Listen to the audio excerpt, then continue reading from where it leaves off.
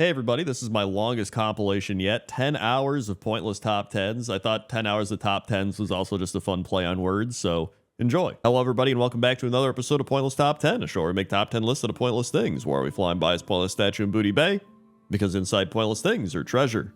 Let's begin. 10. Number 10 is the ceiling in the Hall of Explorers in Ironforge, and when you look up, you just see a giant map of Azeroth with a big compass in the middle. And I'm sure there's going to be a lot of things you've never seen in World of Warcraft in this video, because nobody ever really looks up. It's one of those things where people will be like, look up, and you're like, wow, that's so cool, right? If anything, most people look down now because they're looking at their phones, so they probably notice more floors than ceilings. In fact, they probably notice even less ceilings now. Well, in real life. In World of Warcraft, you're probably just looking straight ahead, but you still don't really look up that often. And this is a really cool ceiling, to be honest. Like, you have the map of Azeroth, but I really like the compass in the middle because you can see how the tips of the compass actually jut out into the frame of the actual ceiling, right? Like, you can see how the entire frame kind of connects back into the compass. I just think that's really cool. And then, of course, we have the actual old vanilla classic World of Warcraft map up there, which it kind of reminds me of a globe.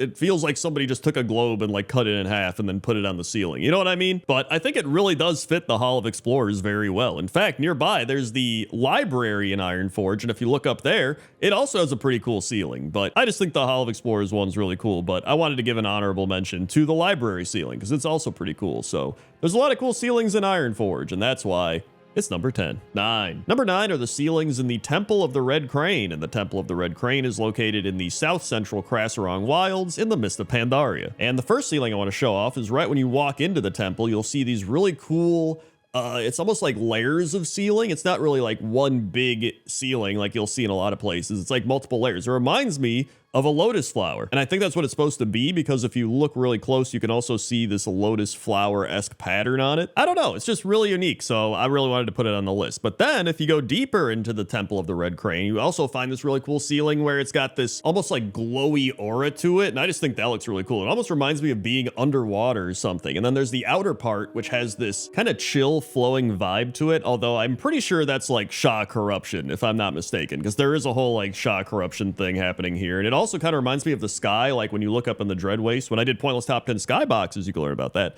But I'm pretty sure that's Shah corruption, but it still looks cool. But yeah, they got some really cool ceilings in the Temple of the Red Crane, and that's why it's number 9. 8. Number 8 are the ceilings located in the Exodar. And, you know, the Exodar is one of those places that doesn't really get a lot of love, right? Like, nobody really talks about the Exodar. It's well known as one of the least visited cities in World of Warcraft, but it does look really cool. Like, when you go there, it's so pretty to walk around there. There's so many different crystals and lights and beams. It looks like there's banners hanging all over, but I think they're just beams of energy or something that are made to look like banners because they're kind of transparent, but it still looks really cool. And one of my favorite parts is there's these big clumps of crystals as well all over the ceiling. They almost look like chandeliers, like weird Draenei chandeliers or something. Like they just look awesome. And then there's other parts where, you know, they're not as cool. There's this part where it looks more like the crystals are rocks. They may even just be rocks, but I like the actual thing that they're on. It almost looks like a turtle shell or like a turtle shell pattern or something. But yeah, whenever I would come to the Exodar, usually on my mage, because I would just be like, I'm going to port to the Exodar for no reason because it's just fun.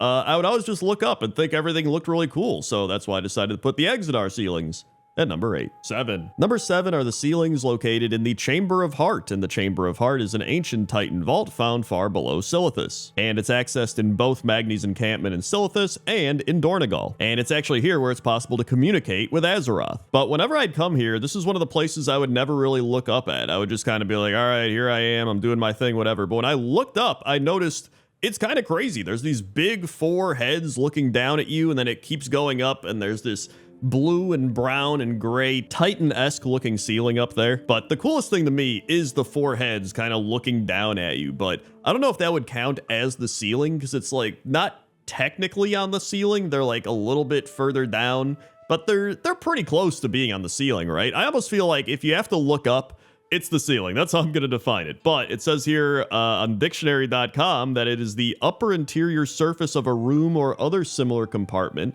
And then Merriam-Webster's dictionary says the overhead inside lining of a room. So it counts to me. So either way, that's why the Chamber of Heart ceiling is number 7. 6. Number 6 are the manted ceilings located in numerous manted buildings, but especially in the Heart of Fear raid in the Dread Waste and Mist of Pandaria. And what's so cool about these ceilings to me is it's very bug aesthetic. Like, it feels like it's made up of different bug parts, or it's just a part of a big hive, and I think they did a really good job capturing that manted aesthetic.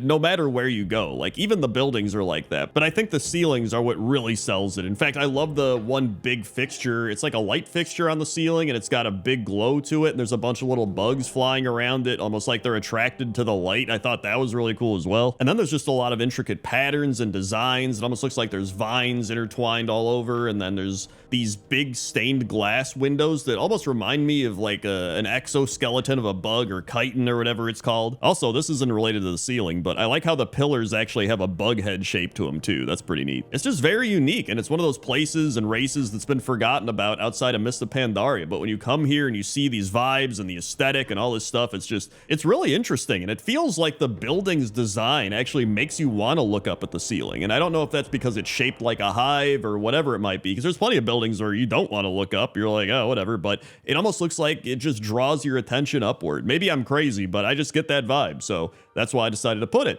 at number 6. 5. Number 5 are the arcing depth ceilings, and the arcing depths are a section of the archway that makes up the first wing of the Nighthold raid. And I believe there's actually a couple other spots in Nighthold that have this exact same ceiling, but it's a really cool ceiling. So it's got these kind of barbed metal wires, and then it's got these purple gems, and then the center of it has this almost purple void looking type of thing. It's not really pulsating or doing anything. It's just a design, but it almost looks like a flower in a way. I don't really know if it's a flower or not, or it could, I mean, it's one of those things where you can look at it and see quite a few different things, like a Rorschach test or whatever it's called, right? But yeah, I just love the way this ceiling looks. It's very unique, very cool. I love the colors with the pinks and the purples all kind of blending together, and then just the shape, and it's really well designed. Like, they could have just slapped some random ass ceiling up here and been like, whatever. But it just really ties the room together. I think it's really neat. It even matches the crystals and the scorpion boss down here, so I just think it's really cool. And so that's why the Nighthold ceiling is number 5. 4. Number 4, a combination of ceilings, all kind of tied together by a common theme, which is angelic cherub types of creatures or paintings, or whatever you want to call it. So we have the Wormrest Temple in Ulduar, which have numerous angels and cherub types of paintings on the ceiling. And then we have the Karazhan Theater, which has these goblin cherubs up on the ceiling. And I don't really know why Blizzard decided to go with this cherub or angelic type of theme. I know there's numerous things involving the Titans that has like a Greek or Roman aesthetic. And I remember learning about this in a different Pointless Top 10, but I believe the reason they went with that art style is because they didn't really have an art direction at the time, and they were just like, hey, Greek Roman stuff's pretty cool. So they just started like putting that all over. And so researching this, it appears the most common cherub painting is the Sistine Madonna by Raphael, the Ninja Turtle, in 1512. And so my theory is maybe Blizzard was just trying to figure out something to put on the ceiling, and somebody was like, hey, I like these paintings by Raphael, and just put them on the ceiling or something. Like, maybe it's that same type of Greek Roman inspiration they had, where somebody just really liked this type of thing and they just did it. But if there's anybody that actually knows the reason, let me know down in the comment section below, because otherwise I have no idea. But they're really cool ceilings, so that's why all these ceilings in Karazhan, Wormrest Temple, and Ulduar are number 4. 3. Number 3 are the ceilings located in a few of the Arakoa huts in the Spires of Iraq. And I really love these ceilings because it looks like they have these tree branches kind of growing up onto the ceiling, and then it kind of joins together in the middle part of the hut, which has like a little lantern or hanging light fixture on it, but it almost looks like there's a wooden log in the middle that they're all connecting to. So the entire ceiling has this vibe of like the trees are growing up into the ceiling, and then even the walls have like some cool branch wallpaper stuff, but I'll save that for Pointless Top 10 walls, of course. But it's just very thematic because there are trees that are holding this entire hut up, right? Like if you look at some of the structural posts of this hut, they're just straight up trees. So it would make sense that the tree branches start growing into the ceiling. And I was curious about the old Burning Crusade Arakoa huts, and you know, they're pretty cool, but they're not really the same. They're just a bunch of sticks and different building materials put together, and like, it's all right, but they just look very much like a hut. But these are just so cool, so unique, and that seems to be the running theme in a lot of this, right? Just uniqueness in a lot of these ceilings. And so that's why the Spires of Iraq tree huts our number 3. 2. Number 2 is the ceiling in Undermine, and this has to be one of my favorite ceilings in the game. I almost forgot about it because I forgot that it even was a ceiling, but it genuinely is, and the goblins have just built this entire Undermine area with these fake clouds and fake sun and fake moon and all the lights pretending to be stars, and it's really just a cool ceiling. Like, they want it to be like you're outside, but you're actually inside. And I know there's actually a lot of people that don't even play World of Warcraft or haven't played World of Warcraft in a long time that watch these videos, and so sometimes I like to just show these things off, because I know some people will be like, oh yeah, I knew that in Undermine, that was cool, but like, Undermine was genuinely one of my favorite patches World of Warcraft has ever had. Like, it was just so well designed.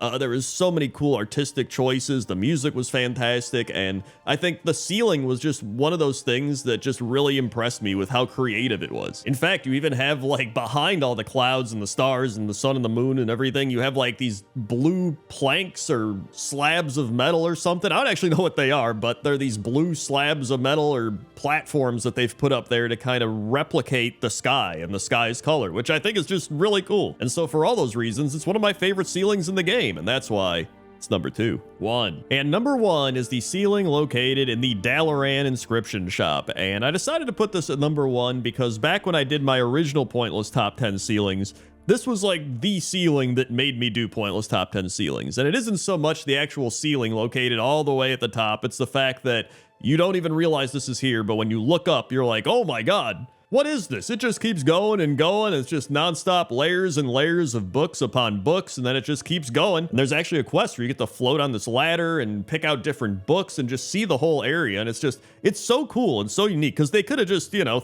slapped this together and been like, it's an inscription shop. They could have just put a couple layers of books here, just like a normal ceiling. But no, man, they made a crazy library tower. And I think that's so cool, right? Because it encourages exploration. It encourages you to be like, yo, man, if I look up here, where else could I look up in the game and see some cool stuff, right? And so that's why I had to put this at number 1. And so that's why the Dalaran inscription shop ceiling is number 1. 10. Number 10 is the fact that the Temple of Ahn'Qiraj is actually shaped like a giant scarab beetle. So if you fly all the way up into the sky and do a top-down view of the actual Temple of Ahn'Qiraj, you'll see it's actually shaped like a scarab. Like, look at that. It's got all the little legs. It's got the carapace or whatever it's called. I don't know enough about beetles, but I know that that's a thing.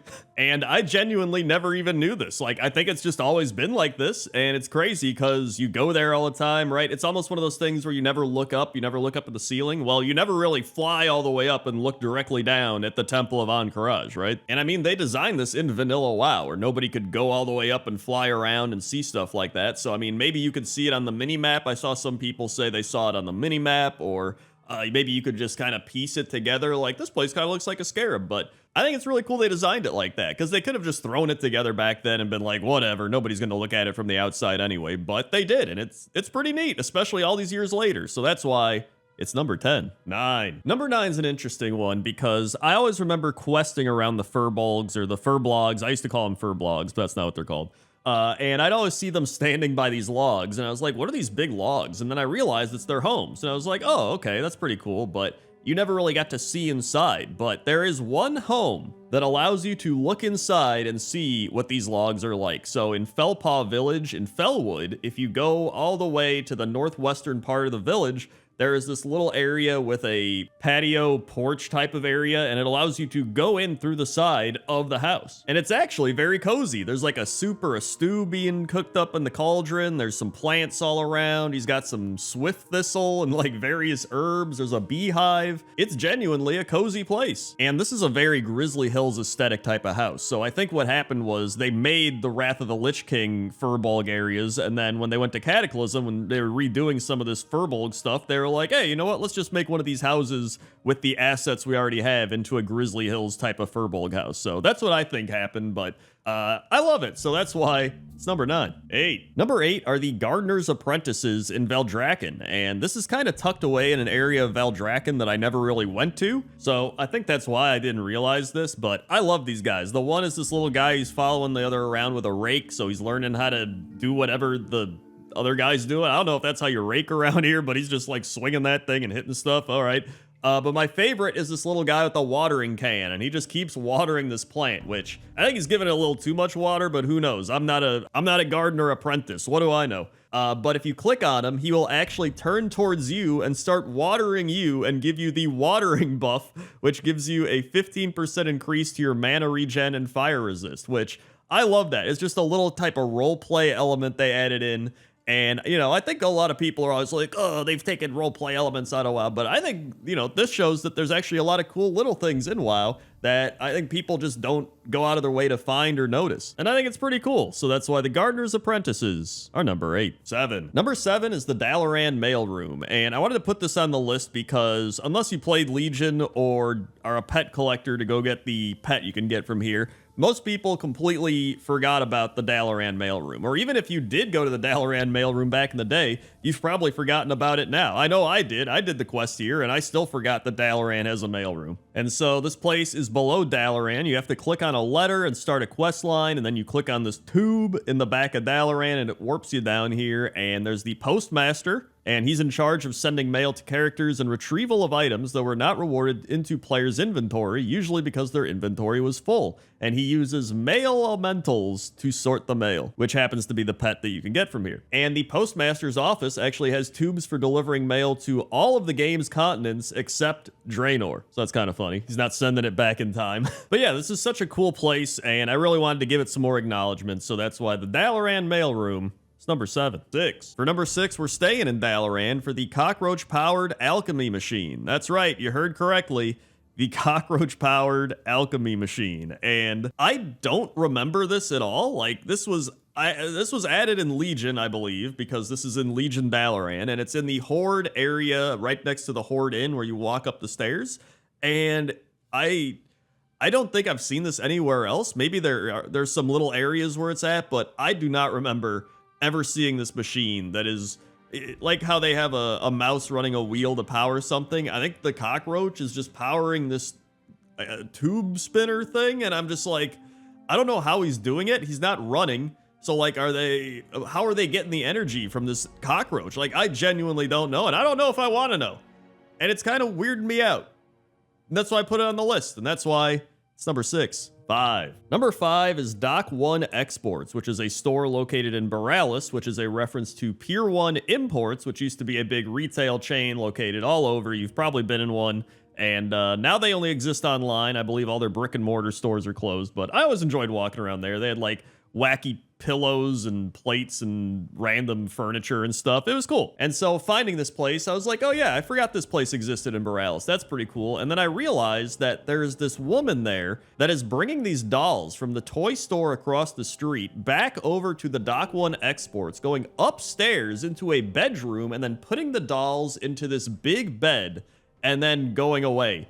And I don't know why. I don't know why this is happening. I don't know if this is a reference to something, but I genuinely couldn't find anything, and I'm just curious as to what this means. What is happening? Is this some weird, like, creepy horror movie thing? Like, I don't know, but I didn't even know this was a thing up until now. And so because of that, I had to put it on this list, and that's why it's number 5. 4. Number 4 is the Laval Rock Isle, and Laval Rock Isle is a small island in the Fatigue Zone off the southern coast of the Azure Span, and it's a very rocky landscape littered with dead plant life, piles of bones, and crabs. Crabs specifically wearing dragon skulls and dragon vertebrae on their backs. And I believe their leader is Crustostio, who is located in one of the caves on the island and has blood on his claws and is wearing a big dragon skull. And for any hunters that want to tame one of these crabs to have a crazy dragon skull crab, it will get rid of the skull, so you'll just have a normal crab, so you can't do that. And I don't know, that's it. I mean, I looked all around the internet, I couldn't find anything about what this place means or why it's here or if it's a reference to something, so if you know, post it in the comments section below, because I have no idea, and it seems like most people don't, unless maybe it's just some fun thing they added in. Who knows? But that's why the Laval Rock Island is number 4. 3. Number 3 is the upper part of the Undercity, where there used to be nothing here and it was just inaccessible, and now there is one thing here, and it's this big banquet going on between a bunch of various undead partygoers, I guess you could call them. And they've got some really interesting looking green sewer cake, they've got wine, and that's pretty much it. They're just all standing around having a good time, partying in the Undercity. Never expected to see that, but this is all apparently part of a rogue quest, the Hiding in Plain Sight quest, which I've actually covered for a few other pointless top 10s that kind of tied into it, but Mistress Matilda is the apparent Forsaken located at the Rogue's Quarter, and she's organizing a party in the Undercity, but in truth, she is a homunculus created by the Burning Legion to infiltrate their enemies, and if you don't know what that is, it is a type of undead construct so lifelike so as to be undetectable even by undead hunting experts such as Lillian Voss. And so yeah, it's just a big Forsaken party hidden away in the upper parts of the Undercity, which I think is pretty awesome, and that's why it's number 3. 2. Number 2 is the Hidden Tanaris story, and this is a cool one because there's no quests about this, there's nothing that really tells you what happened, but you can use your imagination and your mystery solving skills, if you want, to kind of figure it out for yourself. So if you go to Gadgetson and you go out one of the gates, you'll see that there's a bunch of footprints in the ground and a bunch of tracks, whether they're goblin, animals, Kodo, like whatever. And you can follow these, and they start out with like a bunch of them, like this big expedition, and slow enough, they start to dwindle. They start to just slow down. There's bones that start to appear, so clearly people died on this journey. There's supplies that are stuck in the ground, and then you see some smaller tracks. So clearly the party is dwindling, right? And they're just kind of going off on their own paths, and then one of the animals looks like they die.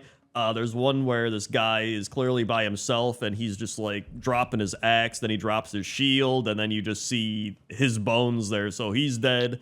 And then you can go down some other paths, and there's one where you see a guy going out, and then he tries to turn around and U-turn his way back to Gadgetson, but dies halfway there, which it's kind of funny because Gadgetson's like 30 seconds away, but I guess, you know, in terms of like the actual story and roleplay scale of the game, this is like a big trek for them, right? And so a lot of people theorize that deeper into Tanaris, there's this big camp, and it's got a bunch of collapsed tents and skeletons. So maybe this was a caravan that was supposed to go out there and bring them supplies and rescue them, and they just couldn't make it. But it's honestly really cool when they put stuff like this in the game because it leaves it open to interpretation, and I love that about it. So you can go to Tanaris for yourself and kind of scout it out, but it's one of my favorite things from the zone, so that's why it's number 2. 1. And number 1 are the cave painting rocks in Mulgore. And I remember way back in the day questing in Mulgore and seeing these rocks and being like, well, those are pretty cool. But I never put thought behind it as to how are these things created? Like, we have some buffalo rocks that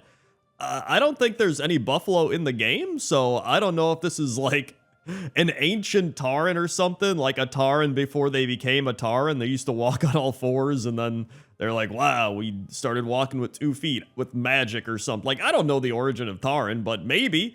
And then there's another weird one. Looks like there's horseshoes and a weird llama horse thing. I don't know what that is either. It's just, it's a really weird thing to find in the game, and it's just been around forever, so I'm curious to what everybody else's interpretations are of these rocks. And so while there might be some other stuff on this list that you think should be number 1 in comparison, for me it's just the nostalgic value of these rocks. I always love Mulgore, and then just the mystery behind these too. Like, what are these cave paintings? Are these like old Tauren thing? Like, I don't know. It's just, it's really cool, and I've always wondered, so that's why the Mulgore rocks are number 1. 10. Number 10 is the zone transition between Tanaris and Uldum, and there's actually 2 of them, one of which is functional and the other is not functional. And so I'm sure many people are aware of this one. It's the Valley of the Watchers, and this is where there used to be this large gate back pre-Cataclysm, and then post-Cataclysm, it all got destroyed, and now there's a bunch of sandstone golems walking around and crashed doors and broken walls, and you can go inside here, but you can't go all the way through. You can just go into this part, and you'll see there's some earthen guarding some crazy floor with hieroglyphics on it, and there's beams of light coming through the skylight and the ceiling,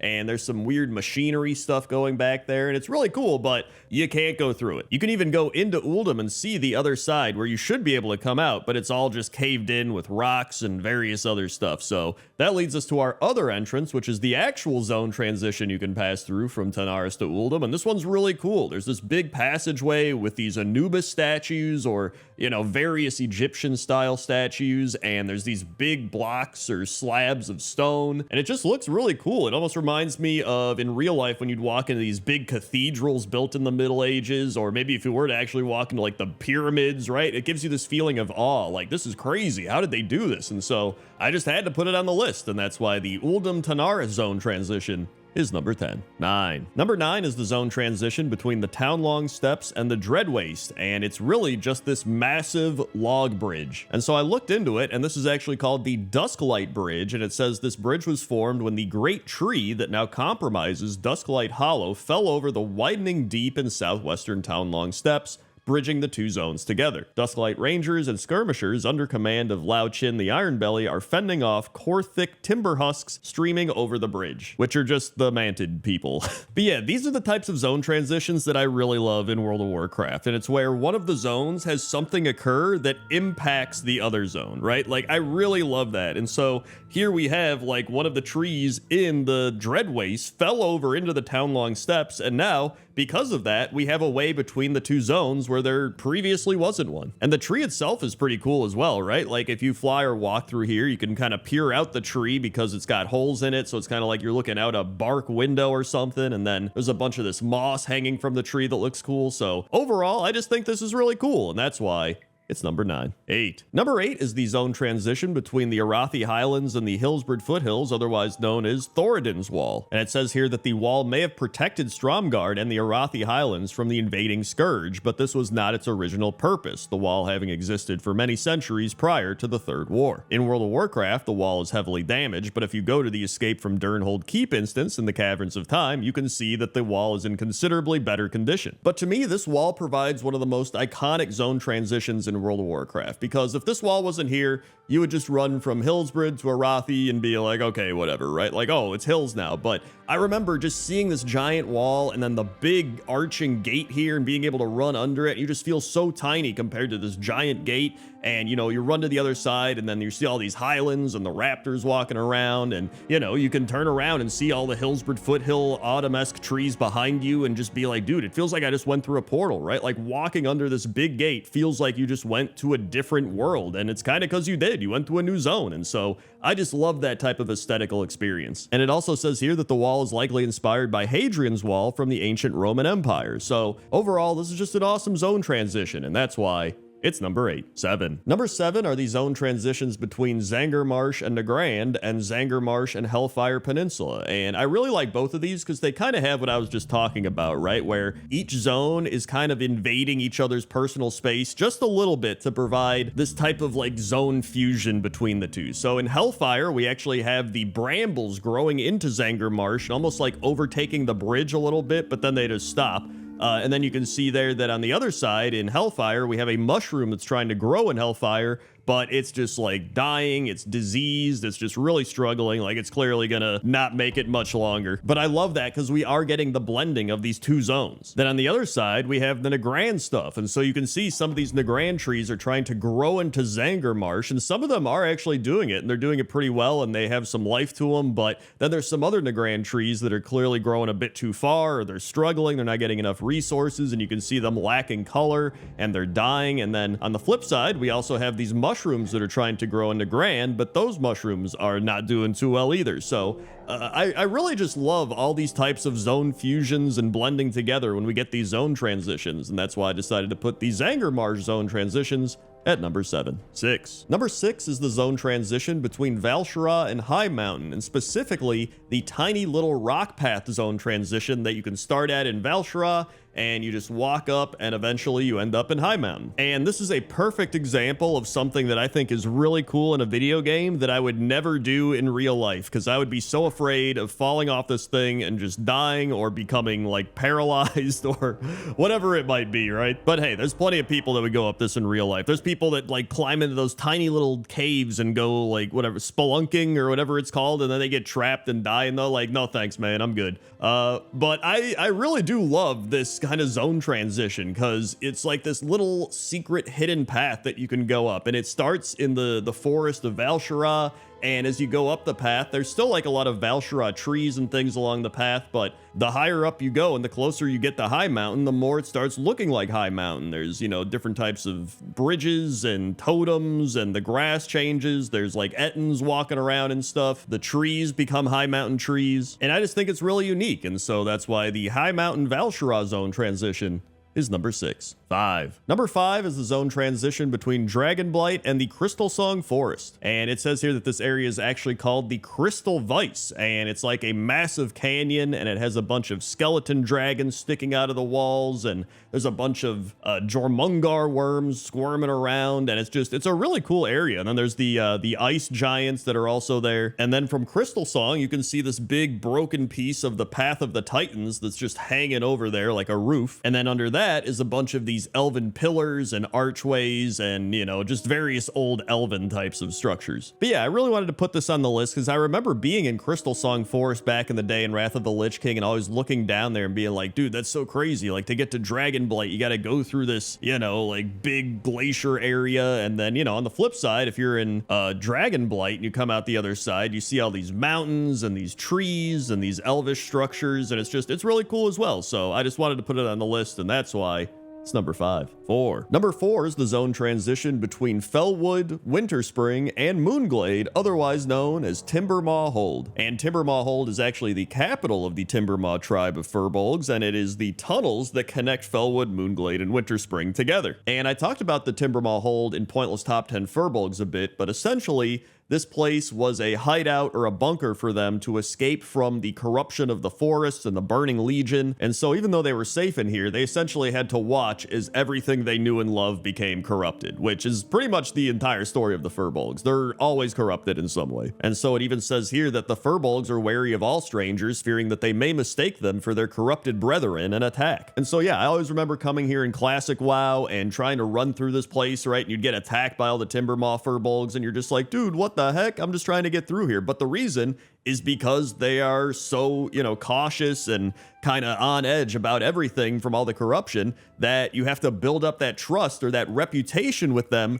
for them to actually allow you through. And I also love how the entrances to the Timbermaw Hold are these big bear heads you have to go into, and that's because the Furbolgs worship the bear god Ursoc. And so yeah, I'd say this is definitely one of the most well-known zone transitions in World of Warcraft. Everybody's been through these tunnels and everybody knows about them, so that's why the Winterspring Fellwood Moonglade zone transition is number 4. 3. Number 3 is the zone transition between the Veiled Stair and the Kunlai Summit called the Ancient Passage. And so to go through the Ancient Passage, you have to go on this boat ride with Brewmaster Boof and Eggshell the Grummel. And when you're on this boat, they have a little conversation, a little back and forth, and he's just like, "Ever been to Kunlai before? It's great. Long flowing farmlands, beautiful mountains, and absolutely nothing dangerous whatsoever." And then Eggshell's like, "Hosen attack Grummels!" And he's just like, "Well, yeah, there's problems with the Hosen." And he's like, "Tigers!" And he's like, "Yeah, and the tigers." And they kind of just have this little back and forth the whole way through the tunnel. And then eventually you arrive in Kunlai Summit, and he's just like, "What's going on here? Do I hear fighting? These people are farmers, not fighters. They need our help." And then it starts the whole Kunlai Summit quest chain. But I just always thought this was a really cool way to get from one zone to the other, right? Like, it's almost like going on a ride at an amusement park like Disneyland or something, and then there's a bunch of these evil Sethrak kind of all over the place, like, lurking around. And it just adds this element of like, oh, this is too dangerous to go ahead. We need to help you get through here. And I just think it helps bring the world to life when you have these types of things. It also says here that the Ancient Passage seems to be the source of all rivers in Pandaria, with the exception of one, which is the waterfall that flows from the Vale of Eternal Blossoms into the Gilded Fan. So that's pretty cool. So yeah, the Ancient Passage is definitely one of the most unique zone transitions in the game, and that's why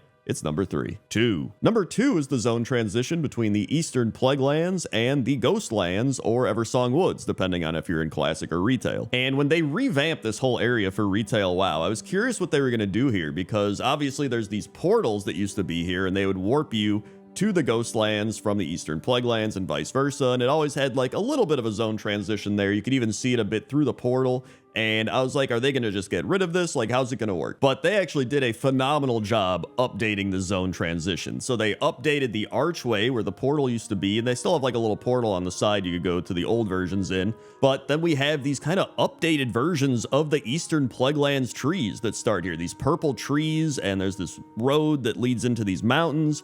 And there's a bunch of different foliage and plants, and then we see that kind of just get better and better as we get closer to the Eversong Woods, where the trees start becoming more vibrant and full of life. While at the start, there's like all these mushrooms, and there's these broken wagons and pieces of pottery, and it just has this gloomier feel, almost like we are more towards the Eastern Plaguelands. And I just really appreciate these types of things, because they could have just ignored this and been like, whatever, right? But they actually put some effort into the zone transition between the two zones to make it have some more life in the world. And so I just want to give them some props for doing a great job with the zone transition, and so that's why it's number 1. And number 1 is the zone transition between Nazmir and Zuldazar. And I know what some people are thinking. They're going Crendor picking more BFA stuff, right? But I love BFA's art, man. It's so good. And I especially love it here. Like, you have the waterfalls of Zuldazar flowing down, and you have all of the kind of Aztec themed structures that are part of the Zara lore. And you have, you know, animal life like hippos and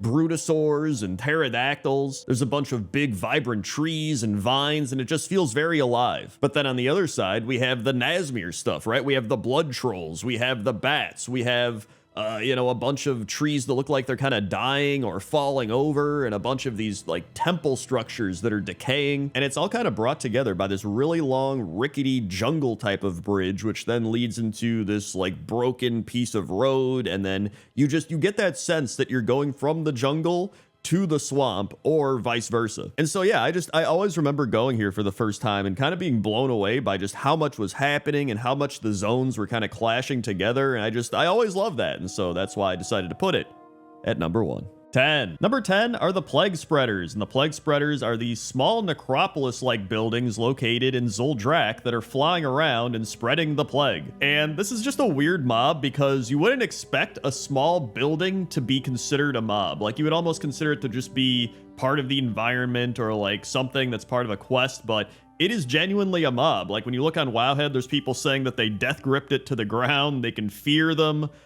People used to farm their throwing skill on these. And then on top of all that, they can't actually attack. They just spread the plague. They can't attack at all. And so, yeah, it's just, these are just a really weird mob because it's like, it's literally just a small building spreading the plague. Like, when I first saw these, I was like, is that even a mob? And then I realized that you can click on it, you can attack it, and it's genuinely a mob. And I don't even remember these from Wrath of the Lich King, to be honest. Like, I must have just completely glanced over this area or whatever, but when I found this, I was like, this has to be on the list. And so that's why the Plague Spreaders are number 10. 9. Number 9 are King Soggle and King Wurgle, which are two Gorloks that are located in the Waking Shores, riding a wind elemental and a water elemental. Well, he's not really riding the water elemental, he's kind of just stuck in there. And they're part of a quest called a Sledgehammer of a Solution, and this quest says, I fear this elemental bombardment won't stop until we've dealt with the Gorloks. If I were Tharu and thinking actionably, I would go straight for their leaders. Without anyone to rally around, the fighting should dissipate and no longer threaten the wetlands. And not only are these two weird mobs, because we have the two King Gorloks trying to use elementals for war, but it's just chaos all over, right? Like, the entire situation is weird. Like, how did Gorloks even just start summoning these elementals to begin with, and the area is going crazy and nature's getting involved? But quest chain aside, I think it's just really funny to have two Gorloks that are, you know, riding an air elemental and then stuck inside of a water elemental. It's really weird, but I think it's funny as well. So I had to put them on the list. So that's why King Wurgle and King Soggle are number 9. 8. Number 8 are the Ogre Magi in the Abyssal Depths. And these Ogre Magi are channeling these big beams of energy directed at these big tentacles. And these Ogre Magi are actually part of a quest involving Lagorek. And Lagorek is a creature referred to as an ancient and a god by individuals at the Promontory Point located in the Abyssal Depths. And the ancient creature is slowly dying from the Twilight Hammer's activities inside. And so it says here that in the Undershell, which is where we are, the Ogre Magi are performing performing a ritual to connect him with a powerful creature far below. So I think they're trying to like connect him with an old god like Nazoth or something. I don't remember which old god's here, if there is one, but I think that's what's happening. But yeah, I put this on the list. I even wrote it way back in the day. I didn't know what to categorize it as, so I wrote it down in my pointless top 10 big document of stuff as tentacle ogres. And then I was like, tentacle ogres? When did I write this down? And I went and found them, and I was like, oh yeah. And I was like, you know what?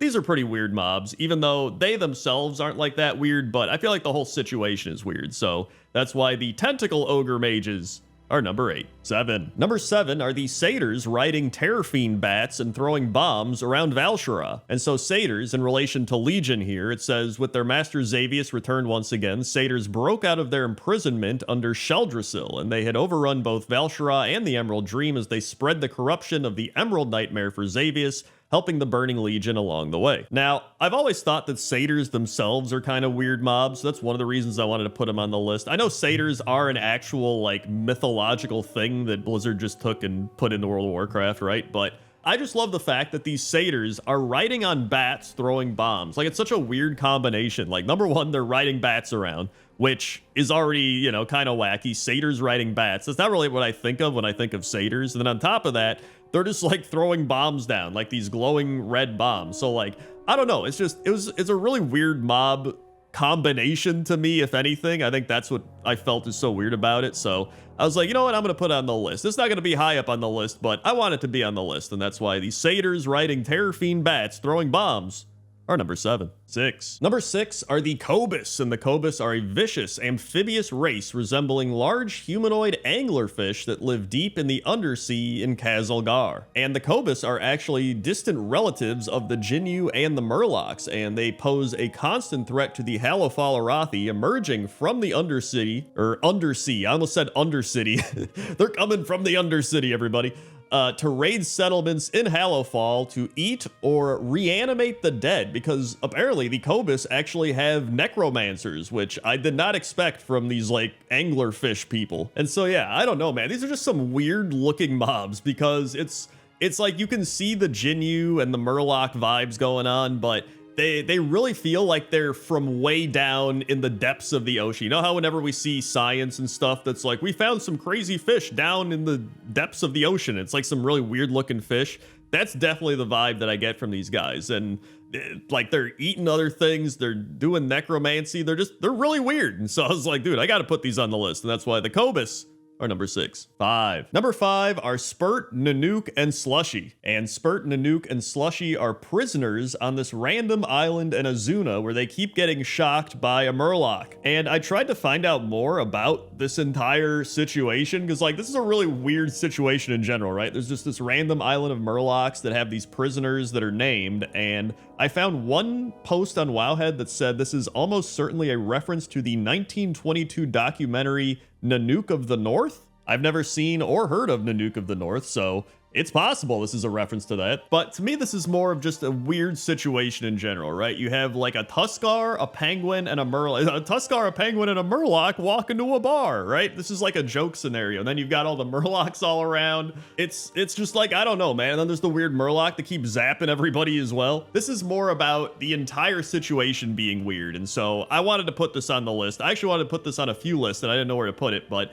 it felt like it fit on this one. And so that's why Nanook, Spurt, and Slushy are number 5. 4. Number 4 are the Witches of Drustvar, and the Witches of the Heartsbane Coven are humans from Drustvar who have been empowered by the Drust. They are led by the matrons, and the death magic they wield has contorted their bodies. When a witch grows powerful enough, they actually slit their own throats to ascend. So yeah, that's pretty wild. Also, if you don't know what the Drust is, the Drust were a population of Vrykul who inhabited the island of Kulturas before the first humans arrived there. They wielded powerful death magic and mainly lived in Drustvar. And when you look at these witches, like, they really are weird. And I love the fact that there's lore behind it, right? Like, the death magic has contorted their bodies so they're all, you know, creepy and weird looking. Like, there actually is a reason to why they look like this. And listen, when I made this list, I already knew there was going to be another mob from Drustvar, because when I did unusual mobs in World of Warcraft and creepy mobs in World of Warcraft, they both had Drustvar stuff on it. And I was like, there's going to be more, right? There's always weird stuff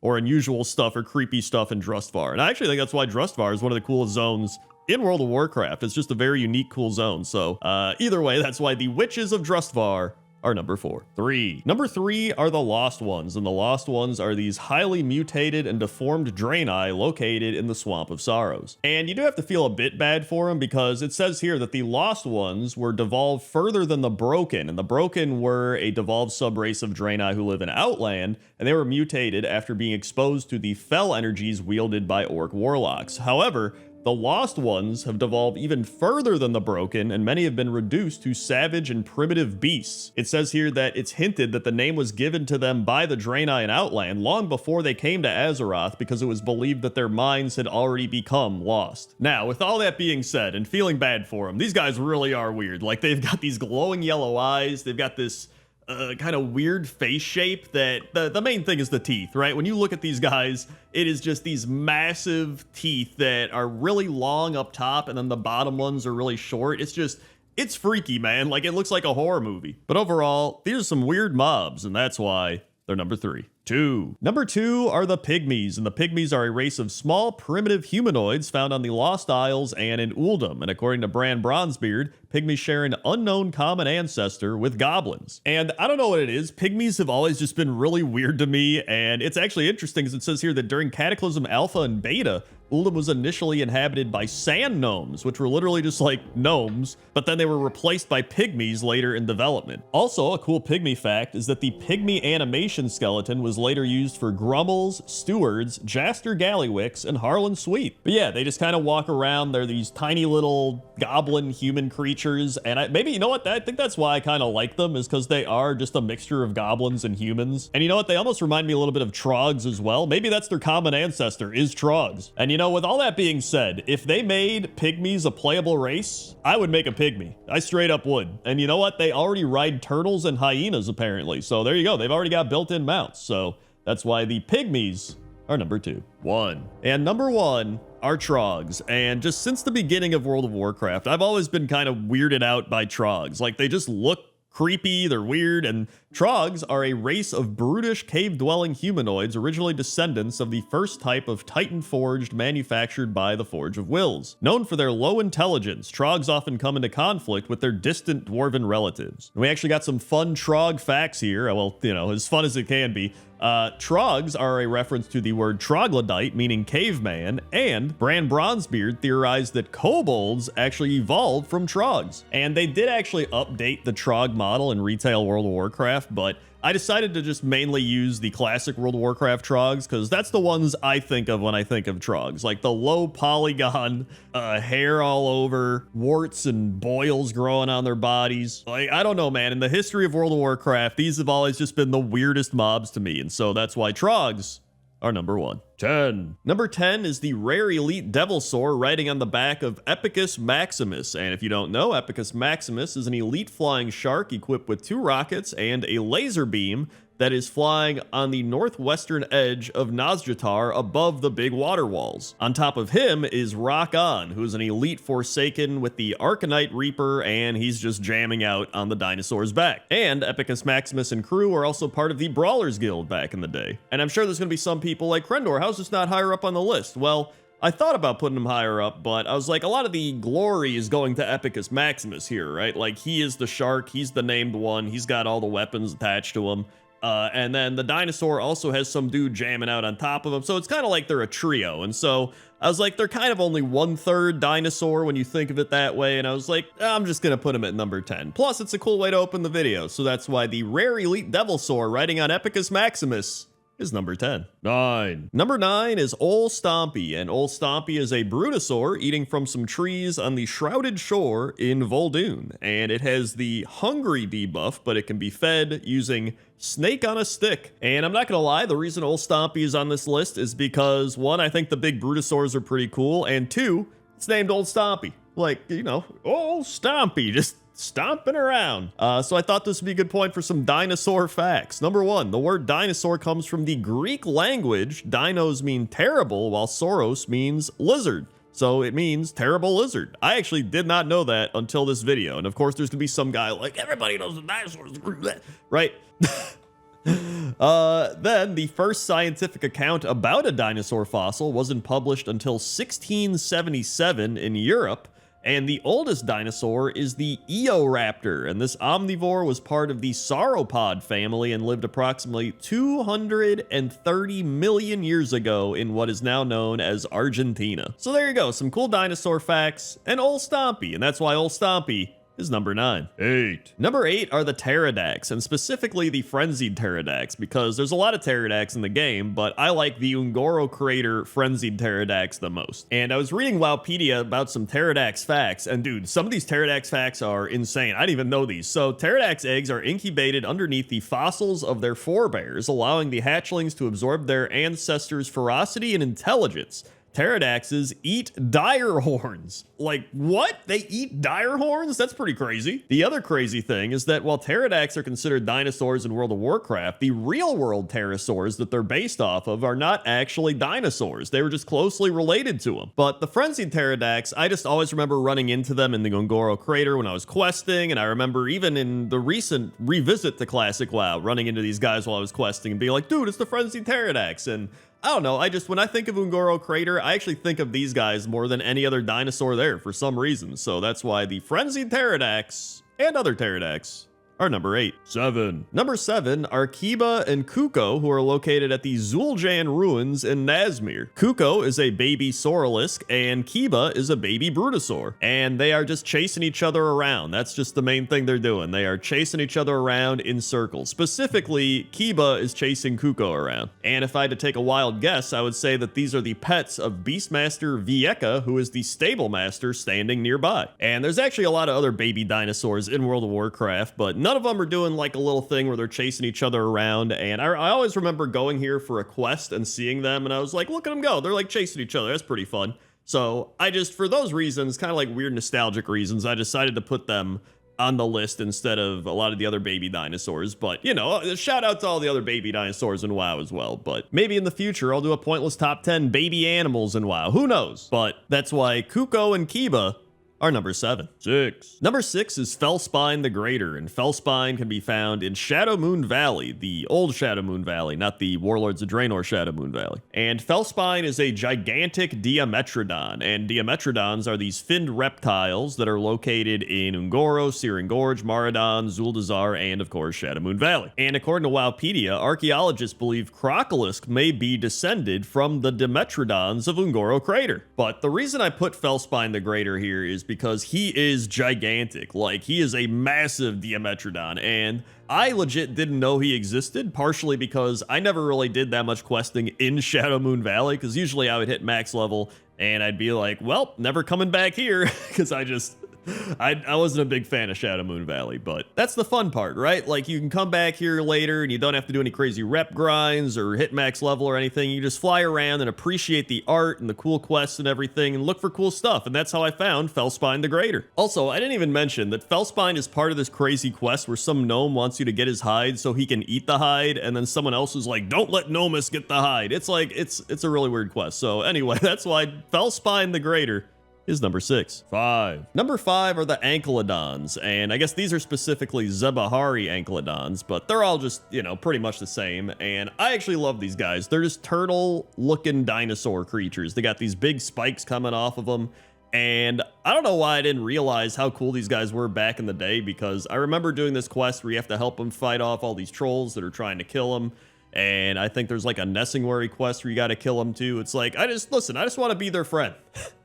I just want to be the Ankylodon friend. They're cool looking turtle dinosaurs, and I might just get one as a pet on my hunter, to be honest. Like, I like these guys quite a bit. So, I mean, there's nothing special about them. There's no named character Ankylodons. It's just, they're just cool looking dinosaur guys. And they just happen to be getting killed nonstop by either Nessingwary people or trolls. And it's like, dude, just let them live. Just let them walk around and eat grass or do whatever they're doing, right? Just come on. So that's why I put them higher up on the list, because I feel like they are an underappreciated dinosaur in World of Warcraft. And that's why the Ankylodons are number 5. 4. Number 4 is the Brutosaur that's being fed a big tree branch by these troll kids named Lexi and Team. And the reason this is so high up is because, number 1, I think it looks funny that they're feeding them this giant branch. And number 2 is this is a reference to Jurassic Park. And in the scene, they're sleeping in a tree, and then this Brachiosaurus starts eating these leaves in the tree they're sleeping in, and they're like, ah, get away! And then they're like, wait, hold on, it's a friendly dinosaur. And then they start feeding it branches and leaves from the tree. And then they're like, whoa, I want to pet him now. And then that's the scene. And then it ends up like sneezing on him at the end. So I don't think there's any sneezing references here, but this is a reference to that. And I do still think it's funny that this little troll kid is just picking up this giant tree branch like it's nothing. So that's why the Jurassic Park reference dinosaur is number 4. 3. Number 3 is Tyrantus, and Tyrantus is a giant devilsaur found wandering around in Ecodome Farfield in Netherstorm. And there's a few reasons I picked Tyrantus. Number 1 is Tyrantus is the only devilsaur in Outland, which is pretty cool. It shares its name with another devilsaur on Azeroth, which is Tyrantus, located in the Ungoro crater, specifically in the Slithering Scar. And that Tyrantus appears during the Ungoro Madness micro holiday. And it's also just weird to see a giant devilsaur in Netherstorm. It's just not something that you would expect. And for this video, if you couldn't tell, I've been trying to do a variety of dinosaurs. You have the Dimetrodons, the devilsaurs, the pterodax, like all these different types, the brutosaurs, because I didn't realize how many dinosaurs are actually in World of Warcraft. Like, we probably could have subsections of dinosaurs, like pointless top 10 raptors, which maybe that will happen one day, but right now it's just dinosaurs, so that's why Tyrantus is number 3. 2. Number 2 is Janny the Trash Raptor. That's right, Janny is the Loa of scavengers, and Janny looks out for people that others might be throwing away or ignoring, such as the orphans and the poor. He can be found by interacting with the mysterious trash piles all over Zandalar. And Janny has many names, some of which are Patron of Scavengers, the Lord of Thieves, the God of Garbage, the Master of Minions, the Keeper of Secrets, the Ruler of Rubbish, the Master of all things discarded and unwanted, and the Loa of discarded things. And according to Wowpedia, Janny appears to be very protective of his children, as well as being quite the trickster, polymorphing those that hurt his children to humble them while laughing at their expense. And so I knew I had to put Janny on this list. I just didn't know where. And number 2 ended up being the spot because I was like, Janny was probably one of my favorite characters from Battle for Azeroth. It was just fun clicking on the trash piles and having this weird raptor be like, yeah, you idiot. And it's just, oh no, it was a fun time. So that's why Janny the Trash Raptor is number 2. Also, before we get to number 1, I wanted to give a quick shout out to Larry the Raptor, who is my leveling pet from my WoW leveling series over the decade that I've been doing it, as well as the Raptor plush that I always considered to be Larry the Raptor, that I have one of in real life. So that's number 1.5. 1. And number 1 is, speaking of raptors, Subject 9 and Subject 4. And according to Wowpedia, Subject 9 is a sentient raptor attempting to engineer an escape from the secret lab in Azshara. Imported from the Barrens, she could be found as a hatchling at the KTC headquarters in Kazan, where she was made intelligent by Hobart Grapplehammer. She was bred with Subject 4 in order to create a unique race of cognitively superior raptors. She now plans to leave Azeroth with her children and colonize a new world. Meanwhile, Subject 4 is walking around and he has a hyper-accelerated suspension beam that he levitates people with and blasts them with arcane damage. But the best part of all this is Subject 9 actually succeeds in her plans and creates a rocket in which you help her light, and she takes off for, I guess, space. So maybe she's in Outland or somewhere. I have no idea. I think Blizzard really does need to focus in and tell us the important lore of the game. Forget Anduin and all that stuff. Please just tell us where Subject 9 is. It's what we all need to know. And that's why they're number 1. 10. Number 10 is Gug Fat Candle, and Gug Fat Candle is a rare kobold found at the entrance to the Echo Ridge Mine in the Elwyn Forest. And obviously one of the reasons I picked him is his name, because he has a phenomenal name, and I contemplated putting the classic WoW human area kobolds here, but I think Gug Fat Candle actually does a great job at representing all kobolds in the human starting area, although, as of Cataclysm, there's actually no kobolds here outside of Gug Fat Candle, and the actual mine itself is blocked off, which I think is interesting. It says here on the Warcraft wiki that it's unknown why it was closed, but it's possible that it had collapsed at some point due to the earthquakes or to prevent the kobolds of Elwyn Forest from getting back inside. It also says that according to Jeremy Fiesel, a game designer, that Gug was one of the very first NPCs created for Elwyn Forest in the original World of Warcraft pre-alpha, though he wasn't actually implemented until Cataclysm, which I thought was really cool. And so yeah, Gug Fat Candle is one of the only kobolds that was in the game in pre-alpha and is still in the game to this very day, and that's why Gug Fat Candle is number 10. 9. Number 9 are the Amberleaf Scamps, and the Amberleaf Scamps are sprites found in the Dawning Valley on the Wandering Isle, and they have stolen Merchant Lorvo's merchandise. And I really just love how much fun they're having with these barrels. Like, they've got barrels on their head, and they're running around with the barrels on their head like, whoa, and then sometimes they're just carrying the barrels around. Some are just like dancing around the barrels. Like, they're just having a fantastic time. And then there's this area where it looked like they were all surrounding a Pandaren that was trapped in a cage or something, but when I came here to look for him, he was gone. So I don't know what happened. I don't know if it was a quest thing and someone did the quest, then he vanished, but like I didn't see him again.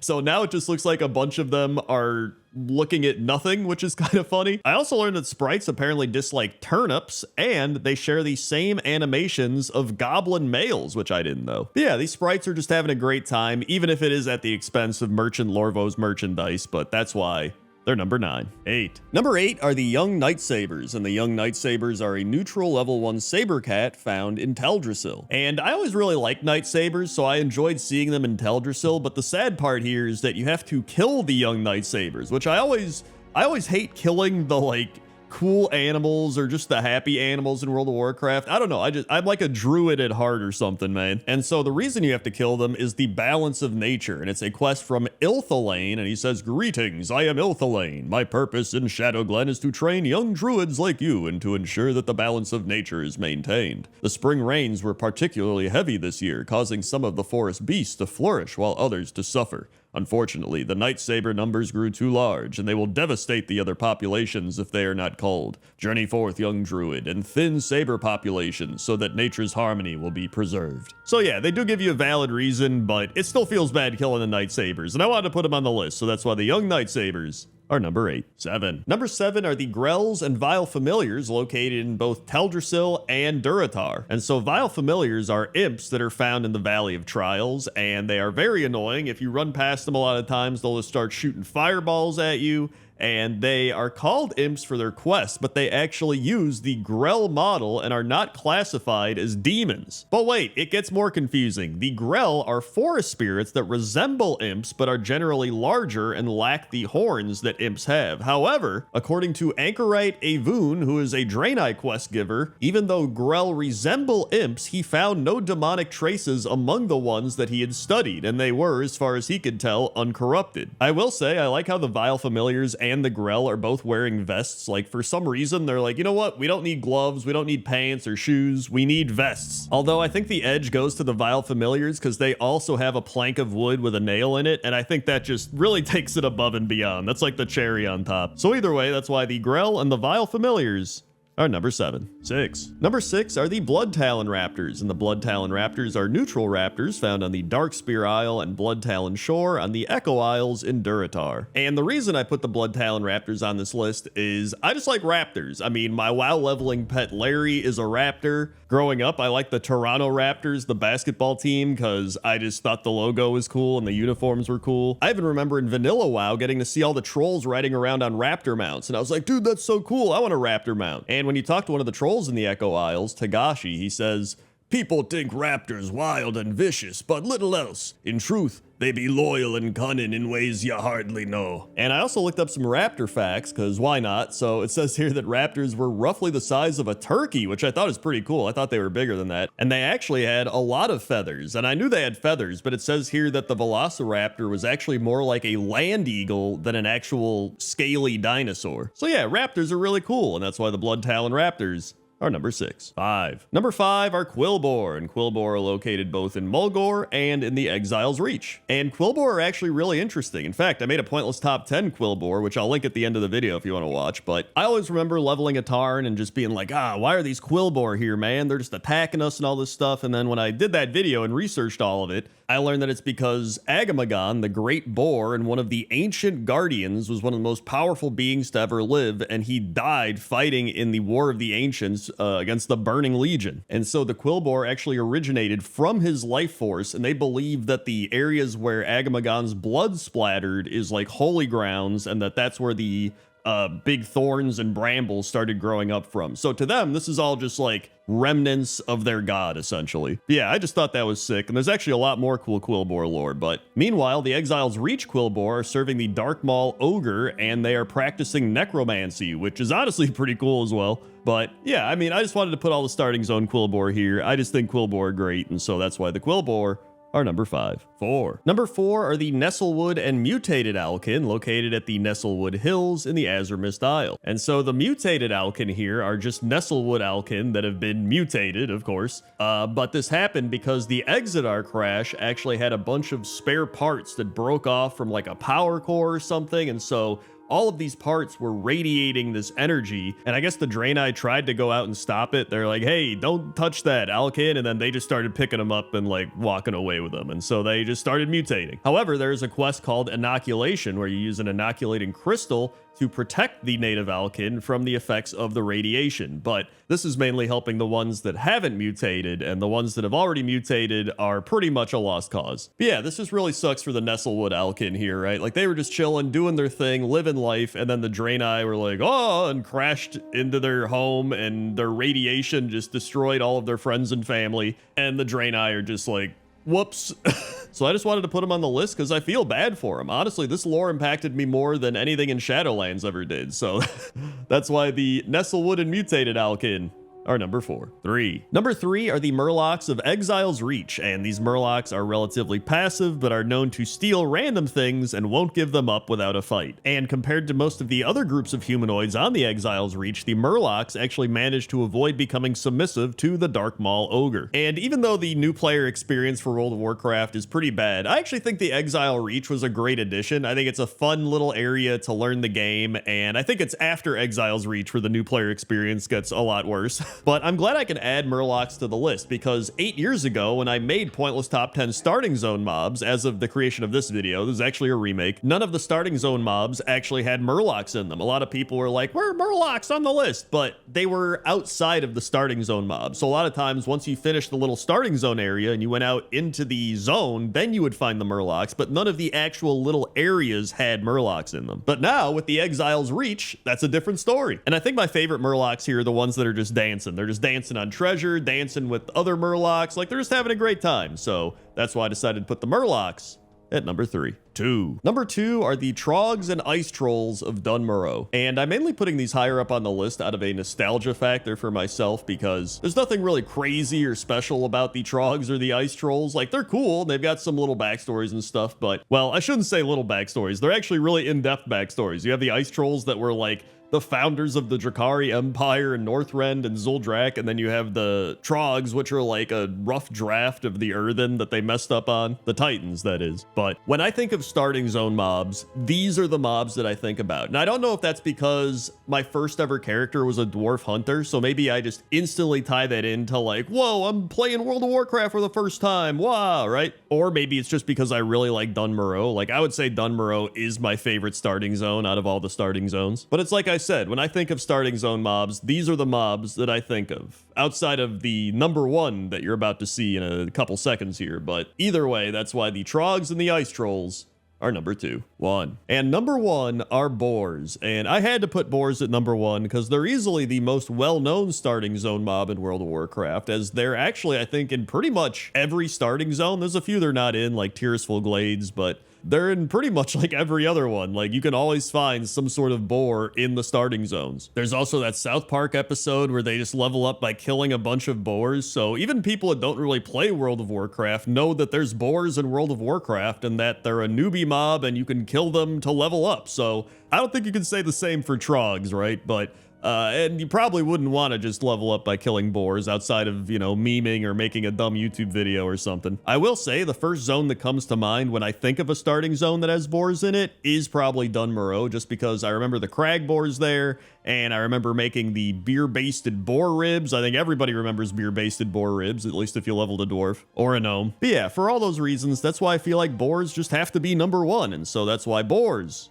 are number 1. 10. Number 10 is this tall mushroom grass located in the Dreadwaste. And at first I was like, is this even grass or are these like mushrooms? But it looks like there's grass at the bottom and they're sprouting out of it. So I'm pretty much just considering this grass because I've already made a pointless top 10 mushrooms and this looks like grass. So these are really cool. You can actually walk through them and they're like boing, boing, boing, and they swing all back and forth.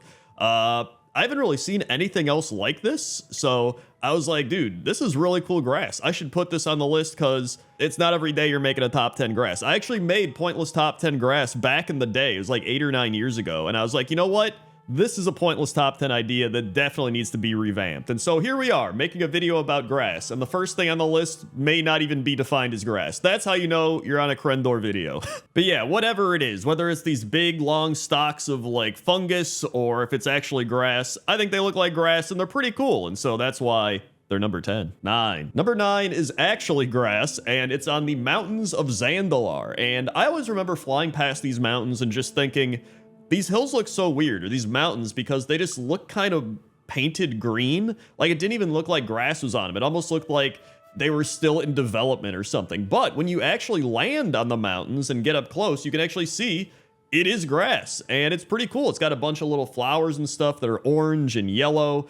It's got a bunch of, blades of grass that they're grass. But to me, the best part about this is seeing it far away and then going up close. Like, the contrast between the two seems like night and day. Because when you're up close, you're like, oh yeah, it's a bunch of grass and that's that. It's grass on the mountain, right? But when you go far away, it looks different. It doesn't look like there's actually grass on the mountains. It's obviously a weird illusion or something, but I just think it looks cool. And so that's why the Zandalar mountain grass is number 9. 8. Number 8 is the grass in the Grand. And I believe in my old list, I actually had this at like number 1 or 2. So this was pretty high up, but I appreciate this grass, right? Like, it was in Burning Crusade, and I think it does a really good job of giving off that open plains vibe, right? Because that's what it's all about. It's like you're in the open plains in space, and I just love the color of it. You have these golden yellows and these pale yellows, and then you got some different shades of green, and it's just a nice blend. And for some reason, okay, this is such a weird story. Whenever I see landscaping in real life that has these types of colors,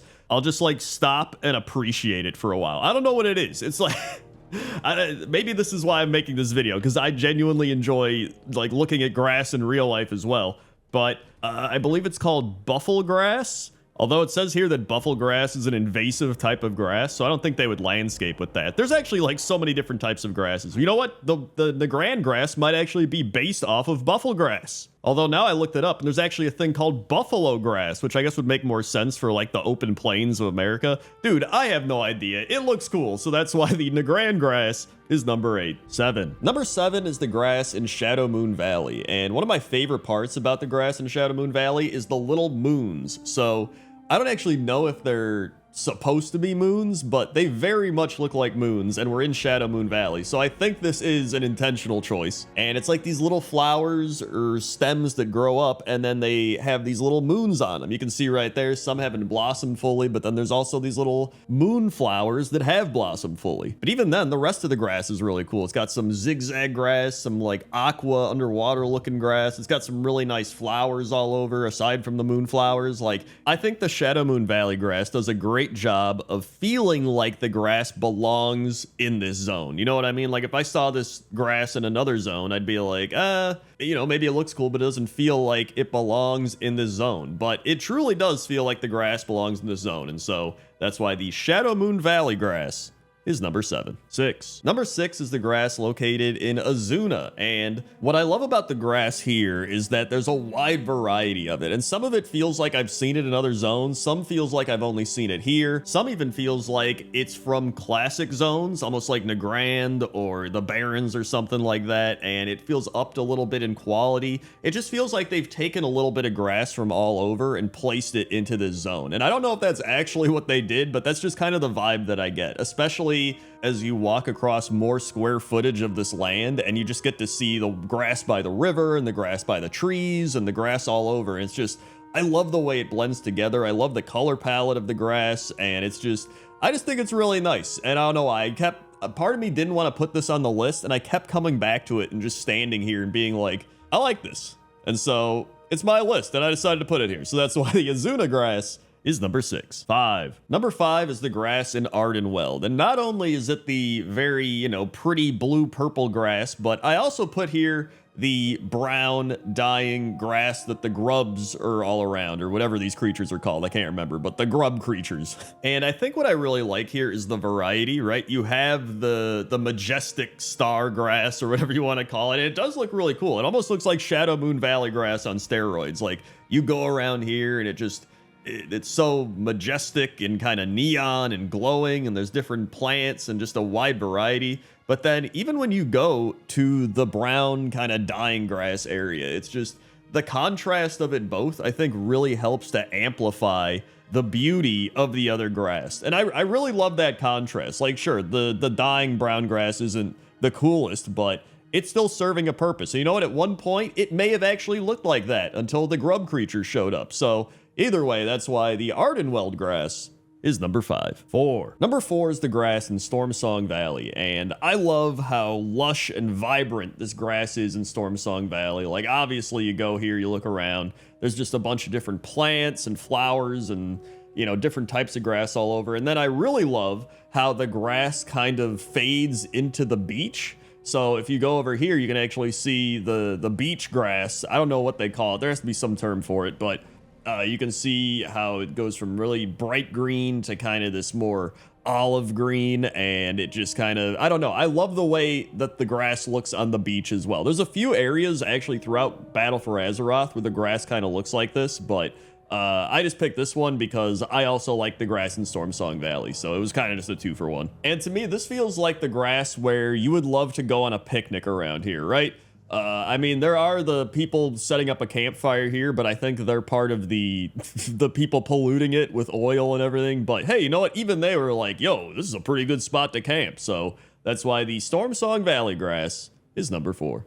Number 3 is the Baron's Grass, and I picked the Baron's Grass kind of for personal reasons, because I always remember back in vanilla WoW and even just playing classic WoW again, just running through the Barrens and always thinking like, wow, you know, this is just a vast barren landscape. But there was always this grass, right? This kind of golden, dry yellow grass all over the place. Then you'd get to the oasis part and it would get very green, and there's these ferns all over, which I don't know if you'd consider that grass. It might not actually be grass, but for the sake of this video, it is grass, all right? And I mean, it's World of Warcraft. They could have their own variations of grass. They don't have to match real life. Also, whenever I do top 10s about things like, you know, water wheels or rivers or just any type of natural real life thing, I like to research it a bit. So I was looking up types of grass, and it turns out that things like corn and barley and wheat and rice are all types of grass. And there's probably people that know that. There's probably some botanists in the comments like, of course, Crendor, you didn't know that. All right, let me have this, all right? I just thought they were a type of plant. I didn't think they were a type of grass. But either way, I think that's pretty cool. And that's why the Baron's Grass is number 3. Number 2 is the Suramar grass. And I think when a lot of people think of Suramar, they think of Suramar City, and a lot of people loved questing at Suramar, but not many people think of the grass. Granted, not many people think of the grass in many places in World of Warcraft or video games, but that's why I'm here, to look at the grass for you and point it out. And I love the Suramar grass because it's just so vibrant and rich in color, and you can just walk around and it feels like you see just different colors no matter where you go. You can walk a little bit and see, you know, rich reds and oranges and browns, but then you can also see green, and then you can go over somewhere and see kind of this blue, almost like a Shadow Moon Valley. Like, it has just so many different varieties of color, and that's what I think is so cool about it. And so yeah, again, a lot of people think of Suramar and they'll think of Suramar City and the elves needing their mana drugs and stuff like that, but you know what? I'm gonna think of the grass, and that's why the Suramar City grass, well, actually, I guess it's not Suramar City, it's just Suramar. And that's why the Suramar grass is number 2. And number 1 is the Bastion grass. And I don't know about you, but when I first came to Bastion, I felt like the grass was one of the most dominant features of the zone, because it just felt like you walked into these big fields of wheat, and then you had the big open sky above, and there's pretty cool trees and stuff around. But to me, the grass really stood out and just made me remember the zone more than really anything else in the zone. I'm not gonna lie. In fact, it's actually based off of the Greek Elysium, and it says here that Bastion shares many themes with the Greek Elysium and has even been referred to as the Elysian Fields, both in-game and out. And so yeah, overall, I just think this is just some of the coolest grass in World of Warcraft, and definitely some of the most unique grass in World of Warcraft, and just walking around here feels like you're exploring the plains of the afterlife, and I just think that's really cool. And so that's why the Bastion grass is number 1. 10. Number 10 are the Onslaught horses, and the Onslaught horses are the Scarlet Onslaught Knight mounts in New Hearthglen and Dragonblight. And I actually think this horse kind of shows up in a few different areas, one of which is, I think the body of the horse is actually used for the Blood Elf Paladin mount, so that's pretty cool. But I picked these horses for a different reason, and that's when you kill the rider of the horses, when you kill the Onslaught Knights, the horse then becomes friendly, and that's because there's a quest from Hansel Bauer at Venomspite, and he asks you to steal 3 Onslaught horses and deliver them to him. And he's like, "The High Executor came to me and said, 'Hansel, I want you to get us new mounts.' Where does he think these Dreadsteeds come from? The ground?"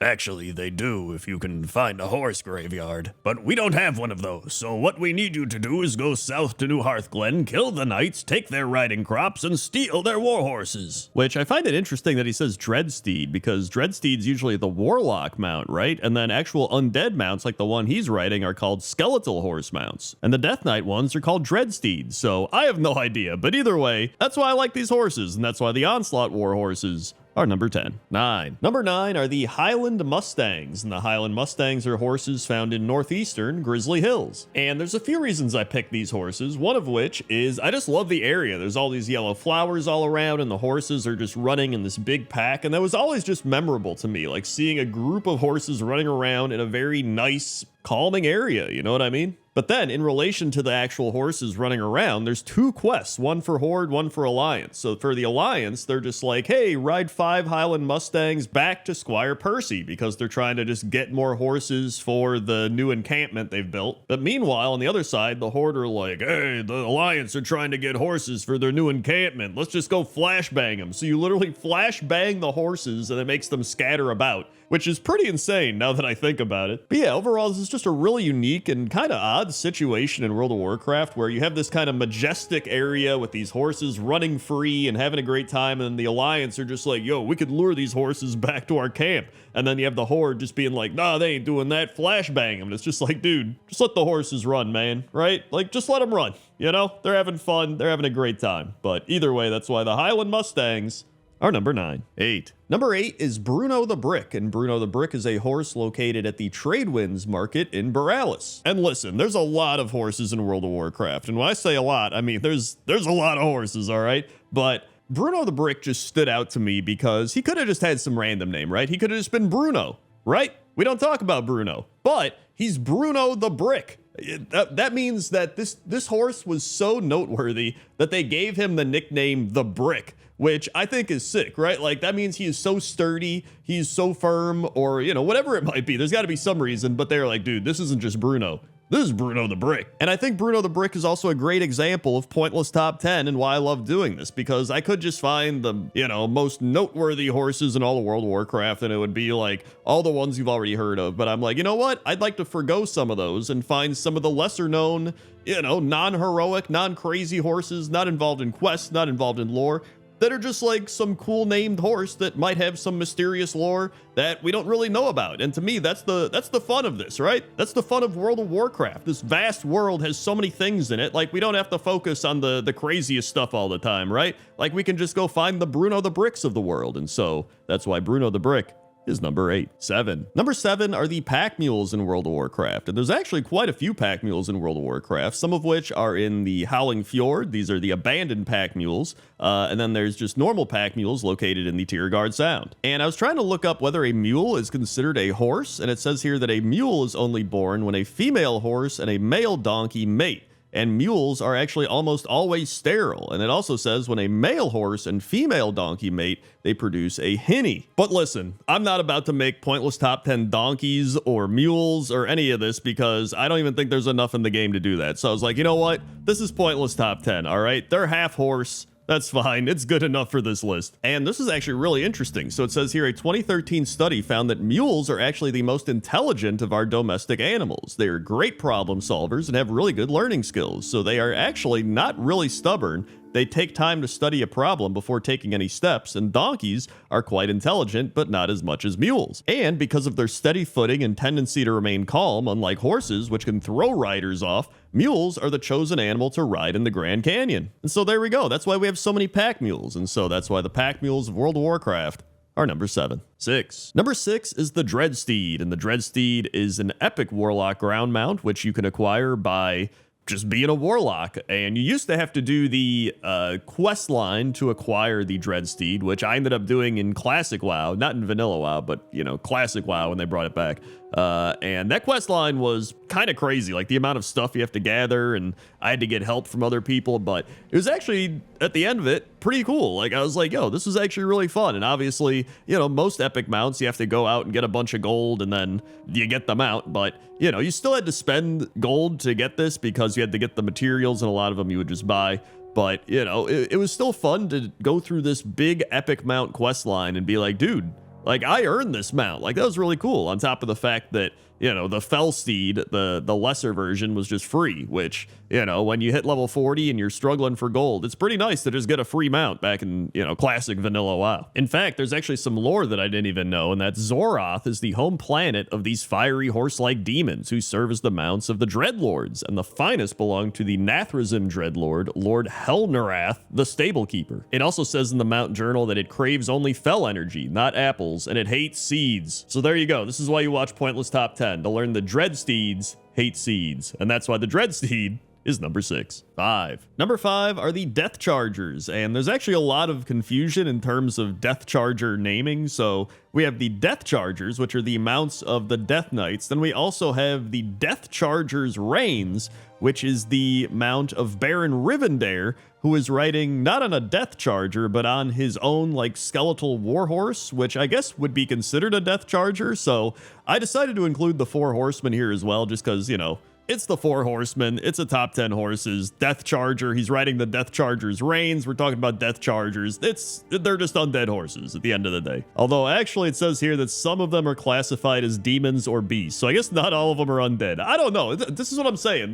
It's so confusing to figure out what is considered what in terms of Death Chargers. There's probably some guy out there like, actually, I have a Death Charger degree in the comment section. But either way, I really like Death Chargers. I think they're a great aesthetical mount for the Death Knights. Like, they really do fit that Death Knight theme, which, you know, obviously makes sense. That's why they got designed. But I think they did a great job with them. I always like riding my Death Charger when I play my Death Knight, and so that's why I decided to put them. And the 4 horsemen at number 5. 4. Number 4 is Midnight, and Midnight is a Tumen the Huntsman's mount located in Karazhan. And it says here, according to the Exploring Azeroth, the Eastern Kingdoms book by Christy Golden, that Midnight is known as one of, if not the fastest and strongest existing horses. I also really like how Midnight has these fangs. I never really noticed it until I was making this video and saw up close, but Midnight actually has these little fangs coming out, like vampire fangs or something. But in addition to just looking cool, I always remember this fight from Karazhan, you know, I mean, obviously the fight's more a Tumen the Huntsman, but, you know, Midnight is also part of the fight, and it's always just going into Karazhan for the first time. You'd just be like, whoa, this place is crazy, and you look over and you just see the stables, and you would always, well, not always, but typically you would start with a Tumen the Huntsman as the first boss of Karazhan, but it was an optional boss, but most people did it anyway. And then we had the Return to Karazhan, where you got to fight a Tumen the Huntsman again, and it's just, we've always seen Midnight in various iterations of World of Warcraft, and Midnight's just a really cool horse, so I wanted to put him on the list, and that's why I put Midnight at number 4. 3. Number 3 is Invincible, and as the age-old saying goes, if they're invincible, why can I see them? Which I'm sure you've heard at some point in trade or general chat. But yeah, Invincible is the horse of Arthas Menethil, and he was the skeletal steed that Arthas rode throughout Warcraft 3, though his name was actually first introduced in Wrath of the Lich King. And I always thought Invincible was really cool. I actually just ended up getting Invincible when they did the big boosted mount chance event in World of Warcraft, so thank God they did that. Otherwise, I'd still probably be running ICC every week to try and get it. But one cool thing is you can actually find Invincible's graveyard at Balnir's farmstead in Tirisfal Glades. If you go there, it just says, Invincible, beloved steed of Prince Arthas Menethil, loyal and great heart in life, may you find peace in death. Pure streams and green pastures, devoted friend. And interesting enough, it says, following Arthas' defeat, Invincible's saddle was lost beneath Icecrown. Years later, the Knights of the Ebon Blade retrieved the saddle and used it to create steeds for the 4 horsemen. So, speaking of the 4 horsemen earlier, they're tied into Invincible. So look at that, full circle here. But either way, that's why Invincible is number 3. 2. Number 2 are Preston and Argyle, and these are Fiona's horses, who is a Worgen, and she is the quest giver located in the Eastern Plaguelands, and she has this caravan, and the horses pulling the caravan are Preston and Argyle, and it actually says here that they might be a reference to the 2 football or soccer teams called Plymouth Argyle and Preston North End. But yeah, I always remember seeing all of them when you walk into the Eastern Plaguelands for the first time post-Cataclysm, and then the caravan would be right there, and she's giving out quests, and then she would later appear with the caravan in Preston and Argyle in Shadowmoon Valley and Draenor, and then appear once again in the Dragonscale base camp in the Waking Shores. So they've actually reappeared quite frequently throughout the history of World of Warcraft. Also, I thought this would be a great time for some horse facts. So horses can't breathe through their mouth. Horses can sleep standing up. Horses actually have excellent hearing, as well as nearly 360-degree field of vision, and horses start walking within a few hours of being born and can start running within a day, which is actually pretty insane to think about. But yeah, I think Preston and Argyle are great. I love that they're reoccurring more than many other horses in World of Warcraft. They're pulling a carriage. They're awesome, and so that's why Preston and Argyle are number 2. 1. And number 1 is Blanchy, and Blanchy actually has a few different variations. There's Young Blanchy, Blanchy, Old Blanchy, and Dead Blanchy, which I guess you could tie the mount into Dead Blanchy, but Blanchy was the horse of Theodore and Verna Furlbrow in Westfall. And I decided to put Blanchy at number 1 because when I think of a World of Warcraft horse, Blanchy is the number 1 horse that comes to mind. Like if somebody was just like, Crendor, name a World of Warcraft horse right now, I'd be like, Blanchy.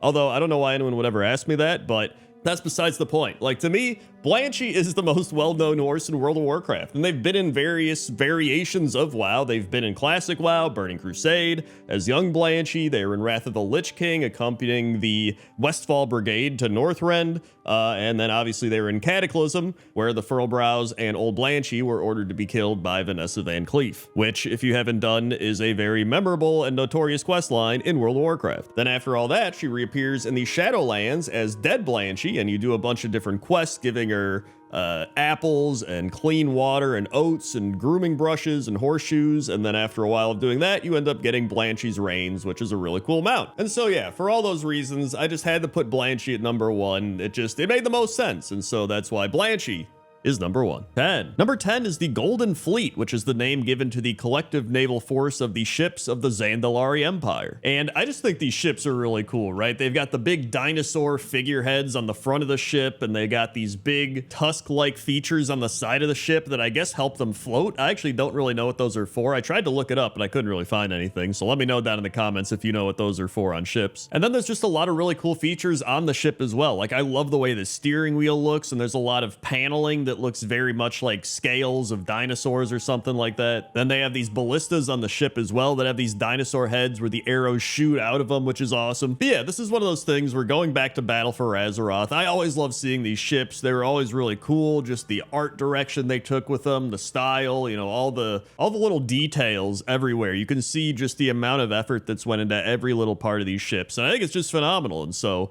for all those reasons, that's why the Golden Fleet is number 10. 9. Number 9 are the pirate ships located in the Stranglethorn Vale, as well as the Booty Bay boat or ship located in Booty Bay that goes from Booty Bay to Ratchet. And I always call it the Booty Bay boat, but it is more of a ship, so I should be saying the Booty Bay ship, which honestly prompts a great time to talk about what's a boat versus what's a ship. So the biggest difference I can see is that ships are usually larger, and ships are used for long distance travel or sailing across things like the ocean, while boats are usually smaller, suited for more things like rivers or lakes or going fishing on the coast or something like that. But we also have things like spaceships or airships, these really big ships meant for long distance travel, which honestly, I think that's the biggest thing, is a ship is meant for a big voyage, and I heard that a boat can fit on a ship, but a ship cannot fit on a boat. And I actually think that's a great way to differentiate between the two. But anyway, back to the ships here. I love these pirate ships. I love the red and black sails. I love the metal framing around the ship. I think that's really cool. I like they have the planks you can walk up here. I even like they have this little boat with a target dummy on it for shooting cannons at for a quest. That's really fun. And then the Booty Bay ship is just a classic nostalgic ship that everybody's taken at some point in their World of Warcraft playing days. And I think the interior of the ships are actually very similar. So that's one of the reasons I also decided to combine them, and I think a lot of the structural parts of these ships are very similar as well. So either way, that's why the pirate ships and the Booty Bay ship are number 9. 8. Number 8 are the Zeppelins in World of Warcraft, and Zeppelins are indeed a type of ship. It says here on Wikipedia that Zeppelins are a type of rigid airship that were actually invented by Ferdinand von Zeppelin, who pioneered rigid airship development at the beginning of the 20th century. Meanwhile, in World of Warcraft, Zeppelins were invented by goblins using a lighter-than-air design, with their machines employing bags filled with gas to make them buoyant in the air. A goblin Zeppelin consists of a gondola of varying size suspended beneath one or more bags of lightweight gas that serve to keep the craft aloft. And while making this video, I noticed some cool stuff about the Zeppelin, one of which is that the under part of the Zeppelin is actually made out of Kodo skin. I never actually noticed that, but if you look at the under part of the Zeppelin, it's Kodo skin. Also on the sails of the Zeppelin, there's actually a picture of a pineapple. Also, Frezza, the Zeppelin master, prohibits smoking and fire magic while on the Zeppelins. There's also the Shark Zeppelin, which I always thought was really cool. I believe it was introduced in Wrath of the Lich King, but you can see the eye is like stitched on and all the teeth are stitched on. I just always like the little details on it. But yeah, I really wanted to put Zeppelins on this list because they're definitely one of the most notable ships in World of Warcraft. Like, everybody's been on a Zeppelin that's played WoW, especially if you play Horde. You know, I always remember waiting for the Zeppelins back in the day, and it was always just like a fun little experience, because like, ooh, you get to go on this like crazy airship and go to a different world or a different area, and it was just really unique. And so that's why the Zeppelins in WoW are number 8. 7. Number 7 are the Iron Horde Dreadnoughts, and the Dreadnoughts are also known as Juggernauts or Drudge Boats, and they are large armored battleships equipped with heavy cannons, located primarily in Draenor. And the one that I'm showing off here is specifically in Talador, right next to Shattrath. And I'm not really the biggest fan of all the Iron Horde stuff, but honestly, I think this ship looks really cool. It's got all the spikes on the front, the cannons have spikes on them, it's got the massive cannon in the center. It just looks really cool. And it says here that the Dreadnoughts, as well as the Iron Docks, were designed by Solog Roark, an engineering prodigy, after his deflection. And carriers, looking very similar to modified dreadnoughts, started appearing in the Alliance and Horde fleets of Draenor, indicating that the shipwright also had a hand in creating their design. And speaking of the aircraft carriers, I couldn't actually find any in-game. I'll put a picture up on the screen so you can at least see what one looks like, but they're pretty much this exact same boat, but with a little ramp for the planes or whatever it might be to go off of them. And those are really cool too. And so yeah, overall, I'm not a big fan of the Iron Horde stuff, but I am a fan of their ships. And so that's why the Dreadnoughts and carriers are number 7. 6. Number 6 are the Horde and Alliance gunships, specifically the Alliance Skybreaker gunship and then the Horde's Orgrim's Hammer gunship. And you can find both of them near the Icecrown Citadel in Icecrown, or you can find the Horde one in the Jade Forest attacking the Alliance. And personally, between the two, I think I like the Horde one a bit more, and the only reason I say that is I love that it's like a wolf with a cannon for a mouth. I just thought that was always really cool. Like, the Alliance Griffin with the wings is pretty neat, but it's got a cannon for a mouth on the Horde side, alright? I also love how the Horde one just has 2 giant Zeppelins attached to it, keeping it afloat. Like, that's just prime Goblin engineering right there. Meanwhile, the gnomish engineering of the Alliance gunship tends to be more compact and incorporate a larger amount of technology and machinery, such as the 4 big propellers that they've attached to the bottom of it. But yeah, I mean, in the grand scheme of things, there's no way I could have made this list without putting these gunships on it. They've appeared so many times in World of Warcraft ever since Wrath of the Lich King. They look really cool. Like, they're definitely some of the coolest ships in World of Warcraft. They've got so much cool engineering stuff with them, and they're just great. So that's why the Alliance and Horde gunships are number 6. 5. Number 5 is Fizzle and Pozzik Speed Barge, and Fizzle and Pozzik Speed Barge is a massive ship located in the Shimmering Deep in the Thousand Needles. And so with the flooding of the Shimmering Flats and the loss of the Mirage Raceway during the Cataclysm, Fizzle, Brass Bolts, and Pozzik move their racing operations to this floating racetrack, and the remnants of the raceway are located on the lake bed beneath the ship. And I think my favorite part about this ship is how insane it is. Like, it truly is the construction of like Goblin and Gnome engineering mixed together. Like, you've got houses on top of the ship, you've got like watchtowers, you've got pipes, you've got fumes coming out of stuff, you've got so many different gizmos and gadgets, you got goblins and gnomes running around, you have the actual speed barge bar below the deck where Daisy, who used to be the race girl, is now the bartender, and there's just goblins and gnomes like always getting into bar fights and yelling at each other down there. It's just, this place is genuinely insane. But that's the reason I love it. It feels very Warcrafty, very goofy and wacky, and I think we need more of this type of stuff in the game, to be honest. And so that's why the Fizzle and Pozzik Speed Barge is number 5. 4. Number 4 are the Blood Elf destroyers located in the new Silver Moon City, and these are really cool. This is one of the cool things that we got in the big Silver Moon upgrade, because all of the ships got upgraded that are right next to the city. And I love the shape of the armor of the ship, or whatever it might be. It's kind of like the figurehead, but I like how the actual head of the ship, like the Hawkstrider head, becomes the rest of the ship. Like you can see it has like its neck, and then there's like 2 little arms on it, and then on the back there's the wings. It's almost like it's just straight up a Hawkstrider ship, and I just think that's really cool. But on top of all that, there's actually really cool little engravings on the Hawkstrider armor pieces, and then there's the red windows and doors, and then the rope and the big sail with the horde symbol on it. In fact, you can see the sails just blowing in the wind, and it looks very natural, which, you know, that's probably something where somebody sees it and they're like, well, I hope the sails look natural blowing in the wind. But like, I don't know, I noticed those things and I'm like, yo, that's pretty cool. I like it. That's what this series is all about, noticing the little things. And that's one of the little things I noticed. And so that's why the Blood Elf destroyers are number 4. 3. Number 3 is the Vindicar, and the Vindicar is a spaceship created by the Draenei of the Exodar in order to return to their homeworld of Argus. And I'm not gonna lie, I wasn't the biggest fan of Argus. I also thought it was kind of annoying because you couldn't really fly here, and you still can't fly here, but I did always like the Vindicar, and I love this ship because it has so many cool details to it. In fact, I was curious as to how it was actually created, and so I found a post on the Warcraft lore Reddit where somebody said, I'm pretty sure they explained somewhat that they indeed cannibalized the Exodar to build the new ship. I think Blizzard did this intentionally to retcon the fact that the Exodar was supposed to be repaired and fully operational. And again, even though I wasn't a big fan of the Argus stuff, I always thought it was really cool that when you would go to Argus, you could look up and see the Vindicar kind of just, you know, floating above you in whichever Argus zone you went to. I always thought that was really cool, because then you'd warp back up to it and go to a different one and warp down, and you'd look up and just see it up there again. And so I always thought that was really cool from an immersion perspective. And then when you were on the Vindicar, you also had these giant windows to be able to see out into Argus, which I thought was also pretty awesome. Or I guess I don't even know if they're windows. I think they're actually just part of the big crystal they use for this thing. I don't know how it works. It's Draenei spaceship magic, but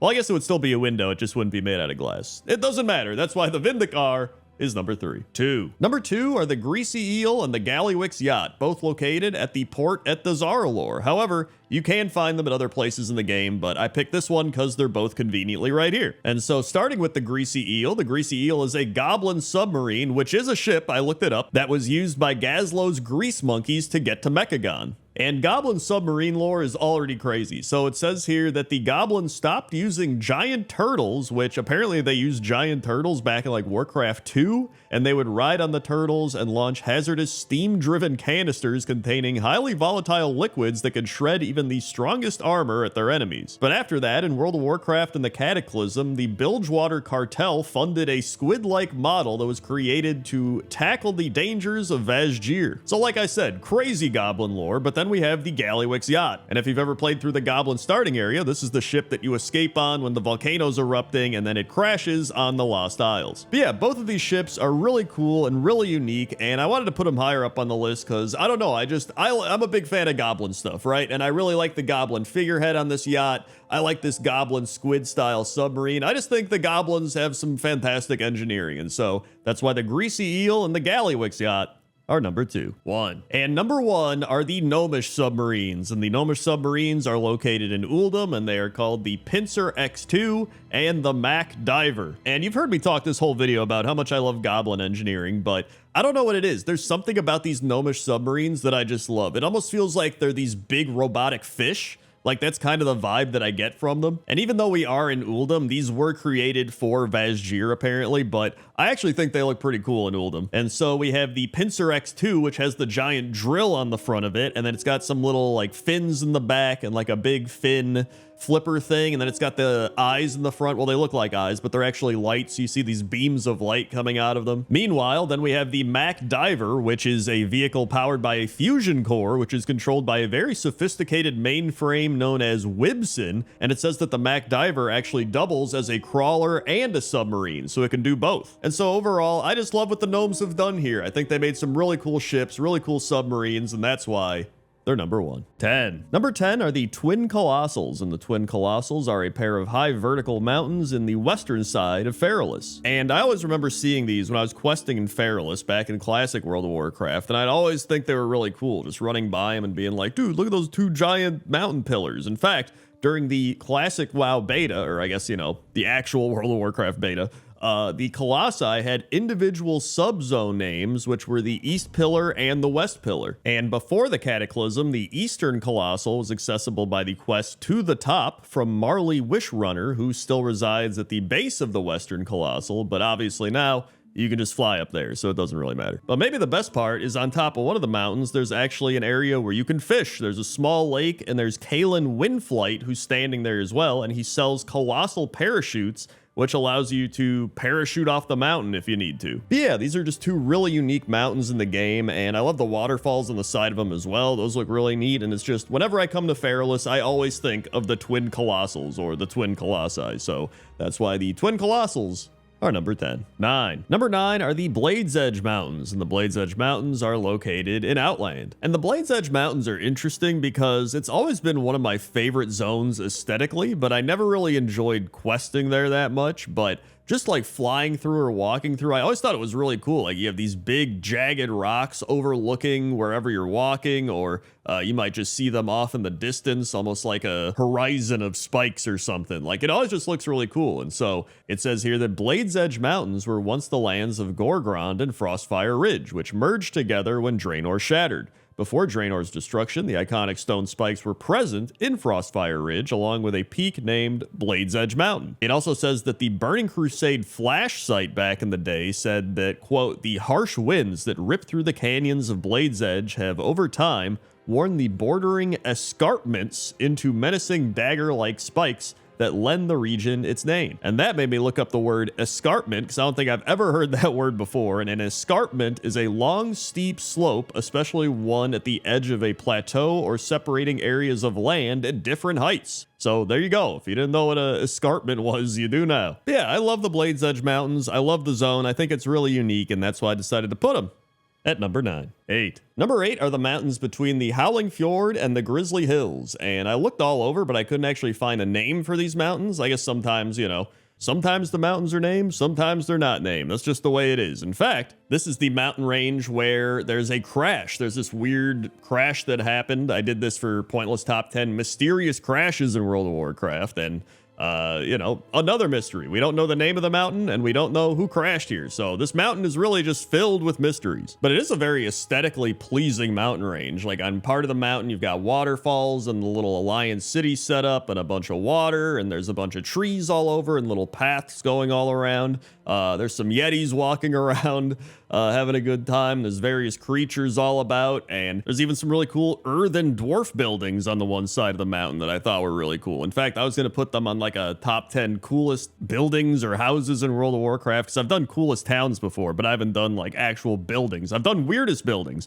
So, dude, after making so many of these over the years, I'm just like, wait, what did I do? Did I do weirdest? Did I do coolest? Did I do it? So I don't even know. I can't even keep track of the videos I make, but either way, I love this mountain, and that's why it's number 8. 7. Number 7 are the Alterac Mountains, and the Alterac Mountains are located in the Eastern Kingdoms, just above the Hillsward Foothills, and just below the Western Plaguelands, as well as the Hinterlands to the east of it, I believe. So I think most people know the Alterac Mountains because of Alterac Valley. I would say, in fact, most people probably hear Alterac Mountains and just be like, oh, Alterac Valley, because, the battleground. But the Alterac Mountain zone was always an interesting one to me, because there was never that much here. Right? It was just like some broken castles and stuff, and then like ogres walking around, and just a lot of snow, and like some little towns or villages like Strombrod. And when you look into it, it's actually really interesting. There's just a bunch of different lore about all the different wars that happened here in the Alterac Mountains, and how it had, certain people had control of it and had fortresses and castles here. Like, it's pretty cool, but now it's just this abandoned ghost town area that's taken over by the ogres. But the Alterac Mountains are definitely some of the most well-known mountains in the Warcraft universe, and so that's why I decided to put them at number 7. 6. Number 6 is High Mountain, and High Mountain is, well, it is what it is. It's a high mountain, and it's located in the Broken Isles. But obviously, the zone of High Mountain is just like a bunch of big mountains, right? So I decided to put High Mountain Peak as the main thing that we look at. And honestly, one of my favorite parts about being in High Mountain Peak is just the sky. Like, the sky looks phenomenal from here. You can see all the purples and the blues and the stars. It really looks pretty. You also have all the wind blowing all over. You can see the wind and the snow just blowing all over the place up here. You also have goats and various animals running around, and then there's like Drogbar walking around and totems and a bunch of rocks and little caves and stuff. It's really cool up here. It also says here that the mountain is composed of 3 large snow-covered peaks with 2 valleys in between them. The center peak is the highest, and many cave systems run beneath the mountain, including Neltharion's lair. As the altitude gets higher, most of the vegetation cannot survive, so the mountain is mainly comprised of a light gray-colored rock and snow. But yeah, I just think it's really cool up here. Literally, haha. But yeah, it's great. There's bridges, there's snow, there's cool skies, there's wind, there's everything. And so that's why I decided to put High Mountain Peak at number 6. 5. Number 5 is the Big Ironforge Mountain located in Dunmoreau, and I don't really know what this one's called either, so I just call it Ironforge Mountain because it's the mountain in which Ironforge is within. In fact, I just went to look it up to see if there was some more stuff I missed about it or some little lore facts, and it's literally called Ironforge Mountain. And it says here that Ironforge Mountain is the largest of the various mountains constituting Cosmodon. It also says that it would seem the Explorers League managed to scale Ironforge Mountain at some point in time, and at the very peak is an intact Explorers League banner and the remains of what may be an unfortunate explorer who never returned safely. But to me, the best thing about Ironforge Mountain is it just feels very cozy, right? Like, obviously Dunmoreau in itself feels very cozy, but then when you see the mountain and you see these big castle, like rook towers, I don't know what they're actually called, I just know rooks from chess, kind of like protruding from the mountain and the little lights going on the inside, you're just like, man, if I could go in there, I'd be like nice and warm, you know, out of the cold and the snow. And I just really love that from like a thematic sense, you know what I mean? But if you don't want to be inside the mountain, you got dwarves that are sledding down the mountain. I found this back in Pointless Top 10 winter spots in World of Warcraft, and it's really cool. There's just dwarves sledding down the mountain, and that's pretty fun too. So everybody's having fun here at Ironforge Mountain. Well, except the people that died up top scaling it. And that's why Ironforge Mountain is number 5. 4. Number 4 is Mount Cordis, and Mount Cordis is a huge mountain located in southern Drustvar, and its peak is actually the highest point in all of Kulturas. And I really love this mountain because obviously Battle for Azeroth, a lot of people are like, I don't really like it, but it has such cool zones, man. There's such cool things in Battle for Azeroth, and these mountains are definitely one of them. I mean, you've got really nice waterfalls and autumnal areas. You've got a bunch of snow and ice all over and frozen waterfalls. You've got dragon bones and like skeletons of people that are, I don't know what they're doing. They're like worshiping the dragons or like doing some sort of ritual. They're sitting by fires. You've got up on the top of the mountain, there's actually a sign that says first, which I thought was kind of funny. And then you've got like the remains of a demon hunter who's holding up his warglaives. But yeah, I really love all the little things scattered all about this mountain range. And there's so many different sides to it. And it's really cool. And so that's why I decided to put Mount Cordis in Drustvar at number 4. 3. Number 3 is Mount Neverest, and Mount Neverest is located in the northwest Kunlai summit. And there's just so much to love about Mount Neverest. Like, it's just a fun, wacky mountain. So, I mean, you have these big falling snowballs that are just bombarding you as you're trying to climb up it. There's like weird snow tornadoes that are blowing all around. There's grummels trying to climb the mountain, kind of like the Sherpas on Mount Everest. And then you have frozen grummels that I guess, you know, they tried to climb it, but they got frozen. You even have Mishi, who is a Mushu reference to Mulan, and it's really just kind of wacky and fun. In fact, on the mountain, there's a statue dedicated to Renyun the Blind, and it says, Father of the individual sensory beers and the 4 senses brew. Renyun, his other senses heightened by his blindness, suffered for years with what he considered to be the harsh taste of normal Pandaren brews. After years of wandering and experimentations, he developed separate brews that delighted each of his 4 senses, but though he had perfected these individual beers, the combination of separate elements into one perfect unifying brew eluded him. For a lifetime more, he wandered on until he found at last the secret to bind all of his sensory beers into one master recipe, the 4 senses brew. And so yeah, there's just a lot of wacky fun stuff here, and the mountain has a lot of cool stuff as well, so that's why Mount Everest is number 3. 2. Number 2 is Blackrock Mountain, and I feel like everybody that's ever played World of Warcraft probably knows about Blackrock Mountain. I mean, this is where Molten Core is, this is where Blackwing Lair is, it's where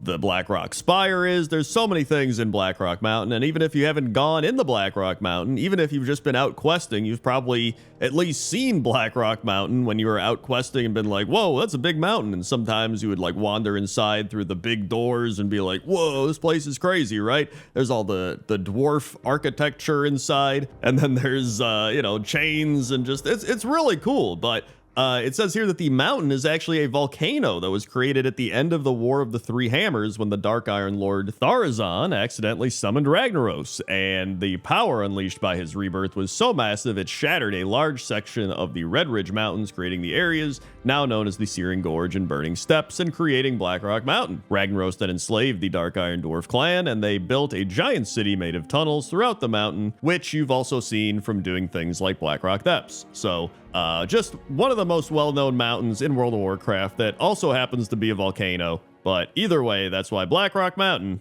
is number 2. 1. And number 1 is the mountains in the Storm Peaks. And I guess I could just say all the mountains in the Storm Peaks, but specifically this mountain, which is the mountain where Thorum is located, because obviously this is where in Ulduar he says, I remember you in the mountains. And so here it is. How could I not put the in the mountains location at number 1? Like, the amount of pointless top 10s that I've said in the mountains in a reference to that is off the charts. It's like, I don't even know how many I've said it in. But yeah, I mean, there's so many good mountains in the Storm Peaks, but this feels like it is the literal tallest mountain in the Storm Peaks. Like, this is the mountain amongst the mountains, you know what I mean? And so obviously he's gonna have his Thorum, that is gonna have his throne way up on the top of this mountain, and it's just really cool. And so I had to put the in the mountains mountain at number 1 for all those reasons. And so that's why the Storm Peaks and in the mountains mountain are number 1. 10. Number 10 is the Korkron Lumberyard, and the Korkron Lumberyard is located in the Northern Barrens just below Ashenvale. And this area was actually added in Mist of Pandaria, and it says here that the Korkron have unleashed shredders to gather lumber for the Korkron war effort. Following the defeat of the Korkron master, Garrosh Hellscream, the camp was then left deserted. And so when I was researching places that weren't visited very often in World of Warcraft, I was finding things like Stone Talon and Desolus, and those are alright, but I like to find the weird offshoot things. Not that I couldn't put those on the list, but I prefer to find things like this. And so when I was flying to go to Stone Talon, I was like, dude, Korkron Lumberyard, what is this place? And I realized I've just never really stopped and looked around this location. Like, I've definitely flown over it before, but I was never like, yo, I need to go down there and walk around. And now when I finally did, I was like, this place is crazy. Like, I've never seen anybody here. I don't think there's any quests here. And if there were quests here, it seems like they would have been in Mist of Pandaria or all the way back then, and now there's nothing. I did see some mentions of Battlefield Barrens, which was a world event back in patch 5.3, so that's probably the last time this place was relevant. Also, I just sounded like a goat. I don't know how I did that. I was like, last, and I don't even think I could do it again, but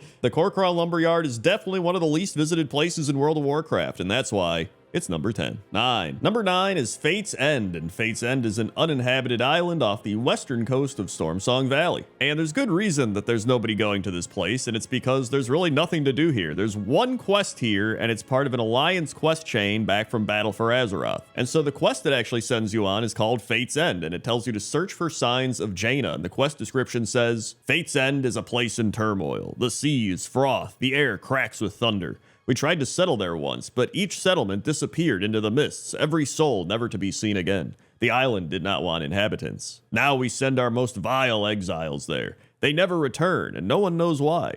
Should we find and recover Jaina, she will be the first. I hope we are not too late. And so yeah, not only is it an island that's not very visited by any World of Warcraft players, but it's really not even visited by anybody in the game, lore-wise. In fact, there's a ghost here named Lost Sailor, and it says, the Lost Sailor regards you critically. You should not be here. And then if you click, I'm ready to leave Fate's End, it just warps you away. And so yeah, I think this is definitely one of the least visited places in World of Warcraft. And if you do visit it, they try to get you out real quick. And so that's why it's number 9. 8. Number 8 is Sardor Isle, and Sardor Isle is an island located west of mainland Feralis, north of the now sunken Isle of Dread. And I'm sure a lot of people remember various areas that were damaged by the Cataclysm, places like Booty Bay, or places like the Badlands, or places like Ashenvale, right? But Not many people remember Sardor Isle, and this used to be where Feathermoon Stronghold was located back in Classic WoW, so a lot of Alliance players probably remember this place, but post-Cataclysm, it was all destroyed. They moved Feathermoon Stronghold to the actual Feralus coast, and now this is just a place that has been overrun by Naga and various other creatures. Now, I will say there are some quests here, so it's not like this is a completely barren area, right? There's the Battle of Sardor, where you help the Night Elves, like, fight away the Naga here, but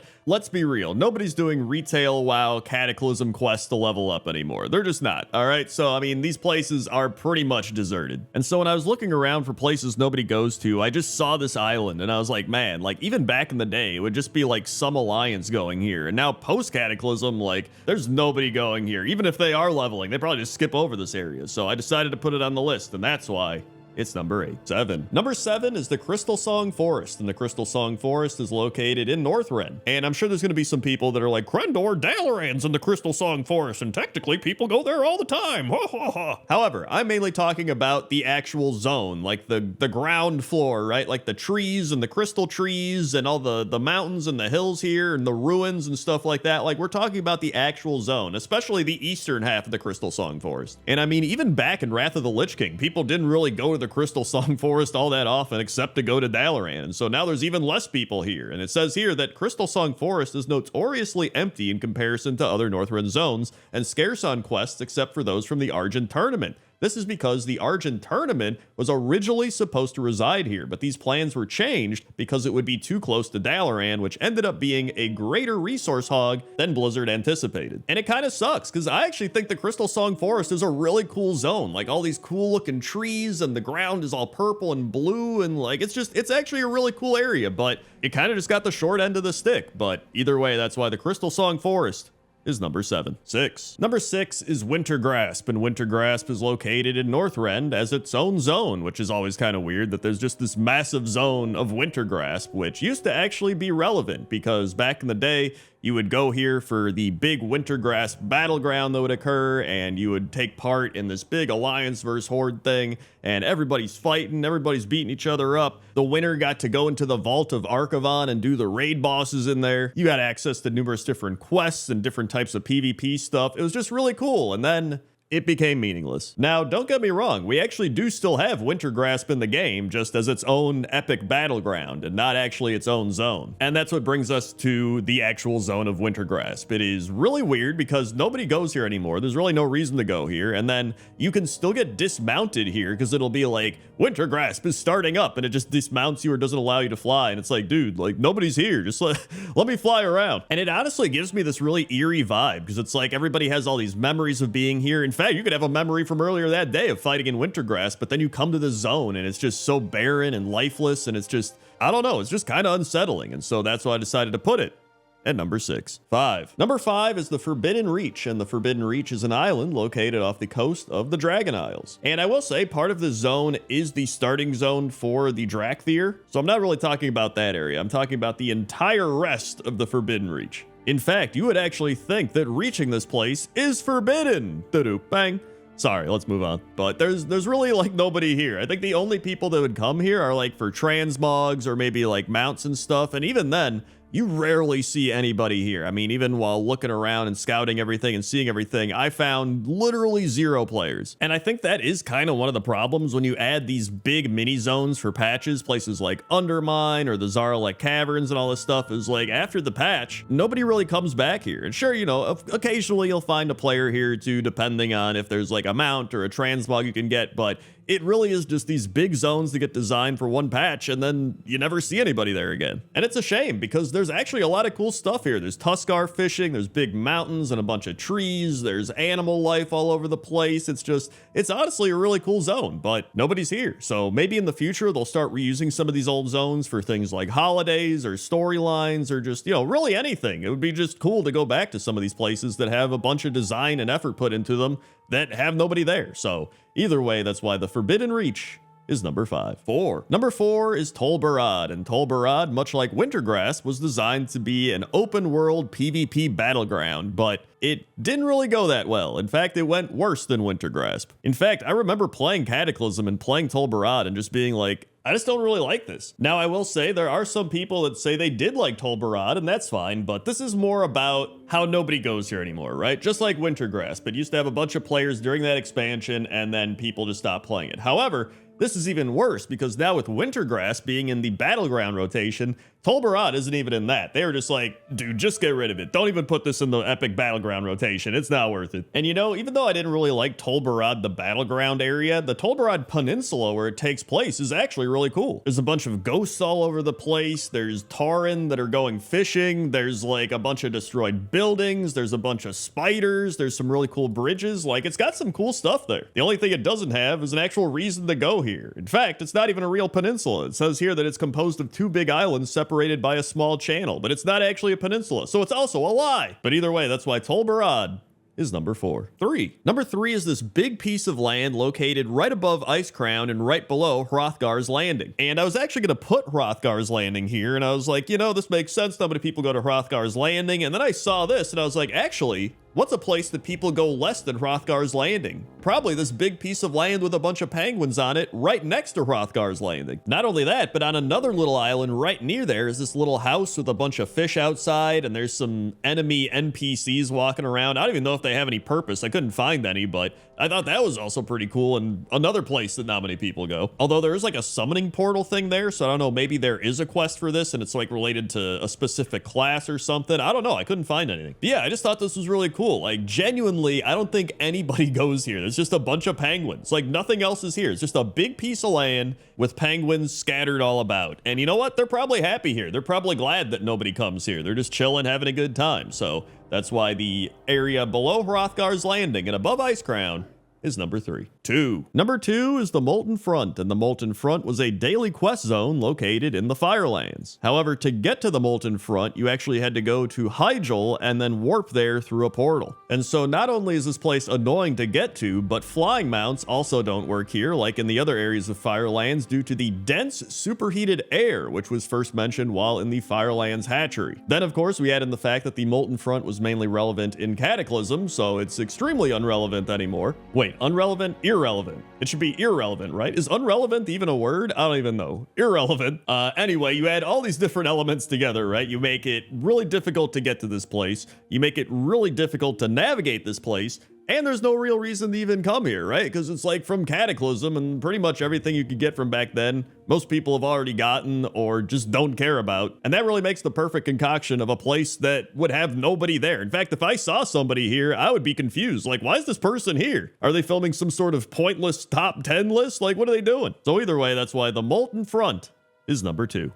And number 1 is the Exodar. And I decided to put the Exodar at number 1 for a few reasons. Because there's, you know, you can make arguments for the other things on the list being at number 1, especially a place like the Molten Front, right? But to me, the Exodar is number 1 because it is a massive city. Like, this is supposed to be one of the major hubs of the World of Warcraft. And it's just completely barren because it's difficult to get to. The actual city design is a little inconvenient.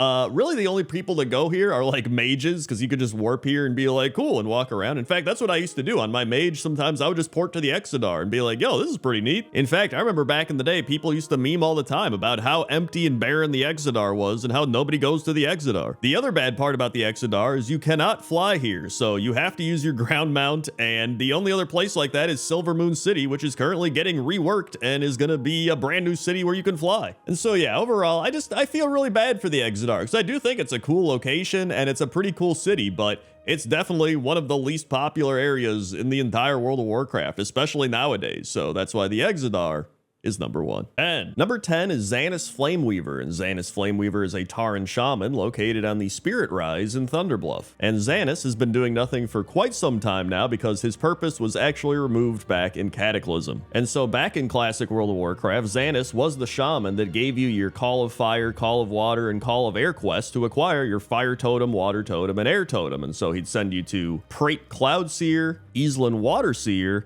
and Cranelfis, which honestly, that's got to be one of the worst names in World of Warcraft. But you know what? I should make a pointless top 10 worst names in World of Warcraft now that I think about it. And so yeah, back to Xanis Flameweaver. After they removed the totem quest, he pretty much just lost his purpose. And so he just used to be this wise shaman sitting by a pole, and now he's I mean, he's still a wise shaman sitting by a pole, but now nobody really knows. Like, if somebody started playing the game today, they'd be like, who's this guy? He just sits there. He doesn't have any quests, but little did they know, he used to.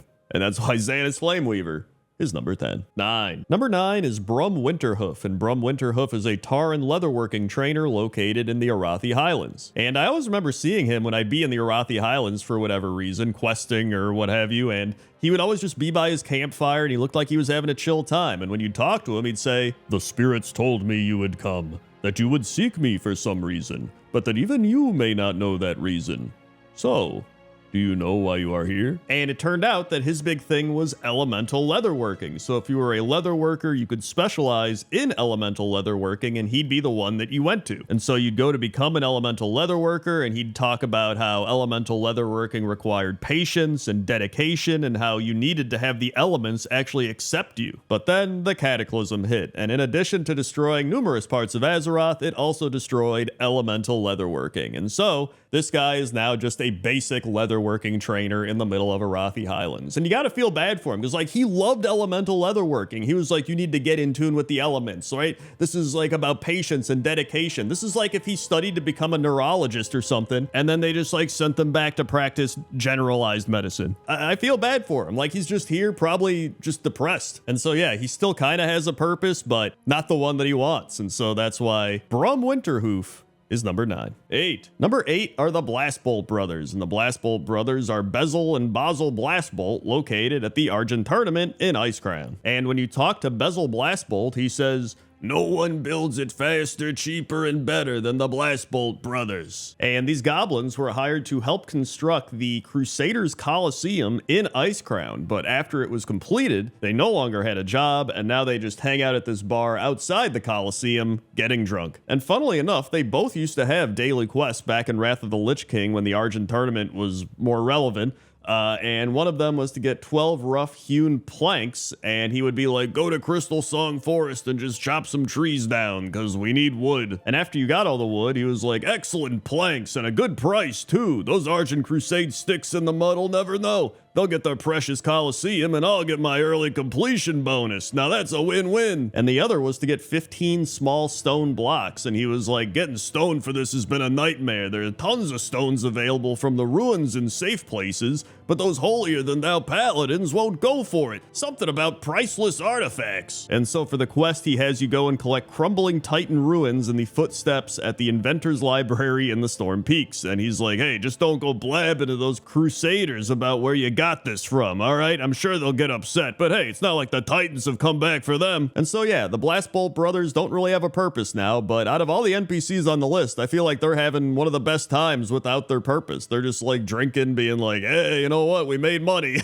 And so that's why the Blastbolt brothers are number 8. 7. Number 7 is Renaz, and Renaz is a forest troll located in Reventusk Village in the Hinterlands. And so back before the Cataclysm, he actually appeared to be a jungle troll like you'd find in Stranglethorn, and he sold ammo. So he sold quivers and arrows, and that was his purpose. He was an ammo vendor. But then when the Cataclysm hit, they gutted him. In fact, the patch notes here say, "Model updated from jungle troll to that of a forest troll, no longer has ammunition vendor, and no longer sells ammo." So they changed what he looks like, they got rid of his purpose, and now he just stands here. I mean, come on, man. They even ruined his shoulder pad. Look at that. His old shoulder pad used to be cool. It was kind of like a Koopa shell. Like, it had all the spikes on it, and it was just really neat. Now he's just got like some metal-ass piece of metal. And so yeah, I just feel bad for this guy, because like, he used to just sell ammo. He probably enjoyed doing it. He's like, "Hey, I'm just having a good time," and then they completely gutted him, and now he just has no purpose. Like, he just stands here, and he doesn't even look as cool. So that's why Renaz is number 7. 6. Number 6 is Ember Strife, and Ember Strife is an ancient black drake located in a cave in the Worm Bog in Dustwallow Marsh. And so he was the gatekeeper of Nefarian, and his whole purpose was pretty much to test whether you were worthy of ascending to the rank of Elite Guard to Onyxia. And obviously this was our way of going and fighting Onyxia, which was all part of the Onyxia attunement chain. And it was a bit different for the Horde and Alliance. So the Alliance would have to put an item on the floor, they would have to then fight Ember Strife and get him to low HP, and then mind control him and have him breathe fire on the item. Meanwhile, the Horde would just make a black dragon costume and talk to Ember Strife, and then he would just be like, "Go kill some dragons," and then he'd be like, go kill some more dragons. And that was pretty much it. And so yeah, obviously the Onyxia attunement chain got removed from the game, and now he's just a dragon in a cave, and that's really it. There's no purpose to him anymore. In fact, there's speculation that story-wise, it's possible that he's dead, but listen, it's Blizzard lore, so I have no idea. Either way, to me, he's just a dragon in a cave that lost his purpose, and so that's why Ember Strife is number 6. 5. Number 5 is Kita Arrowtusk, and Kita Arrowtusk is a jungle troll quest giver found at Senjin Village in Duratar, and he was at Razor Hill for a little bit. And so he was mainly relevant during the Battlefield Barons, which occurred in Mista Pandaria, and he had 3 quests called the Darkspear Rebellion, Vol'jin of the Darkspear, and the Battlefield Barons, which was a weekly quest where you had to collect Kor'kron lumber, oil, meat, and stone. And so the Battlefield Barons, if you didn't know, is a world event that took place in the Barons, and it involved the conflict between Garrosh Hellscream and the Kor'kron, fighting against the rebellious forces of Vol'jin's Darkspear Rebellion. However, after patch 5.4, all of the related quests, quartermasters, and many of the NPCs were removed from the game, but Kita Arrowtusk remains in the game. And so yeah, he's just kind of here. He doesn't do anything. He just stands around. You would think he'd be of some sort of use. Like, this was one of the guys that was like communicating with Vol'jin, you know what I mean? Like, he was a higher up troll. I don't know, maybe he's really cool at seeing visions or doing voodoo stuff or something, but I guess we'll never know because he just stands around unless Blizzard decides to give him a purpose at some point. So that's why Kita Arrowtusk is number 5. 4. Number 4 is Aj Tordeen, and Aj Tordeen is a highborn night elf located at Laris Pavilion in Feralis. And so back in the day, he used to give a quest called Pusselin and the Elder Aj Tordeen, and he said, I had let my guard down for only one moment, stranger, and in my haste to escape the grip of the fallen prince, I was robbed. A most foul demon, the imp Pusselin, pilfered my book of incantations and the key to the once great halls of Eldra Thalas. I no longer hold interest in the key, as I have exchanged my immortality for freedom, but I desperately need my book of incantations. And so you would go and complete that quest, and he would give you the choice between spry boots and a sprinter's sword, as well as some gold and 500 rep with the Shendralar. Now, the big thing here is that the rep grind for the Shendralar rep was terrible. Like, you only had this quest, and then you could, like, turn in some tomes, like the tome that would give you the Royal Seal of Eldra Thalas trinket, and you needed various materials, like large brilliant shards or pristine black diamonds, and it was just terrible. And so in the Cataclysm, they removed the Shendralar faction from the game, and now Aj Tordeen just sits here with his hands like in his robe, or I don't know, they're like glitching through his robe, and he just looks bored and sad. So I actually feel real bad for him. Like, he used to have his purpose. Now he just sits here doing nothing, I guess. And so that's why Aj Tordeen is number 4. 3. Number 3 is Rokaro, and Rokaro is a champion of the Horde located at Shadowprey Village in Desolus. And Rokaro is actually a really weird NPC. So he was pretty much put into the game to take Rexar's place for the Onyxia attunement chain, because Rexar had to go help with the invasion of Outland. But prior to that, Rexar used to walk around Desolus, and you would have to go find him, and it was always really annoying because he would just wander all over the zone. But then, after the Onyxia attunement chain was removed from the game, he lost his purpose, which was a purpose to replace someone else's purpose. It also says here that despite appearing as a rogue, Rokaro has warrior abilities like Cleave and Puncture, just like Rexar had. And so yeah, now he's just some orc that stands in Shadowprey Village in Desolus, and when you talk to him, he's just like, well met. I am Rokaro. Which also seems kind of crazy because this dude is literally a champion of the Horde. Like, that's in his name. Rokaro, champion of the Horde. You would think we would need more champions of the Horde to defend against literally any of the dangers attacking Azeroth. But what do I know? Either way, that's why Rokaro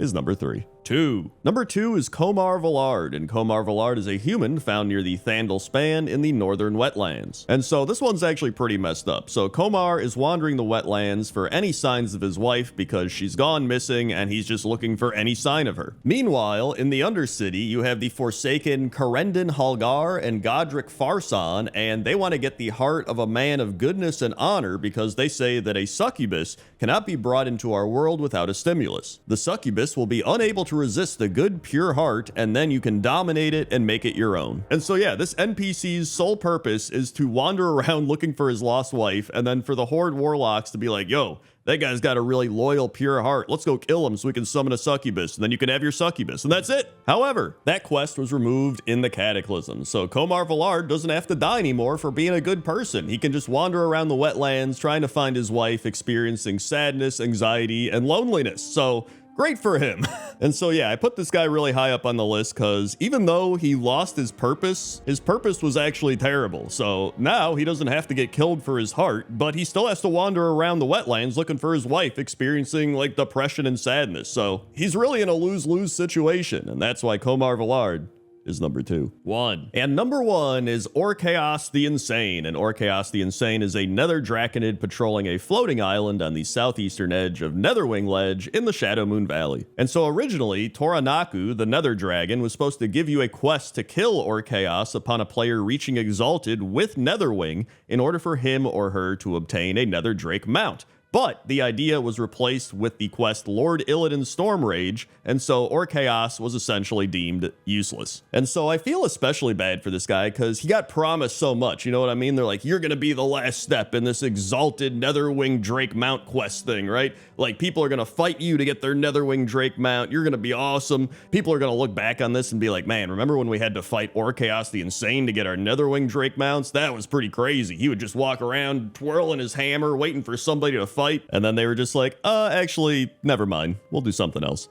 It's like, come on, man, at least remove him from the game. That's probably why he went insane. You know, he had to stand on this island for years and years thinking he was part of an Exalted quest line, and he's actually just completely useless. In fact, he doesn't even drop loot. So either way, that's why Orchaos the Insane is number 1.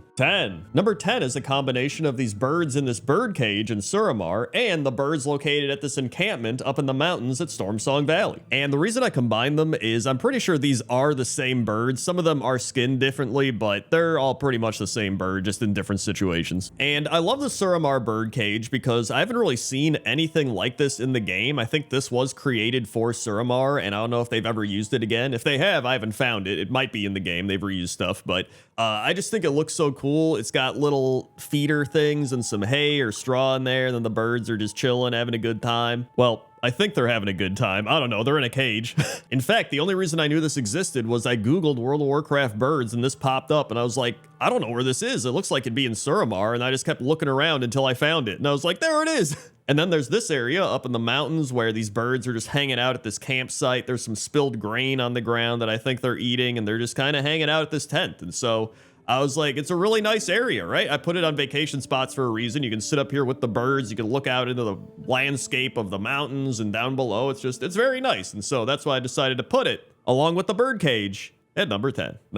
Number 9 are the Grain Hunter Hawks, and the Grain Hunter Hawks are located at the Plain of Thieves in the Valley of the Four Winds. And the Plain of Thieves is a grassy flatland found between the Imperial Granary and the Gliding Stream in South Central Valley of the Four Winds, and it is here that the Hawks and the Sprites have been taking grain they stole from the Imperial Granary. And so I actually didn't know this, but the Sprites are here because they were accidentally brought in through cheaply purchased grain. So I guess all the cheap grain has like sprites in it or something, like, I don't know. And then the Hawks are here because they're just birds that are hungry. So yeah, that's really it. But I love these birds because it's not every day that you see birds flying around with bags of grain or really just bags of anything. Like normally you just see birds and they're just flying, right? But that's one of the reasons I wanted to put them in Pointless Top 10. In fact, these birds are what made me write down birds for Pointless Top 10. So in a way, this Pointless Top 10 is inspired by these grain flying birds. And so that's why I had to put them on the list. At number 9.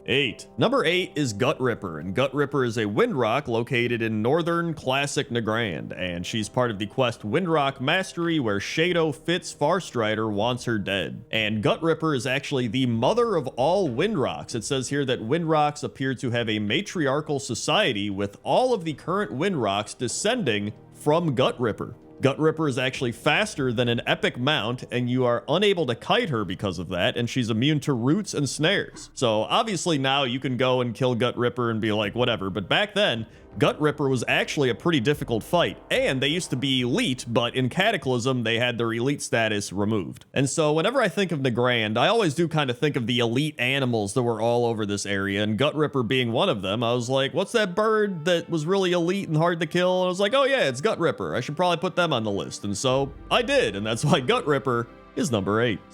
Number 7 are the axe beaks, and these are really cool birds because their beaks are kind of like weapons. And so there's numerous types of axe beaks. There's the blighted axe beaks, the bloodthirsty axe beaks, canopy axe beaks, greater, highlands, jungle, putrid, vibrant, wandering, yellow feather axe beaks, but I picked the territorial axe beaks because I just think it's a cool little area in the Waking Shores. They kind of look like toucans, although I guess a lot of the axe beaks do, but it seems like these are the most chill axe beaks. They're just flying around. They're just sitting on trees and logs, and I don't know. I think they look really cool, and I wanted to put axe beaks on this list, but I was trying to determine which ones did I want to put on the list, and I was like, you know what? I think I'm going to pick this area because I like the environment they're in. I like the axe beaks here. And most importantly, there's ducks nearby, which could also be on the list. Well, I guess they kind of are on the list now. In fact, I don't know why I didn't put ducks on this list. So I guess ducks are joining the axe beaks at number 7. Listen, it's my top 10 list. I can do what I want. So that's why the axe beaks and the ducks are number 7. 6. Number 6 is Aviash, and Aviash is Lasan Skyhorn's eagle mount who accompanies him throughout places like High Mountain, the Onaran Plains, Voldoon, Dazaralor, and Orgrimmar and Stormwind. And if you don't know Lasan Skyhorn, he is the chieftain of the Skyhorn tribe, which is one of the 4 tribes of the High Mountain Tauren. And I decided to lump in the Ohuna here as well because the Ohuna are a race of eagles native to the Dragon Isles. You can actually see them sitting here in the Onaran Plains next to Aviash. And this is definitely one of those pointless top 10s where there's so many birds that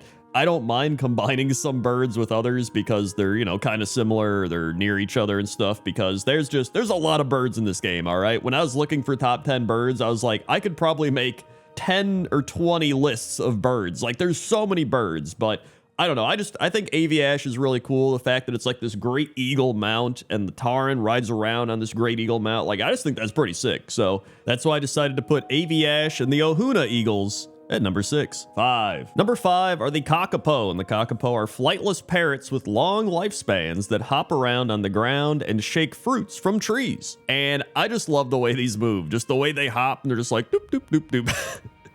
And these ones are the spring waddlers, which are native to the Isle of Dorne. And it says here that the kakapo is a species of large flightless parrot typically found in New Zealand, and the kakapo model in World of Warcraft is actually using the Sky Screamer skeleton. So it's kind of funny that this little tiny bird hopping around is using the same skeleton as the big pterodactyl monsters. That's kind of funny. And so yeah, they're just these happy little bird guys hopping around, going all over the mountains through the grass. It actually says here that the kakapo can live up to 90 years, which is pretty insane, although it says their average lifespan is about 60 years, which is still pretty insane, to be honest. And so when I ran into these birds on the Isle of Dorne for the first time, I was like, I love these. These have to be on a list, and what a better list for them than birds. So that's why the kakapo are number 5. 4. Number 4 is G-Kun, and G-Kun is the 6th boss encounter in the Throne of Thunder in the Mist of Pandaria. And so according to the adventure guide, Mogu Flesh Shapers discarded their failed creations in an abyssal shaft beneath Lei Shen's keep.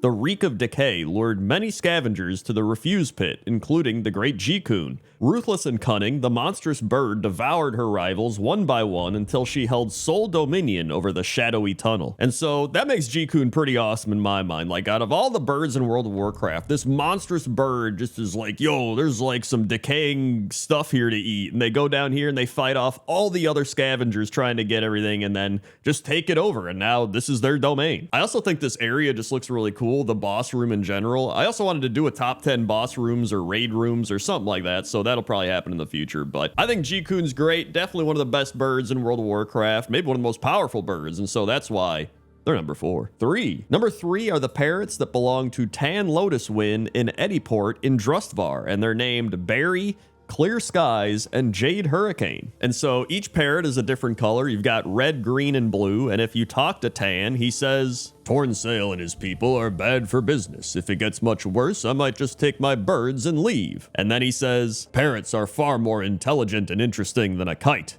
even if they scream for fun sometimes. And so I think they got their names based on their color. I feel like Berry is probably red because, you know, a lot of berries are red. Clear Skies is blue because the sky is blue. And then Jade Hurricane is green because Jade. And after you finish a bunch of quests here, you actually get to have him become the flight master for the area with his birds sitting around. So that's pretty cool. Also, shout out to Miranda the Falcon, who's a cool falcon that's tied up by a ball and chain, and then you end up doing a quest where you free her, and then she just chills here pretty close to the other birds. And so that's why Barry, Clear Skies, Jade Hurricane, and Miranda the Falcon our number 3. 2. Number 2 is the chicken playing a troll guitar located in the Valley of the Four Winds. And if this isn't a pointless bird, I don't know what is. Like, he's just randomly here. He's holding this guitar that, like, he's not even holding. Like, he's moving around, but the guitar is just staying completely static.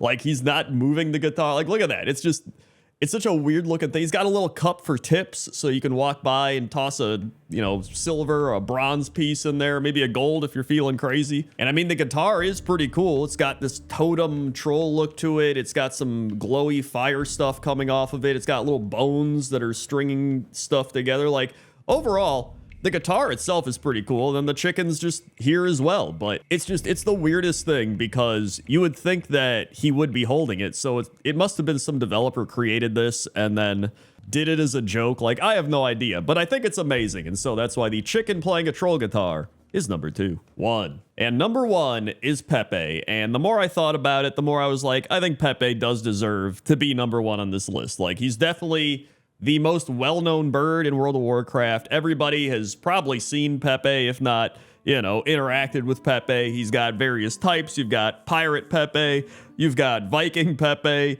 you've got Ninja Pepe, you've got Knight Pepe, and then you've just got normal Pepe, who's also great. And Pepe was created by 3D artist Jordan Powers, who I did interview for one of my WoW interview videos, and he created Pepe almost 2 years prior to the release of Warlords of Draenor to help breathe some life into a 3D project. Powers began including the little bird in all of his work, later giving him a name and eventually a personality. And out of all the versions of Pepe, I wish they would have used Monstrous Pepe, which was going to be a Hearthstone card for kobolds and catacombs, and it was just like Pepe with this giant ripped like ogre bird body, and then they decided not to use it for whatever reason. I don't know, but I thought that was the best one. So overall, Pepe, easily the most notable bird in World of Warcraft, and that's why is number 1. 10. Number 10 is Frosthold, and Frosthold is an alliance town located up in the mountains of the Storm Peaks. And I love this place because it's such a unique town. Like, most towns are out and about, they're out in the open, you can reach them really easily, but this town is actually only reachable by flying, which back in Wrath of the Lich King, not everybody had flying, especially not when you were leveling. And so one of the ways was actually you talked to this goblin at K3 in the Storm Peaks, and you did a quest line, and she was like, we need to get you there, but I don't know how. And then she's like, wait, hold on, we'll put you on a rocket. And so you literally take a rocket to this Frosthold location. But yeah, then the actual town itself is really cool. Like, it really does feel like it's buried within all of the ice and snow, and there's ice crystals sticking up all over, and then there's big dwarf houses kind of built into the ice. It's actually really cool. There's also Bragg's pet Snorts here. He's having a great time. Big fan of Snorts. And so yeah, I think overall this is just a really unique town that's hidden away in the ice and snow of the Storm Peaks and kind of forgotten about. And so that's why Frosthold is number 10. 9. Number 9 is Darkhaven, and Darkhaven is a town found in southeastern Revendreth in the Shadowlands. And one of the reasons I put this on the list is it actually gives me a modern Darkshire vibe. Like, it's just this small little quaint gothic town that's located up on a hill next to Castle Nathria. And I don't know, I just love it. It just has these cool vibes to it. It has a lot of cool buildings and statues, and there's all these weird spirit things going all around. There's a lot of, really cool stained glass windows, which, by the way, I want to do pointless top 10 stained glass windows at some point. Maybe years from now, if you're watching this, it'll be out, but it's currently not out. And there's the horse carriages going all around. It's a very nice town. And I like to include more modern stuff because I think there's a lot of top 10 lists out there that cover all of the stuff from the past, from years ago, right? People being like Darkshire, and I don't know. I still include some old towns. You'll see them on this list, but I do like to do a variety of expansions and different time periods and stuff because I think it's fun to have the old and the new. So that's why Darkhaven is number 9. 8. Number 8 is Thelzamar, and Thelzamar is the dwarven town on the west side of Loch Modan, located north of Grizzlepaw Ridge and northeast of Stone Splinter Valley. And I was thinking of all the towns that I really like in World of Warcraft, but there was something that just stood out about Thelzamar, and I think kind of like Frosthold, it's buried within the land, you know what I mean? Instead of being buried within the ice and snow, it's kind of just buried within the grass and the dirt and the mountains. And there are other places like this, kind of like in the Twilight Highlands and stuff, but I feel like this was just one of the originals, you know what I mean? And so back in the day when you were questing, in Dunmorrow and you were a new dwarf or a gnome and you got out of that zone, you came to Loch Modan, and it was just, I think it gave you that kind of hobbity Lord of the Rings feel to it, you know? Like all the houses are buried in the hills, and then you got the tavern here with the big keg on top and all the kegs on the side. I don't know, it's a very cool type of fantasy town, and I'm giving it props because it was one of the first ones in World of Warcraft to really hit me on another level with those cozy fantasy vibes. And I don't know what it is, because like you would think I'd get it in Dunmorrow, and I still got it a bit in Dunmorrow, but I think the dwarf houses in the hills really do give it that Hobbit vibe, and I think that's what spoke to me the most, and so that's why Thelzamar is number 8. 7. Number 7 is the Crossroads, and I know right after Darkhaven I was like, yeah, I'm not going to include things like Darkshire, all these old towns. Now I've got like 2 old towns in a row, but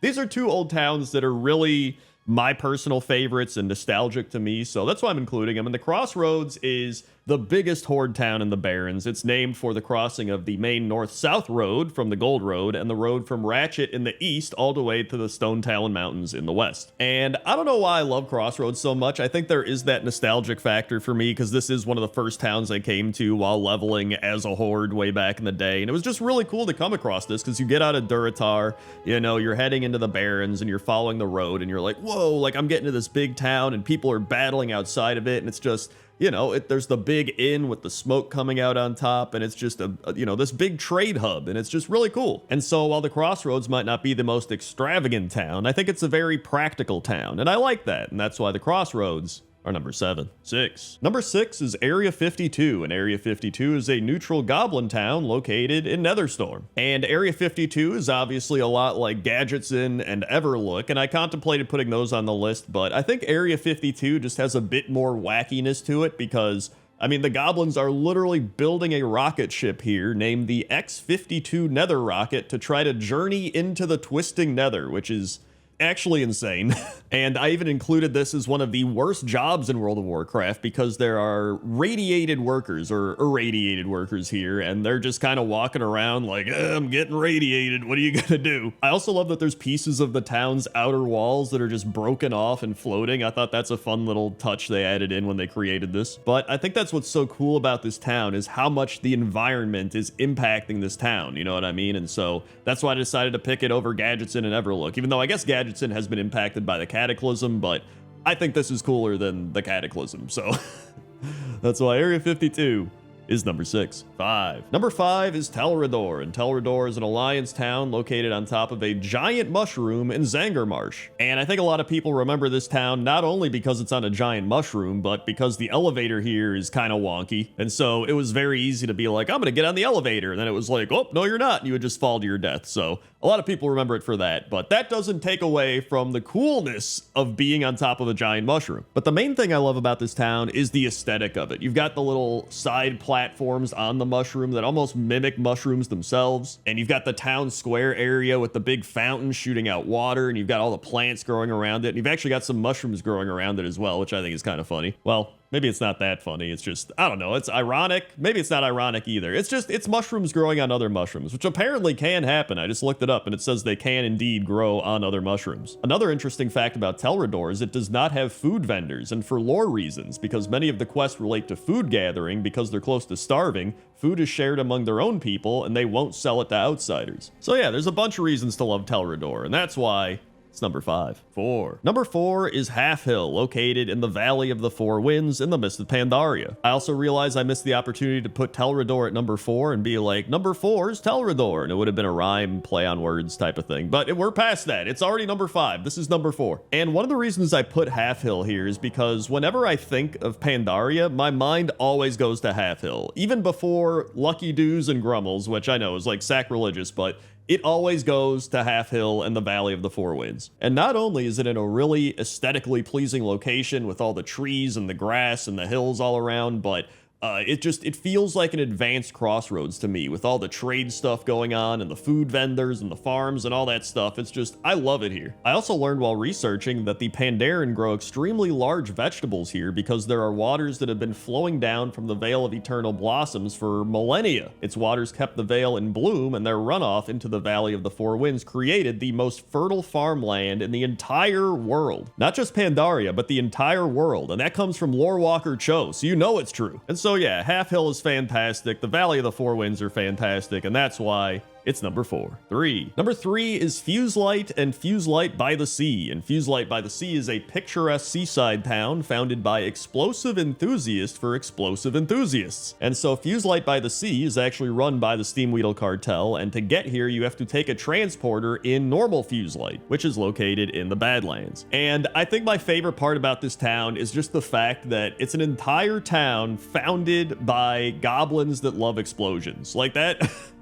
That alone was enough for me to put it on this list. I was like, I don't know where to put it on this list, but there's no way I'm not putting Fuselight by the Sea on this list because it's pure goblin insanity. And when you go around the town, there's just a bunch of cannonballs and bombs and gunpowder and these mechanical sheep that have dynamite strapped to them. And every once in a while, one of the sheep will just randomly explode. And I don't know if there's any purpose to that or if it's just them having fun with explosives, but whatever it is, I appreciate the effort they put into making an entire town based around explosions, and so that's why it's number 3.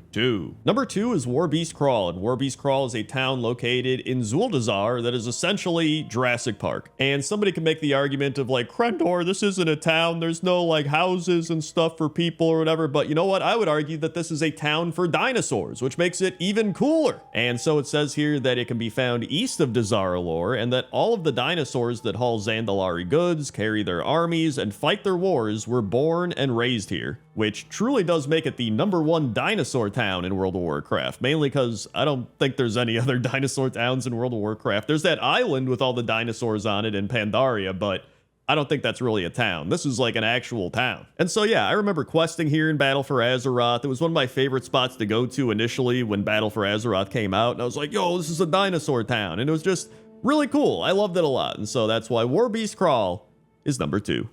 And number 1 is Marl, and Marl is a Niffin town found in Aj-Kahet. And there's so many reasons I love this town, but the main one is it's a combination of Niffin stuff and goblin stuff, because the Niffin came in contact with the Venture Company goblins, who excavated their way into Aj-Kahet and then joined forces with them to make this town. And so the goblins have built a robot fighting arena in there, and they've built a swimming pool in there. They've got a bar by the swimming pool where there's some Niffin that are just having a drink or eating something. It's just, this town is so quirky and fun, and I love the main Niffin area that they made back in Dragonflight, but I feel like this takes it to another level because the goblins have moved in and they're just combining their cultures into one town, and I think that's what's so cool about it. And so while this might not be everybody's favorite town, it's my favorite town, and so that's why it's number 1. Number 10 are the Enchanted Tiki Warriors, and the Enchanted Tiki Warriors are mobs found at Zolmaz Stronghold in Zoldrak, and these are quite literally floating tiki masks that carry a big spear. Well,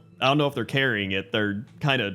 Actually, I don't know how they use it. I guess their magic allows them to use the spear and be a mask. I have no idea how it works. We don't really need to know how it works. We just know that it does work. And it says here that Tiki Warriors actually use the Night Elf male animation. So for a second, I was like, hey, maybe that means they're actually invisible night elves behind these masks, you know what I mean? But after looking into it, it appears that the, quote, invisible man model used for all possessed or floating weapons all use the male night elf animations. For example, the unholy weapons in Naxxramas and the prince's axes. But the comment that says this is from 2009, so it's possible maybe after Wrath of the Lich King they stopped doing that, but who knows, maybe they're still using the night elf animations to this very day. And I'm sure we could figure it out right now, but I don't got time. I got pointless top 10 lists to make, and so that's why the Enchanted Tiki Warriors are number 10. Number 9 are the Enthralled Mutants, and the Enthralled Mutants are orcs that are infested and located in Gorgrond. They also appear during the invasions of the Frostwall and Lunarfall garrisons. And it appears that these weird plant people are the ones doing this. It looks like they're kind of resurrecting stuff, so I would imagine that's what's happening, but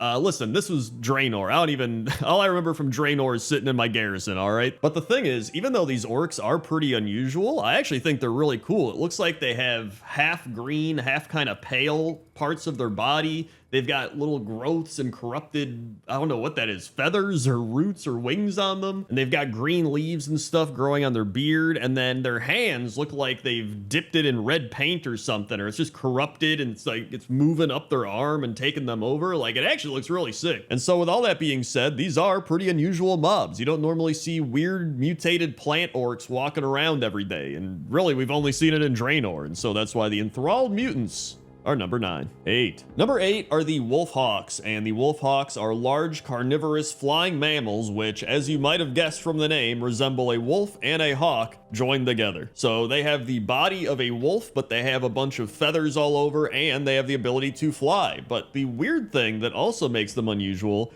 is there's not many of them in the game. The ones that I'm showing you right now are the 3 named wolf hawks. There's Kveldufnir, Mavarnir, and Varaudnir. There's no way I said all that correctly. And they live in the caves on the southern coast of the Eye of Azshara. And outside of those, the only other wolfhawks in the game are either mounts that hunters can get, or a wolfhawk that appears during the quest for the hunters to get said wolfhawk mounts. And so yeah, to me it's just unusual that we get all this wolfhawk stuff in Legion, and they're like, dude, the wolfhawks, this is what hunters are all about. You gotta ride your wolfhawk mount. There's some crazy wolfhawks out there that are named, and then we just never see any again, like ever. Like, where'd they go? Are they extinct?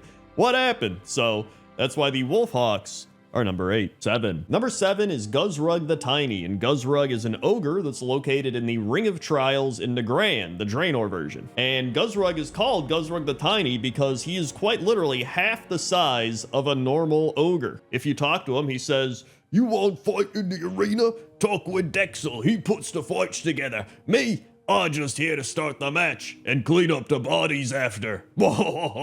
And so yeah, I put him on the list because it is unusual to see an ogre that is very small in the game. I don't think there's many other ogres in the game that are his size, but in fact, funnily enough, he is the exact same size as a male night elf, which makes this our second male night elf fact of the day. I think if we get 3, we get a hat trick. So I don't know if he's actually an NPC more than he is a mob, but I guess all NPCs are technically mobs, but not all mobs are NPCs, right? It's kind of like Turtle Tortoise. I don't know. It doesn't matter. It's my pointless list and I can do what I want. And so that's why Guzrug the Tiny is number 7. 6. Number 6 are the botany or the botany. I'm actually not sure. Whatever it is, it's based off of botany because it's the plant people we talked about earlier, right? You probably saw them and were like, man, they could have been on this list. Well, guess what? They are. And so the botany are a race of intelligent bark-skinned humanoids that are native to Draenor. And it says here that they are notorious for their ability to infest humanoid races and turn them into shambling slaves. So that's why we had the orcs from earlier. It all makes sense now. And I wanted to put them on the list because they give me this uncanny valley vibe. I don't know if you get it as well, but when I look at them,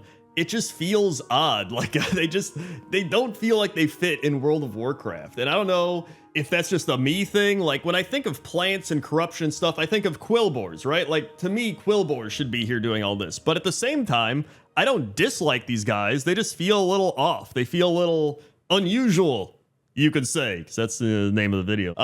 Yeah, that's why I wanted to put them on the list, and that's why the botany are number 6. 5. Number 5 are the Bile Scourge, and the Bile Scourge are flying demons located all over Argus. And the Bile Scourge mostly feed on the corpses of victims of the Legion, but since the arrival of the Army of Light, they have also developed a taste for demon corpses as well. And so really, these guys are just like the vultures of Argus. Like they go around looking for corpses and just feasting on them. But what I think is so cool is just their design. They've got these ridges on their back and these big decaying wings, and it almost looks like there's a skull that's trapped inside of a demon bat. You see that? Like the skull is engulfed inside of the demon skin. And it kind of gives me a Zerg vibe from StarCraft. And there's actually quite a few unusual and weird mobs located all over Argus, especially some of the demons, but these were just some of the most unique ones I found. In fact, there is a pet you can get called Ear Seeker that is a Bile Scourge that you can get in the Antoran Wastes. I don't know why he's seeking out ears, but I don't want to know. And so that's why the Bile Scourge are number 5. 4. Number 4 is actually one of my favorite ones. It is the Crabby Relic Seekers located on the Isle of Dorn. And there's nothing special about these crabs from the looks of it. They're just normal crabs, but all of them are for some reason attacking these relics. They are just snipping away at the relics. They're not actually hitting them. They're like kind of far away from the relics, but they just keep attacking all these various relics all over the area. And I don't know why. There's no quests all around here, at least no quests that involve the crabs. And when I looked into it, there was no comments about these crabs. There's no, these crabs are an objective of blah, blah, blah. It's quite literally just, these are random crabs that are called relic seekers that are, I guess, trying to get these relics. And I'm like genuinely curious. This is a better plot line than Shadowlands. Why are these crabs trying to get these relics? Is it the old gods? Do they just find the relic shiny and they like shiny things, so they just start attacking them? Maybe they think shiny things are enemies? I have no idea, but I just want to know and I'm curious, and overall it's pretty unusual, and so that's why the crabby relic seekers are number 4.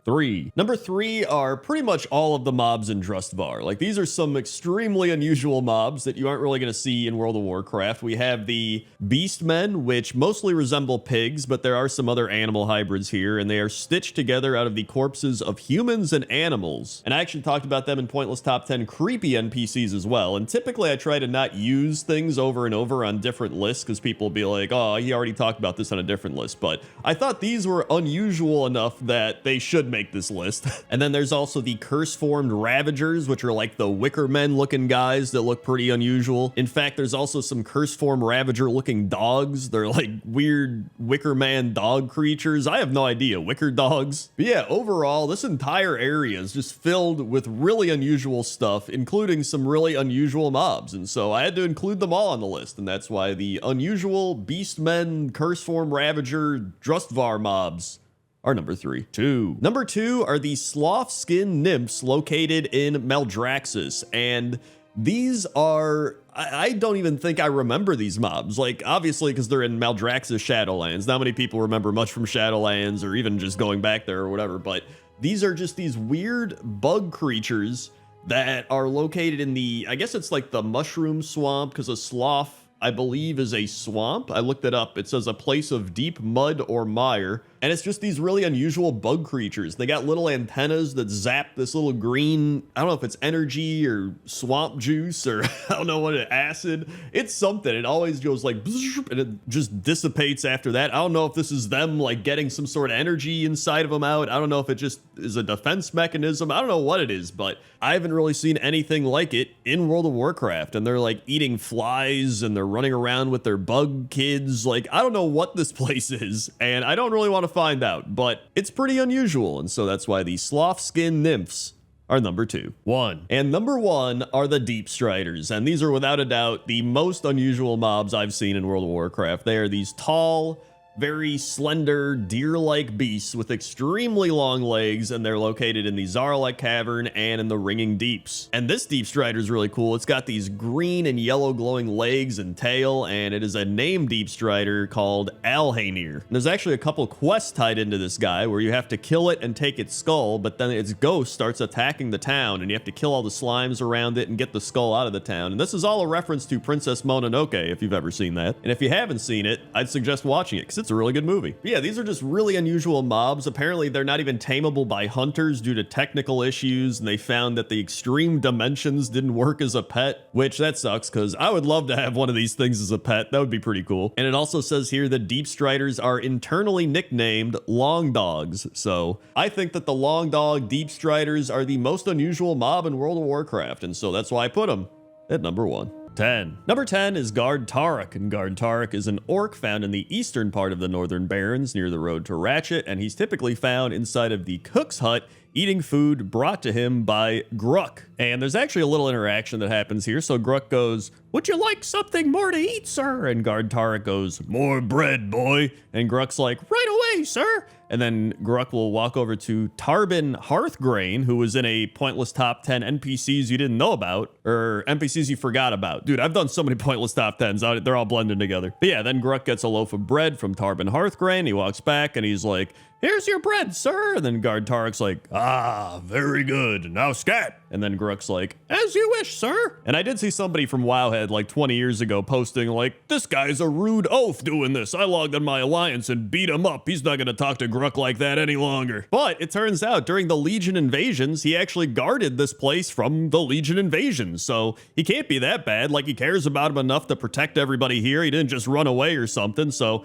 you know what? Maybe he's just having a bad day. Maybe he's just, you know, not feeling great, so he's just like, more bread, get out of here, like that type of thing. But I think deep down, Guard Tarek is actually a good guy. And you know what? He actually guarded them when they needed guarding. So that's why Guard Tarek is number 10. 9. Number 9 are the Temporal Guardians, located outside of the Challenger's Rest in Dornegal, and the Zimtorga Guardians, located at Zimtorga in Zuldrak. And the reason I put these on the list is these are elemental guards, and there's not actually many elemental guards in the game, at least like in terms of guarding cities that I could find. These were like the two main ones I could find. There was a lot of like boss elemental guardians, but I just thought it was cool that there's like these two giant earth sand elemental dudes just like sitting outside being like, yeah, we'll beat you up. Like, they just look cool. And then obviously in Zimtorga, we have the ice elementals, which my favorite part about them is they will throw snowballs at you. So I love the fact that somebody could be attacking and they just like whip a snowball so hard that it just like blasts them back and gives them a concussion or something. Like, they probably throw some hard snowballs, man. Also, I love how the Temporal Guardians are like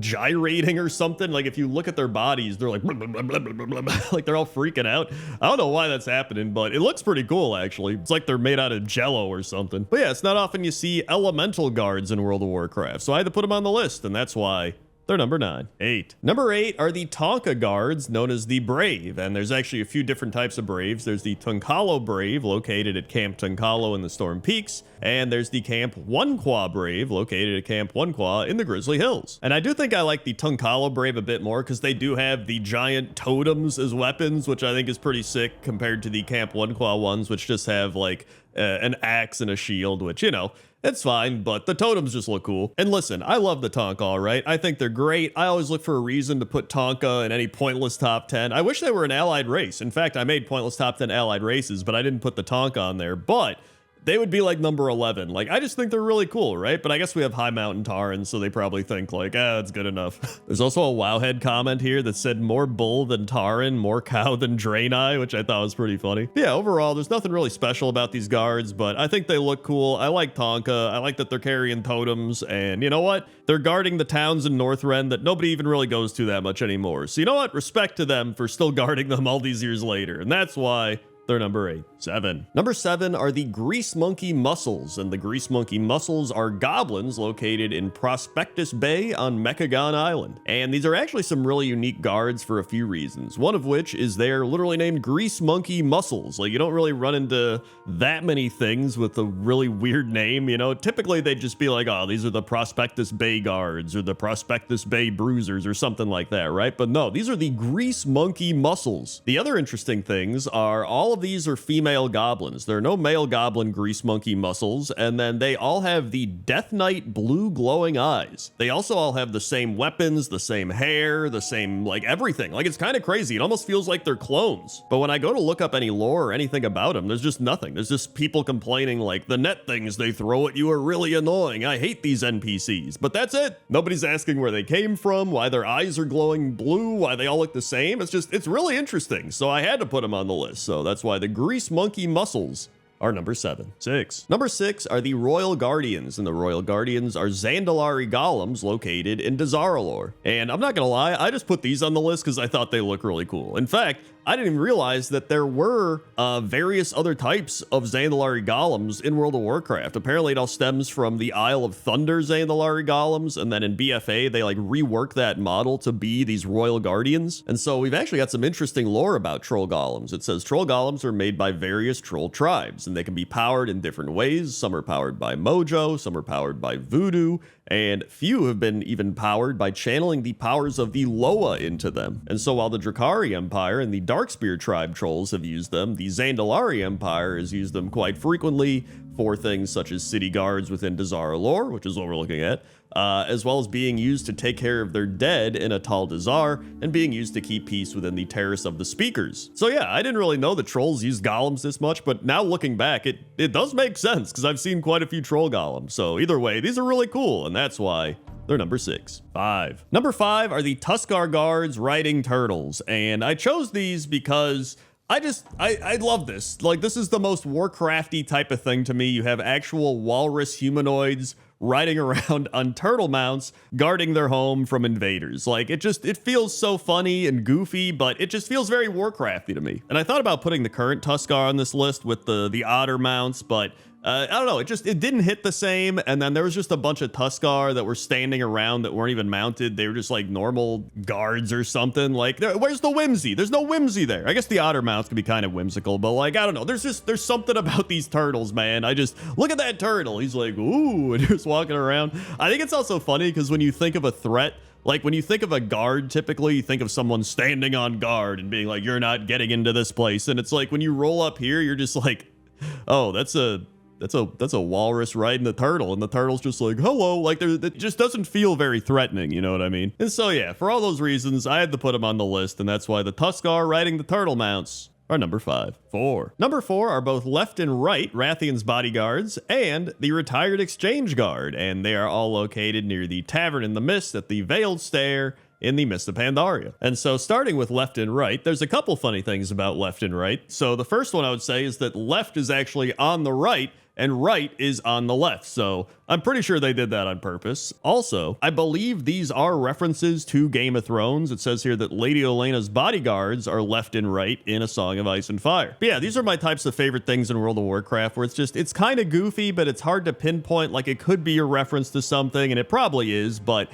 you wouldn't really notice it just by seeing it, right? Like, if you see Harris Pilton in the game, you're like, okay, it's Paris Hilton, right? But if you see left and right, like, you wouldn't instantly think like Game of Thrones, but you know, it's a little deeper than that. So I enjoy when they do these types of obscure references, you know what I mean? But then we have the retired exchange guard, who is a Pandaren located at was once the Black Market, and when you talk to him, he says, Madame Goya has decided to move her operations to more lucrative markets. It seemed like a prudent time to give up a thankless job. But I wanted to put him on the list because it's not often you see like a retired guard, let alone retired anything in World of Warcraft, right? So I just thought it was really interesting. And some guy in Wowhead was like, poor guy, I wonder what he'll do now other than sit there. But like, he seems happy to retire. He was like, yeah, gave up that thankless job. And now he's just like meditating and chilling. So I think he's having a good time. But either way, that's why left, right, and the retired exchange guard are number 4. 3. Number 3 are the Sludgeworks Enforcers, and the Sludgeworks Enforcers are goblins that guard the Sludgeworks in the Stone Talon Mountains. And I actually wish I would have put this in Pointless Top 10 worst jobs in World of Warcraft, because this is definitely up there. So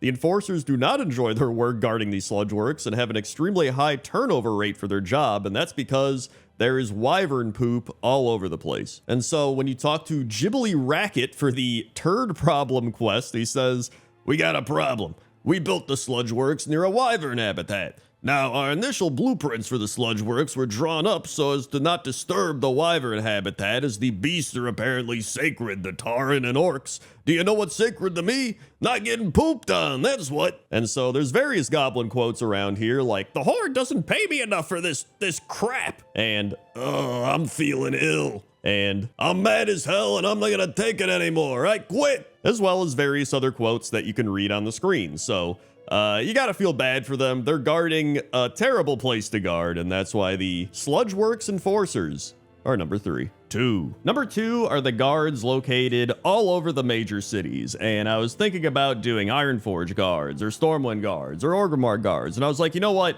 They just all deserve to be on the list because every major city has really cool guards, and you know, some probably better than others. It is kind of subjective, just depending on maybe your favorite city or what you play or whatever it might be, or nostalgia or anything like that. But odds are you've been in one of these cities, you were lost and you're like, I don't know how to get around. And then you go to one of the guards and you go, hey, where is this thing that I'm looking for? Then the guard's always like, oh, you go over here. Or maybe you're looking for the inn, that's over there. Maybe you're looking for the profession trainers, they're over there, right? The guards are always just kind of like a guide to help you out. In fact, I'd say they're usually more guides to locations than they are actual guards. Usually if the city gets invaded by raids or other players, they just get killed right away. So, you know what? They're actually doing a more helpful job than just guarding the place. They're actually helping you find your different locations you need to get to. Also, I didn't include the Dalaran guards, but I found it interesting here. It says guards in all major cities and starting areas serve as guides and offer directions to points of interest. The only exception to this is Dalaran, which has no normal guards, and local wizards instead offer directions. And I don't know why I never even noticed that, but, well, you know, I kind of noticed it, but I didn't like truly notice it, right? It's kind of like the pointless top 10 thing, where there's so many things that I did notice, but I didn't truly notice it. Like, I didn't stop and analyze it, that type of thing. Either way, that's why all the major city guards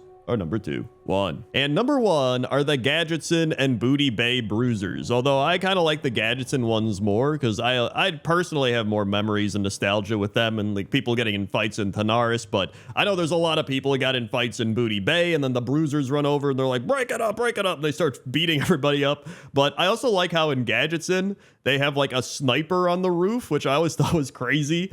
He's just walking around like, yeah, we'll make sure nothing happens in this goblin town. In fact, the Gadgetzin Bruisers actually fought the demons when the Legion invasions were happening. Meanwhile, I think for the Booty Bay Bruisers, a lot of people remember them if they had to get their Bloodsail Buccaneer rep up and you had to actually kill the Booty Bay Bruisers. However, I never actually did that, so I don't really have any memories or nostalgia or anything ever doing that, but I'm sure a lot of people watching this have. But overall, I was going to put these at number 2 and then put the city guards at number 1, but I was like, you know what? The city guards act more as guides than the actual Booty Bay and Gadgetzin Bruisers. I feel like they are some of the most intense guards around. You got like a sniper up top. They got like people walking around. You got to beat them up. You got people fighting them to get reputation. Like, I don't know. I feel like these truly are the number 1 guards in World of Warcraft, and that's why I put them at number 1. 10. Number 10 are the Stonard War Drummers, and the War Drummers are Kodo riders fighting at the Bloodmire in the Swamp of Sorrows. And I'm pretty sure these are references to the Kodo beasts from Warcraft 3 because number 1, they look very similar to them, and number 2,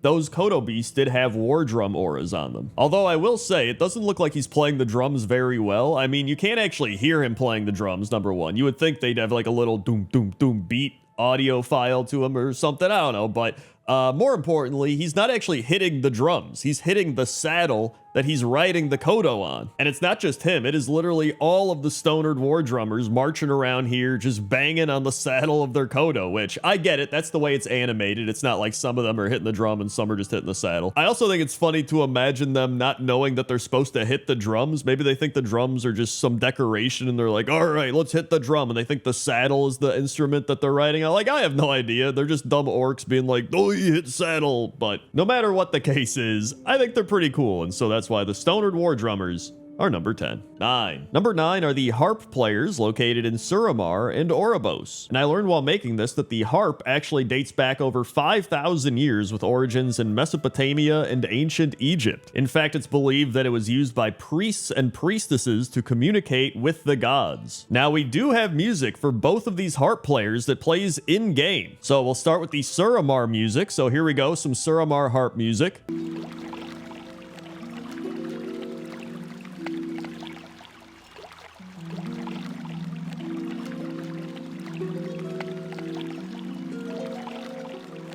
And then here's the Oribos music.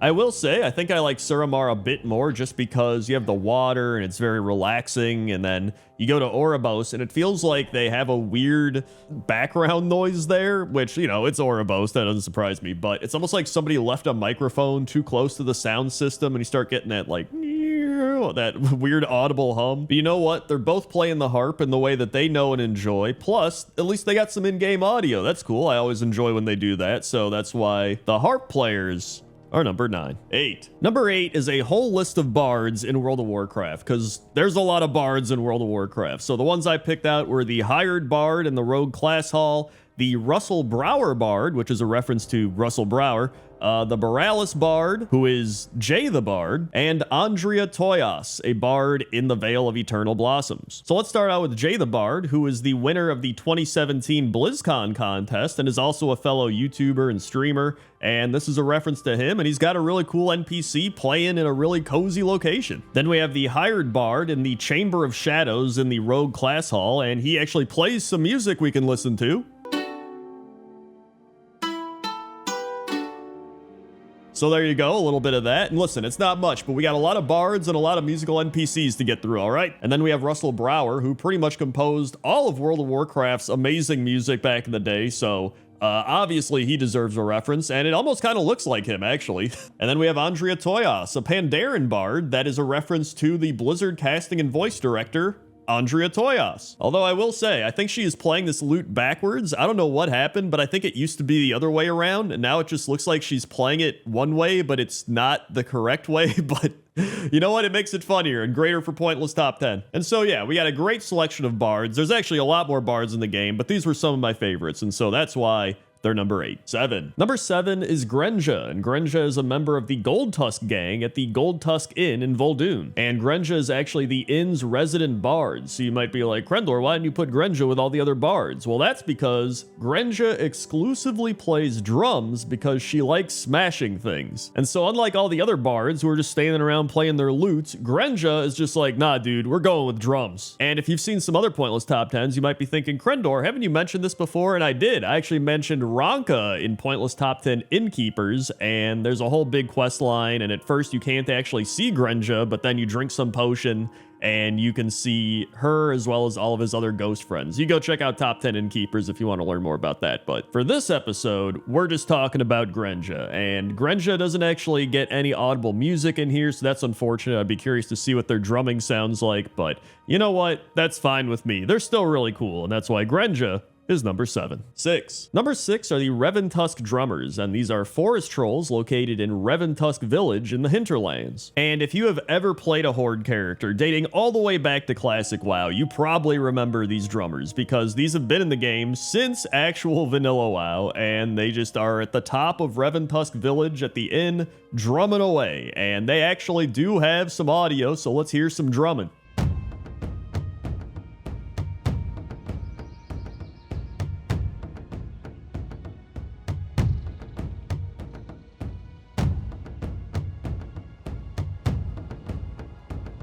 So there we go. That's some drumming from the Reventusk drummers. But one thing I never noticed is the actual drum has this big metallic troll head on it. I didn't even realize it until I made this video. And so yeah, whenever I think of NPCs playing music in World of Warcraft, I always think of these drummers in the Hinterlands. And that's why I had to put them on the list. And so that's why the Reventusk drummers are number 6. 5. Number 5 is Mordresh Fireeye, and Mordresh is an elite skeleton found in the Razorfen Downs, and he actually used to be an orc shaman. If you read through his dungeon journal entry, it says, through necromantic magic, Death Speaker Blackthorn was able to rekindle the flames of Mordresh Fireeye's soul, returning him to undeath. As a former shaman, Mordresh has exerted his twisted control over the elements. He burns and scorches all those who threaten the Death Speaker's works. And he shouts out quotes like, soon Aminar will return. Our conquest of Kalimdor begins and nothing will survive our wrath. But aside from all that, he's just rocking out on top of this big pile of skulls. There's like fire going off behind him, and then there's a bunch of skeletons rocking out, and they're like, yeah. Also, it is pretty funny because they do have orc shaman skeleton models available after Warlords of Draenor, but they've just kept him as a male Forsaken. But it's probably just too much effort to go back and actually reanimate and change everything, so I don't blame him for it, but it is pretty funny. But either way, that's why Mordresh Fireeye is number 5. 4. Number 4 are the Grummels playing their flutes in the Kunlai Summit, and the Whistler playing his flute in the Zaralek Cavern. And I know whenever I see these Grummels, I always think of the Lucky Do rap. I'm sure many people do as well, because that's like one of my most popular videos I've ever made ever. But then there's also the Whistler, who's this Niffin located in the Zaralek Cavern that is somehow holding onto his flute with his giant nails, or I don't know how he's holding on to that, but he's just whistling along on his flute and everybody's dancing all around him and they're just having a great time. Actually, I don't even know how he's covering the holes. Like, he doesn't have fingers to cover the holes, but he's still doing it. This man is talented. I'm gonna tell you right now, people are underrating the Whistler. He's got no comments on Wowhead. He is going extremely underappreciated. Give some credit to the Whistler. And then we have the Grummels, who are also playing their flutes, although they have gloves on, so maybe it's harder to cover the holes with the gloves, so also pretty talented. Plus, we're up in the mountains, probably harder to have a lot of oxygen to play with up here, so like, I don't know. I think both these are very talented. I wanted to combine them because they're both just tiny creatures playing flutes. So somebody's probably going to be like, Crendor, that's not a flute. That's a blah, blah, blah, or whatever. Like, I don't care. It's a flute. So that's why they're number 4. 3. Number 3 is Grol, and Grol is a Hosen located in the Kunlai summit all the way up north in this little secret cave. And Grol is definitely a reference to Dave Grohl, who is in Nirvana and the Foo Fighters. And Grol is actually awesome. I feel like I'm going crazy saying Grol. He's running around just smashing all these drums in this cave. He is like actually insane. He is just going, well, you can even hear his music. So here we go. Here's some Grol music.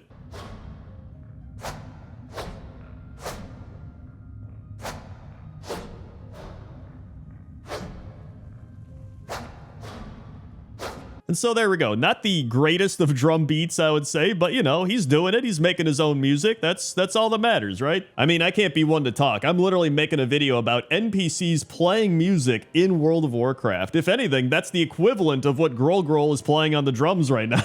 So anyway, that's why Grol is number 3. 2. Number 2 are the bands located on the Dark Moon Island, which are the Elite Tauren Chieftain and the Blight Boar. And I'm sure many of you already know who the Elite Tauren Chieftain is, as they originated as a band of Blizzard employees doing cover songs and eventually graduated to performing their own unique songs, including one that they perform in the game, which is called Power of the Horde. I would play it here in this video, but I'm not sure if it's going to get a copyright strike, so you can go listen to it in-game, or you can look it up on YouTube. And then the Blight Boar are the Forsaken death metal band at the Dark Moon Fair, playing at the Cauldron of Rock in the eastern part of Dark Moon Island. And their enemy is the Death Metal Knight, and their fans are known as Blightheads, and so you have to defeat the Death Metal Knight as the band is playing, and it's actually a really cool atmosphere and a pretty tricky boss fight. I don't know if they nerfed it, but it used to be a tricky boss fight at least, and you have all these banshees going around. It's really cool. And so yeah, I had to put these on the list because these are probably the biggest productions of NPCs playing music in World of Warcraft, and so that's why I put them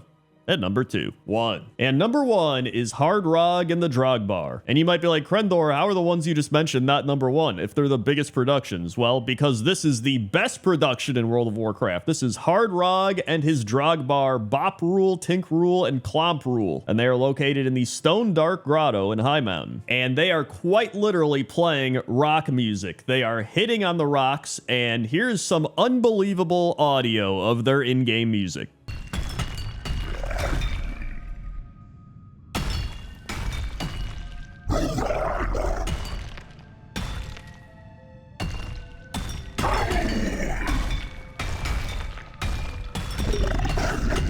And so I think you can see why I put this at number 1. It's a great goof. Hard Rog is, I imagine, hard rock. That's what it's supposed to be, and they're literally playing rock music. Like, how can you not put literal rock music at number 1? Plus, look at that. They all got some great headpieces on. It's just a phenomenal experience. So that's why Hard Rog and the Drogbar are number 1. 10. Number 10 are the Sea Spire shells located all over Nazjatar. And the reason I love these snails is because of their shells, right?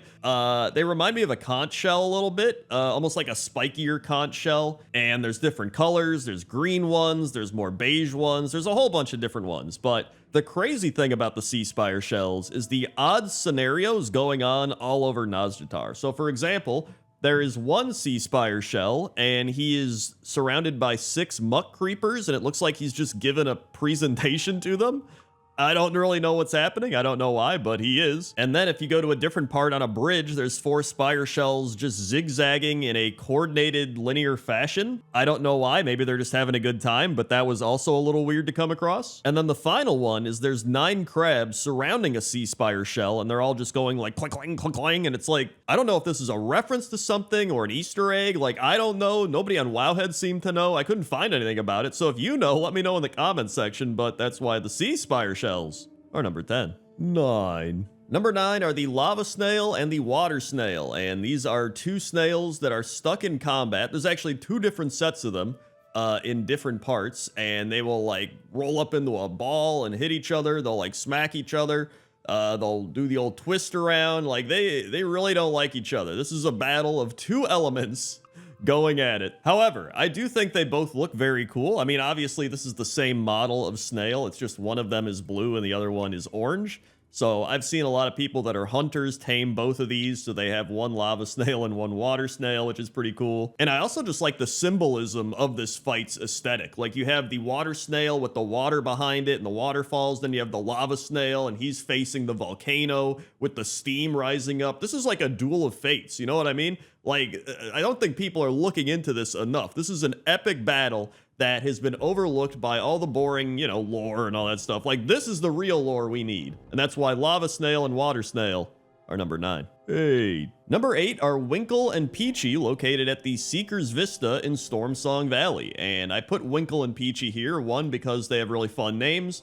Number 2, because these are the snails that inspired Pointless Top 10 snails, because when I was doing Pointless Top 10 odd things in World of Warcraft, I noticed these snails, and I was like, dude, why haven't I done snails? And so I had to put them on the list for that reason alone, but it looks like they're just having a fun time. It looks like Winkle is the one chasing Peachy around, so I don't know if there's any references to this, but I don't think there is. I think it's just 2 snails with fun names following each other. Maybe they're playing tag or something, in which case Peachy is uncatchable.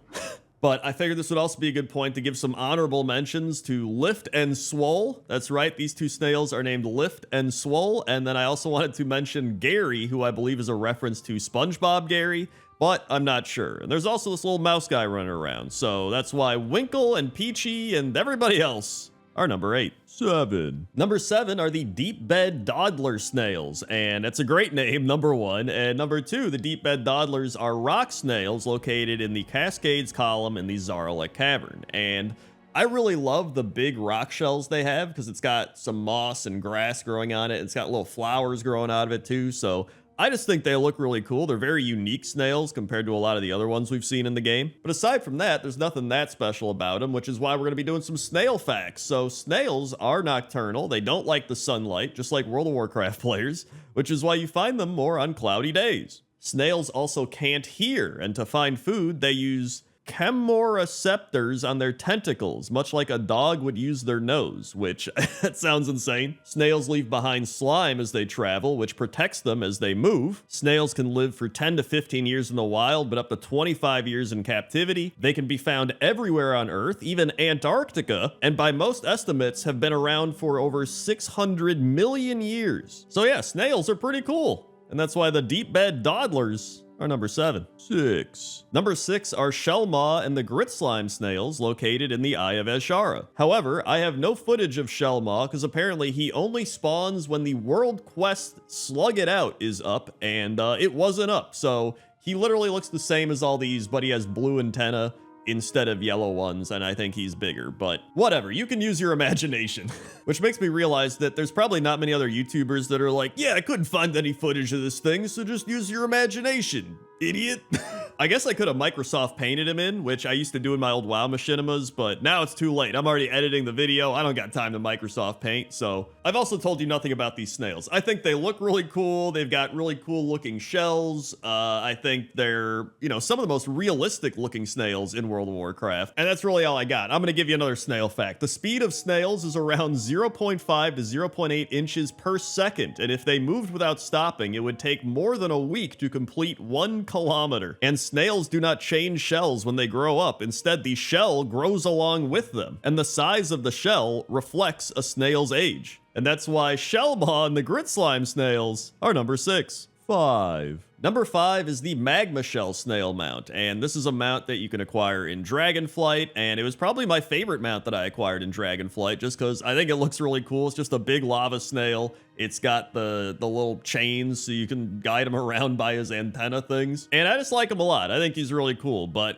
to get the mount, you had to go find these lava snails, and then you had to find an empty magma shell, and you had to go find the empowered snail, which you had to wait for it to spawn, and then like jump into the lava, and you had to make sure you didn't die, because it took like 20 seconds to finish, I don't know, doing whatever you're doing with the lava snail to morph it together, and then you end up getting the mount. I also really like snail mounts, because it's funny to watch this really slow animal go insanely fast. It just feels goofy. And I always think about how hot that seat must get when you're sitting on it, because the magma has to heat up the saddle, right? Like, it's got to start burning you down under after a while. Either way, that's why the magma shell mount is number 5. Number 4 are the accelerated helicids, and these are snails located in the southeastern part of Zareth Mortis. And I love these snails because they just remind me of weird alien snails. I don't know. It's a really cool snail to see in World of Warcraft after seeing so many kind of, you know, generic Earth type snails, and then you just see these, which are these crazy brass-shelled alien-like snails. I don't know how else to describe them. They even have this weird aura radiating above their head. I don't know what that is, but that's pretty cool. I also learned that during the PTR, their name was Accelerated Gastropods, and then they changed it to Helicid. And I was like, well, what's a Helicid? And I looked it up. And Helicid snails are the Roman snail's nearest relative. Although I don't think these World of Warcraft space snails are related to the Romans in any way, but maybe they are. What do I know? But that's why the accelerated Helicids are number 4. Number 3 are the racing snails taking part in the big snail race in the Zaralek Caverns. And there's 4 racing snails. There's Bruli, Tricky, Bashful, and Ragi. And I love that all of them have big crystal shells on their back, each one with varying colors, so that's pretty cool. But I will say, this snail race is one of the most insane snail races I've ever seen. There's like fans running out onto the racing track and fighting them. There's people throwing drugs at them to help speed them up. There's people throwing like piles of acid to slow them down. Like, could you imagine you're just a snail trying to win a race and there's all this shit going on? There's like a whelp burning the track. Like, this is one of the most chaotic things I've seen in World of Warcraft, let alone snail racing. And so, give it up for these snails, man. After going through all this stuff, getting all this stuff thrown at them and beaten up and slowed down and sped up, and having mole people with a Midwestern accent yell at you, they just keep going, right? They are true competitors, and that's why all 4 of these snails are number 3. Number 2 are the gastropods, which are snails located in the Roost of Jikun in the Throne of Thunder. And this is probably going to give some people PTSD because these trash mobs are pretty insane. These are snails that will just one-shot you. They've been called LFR destroyers. I mean, these gastropods have probably killed more people than some boss fights in World of Warcraft. Like, these are essentially a mini-boss in the raid. So what makes them so confusing is they cannot be tanked and will instead fixate on a random player, and any players caught in front of a moving gastropod in melee range will be instantly killed. One fun thing about these snails is that they drop a toy called the gastropod shell, which allows you to summon and control Jerry the Snail, which some people do think is a reference to Gary, partially because there is an episode where SpongeBob gets a new pet named Jerry the Snail, so it could be a reference. Or they could have just decided to randomly name him Jerry. I don't know, but either way, that's why the gastropods in the Throne of Thunder are number 2. And number 1 is Zoom the Snail, located in the Stone Dark Grotto Snail race in High Mountain. And one of the most notable things about Zoom the Snail is he's got some zoom goggles on. You can see he's got the racer goggles on his antenna, and you would think, oh, he's really fast, he wins all the races, but it's actually the opposite. He's always the slowest snail. However, if you stand in front of the other snails, which are named Helix for Brains, Glip Gloop Haberdasher, and Various and Sundry, you can slow them down enough to allow Zoom to win the race, and that gives you Zoom as a companion pet. Also, props to the Drogbar on truly knowing how to run a snail race. Like, there's nobody throwing stuff onto the track, there's nobody getting onto the track, aside from, like, you, but, you know, whatever. The Murlocs make sure there's no funny business, they all stand there with spears, and then the Drogbar are civil about everything. They even got Zoom's #1 fan right there, so I decided this was the better snail race of the 2 snail races, and Zoom is pretty great, so that's why Zoom is number 1. 10. Number 10 is the Orc Sea Pup located in the Silver Pine Forest. And so the Orc Sea Pup is part of a quest where you have to recover 5 sea dog crates. And so he goes with you down to the beach and you just keep gathering all these crates and you're like, hey, carry this, hey, carry this. And he's just like, this not so bad. Maybe a little heavy, but be okay. Maybe Captain carry 1 box too? Oh, heavy. No can see nothing. Oh, please kill me. Just giving me a hernia. Captain, what's a hernia? And no more. This Maximo meat. This too much. But then, of course, there's the line he's most well known for, which is, this hurt so bad, like the time the poop came out sideways. He also started like glitching out after a while and some of the crates were just gone. Either that or he was just using some crazy magic or something. But yeah, I think this guy's great. I really wanted to put him on the list. I contemplated putting him higher on the list and I was like, you know what? I like putting something kind of fun at number 10 and he's not too crazy or anything. So I thought he fit here perfectly. Plus, if somebody watches half this video and they're like, you know what? I don't really care about NPCs carrying stuff, at least they will always remember the Orc Sea Pup, and that's why he's number 10. 9. Number 9 are the Niffin, and the Niffin are located in the Zarlek Cavern in the Dragon Isles, and down in the city of Loam, they are carrying around various things such as rocks, crystals, as well as one that's carrying a broom, and he is chasing around this mouse creature with the broom. He just really wants to get rid of this mouse from the town. You can even see back there, he is going crazy trying to get this mouse. He's like, not today, mouse, you are getting out of here. But aside from that, there's the other ones, and they're just carrying around rocks and crystals, and there's nothing too special about them, but they just look kind of funny. They like have their little rock or their crystal, and they're just like, doo doo doo doo doo, just carrying it around, having a good time. Well, I think they're having a good time. They might be having a terrible time for all I know, but there's even this one part where it shows them warping in with the rock, and you can actually see the rock, and then they warp in around it. It almost looks like they just warped in from a spaceship or something, so I thought that was pretty fun. But yeah, I like the Niffin. I think they're funny carrying around their stuff, and that's why they're number 9. 8. Number 8 are the Grain Hunter Hawks, and the Grain Hunter Hawks are located in the Valley of the Four Winds in Mist of Pandaria. And this is actually one of my favorite things in Mist of Pandaria. I always remember these birds just flying around carrying these bags of grain. It's not something you see in World of Warcraft very often. And so I was contemplating not putting this on the list because I'd already used it for pointless top 10 birds. But I was like, you know what? No, I like these birds. I like this weird, goofy situation. So I decided to put it on the list. And the reason this is all happening is because the Pandaren bought cheap grain. And so you talk to Grain Lord Kai and he's like, you buy one wrong grain and suddenly the world falls apart. Now we have a sprite infestation and migrating birds to boot. I was just trying to help us hit our quota to the Storm Stout Brewery. And now that I think about it, I should probably include the sprites as well because they're also carrying these bags of grain around. You can even see right there, that little sprite guy's got his bag of grain and he's just like, woo, woo, woo, woo. So yeah, this is just a weird, goofy situation and I think it's pretty funny. So that's why I decided to put the Hawks and the sprites at number 8. 7. Number 7 are the Arena Laborers located at the Theater of Pain in Maldraxxus. And honestly, I always like finding weird things in Shadowlands because Shadowlands is clearly one of the least popular WoW expansions in World of Warcraft history, and so not many people go back and revisit it. So when I can find something where I'm like, yo, this is pretty cool, it's always pretty neat because I don't think a lot of people know about it. And so these Arena Laborer guys are just these little ghoul gremlin guys, and they're picking up these, I don't know, they're like little crates or whatever they might be, and they have to walk halfway around, or I guess it'd be like a fourth of a way around the Arena of Pain, and they take them to this cart and they put it in the cart and then they're like, all right, good. And then they're just like, whoa, whoa, whoa, whoa, and they just like run away. And then there's another one and he's just picking up these big pieces of armor or metal and he's just walking back and forth in the more populated area. But I don't know. I really like these guys. They're kind of goofy and weird. They have like one big eye and one like non-existent eye. They have like crazy limbs that have been stitched together and stuff. And they're just doing their job, you know? They're just doing their grunt labor. And I'm pretty sure they have a toe on their back. I'm pretty sure that's a toe. Xalatash should recruit these guys immediately. So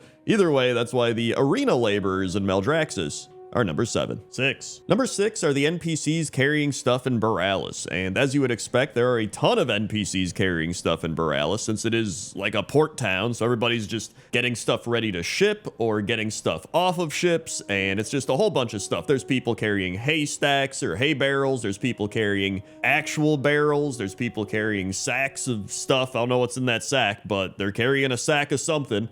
There's people carrying giant logs, either to or from the lumber mill or the lumber yard. There's people carrying big carpets, or I think they're carpets. I don't know, but they look like carpets. And then there's just a guy that's carrying another guy. He's got him by the throat, and he's just like, and he's technically carrying him, so I decided to put it on the list. It's also kind of crazy. That dude's hand is gigantic. Like, look at that. His hand is like the size of this man's body. Like, that is insane. He's got like Donkey Kong hands. And honestly, there's probably even more people carrying stuff in Borealis. Like, I have no idea. There's so much going on in this town. It's hard to keep track of all of it. But that's why the Borealis NPCs are number 6. 5. Number 5 are the NPCs carrying stuff in Dazar'alor, as well as the NPCs carrying stuff at Prospectus Bay in Mechagon. And that's because they're kind of connected. You can go to Mechagon from Dazar'alor, so there's goblins carrying stuff from Dazar'alor to Prospectus Bay. And the NPCs here in Dazar'alor are carrying a bunch of stuff. They're carrying azurite crystals and barrels, and they're carrying boxes and crates.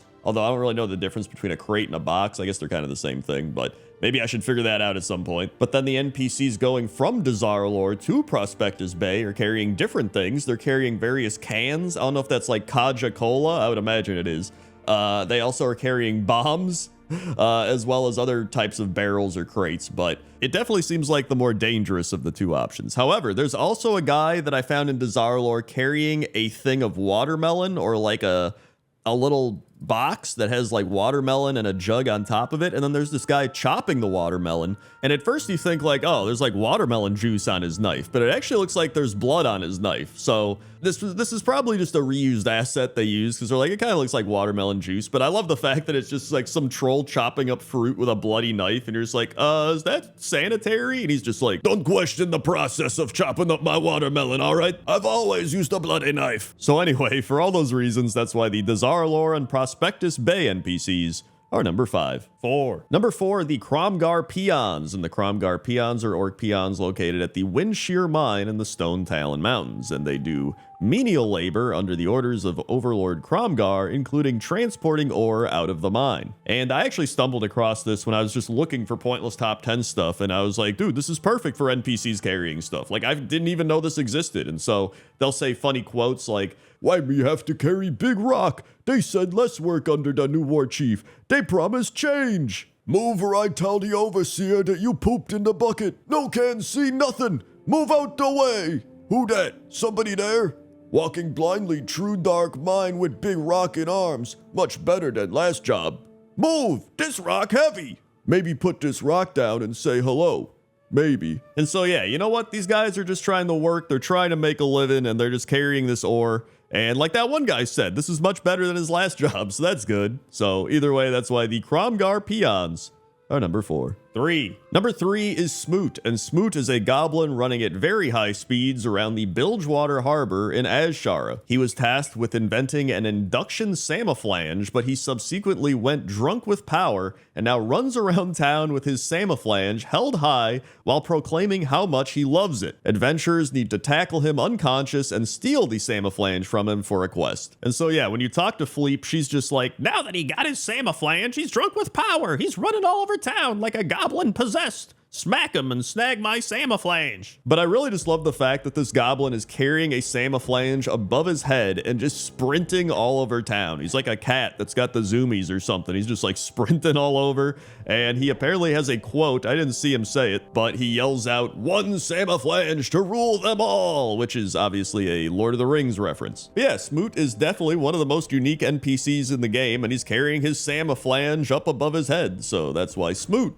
is number 3. 2. Number 2 are the Scroll Beetle, the Thread Beetle, and the Book Beetle. And I love these beetles, man. They're just these little beetles that follow around. Well, actually, they're kind of big beetles, but they follow around their Nerubian masters, or they follow the orders to go where they're supposed to go, and they just carry stuff. So, like I said, you have the Thread Beetle, which is a beetle that carries thread on his back. You have the Scroll Beetle, and he is carrying the scrolls. And then you have the Book Beetle, and he's carrying books. And these guys would have been perfect for pointless top 10 animals with jobs, but at least I'm able to put them on the list of NPCs carrying stuff, which now that I think about it, oh wait, I did the goat thing again. I did the like about it. I don't know why I do that sometimes. I just do the goat it's not even a laugh. Well, I guess it's kind of a laugh. I don't know. It's sometimes I just make a goat sound. I don't even remember what I was going to say. Oh yeah, I was just saying sometimes I make obscure top 10 lists compared to normal top 10 lists. Either way, I love these beetles. They're really cool. I love that they're all carrying different things. They're just having a good time carrying stuff. And I like that for them. So that's why these scroll, book, and thread beetles are number 2. And number 1 is the Pandaren deckhand located at the Soggy's Gamble in the Dreadwastes. And when I was thinking of NPCs carrying stuff, I thought this is the most insane NPC I could think of that's carrying something in the entirety of World of Warcraft. I mean, this Pandaren is just carrying this fish that is like 5 times his size, like it's nothing. He's like jumping around with the fish. He's just walking around like doo doo doo doo. And then he just puts it away. Like, where'd it go? He just like takes it out of a box like it's nothing, and then he puts it away like it's nothing. Granted, I guess we do have backpacks as players that we just put massive things into and they just disappear. So I don't know if there's some sort of weird magic system in World of Warcraft that allows you to shrink down massive items into little items you can put into a backpack, because I have no idea how people are fitting all their items into their bags, and I don't know how this guy's fitting this giant ass fish into these crates. Also, he just like walks through the door frame with the fish as well. You're probably like, how did he fit the fish through the door frame? Well, he just walked through it. I don't know how he's doing half the things he's doing, but it's pretty impressive. And so that's why the Pandaren deckhand is number 1. Number 10 is No Arm the Squirrel, and No Arm the Squirrel is located in the SI7 part of Old Town in Stormwind, and he is with Doc Mixel Pixel, who I guess is his owner or something. I have no idea, but Doc Mixel Pixel's a gnome that helps Alliance rogues, or he used to help Alliance rogues affected by the touch of Zanzil. But here's the thing, No Arm the Squirrel has arms. Why is he named No Arm? There's really no lore behind it. I couldn't find anything. There is a possibility maybe this guy gave him prosthetic squirrel arms or something. But if he did, they have to be some amazing prosthetics, because he just looks like he's a, regular squirrel. So there's kind of a mystery behind this one, but I mean, at the end of the day, he is just a squirrel named No Arm, but I guess we'll never know anything more than that. He might just also have a weird spelling of his name, and it's actually Norm, and people think it's No Arm, but it's actually Norm the Squirrel.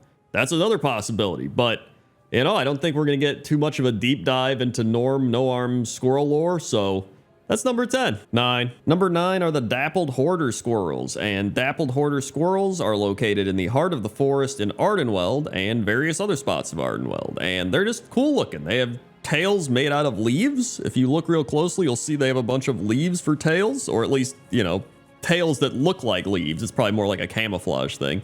They got these crazy, they're almost like fox Volparen types of ears, and then they have these big glowy yellow eyes. So they're just really cool looking squirrels. And, they're not, they don't have any named character squirrels. They don't have any crazy stuff, but this is what this series is all about. It's about finding the little things and giving them some love. And that's why the Dappled Hoarders are number 9.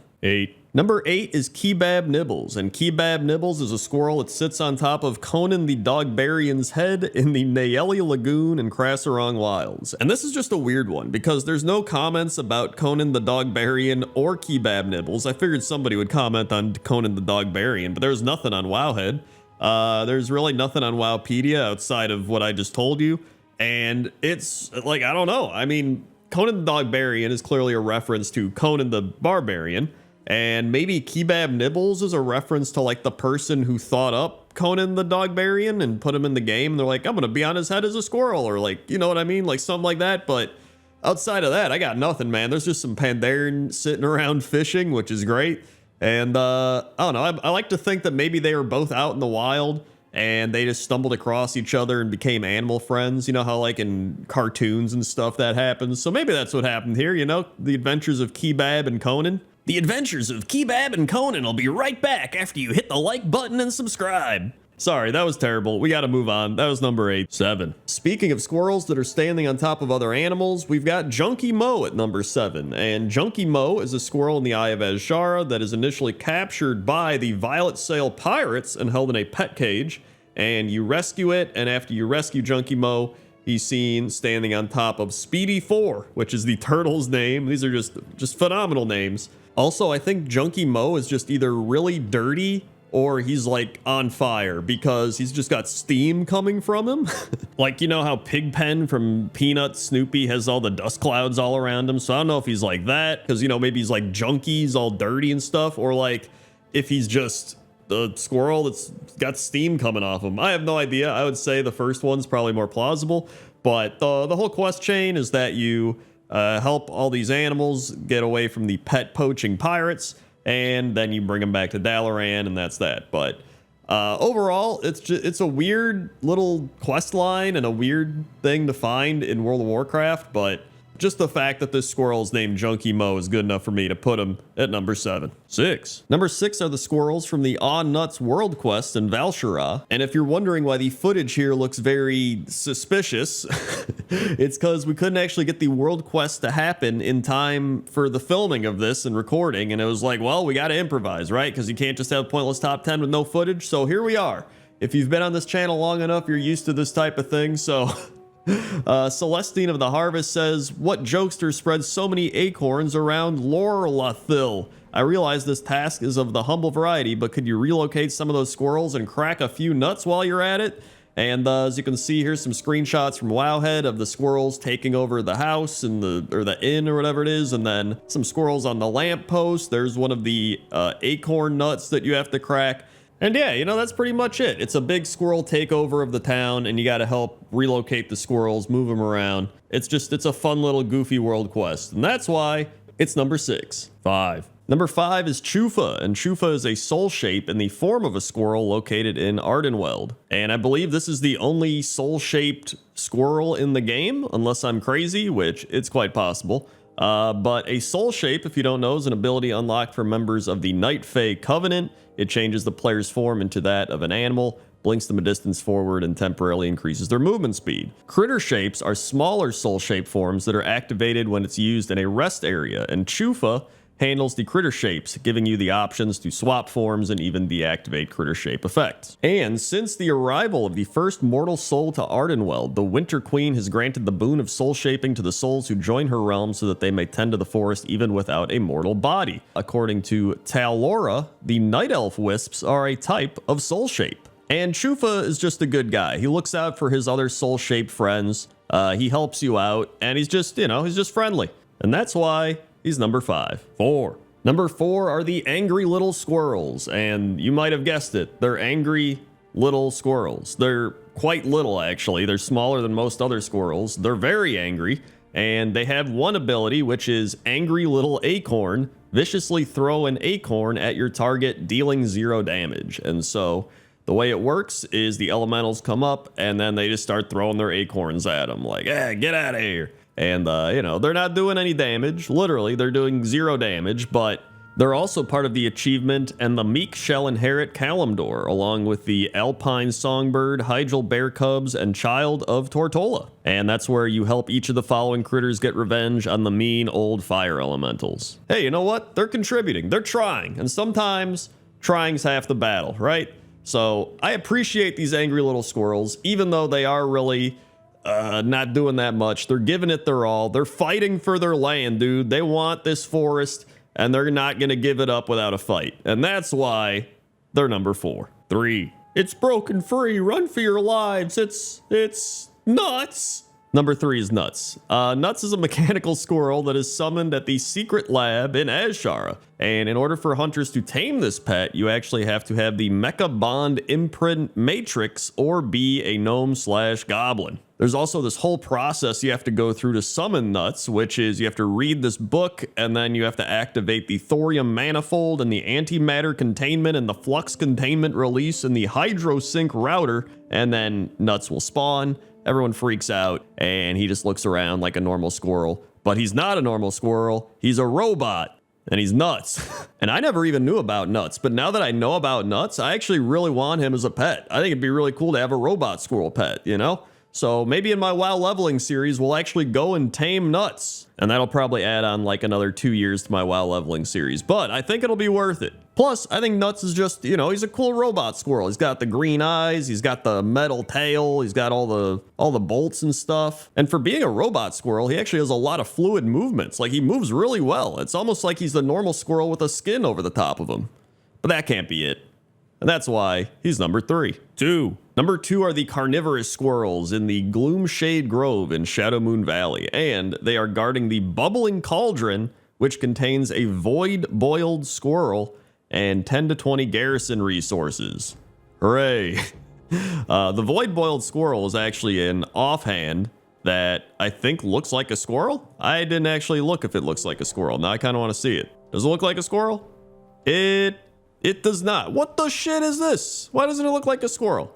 I guess it's a little like cauldron thing with some bones in it. That should be a squirrel. That's yeah, the top comments. This is not actually a squirrel. I am disappointed. That's a missed opportunity, Blizzard. All right, can we please get that patched up? But anyway, these squirrels are actually insane. There's like a bunch of dead squirrels all over. They're like eating each other. They're eating you. They're attacking you. They just keep coming in droves. And it's pretty insane. Apparently, these are most notable for lovely charm collector's kits.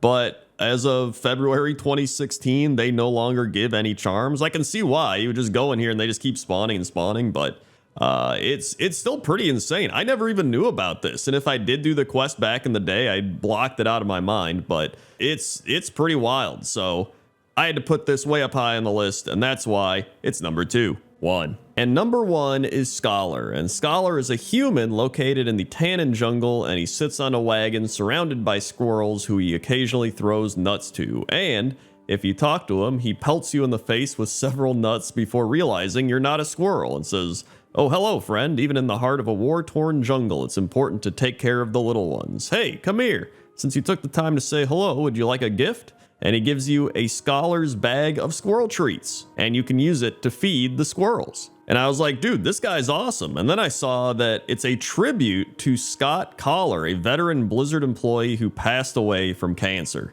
And then I was like, oh, this is really sad. But still, what a tribute for him, man. He gets to live on feeding the squirrels and handing out bags of squirrel treats. So rest in peace, Scott. And make sure you go get your own Scholar's bag of squirrel treats today and feed some squirrels. And that's why Scholar is number 1. 10. Number 10 is this cozy spot located in the Dream Grove, which is the Druid class hall. And this specific spot is kind of like a library, cafe, hangout area. I'm actually not too sure what it is exactly. There's also some beds around here. So, I mean, this could just be a place to rest or relax or really just anything. And in the middle, there's this big tree. And I think the tree is really what does it for me. I mean, there actually are other trees in this place. You can see them around the outside. There's like, you know, between the books and between the beds and stuff like that. But I really love the tree being in the center, and you got all the little plants around there and the little green fairy butterfly thing just flapping around. And then you also have all the little night elf lanterns just hanging around as well. It's just, I don't know. It's a very relaxing area. It's like you could read a book. You could take a nap. You could eat some food. You could write.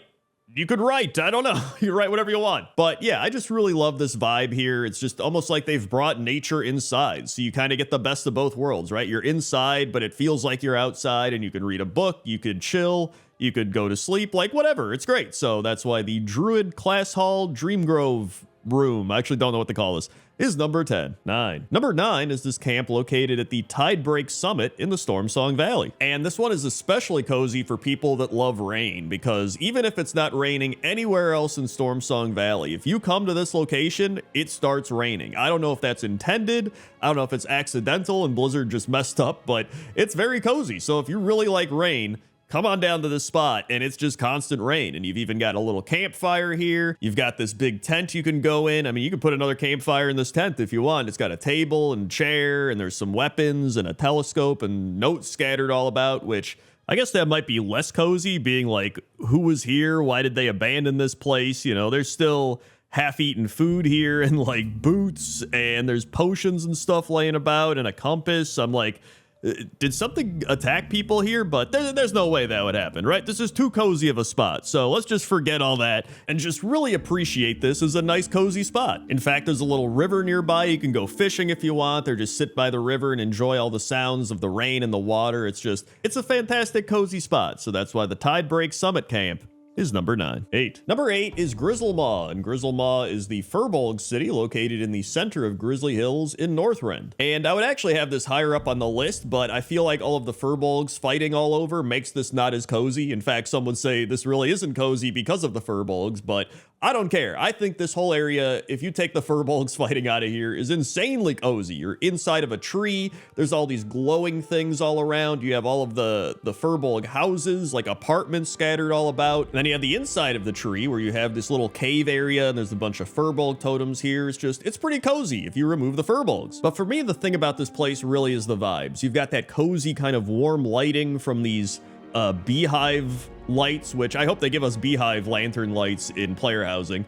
And you got all the little windows and all the little houses, and just being inside of a tree in the Grizzly Hills, like, it's just pure vibes, man. And so I had to put this on the list because I've always thought this was just a cozy place, and I was like, it was the perfect video to do it. And so that's why I put Grizzlemaw at number 8. 7. For number 7, we go back to Val'sharah, but this time not in the Druid class hall, but just out in the wild, specifically behind this big tree where there's this little picnic area set up. And so for me, not only is this little picnic area very cozy, right? It's kind of tucked away in nature behind a tree. They've set up some pillows. You got some food here. But just the actual whole area in general is very cozy, right? Like, you could just walk around this whole Val'sharah area with the plants and the trees and the flowers and the waterfalls and just the water in general, right? And it's just very cozy, very relaxing. It's going to lower your blood pressure just walking around here. But then if you really want to get cozy, you just go behind this tree. You got this little picnic area set up. Perfect type of role player spot, right? I mean, you do have Cenarius here initially, but I think after you do some questing, he does leave. And if he doesn't leave, I mean, you could just pretend he's having a nap. He's having a relaxing time. He's so relaxed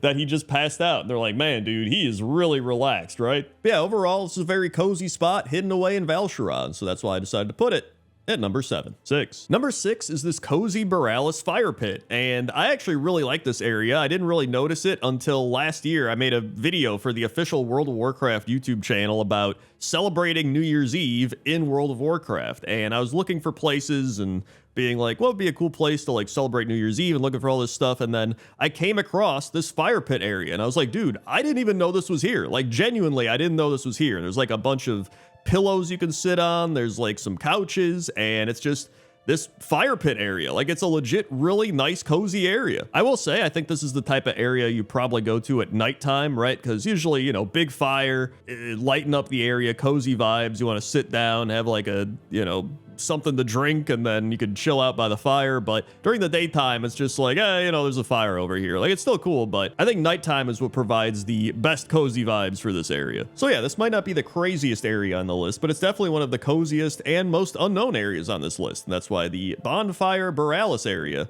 is number 6. 5. Number 5 is the Rangari Enclave and the Path of Light, located in Draenor Shadowmoon Valley. And this is a pretty big cozy spot. In fact, this might be the biggest area for cozy spots on the list, but it is really cozy. So first we have the Path of Light area. There's this big tree here. It's like this garden area, and you can sit around the big tree and relax, and just the lighting and the sky and just everything feels so cozy and relaxing. And then you've got the waterfalls in the Path of Light, like on the sides of the Path of Light, which I think are really cool as well. And it leads to a bunch of other types of garden spots where you could chill out. So there's actually numerous little garden areas all around here, which is really nice. And then we have the Rangari Enclave area, which I really like because it gives me the Zangarmarsh vibes. And I wanted to put Zangarmarsh on this list, and I was flying around and I was like, you know, I really like Zangarmarsh, but I couldn't find like a specific cozy spot that really hit me. And then I came here and I was like, dude, this is it.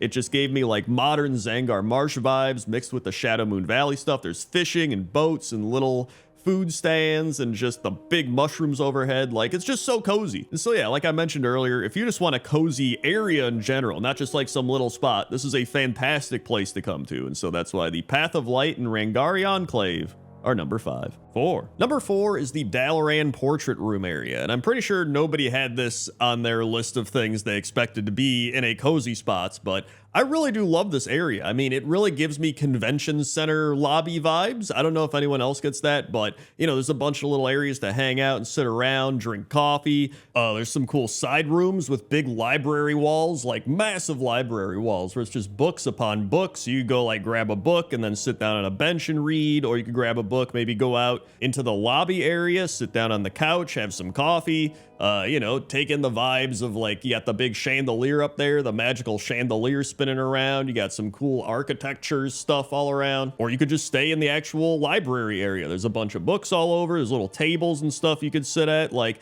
it's got some really nice cozy spots. But yeah, I love the Dalaran portrait room area. I'd say it's pretty underappreciated because it's kind of hidden away. You know, you only really go there if you have quests or you're trying to get somewhere. And I think not enough people stop and really appreciate it. And so that's why the Dalaran portrait room is number 4. Number 3 is 2 locations in the Azure Span. And I knew I wanted to put an Azure Span location on the list, and I was flying around specifically in the winter area because I always love winter areas. There's like Winter Spring, right? There's Dun Moreau, but Azure Span was a little newer. It's like all these big pine trees and all this crazy stuff. And I was like, dude, there's got to be some cozy spots here, right? So one of them is this little Tuskar camp, and there's a kid rolling a big snowball around. There's a bunch of Tuskar fishing, and it's just a really nice secluded area. You're by some cliffs, and you have all the big winter pine trees all around surrounding you. It's just a really cozy spot. But speaking of big pine trees, the other location is actually inside the trees themselves. And as soon as I saw these, I was like, dude, this is perfect. This is a nice cozy spot. You could start a fire inside this tree, and you're not going to burn the tree down because, you know, it's a video game. And really, the other relaxing part is that it's always snowing here. Like, whether it's daytime or nighttime, it always has that overcast snow going on. In fact, the birds agree. This is a fantastic cozy spot because they actually made a nest up here, and they're actually guarding a dragonflight treasure that you can acquire if you find this place. But I don't know if anybody still wants dragonflight treasure, but there you go. You can find one. But yeah, overall, Azure Span is probably one of the coziest zones in the game, but these are just a couple of my favorite spots, and so that's why they're number 3. Number 2 is the Suramar Menagerie, and this is one of the places I didn't even realize until I played Legion Remix, and I was just flying around doing Legion Remix stuff, and I was like, yo, this is actually really cool. You know, it's like walking through a zoo. You've got a bunch of different animals here. There's birds, there's dinosaurs, like there's a whole bunch of stuff, and you can just walk through. I think one of the best things you can do is actually just roleplay walk. Just put your roleplay walk on and just kind of casually stroll through. You can see all the goats. There's polar bears here, there's tigers, like there's a whole bunch of creatures here. Now, I will say, I was looking into this more, and apparently there's quests where you have to free the animals from here, so dude, I swear, like every time I'm like, this looks like a fun, cozy spot. There's either like furbolgs fighting each other. There's like the cozy Storm Peaks tent, but it looks like somebody got attacked there or something. And now there's like people trying to free the animals. I just thought it was like a friendly zoo, but they're like, no, they're like trapping them and torturing them here. I don't think they're torturing them, but like, I guess they're just trapping them. But like, I don't know, man. I just think it's a cozy menagerie zoo area. So I would say just use your imagination. Come here and be like, hey, this is a nice Suramar zoo where they're treating all the animals well. And I'm going to walk through and appreciate the vibes and the colors and, you know, all the cool stuff. Just do that. Yeah, aside from all that, this is a really cool, cozy, unique type of area in World of Warcraft. So I just really wanted to put it on the list, and that's why the Suramar Menagerie is number 2. And number 1 are the taverns located at Goldshire and Keranos. And I was trying to put both of these on the list, and at one point I was like, you know what? I'm just going to combine these because to me, these are both very similar, right? They're both kind of in starting zone areas, and they both are, you know, very cozy in their own way. One is like you're out in the snow and you got to get out of the snow into the warmth, and you have a drink by the fire, and it's very dwarven, and it really gives you that cozy winter vibe. And then you've got the Goldshire Tavern, which, you know, it may not be snowing outside, but you can really come here at any point. It's got that fantasy tavern vibe where, you know, it gives those like Lord of the Rings vibes of like chilling in the tavern by the fireplace, and you got the upstairs with the beds where you can stay, and you got the downstairs with all the people eating and drinking and having a good time. And it's just, these just feel like some of the coziest places in World of Warcraft. And like I said, I was trying to figure out which one to put on the list or put both on the list. And I was like, you know what? I'm just going to combine them here because they're very similar in their own way, but also, you know, a little bit different, but not too much. And so that's why I decided to put the Keranos and the Goldshire Taverns at number 1.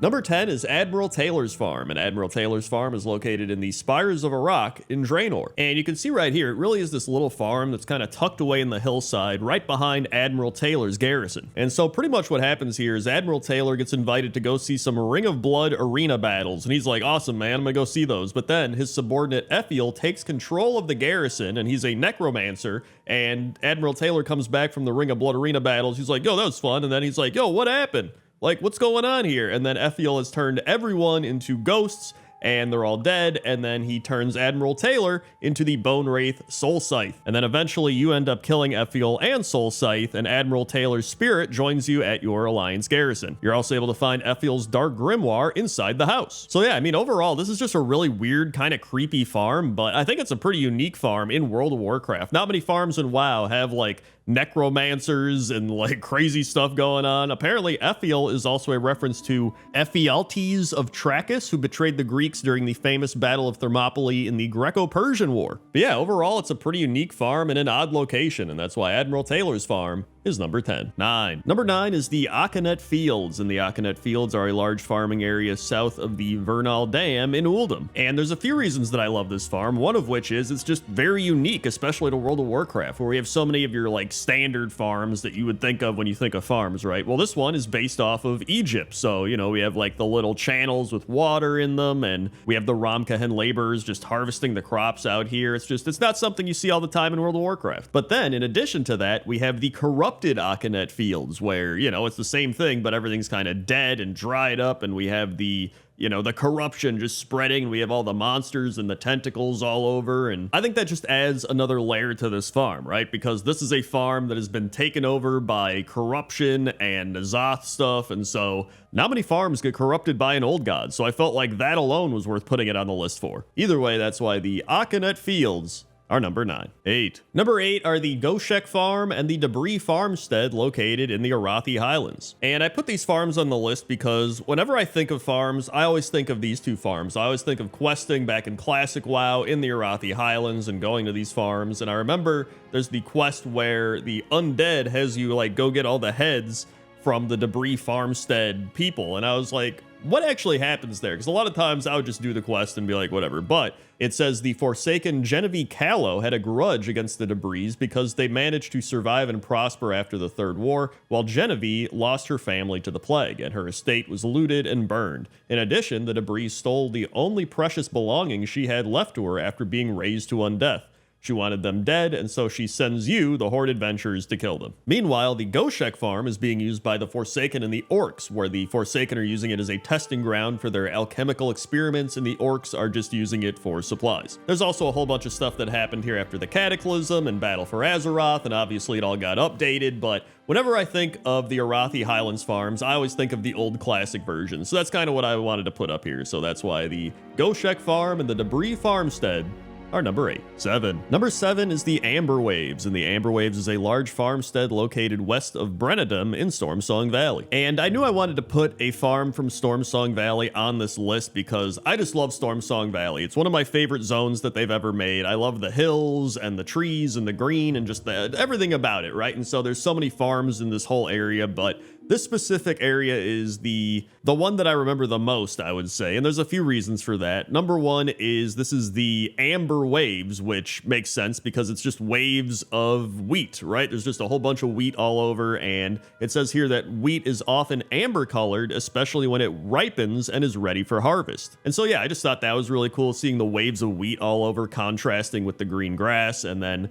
we also have the Quillboar attacking, and the Quillboar have dug tunnels underneath all the farmland, which is pretty crazy when you think about it, and so you have to go fight the Quillboars, and I always remember doing that quest line. And so overall, just really cool farmland in Stormsong Valley. There's plenty of other farms in Stormsong Valley that are really cool as well, but I just picked this one, so that's why the Amber Waves are number 7. 6. Number 6 are the Sludge Fields, and the Sludge Fields is a Forsaken fortification built over the Hillsbred Fields, which I'm sure many people remember from Classic WoW as the big farmland area where you did a bunch of quests. Well, now it's been turned into a prison for the captured humans of Lordaeron, where they're sent to do labor, or I guess they're just planted as seeds. For the quest Do the Right Thing, it says, you have come upon a horrific scene. Someone or something has buried all of these humans up to their necks in a manner consistent with planting. The ghouls, which are seemingly tending the field of human seedlings, periodically jump to the nearest human and devour its head. You can end this right here and now. Take this shovel and save the humans. And so yeah, this is a very unconventional farm. Obviously, they are,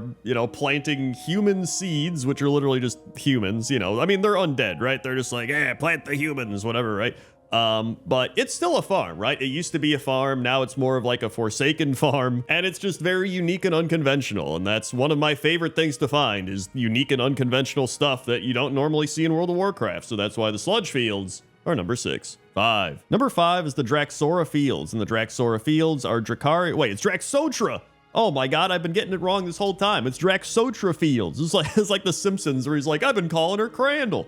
The Draxotra Fields are Drakari farmlands found southwest of Draxotra and south of the Argent Stand in Zuldrak. And it's actually here where the trolls are planting and harvesting water poppy. But in the grand scheme of things, this is another one of those unique, unconventional types of farms that we don't see very often in World of Warcraft, right? Like there's all this water all over, and there's the big irrigation bridges with the water pouring over the top, and some of it's like sliding down the sides and the little water sled things, I don't know what you call them, and then you have the trolls with the water elementals all over. It's a really cool type of area. And whenever I think of Zuldrak, this is what I think of. I always think of this water poppy field and all the water elementals and the trolls farming it. And I don't know what that says about me. Like, out of everything in Zuldrak, this is what I always think of when I think of Zuldrak. So, I mean, I get it. They got to get their pain meds, right? So either way, that's why the Draxotra Fields are number 5. 4. Number 4 is Dhalsim's Farm, and Dhalsim's Farm is located in the Western Plaguelands and used to be called Dhalsim's Tears. And if you played classic World of Warcraft, I'm sure you remember this farm because this is where you find Mrs. Dhalsim, who is a wandering skeleton, and after you read her diary, she can drop the key to the outhouse where Farmer Dhalsim is a ghoul that's trapped. Then, after the Cataclysm, the Scourge have finally been cleared from Dhalsim's Tears, which has then been renamed Dhalsim's Farm, and it's actually a pretty nice farm. And yeah, much like earlier with the Uldum farm that I mentioned, this is kind of a cool transformation, but the other way around, where instead of becoming corrupted,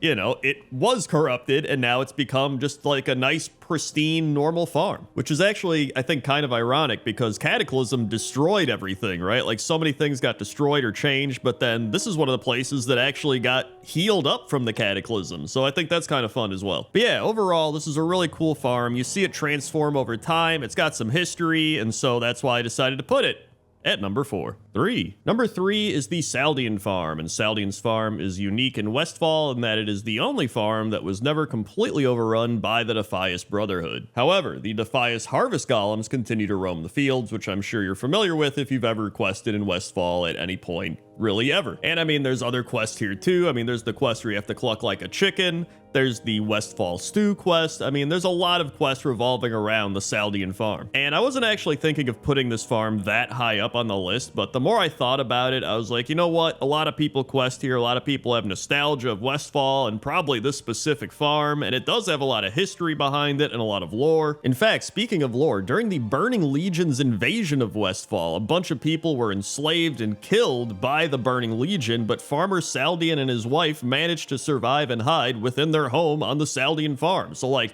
they survived the Burning Legion, they survived the Defias Brotherhood, like, these are the chosen farmers, man. And so anyway, that's why the Saldian's Farm is number 3. 2. Number 2 are the farms of Hallowfall, and I didn't really pick any specific Hallowfall farms because I think they're all pretty cool. They're kind of similar in a way, but it's just a really beautiful area with so much farmland, and it's kind of funny because we're underground. Like, when you think of farms and farmland, you never really think of an underground cavern. Like, man, we're going underground. I can't wait to see the farmland down there. Like, that's not really a thing that gets brought up. But to me, you could have put these farms above ground, and I would still love them just as much, because I love the crops that grow here. There's vegetables, there's corn and plants, and like a whole bunch of stuff. They got big windmills, there's scarecrows, like, it's a beautiful farmland. It's all over the place, and there's quests and big area events involving the farms. It's really a great area with so much cool farmland, and I felt like I had to put it on the list. And the more I thought about it, I was like, you know what? These are some really cool farms. I gotta put this high up. And so that's why the Hallowfall farms are number 2. 1. And number 1 is the Heartland located in the Valley of the Four Winds. And when I think of farms, this is my instant go-to. Like, I always come back to the Heartland in the Valley of the Four Winds, and according to this, it is the largest farming land in all of Pandaria. And the land is actually able to produce these large, massive crops due to the magical properties of the nearby water source, which comes from the Veil of Eternal Blossoms. And I always thought that was a really cool concept as well. Like, you have this big magical water source flowing over over from the zone next to you, so you're getting these massive carrots and these massive watermelons and stuff. Like, I think that's just really fun. But what also makes it fun is when you have these massive farmlands and massive vegetables, you have massive vermin trying to eat your vegetables, and you have these big springtail vermin just all over the place trying to get at everything. And then obviously, you know, not everything is this massive vegetable farm. There's still animals like sheep and goats and yaks all around, and then there's still like standard farms and stuff like that. But overall, I think the Heartland truly is the best farm and, you know, I guess farmland in World of Warcraft. And so that's why the Heartland is number 1. 10. Number 10 is the art at the Dark Moon Fair. And the Art Moon Fair, the Art at the Dark Moon Fair is really cool. Like, it has some old Renaissance style wall paintings. It's got the big King Kong gorilla man who's like eating a unicorn. It's got the actual Dark Moon Fair poster, which is pretty high definition quality, to be honest. They just put it on a tree for some reason as well. There's like, put it on that tree. But I mean, if you really like the sun and the moon there, you can really see it. It's just really unique. Like, it's not something you see anywhere else in the game, which I think is really cool. And obviously you can only go to the Dark Moon Fair, you know, a week out of the month, right? So there's only so many times you can go to the Dark Moon Fair and really appreciate everything here. There's the art seller or vendor. I don't remember what they are, but they got a bunch of art in the background, like really high quality paintings. Like, there's the undead hand rocking out over there. There's this guy getting blasted out of a cannon. Like, there really is some cool, unique art at the Dark Moon Fair. And it was just cool going around and appreciating a lot of the art that you just glance over when you're trying to, you know, get your tickets or prizes or do whatever you're doing here and get out. And that's why art is number 10. 9. Number 9 is the Dark Moon Fair roller coaster, which actually has more lore than I thought it would, to be honest. The Dark Moon Fair roller coaster is designed by these goblins that are arguing with each other about how it's going backwards. They're like, it's supposed to go the other way. And he's like, you kidding me? Oh my God, no, it's going the right way. And then she's like, no, I think it should go the other way. And he's like, no, there's no way. This is the way it goes.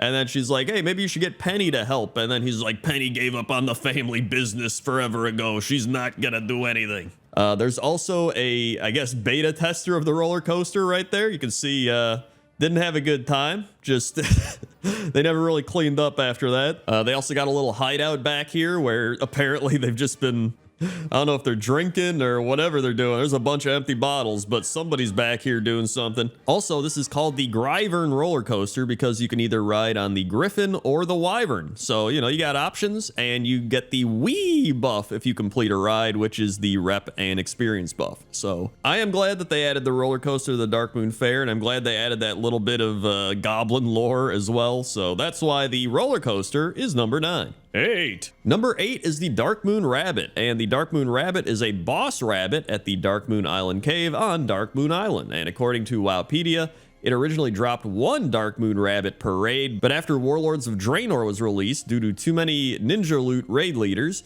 combined with the rabbit's long spawn timer during a limited event, the loot rule was changed to personal loot only. If a player cannot loot the corpse, then that person did not have the pet drop for them. And the Dark Moon Rabbit is also a reference to the Killer Rabbit in Monty Python and the Holy Grail. And as you can probably tell, the rabbit was not up when the Dark Moon Fair was currently going on, and I did not see it, but there you go. Through the power of technology, I am able to show you the rabbit. There it is, truly. I mean, you probably didn't even know this was not in-game footage. That's crazy. So overall, it's just a fun reference, a fun limited time raid boss, and that's why the Dark Moon Rabbit is number 8. 7. Number 7 is the Cavern of Lament, and the Cavern of Lament is beneath the sunken ship off the eastern shore of the Dark Moon Island, and there are several Araness there. I think that's how you say it, I have no idea, but they are Fellblood elves, and when you kill one of these Fellblood elves, they drop a ring of broken promises. You can also see there's some crazy contraption over there.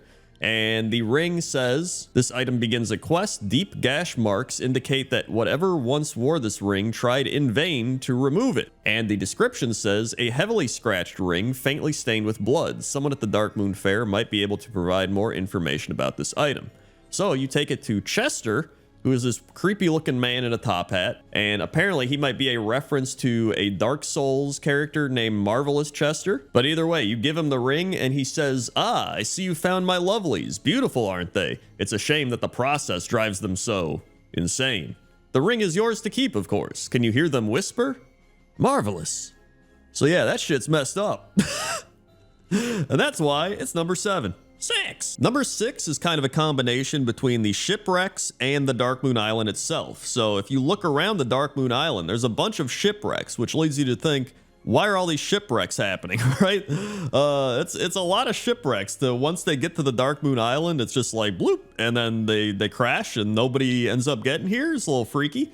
But when you read into the Dark Moon Island and how it came about, because the Dark Moon Fair used to just be a thing that traveled around and showed up every once in a while, right? And then they got their own island in patch 4.3. So if you read the patch notes, it says, out with the old and in with the new. New quest, that is. Things have changed around here. We got an island all to ourselves now, and what an island it is. Mist-shrouded Dark Moon Island is a conundrum wrapped in an enigma. It's a place of mystery and wonder, and you wouldn't believe the deals we made to get it, or who we made them with. So that's a little interesting, right?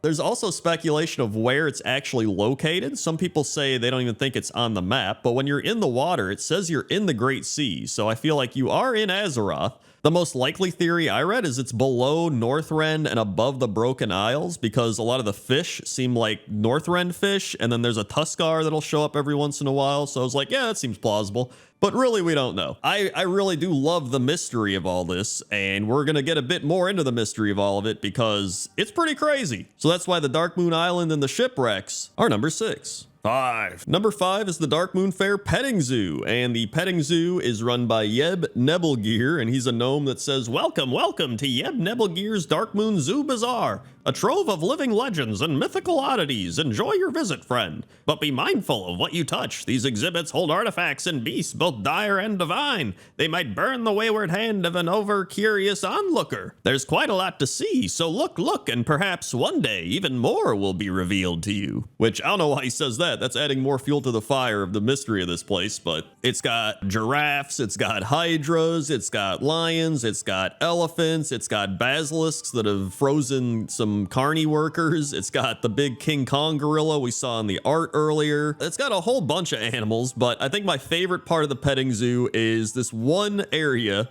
where people keep showing up and they're like, hey, are you the tour guide? Or like, where's the tour guide? Like, what is this? And they're essentially just part of the exhibit. And it just keeps rotating who is there. There's like Gorloks, there's an Arakoa guy, there's the Tuskar we were actually just talking about earlier. It's pretty funny and also a little messed up at the same time.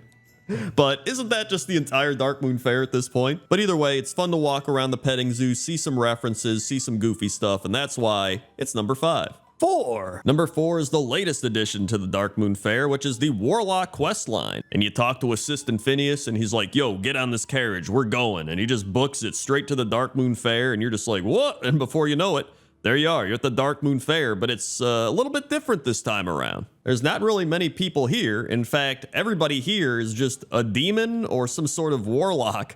There's actually this little imp guy, and he's shooting off fell fireworks, or his own version of fell fireworks, I guess. There's actually a guy waiting in line to use the outhouse, and he's like, are you saying I'm not supposed to be here? And then he's like, all right, I gotta get out of here. So he actually isn't supposed to be there, and he hearts out. There's a couple of kissing booths, just with a bunch of imps waiting to partake in the kissing booths. The carousel has also been turned into some sort of torture device where these cultists are all tied up, or, you know, magically tied up essentially. But yeah, this entire quest chain is pretty crazy. It pretty much just solidifies that the Dark Moon Fair is crazy, demonic, got some old god stuff going on, and I'm not going to spoil any Dark Moon Fair questline stuff if you haven't done it, but you should do it if you got a warlock. It's wild. So that's why the Dark Moon Fair questline is number 4. 3. Number 3 is Silas Darkmoon, the little gnome that drives around in his rocket ship with his ogre bodyguard. And Silas Darkmoon has some very mysterious lore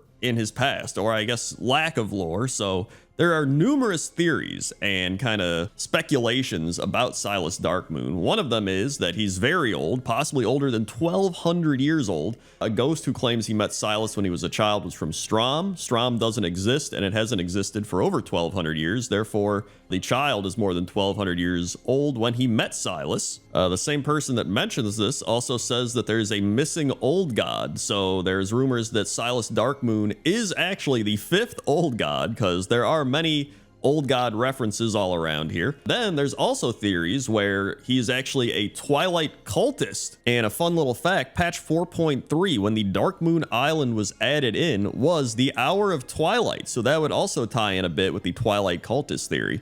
But Silas Darkmoon is either some sort of old god prophet, an old god, or just some guy that made a deal with the old gods. Like, I think it's one of those three. I really do. There's too many weird old god, dark theme references and everything around the Darkmoon Fair, but I actually don't really want to know. I don't mind if they get a little more into it and give us some more hints and clues, but I always loved that the old gods were a very mysterious thing. And I love the fact that this is also a very mysterious place, and Silas Darkmoon is mysterious in himself, right? The whole fair is mysterious. I think a lot of times lore is the most fun when things are left unsaid, right? Think of how many times you wonder about something in a show or a movie, and then you actually find out what it is, and you're like, oh, I guess that's cool. Or like, I think what I thought of was better. You know what I mean? So I would like to know more about Silas Darkmoon, but I don't want to know too much. I don't want to know his whole story. But that's why Silas Darkmoon is number 3. Number 2 are the ghosts that wander the Darkmoon Fair Island, and these probably give us some of the best insight to the Darkmoon Fair's past. The first ghost is Brendan Paulson, and this is one that we mentioned earlier about the kid that Silas Darkmoon met at Strom pretty much 1,200 years ago.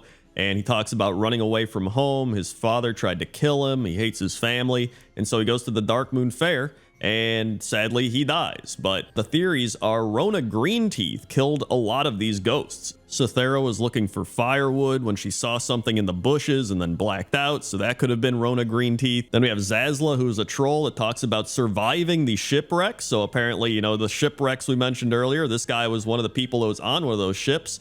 And he potentially got killed by Rona Greenteeth as well.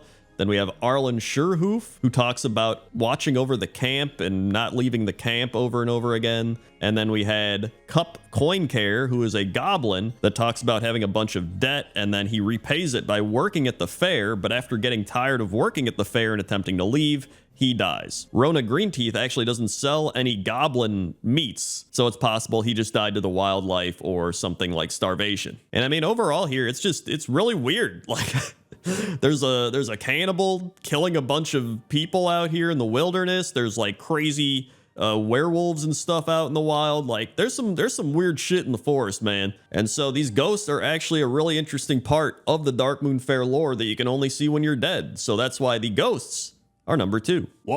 And number 1 is probably the most prominent part of the Darkmoon Fair, the Eye. That's right, the Eye that is constantly browsing and looming over the Darkmoon Fair from various parts of the fair.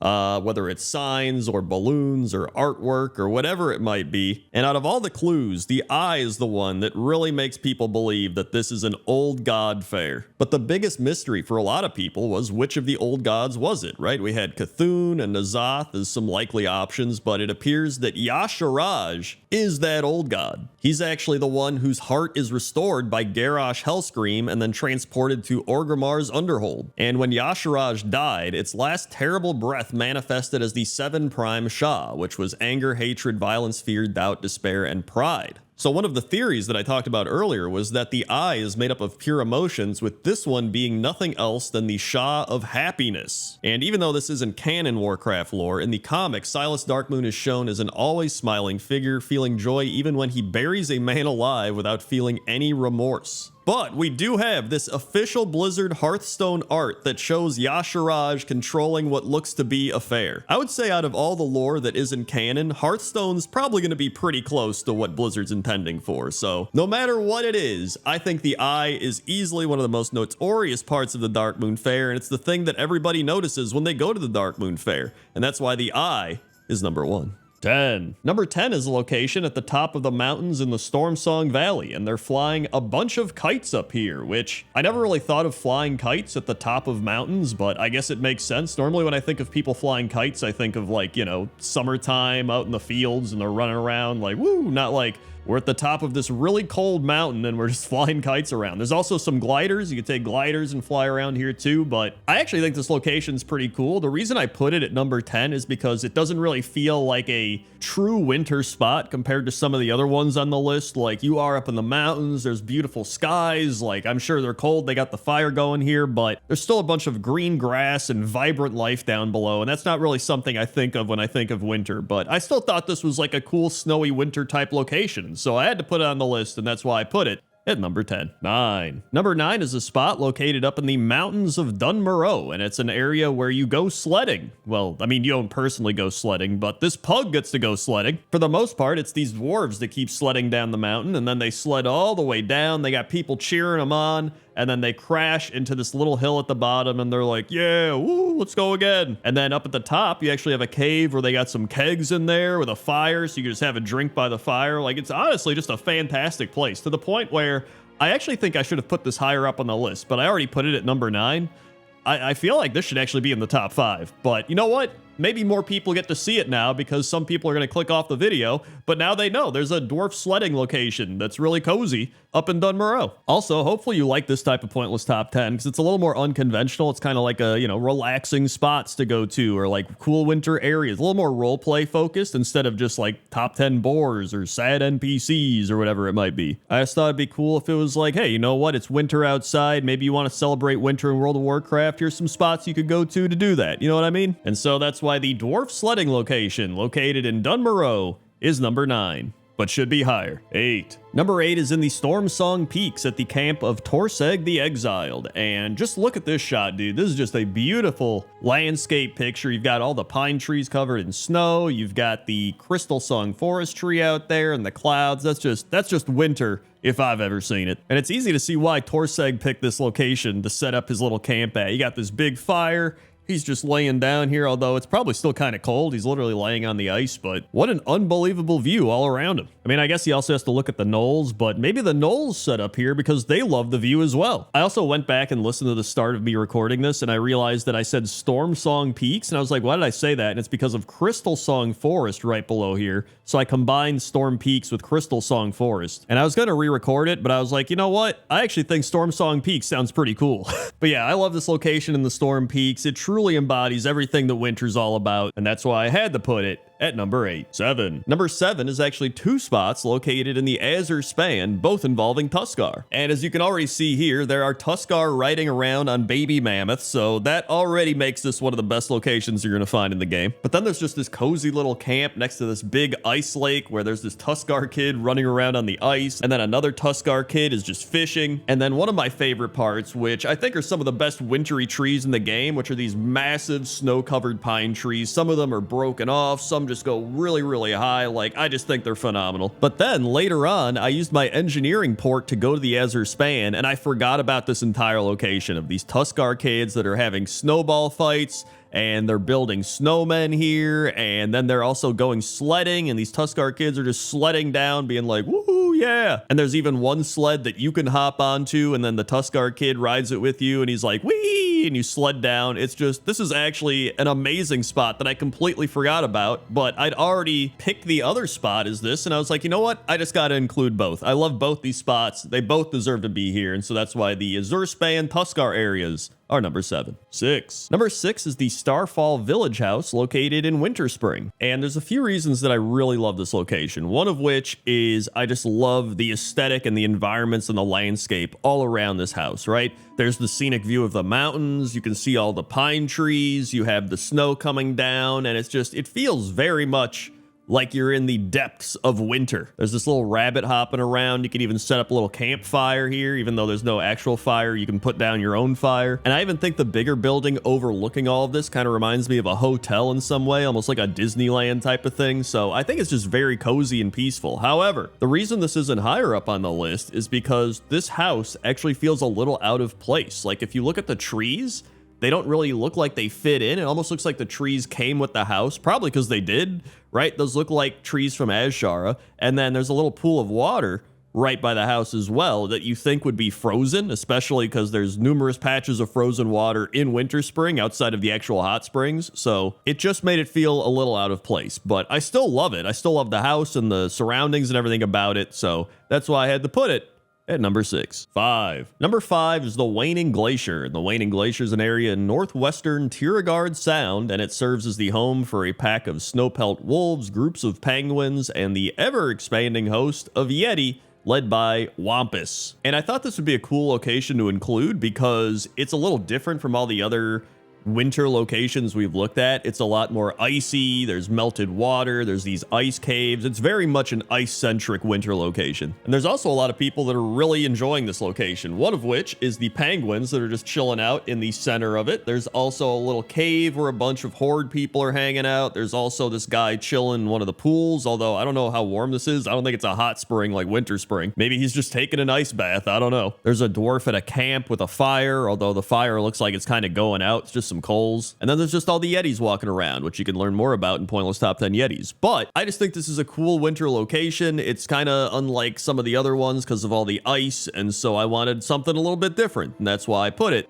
at number 5. 4. Number 4 is this little spot located at the top of the mountains in Dunmurrow. And I know we already talked about the sledding area, but this one kind of reminds me a lot of just leveling through Dunmurrow, if that makes sense. The nighttime, the clouds, the feeling of being cold and the fire lighting the area. I don't know, there's something about nighttime in Dunmurrow that just feels like the embodiment of winter. You know what I mean? Like, I think Dunmurrow does it so well with the dark blue colors and the snow and the mountains and the pine trees, and you walk through Dunmurrow and you just feel like you need to find a fire somewhere soon or you're gonna freeze. And so that's why I picked this little spot up in the mountains where you can kind of see everything, but it's also tucked away. It's by some trees. You got the camps and the fire. It's just very cozy and warm. Well, I say cozy and warm. It's not like it's that cozy and warm. It's just, you know, it's warming you up a little bit after being in the frigid landscape of Dunmurrow. And so for all those reasons, that's why I put it at number 4. 3. Number 3 is the spot located in Frostfire Ridge, and I didn't know if I was going to put Frostfire Ridge on this list because it was just a little too much lava everywhere. You know what I mean? When you think of winter, you normally don't think of lava, and everywhere I'd go in Frostfire Ridge was just a bunch of fire and lava, and I was like, there has to be a spot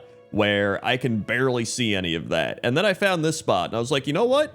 I actually think this is a really cool winter spot. You have all these dead trees with the snow on them. They're kind of blowing in the wind. You have the open plains with all of these beasts walking around that are kind of built for the winter. You've got this little encampment where they're kind of huddled up and they've got meat and they've got fire and they're just kind of trying to survive out here in the cold. And then you've just got a bunch of bones laying around from things that froze to death out here. And so it's kind of crazy. I went from not having any Frostfire Ridge locations on this list to having one that made it up to number 3. And I mean, just from looking out at these cold, snowy, open plains, I can feel the wind chill just like cutting through you as you stand out there and being like, dude, I got to get to a fire right now. And so I had to put this high up on the list, and that's why I put it at number 3. 2. Number 2 is a location hidden away in the northern part of Winter Spring. And the reason I love this location so much is because you can see the hot springs down below. You can turn one way and see all of the snowy mountains. Then you can turn another way and just see a bunch of pine trees. And I feel like this is the one spot where you can kind of look all around and get so many different variables of winter in Winter Spring. And you know what? Just because it's winter doesn't mean you can't have a picnic. You know, put down your umbrella, put down your picnic basket. You know, people are going to make fun of your umbrella, but hey, you know what? That snow has some glare to it, man. If you've ever been out on a bright sunny day in the snow, you know what I'm talking about. And I say people are going to make fun of you like there's any other people here, but I don't know, the furbolgs might make fun of you. But you know what? Who cares what those furbolgs think? This is about you and relaxing and enjoying winter. And so that's why the Winter Spring mountain spot is number 2. 1. And number 1 is this spot located in Dragonblight. And I was looking all around Dragonblight because I knew I really enjoyed the atmosphere and the scenery there. And then I stumbled across this spot where at first I was like, this isn't really relaxing or scenic. It's a bunch of like dragon bones or the bones of something. And you got these vultures sitting around. But then when I was just sitting at this spot, I was like, I love the way everything looks here. I love the color. I don't know if it's like a filter they put over here, but it's kind of like that aqua green blue color that just really sets the tone for the entire zone. And you got this polar bear walking around. He's having a good time. And the trees, I think, just really are some of the best winter trees I've seen, especially if you sit from this angle and you can see them kind of intertwining and forming this kind of tree cave, you know what I mean? And then you've got these snow-covered rocks nearby, and you even have this frozen waterfall that really shows you how cold it is. And I was like, you know what? Out of all the locations, I think this is the one that makes me feel like I'm in winter. And I was like, I gotta put it at number 1. And so that's why the Dragonblight Forest is number 1. 10. Number 10 are all the mobs in the Fields of Honor, which are located around the front of the Black Rock Stronghold in the Burning Steppes. And I'm not gonna lie, I barely quested in the Burning Steppes to begin with, so I kind of just forgot the Burning Steppes had stuff in it to begin with. But I think one of my favorite things about this is it gives that Lord of the Rings vibe, like when Saruman's looking out at all the Uruk-hai and he's like, whoa, and they're all like, ugh. Like that's kind of what I got from this on a, you know, far lesser scale, obviously. But yeah, you've got the Blackrock Soldiers, you've got the Smolderthorn Assassins, and you have the Firegut Flame Speakers, and these are all part of the quest objective Chisel Grip, the Heart of the Steppes, where you have to go and kill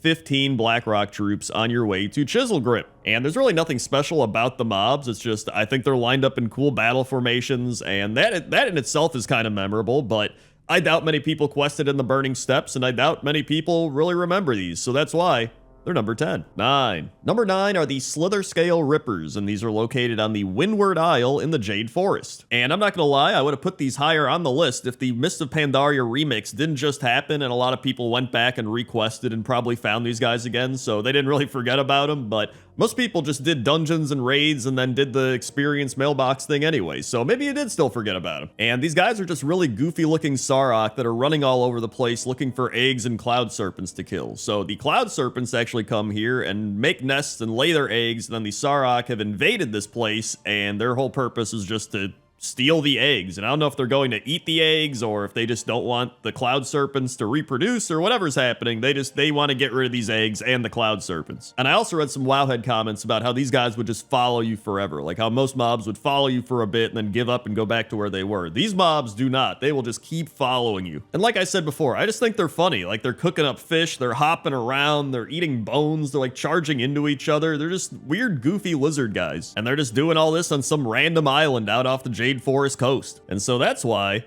they're number 9. 8. Number 8 are the Hounds of Kuluthas and the Eyes of Kuluthas, located at the ruins of Farallon in Netherstorm. And the ruins of Farallon are pretty far north up in Netherstorm, and it was once a Draenei settlement comparable to Telmor or Karabor. And a dreadlord named Kuluthas broke away from the Burning Legion and killed all of Sakrathar's Burning Legion demons in the ruins, and then summoned his own demons, which were called Hounds of Kuluthas and Eyes of Kuluthas. And a fun fact, Farallon was actually the old name of Netherstorm. But I actually love the Hounds and the Eyes. You've got the Hounds walking around with a bunch of eyes all over them, which is kind of funny. And then you have the actual eyes that look like they're headbanging to a metal song or something. They're just like, oh, yeah, like they're in the mosh pit. And then you got Kuluthas up there being like, with the crystal, I am a god, which is apparently the Atamal crystal, a powerful Draenei artifact, which he retrieved off the dead Burning Legion after they excavated it. So yeah, there's actually a lot of little cool lore tidbits up here, and I think the mobs are really goofy and fun, and I think a lot of people forgot about them, so that's why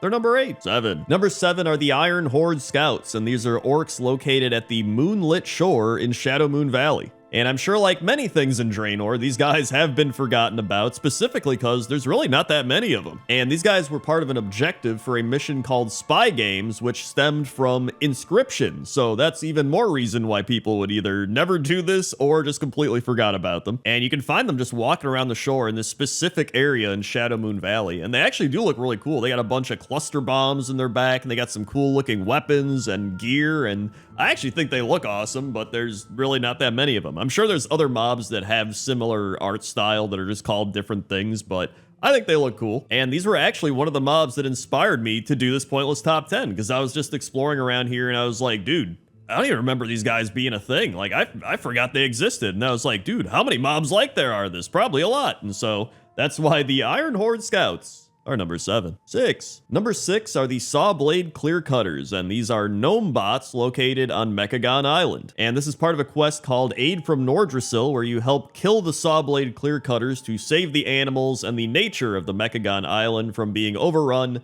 by all of the gnome bots. And the mecha gnomes, I guess. They're the ones making the gnome bots and doing all this. And I wanted to put these on the list because I remember always coming to Mechagon and seeing these guys and doing the quests, and they were just always chopping trees down and walking around being like beep, beep, boop, bop, beep, and chasing people around and stuff. And they actually do look pretty cool. They got their big spinning saw blade arms and their heads are spinning around sometimes. They actually remind me of a modernized kind of roided up Harvest Reaper from back in Westfall. So unless you're coming to Mechagon all the time for mount farming or pet collection or something, I feel like a lot of people forgot about these guys, and that's why they're number 6. 5. Number 5 are all the mobs located at the Mildenhall Meadery in Stormsong Valley. And you have the Flowing Honey Slimes, the Honey Crazed Maulers, and the Bubbling Mead Elementals. And this place is, I think, one of the coolest places in Stormsong Valley. It's actually one of my favorite places in Battle for Azeroth. And that's saying something because I actually love a lot of the Battle for Azeroth zone design and art styles. And I love how the elementals are just sucking up these big puddles of honey, and then you have the Honey Crazed Maulers that are actually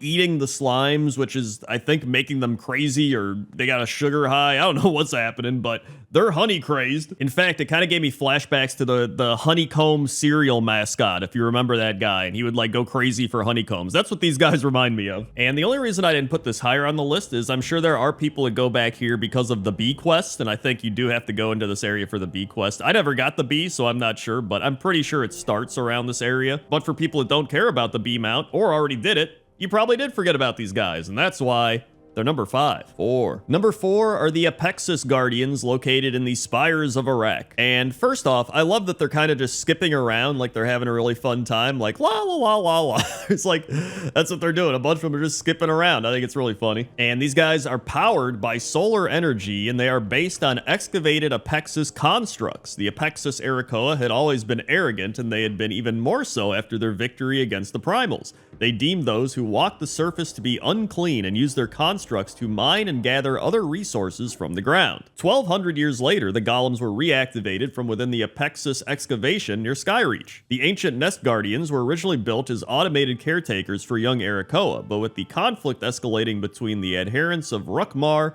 and the outcasts, many have been repurposed as instruments of war. So there you go. There's your Warcraft wiki Apexis Guardian lore of the day. And I just wanted to put them on the list because I figured people forgot about them for the sole reason they're in the Spires of Iraq and Draenor, and I highly doubt many people are going back to there, so that's why the Apexis Guardians are number 4. 3. Number 3 are the Kavaldir, or the Valdir, I don't know if the K is silent, located at Hrothgar's Landing. And Hrothgar's Landing is a small island located off the northern coast of Icecrown. I think it is so cool that it's really just its own sub-region located north of Northrend. And, you know, it's still pretty much attached to Northrend, but when you look at the Northrend map, it looks like it's just a piece of the Icecrown zone. But then when you hover over it and actually click on it, it is its own sub-region, which I just think is really cool. And none of that actually relates to the actual mobs, which are the Kavaldir, and they have taken over the island from the Tuskar. So this used to be a Tuskar village, and then during the Wrath of the Lich King, the Kavaldir come in and they wipe out all the Tuskar, which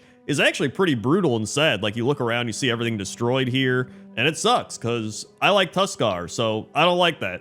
And, you know, there's plenty of Kavaldir in the game all over the place, but these specific ones over on Hrothgar's Landing are the ones that I'm mentioning because I think a lot of people just forget Hrothgar's Landing is even a thing. In fact, it says, following the war against the jailer, the brothers Bronzebeard reported that the island is still under the control of the Kavaldir. And nobody really knew about that because nobody played Shadowlands that far. And that's why the Kavaldir on Hrothgar's Landing are number 3. 2. Number 2 are all the mobs at the Unbound Thicket in the Crystal Song Forest, specifically the eastern half of the Crystal Song Forest. And you have numerous Unbound here. You have Unbound Satyrs, you have Unbound Ancients, Dryads, Ents, as well as Highborn Spirits wandering about. And there's actually a lot of cool lore behind the Crystal Song Forest. I remember talking about it and learning about it in Pointless Top 10 Ruins, where I covered the ruins of Shandaral. And to briefly sum it all up, the elves got greedy, they stole some magic, they tried to do some stuff, it backfired, it exploded, it messed up the whole zone, and these mobs are kind of like a byproduct of all that. I talk about it more in depth in Pointless Top 10 Ruins, so if you want to go listen to a more in-depth description, you can go listen to that. But one of the reasons I wanted to put these specific mobs on the list is I always remember flying over Crystal Song Forest, not even questing there, just like flying over it or running through and always seeing these mobs and being like, those are pretty cool. And I was like, I'm sure plenty of other people had similar situations where they just remember these guys from traveling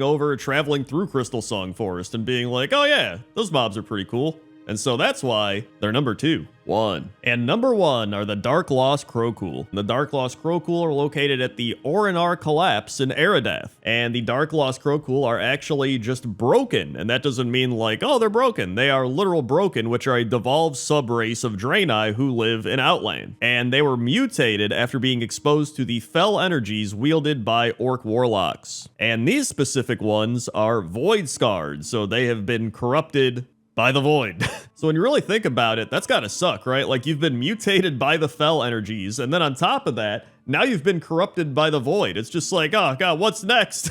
You walk outside the next day, it's like, what's happening now? Who's gonna corrupt us or mutate us or whatever? And the only way I figured out that these guys still existed was whenever I would use my engineering portal to Argus, it would warp me sometimes right in front of these guys. And I was like, who are these guys? Like, I've seen them numerous times. Like, I don't know who they are. And so I was like, well, they're perfect for this list. So that's why the Dark Lost Crokul are number 1. 10. Number 10 are Murlocs. And I put Murlocs at number 10 because they still feel a little weird in terms of being a playable race to me, but I could still see them being playable, and I think it would be pretty fun. I mean, we have characters like Sir Finley Murgleton, right? So it's not like it's completely out of the picture. In fact, according to the Warcraft wiki, Murlocs are an ancient race of Azeroth who evolved to survive in Azeroth's dangerous aquatic environments, and they may actually predate trolls. And so yeah, I do think it would be fun to have Murlocs. Maybe their mount could be like crabs, right? That would make sense. You ride around in a crab. That'd be kind of cool. Maybe you could even play as a Gorlock, as an alternate skin type of thing. I will say there's the Jinyu, which are supposed to be like evolved, more intelligent forms of Murlocs, but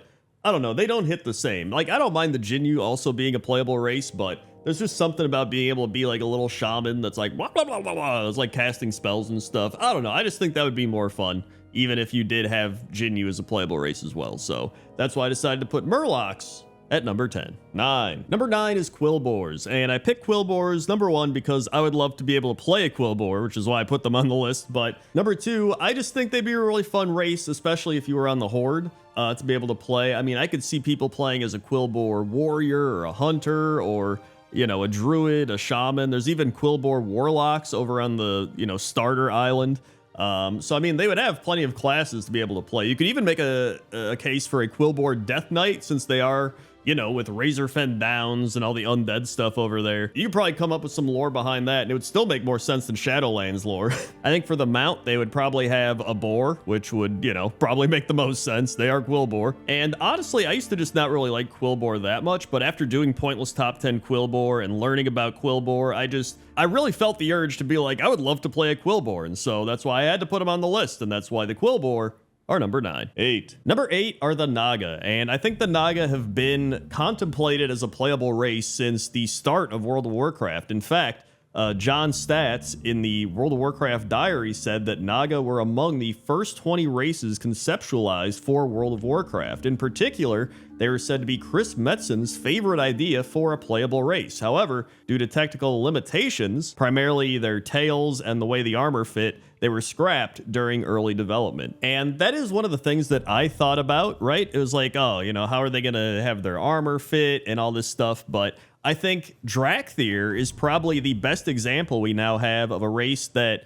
kind of fits that mold, where it was like, how are they going to wear gear? How's that going to work? But it ended up working. And so I think if there's any time for Naga to become a playable race, it's probably right now. As for what type of mount they would use, I'm actually not too sure. Maybe they wouldn't use a mount. There's some weird like fish creature mounts they could go with. So I'm sure they'd be able to figure something out. But either way, that's why I decided to put the Naga at number 8. 7. Number 7 are the Tortolan, and I picked the Tortolan because, I don't know, memes aside from like, a turtle made it to the water and all that stuff, right? I just think they're cool. They got the ability to be like shamans or priests or druids. They do have, you know, Tortolan standing around with like warrior armor and spears and stuff, so they can be warriors as well. I don't know. I like the Tortolan. I thought a lot of people liked them, but then I looked on the internet, which, you know, great idea. And so many people are just like, I hate Tortollan. They're like pandas, but they're turtles. It's like Pandaren all over again. Like, I don't know. What did Tortollan ever do to you? They act like they were questing at level 32 in Stranglethorn in Classic WoW, and a Tortollan just came up and like ganked him in the back or something. It's like, I'll never like Tortollan ever again. But you know what? I like Tortollan, and that's all that matters for this pointless list on this pointless video. And I'm not sure what type of mount they would have. I guess there'd be crabs, unless the Murlocs already took the crab mounts, but dinosaurs would probably be cool. I mean, there's a bunch of dinosaurs all over the place, so that would probably work. So either way, that's why the Tortollan are number 7. 6. Number 6 are the Arakoa, and I picked the Arakoa because I've always really liked the Arakoa as a race in World of Warcraft, which I guess that's like most of the things on this list. I probably wouldn't put something on this list that I didn't like. But yeah, I love that they're these like humanoid bird people, and they got all these twitchy movements. They're just like looking around. They got these big long fingers, kind of like salad fingers from back in the day, or almost like E.T., I guess. They're trying to phone home.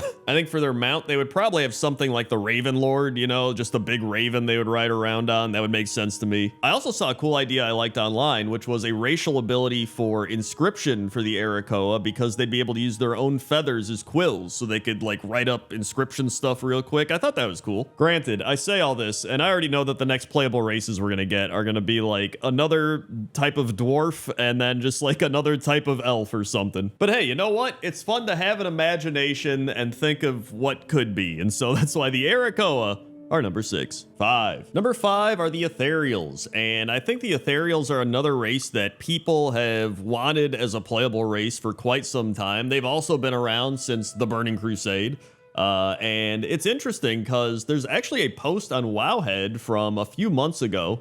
It was in December of 2024, where they data mined patch 11.1, and it showed a bunch of Ethereals in armor and having different bandage types and a whole bunch of stuff. So they got people speculating like, maybe we will actually get playable Ethereals at some point. I do think the customization ability of being able to like change the glow of your Ethereal and change the bandage colors of your Ethereal on top of being able to equip different armor would be pretty cool. I'm not really sure what the Ethereal's mount would be, but there is this mount from Hearthstone, which maybe they would take inspiration from, that actually looks really cool. It's like an animal that's got the same type of ethereal glowy bandage look to it. And then maybe as a racial passive, they would get discounts at places since they're very into like trade and economics.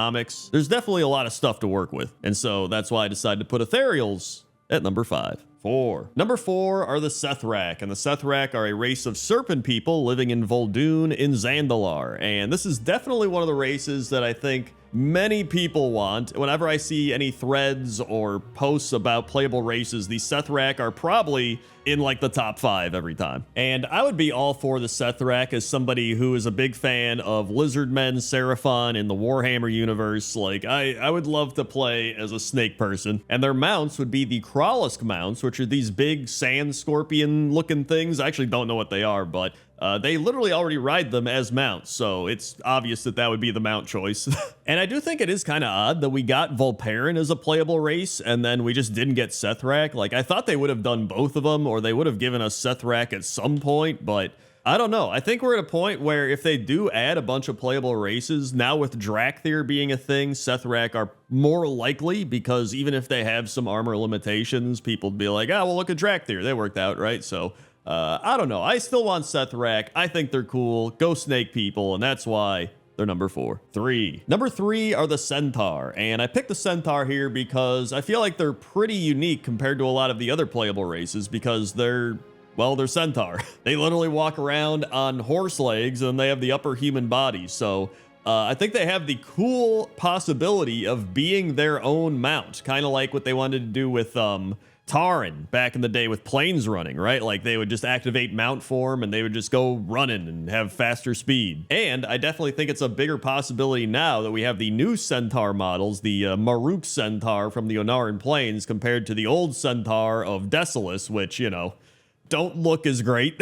However, I will say one of the issues I was thinking about was flying. I'm not really sure how they would fly. I guess they could maybe like druid form, turn into an eagle or some, you know, a hawk or something like that. But I don't think they'd be able to use normal mounts unless they just stood on top of the mount, but that would be kind of weird. But, you know, maybe something like turning into a hawk or eagle would be the trade-off for getting to play a Centaur. Like, you gotta just give up having a flying mount you can fly around on. I have no idea. They could figure something out. Either way, that's why Centaur are number 3. 2. Number 2 are the Tuskar, and I have always wanted to play a Tuskar ever since Wrath of the Lich King. It's just probably one of my most wanted playable races. Obviously, I'm big into fishing, so they would have fishing bonuses. I'd imagine them having like warriors and shamans and hunters and druids. And obviously we already know that their mount would be the Audic mount because we've seen them riding Audics all over. You can even get your own Audic mount, so that's pretty easy to figure out. The only thing I'm kind of struggling with is figuring out their other racial abilities, because obviously I mentioned fishing, but maybe they can like swim underwater real fast. Maybe they can breathe underwater.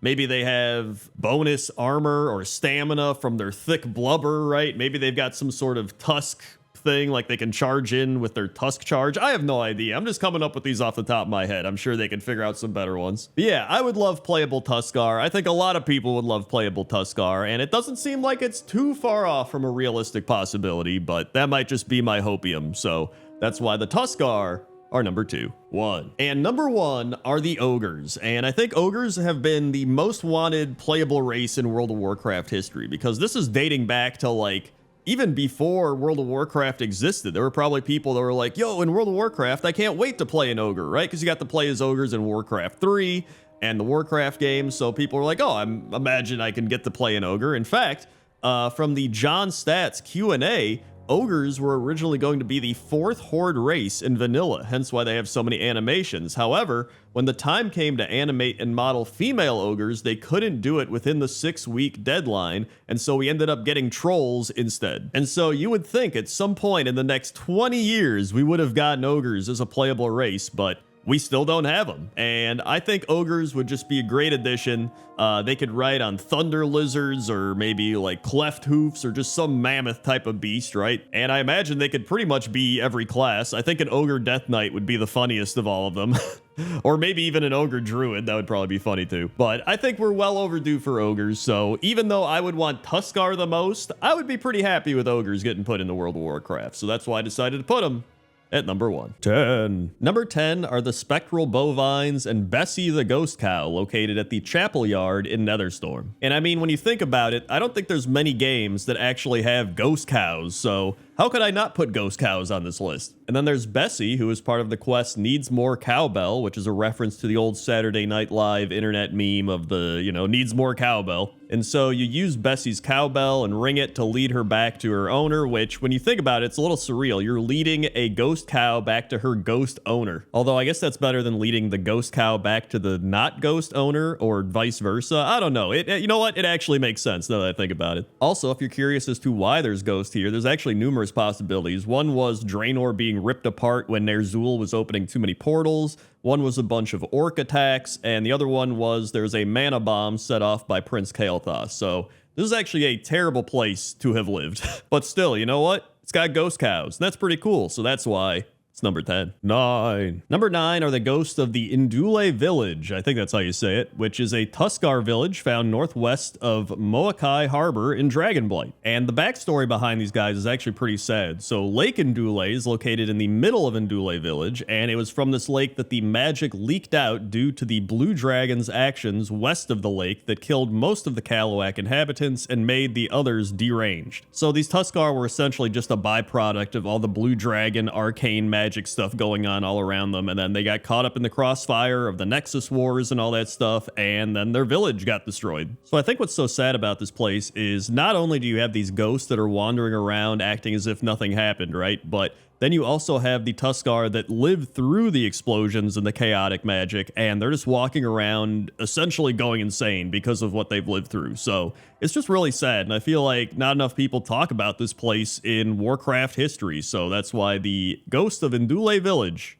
are number 9. 8. Number 8 is Franklorn Forgerite, and Franklorn Forgerite is a ghost that is in Blackrock Mountain that can only be seen while in ghost form. And I'm sure many people remember him from doing Molten Core or Blackrock Depths, and you died and you'd run back and you'd see him and you'd be like, whoa, that's a ghost guy. And he was a celebrated architect of the Dark Iron clan and oversaw the construction of the Stonerot Dam and much of Blackrock Depths. And so if you've ever taken the tunnels from Searing Gorge to Loch Modan with the Stonerot Pass, or you've seen the Stonerot Brainrot Dam with those big dwarven heads on it, that's all from this guy. He was also responsible for Blackrock Spire. So, I mean, this dude literally designed like almost everything in Blackrock Mountain. And on top of all that, he's actually a reference to Frank Lloyd Wright, or at least he was inspired from Frank Lloyd Wright, who was the famous American architect. And so not only is Frank Lloyd Wright remembered for just being a ghost that you'd run by when you were dead in Blackrock Mountain, but he's also remembered for all the things he built in World of Warcraft. And so that's why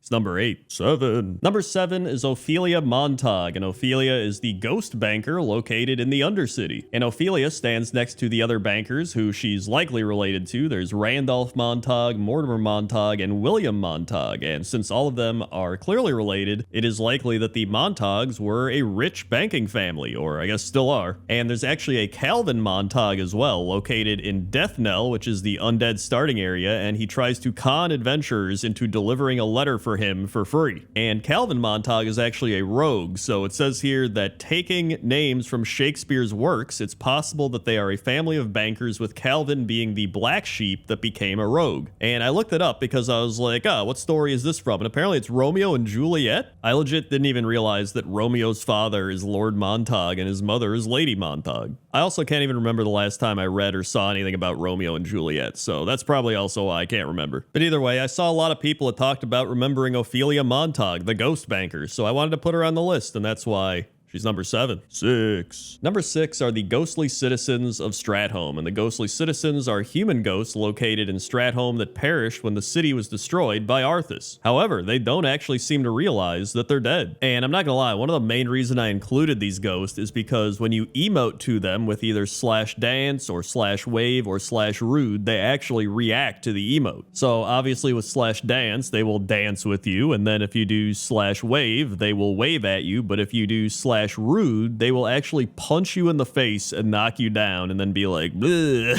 There's also a dwarf that has a quest to free the souls of these ghostly citizens with his blaster, and his name is Egan, and it's a reference to Egon Spengler from the Ghostbuster franchise. I also wanted to mention that it seems that a lot of the ghosts in World of Warcraft seem to have died in a very chaotic or extreme way, because I know a lot of people are like, oh, they should just go get resurrected or whatever in the game, right? But I feel like that's the whole point, is like they died in such a terrible way that now they're just kind of lost in the world, you know what I mean? I'm sure there's exceptions to that, but that's kind of what I've noticed for a lot of them. So that's why the ghostly citizens of Stratholme are number 6. 5. Number 5 are the ghosts located at the Briny Barnacle Inn, located at Admiral Taylor's garrison in the spires of Iraq. And the inn's patrons were slaughtered by the treacherous Watch Commander Branson and turned into spectral ghosts by his master, the necromancer Ephial. Branson and the bodies of his victims can be found down in the cellar. And if you talk to Alice Finn, she says, I remember now, Watch Commander Branson told us to stay in the inn. He said we'd be safe here, and then that thing broke through and slaughtered everyone. And so I guess the necromancer probably put a curse or a spell onto Watch Commander Branson, and he turned into the skeleton, and then he killed everybody after, you know, telling him like, get inside, I'll protect you. And then he was actually the one that killed him. I think that's what it is. I don't know. I was trying to piece this all together, but I couldn't really find too much on it. But I'm not gonna lie, the reason I love this place so much is everybody's just having a good time. They're drinking, they're dancing. There's that gnome in the hat, and he's just dancing on a chair. Like, for being ghosts, they're just really having a good time, and I thought that was really fun, so that's why the Briny Barnacle ghosts are number 5. 4. Number 4 are the ghosts at the Dark Moon Fair, and I actually covered this over in Pointless Top 10 Dark Moon Fair oddities and things. You go watch that one at the end of the video, but theory is that Rona Greenteeth killed a lot of these people that are now ghosts on the island, and she's the NPC that sells various cannibalistic-esque dishes. I put a list of them up on the screen right there so you can kind of piece together everything. And some of the ghosts are Brendan Paulson, who's this kid that Silas Darkmoon met at Strom 1,200 years ago, and his father tried to kill him, and he joined the fair to escape his family, but then he ends up dying at the Dark Moon Fair. There's Cythera Wellspun, who went looking for firewood, and she saw something in the bushes and then blacked out. There's Zazla, who survived one of the many Dark Moon Fair shipwrecks around the island, and then he ended up getting killed. There's Arlen Sherhoof, who talks about never leaving his camp and watching over his camp, so I think that's kind of like what we talked about about earlier. He had this kind of really terrifying death, and now he's kind of reliving these terrible memories over and over, and his spirit's trapped here. And then there's Cup Coin Care, who worked at the fair trying to repay his debt to Silas, but then died when he tried to leave. And so the ghosts at the Darkmoon Fair have some pretty sad backstories, and they kind of shed some light on the weird and mysterious nature of the Darkmoon Fair.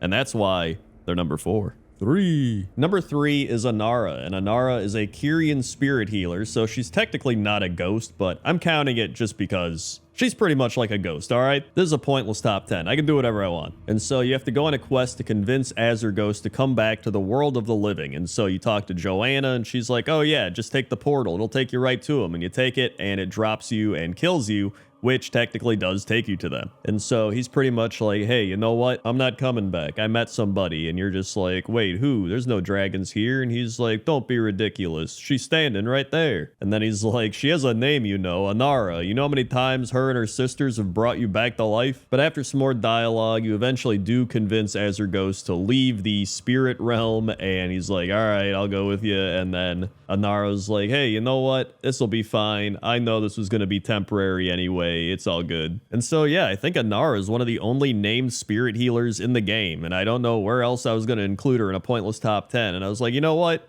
I may as well put her in Ghost, so that's why Anara is number 3. Number 2 is Pamela Redpath, and I feel like everybody knows Pamela Redpath. I think she is really one of the most well-known ghosts in World of Warcraft. She is a quest giver located at Darrowshire in the Eastern Plaguelands, and she is the youngest daughter of Joseph Redpath, who was killed at the Battle of Darrowshire. And back in Classic WoW, you have to go and get the pieces of her doll. There's the head and the left side and the right side, and then you put the doll back together for her. But in Cataclysm, they actually changed it so you help Joseph Redpath's ghost like fight off all the Darrowshire stuff, and then he goes and greets Pamela, and she's like, I heard him whisper to me, yay, and then she makes you some tea. You can also go to the Culling of Stratholme dungeon in the Caverns of Time, and you can find Pamela and her dad alive in a building.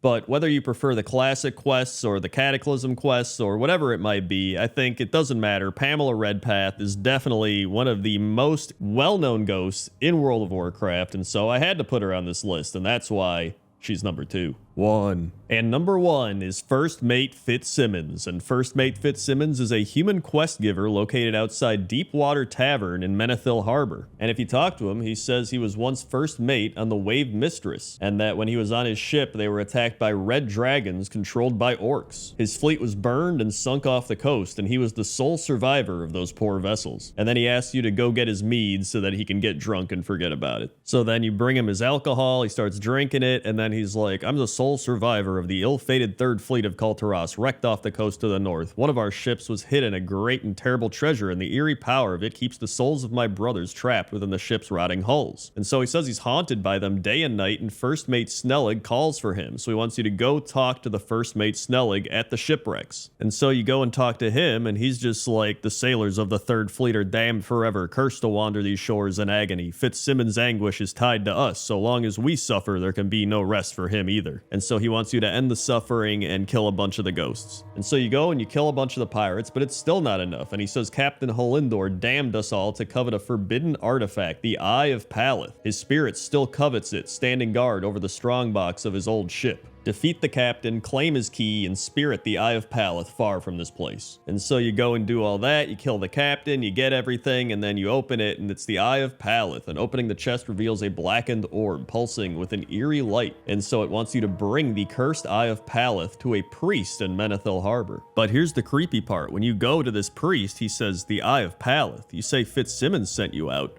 By the light, not again. Fitzsimmons is dead, lass. You've not the first to come to me like this either. And then when you go back out to look for First Mate Fitzsimmons, he's gone. He's just not there anymore. And so out of all the ghosts, I think this is the creepiest one because you don't realize you're talking to a ghost until everything's over and he's gone. And I just thought that was really creepy. And so that's why First Mate Fitzsimmons is number 1. 10. Number 10 is the graveyard at the Shadowpan Monastery up in the Kunlai Summit in the Mist of Pandaria. And there's a bunch of things to like about this graveyard, one of which is it's kind of in this secluded mountain area. Obviously, it's up in the Shadowpan Monastery, which is already secluded in itself, but there's these really cool gravestones which have these headbands wrapped around, so I don't know if it's like maybe the warriors that died here wore those headbands, so they wrapped them around the grave or something like that. That's kind of what I was theorizing. But there's also these big cat statues kind of overlooking all the graves. And then in between two of the big tiger statues is this little shrine area that has a bunch of little carvings on it. Like there's a paw print, it looks like. And then I think what looks like a cloud with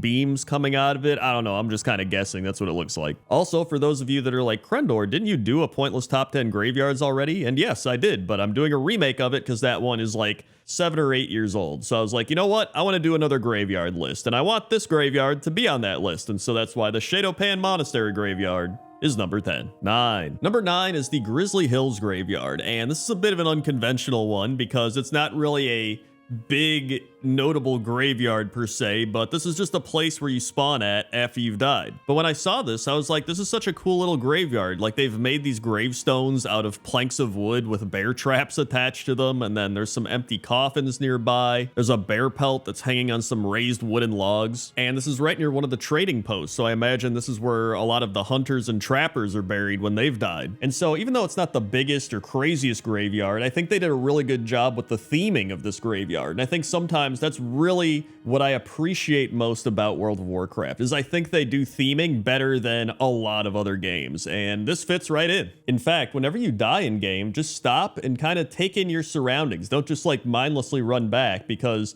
I actually found a lot of really cool small graveyards, and they're themed really well, or they got funny little things there. So just take some time, look around, and appreciate them. Stop and smell the flowers. And that's why the Grizzly Hills graveyard is number 9. 8. Number 8 is the Shield Hill graveyard located at the Howling Fjord in Northrend. And so the story here is at some point just prior to the war against the Lich King under the leadership of Jonah Sterling, who we talked about last week in Pointless Top 10 Weirdest Buildings in WoW, the North Sea freebooter pirates stole artifacts from the graves of Shield Hill, which brought the Cavaldir to the Northrend shores as they disturbed the spirits of the dead. I don't know if it's Cavaldir or Valdir. Somebody tell me in the comments section. And so there's a quest where the Tuskar are like, hey, you have to go get these artifacts and put them back in their graves where they belong, and then maybe the Cavaldir go away. But you do that, and then the Cavaldir are like, nah, dude, you messed this up, even though you didn't mess it up, the pirates did. And they're like, we're gonna attack anyway. And so that's what happens. And the graveyard is pretty much everything you would expect from a Viking-esque faction in World of Warcraft, where you have a bunch of shields and swords and ship parts and wood and all that stuff just on these big rocks, which I guess are supposed to be gravestones, but there's also gravestones next to the rocks, so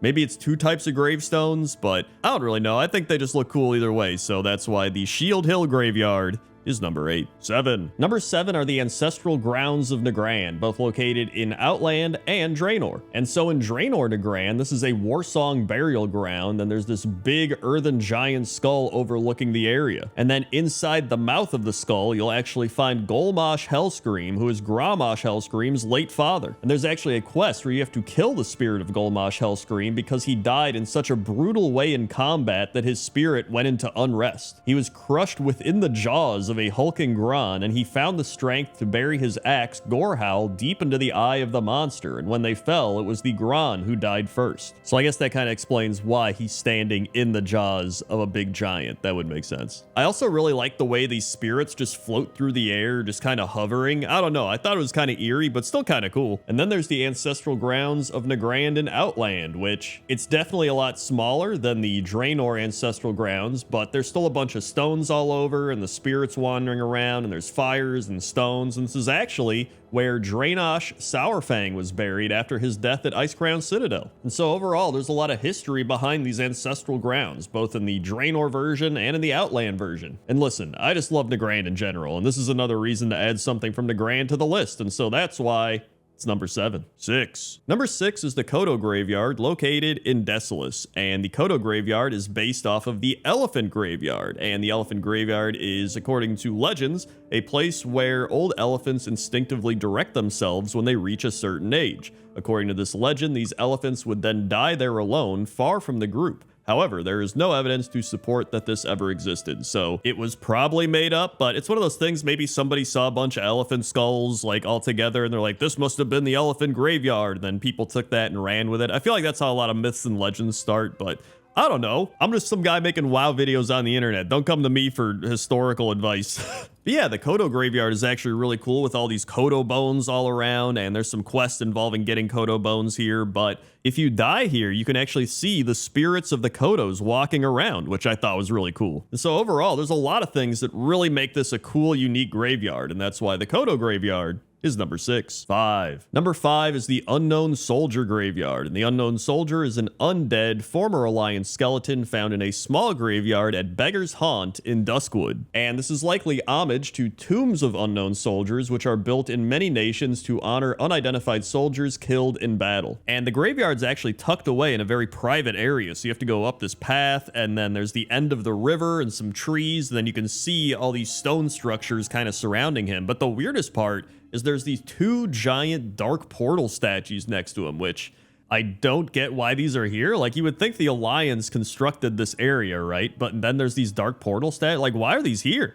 It's actually really weird. Like, I have no idea. I'm mainly curious if these were here when they built this graveyard, or if the graveyard was here and then these were constructed after. I feel like these had to have been here already, right? But it is a really weird place to have these dark portal statues kind of standing and lurking over you as this fallen unknown soldier. I don't know. It's definitely a one-of-a-kind graveyard, but it is a really peaceful graveyard for being a little eerie. Like, you have the little benches all around, and there's some tufts of grass and the waterfall. Like, it is very nice, but it's a little unsettling and mysterious. But I guess that fits right into what Duskwood is, so that's why I had to put the Unknown Soldier Graveyard at number 5. 4. Number 4 is the Gathering Graves, and the Gathering Graves is a graveyard located in the Battle for Azeroth version of Arathi Highlands. And I was actually going to put the Scarlet Monastery Graveyard here, but I was like, you know what? I kind of just want to do something different. Everyone knows about SM Graveyard. Plus, I don't really like the new version of it. There's like plants and stuff all over. I don't know what's going on, but back to the Arathi Highlands. So, this graveyard is for the Forsaken members of the Desolate Council that were killed here during the Gathering. And if you don't know, the Gathering was an event that occurred that allowed both Forsaken and humans to mingle in peace. And so Anduin planned this gathering to reunite the Forsaken with their living relatives from Stormwind, which some of them did. And then Kalia Menethil came along, and she was like, all the Forsaken are under my protection since I'm the rightful ruler of Lordaeron. But then Sylvanas told her Dark Rangers to go and kill Kalia Menethil and all of the Forsaken who were taking part in this gathering. And so the main reason Sylvanas did this was she wanted broken, hopeless Forsaken that had to rely on her. And these Forsaken were getting hope, and they're like, I want to go back to my families, and with Anduin's blessing, we can join the Alliance and live happily. And then all of this happened. And so Anduin, along with all of their families and friends, kind of created this graveyard in their memory. And so it's actually really sad. You can like click on the graves and see their names and all the little objects they left next to the graves, so it's another reason to not like Sylvanas. And that's why the Gathering Graves are number 4. 3. Number 3 are the Thunderstrike Mountain Graveyard and the Firebeard Cemetery located in the Twilight Highlands. And I honestly think these are some of the coolest graveyards in the game. So the Wildhammers of the Twilight Highlands honor the heroes in Kurthaven before burying them with their griffins atop Thunderstrike Mountain. That's where they are believed to spend eternity at one with the sky. And as you can see on top of the mountain, there's these big piles of stones, and each one of them has these griffin feathers tied together with some rope kind of wrapped around them. And then there's some nearby trees that appear to have some really cool carvings in them of what looks like a hammer and then a cloud with some lightning and thunder probably happening. Then nearby, down below the mountain, you have the Firebeard Cemetery, which I think has some of the coolest gravestones. It's these big griffins that have like wings on the sides of them, and their beaks are holding a variety of different things. And I think it's just really cool. I love the way they're buried up on the mountain, and they get to soar with their griffins in the afterlife. And I love how they have these griffin gravestones down on the earth. Like, I just think it's really cool. And so that's why I had to put it at number 3. 2. Number 2 is the Ravenhill Cemetery located in Duskwood. And I think there's so many reasons for this to be number 2 on this list. I mean, people always have nostalgia of Duskwood and Ravenhill and all that stuff, but it's just a very thematic experience. Like, this is probably one of the gloomiest, kind of creepiest graveyards in the game. Obviously, you have Abercrombie and Stitches here. You've got skeletons walking around. You've got spiders. You've got ghouls. You've got zombies. You've got undead. Like, you've got any type of like Halloween-esque creepy creature. It's likely located in Duskwood and at or near the cemetery. Also, mentioning cemetery, I was like, wait, what's the difference between a graveyard and a cemetery? And it turns out that a cemetery is usually run by a council and not associated with a specific church, while a graveyard is actually associated with a church and run by a church. I didn't know that at all. In fact, I would have assumed that a cemetery was with a church and a graveyard was just a non-specific thing. So look at that, the more you know. But either way, it's nostalgic, it's well-known, it's creepy, and it's a great cemetery. Graveyard.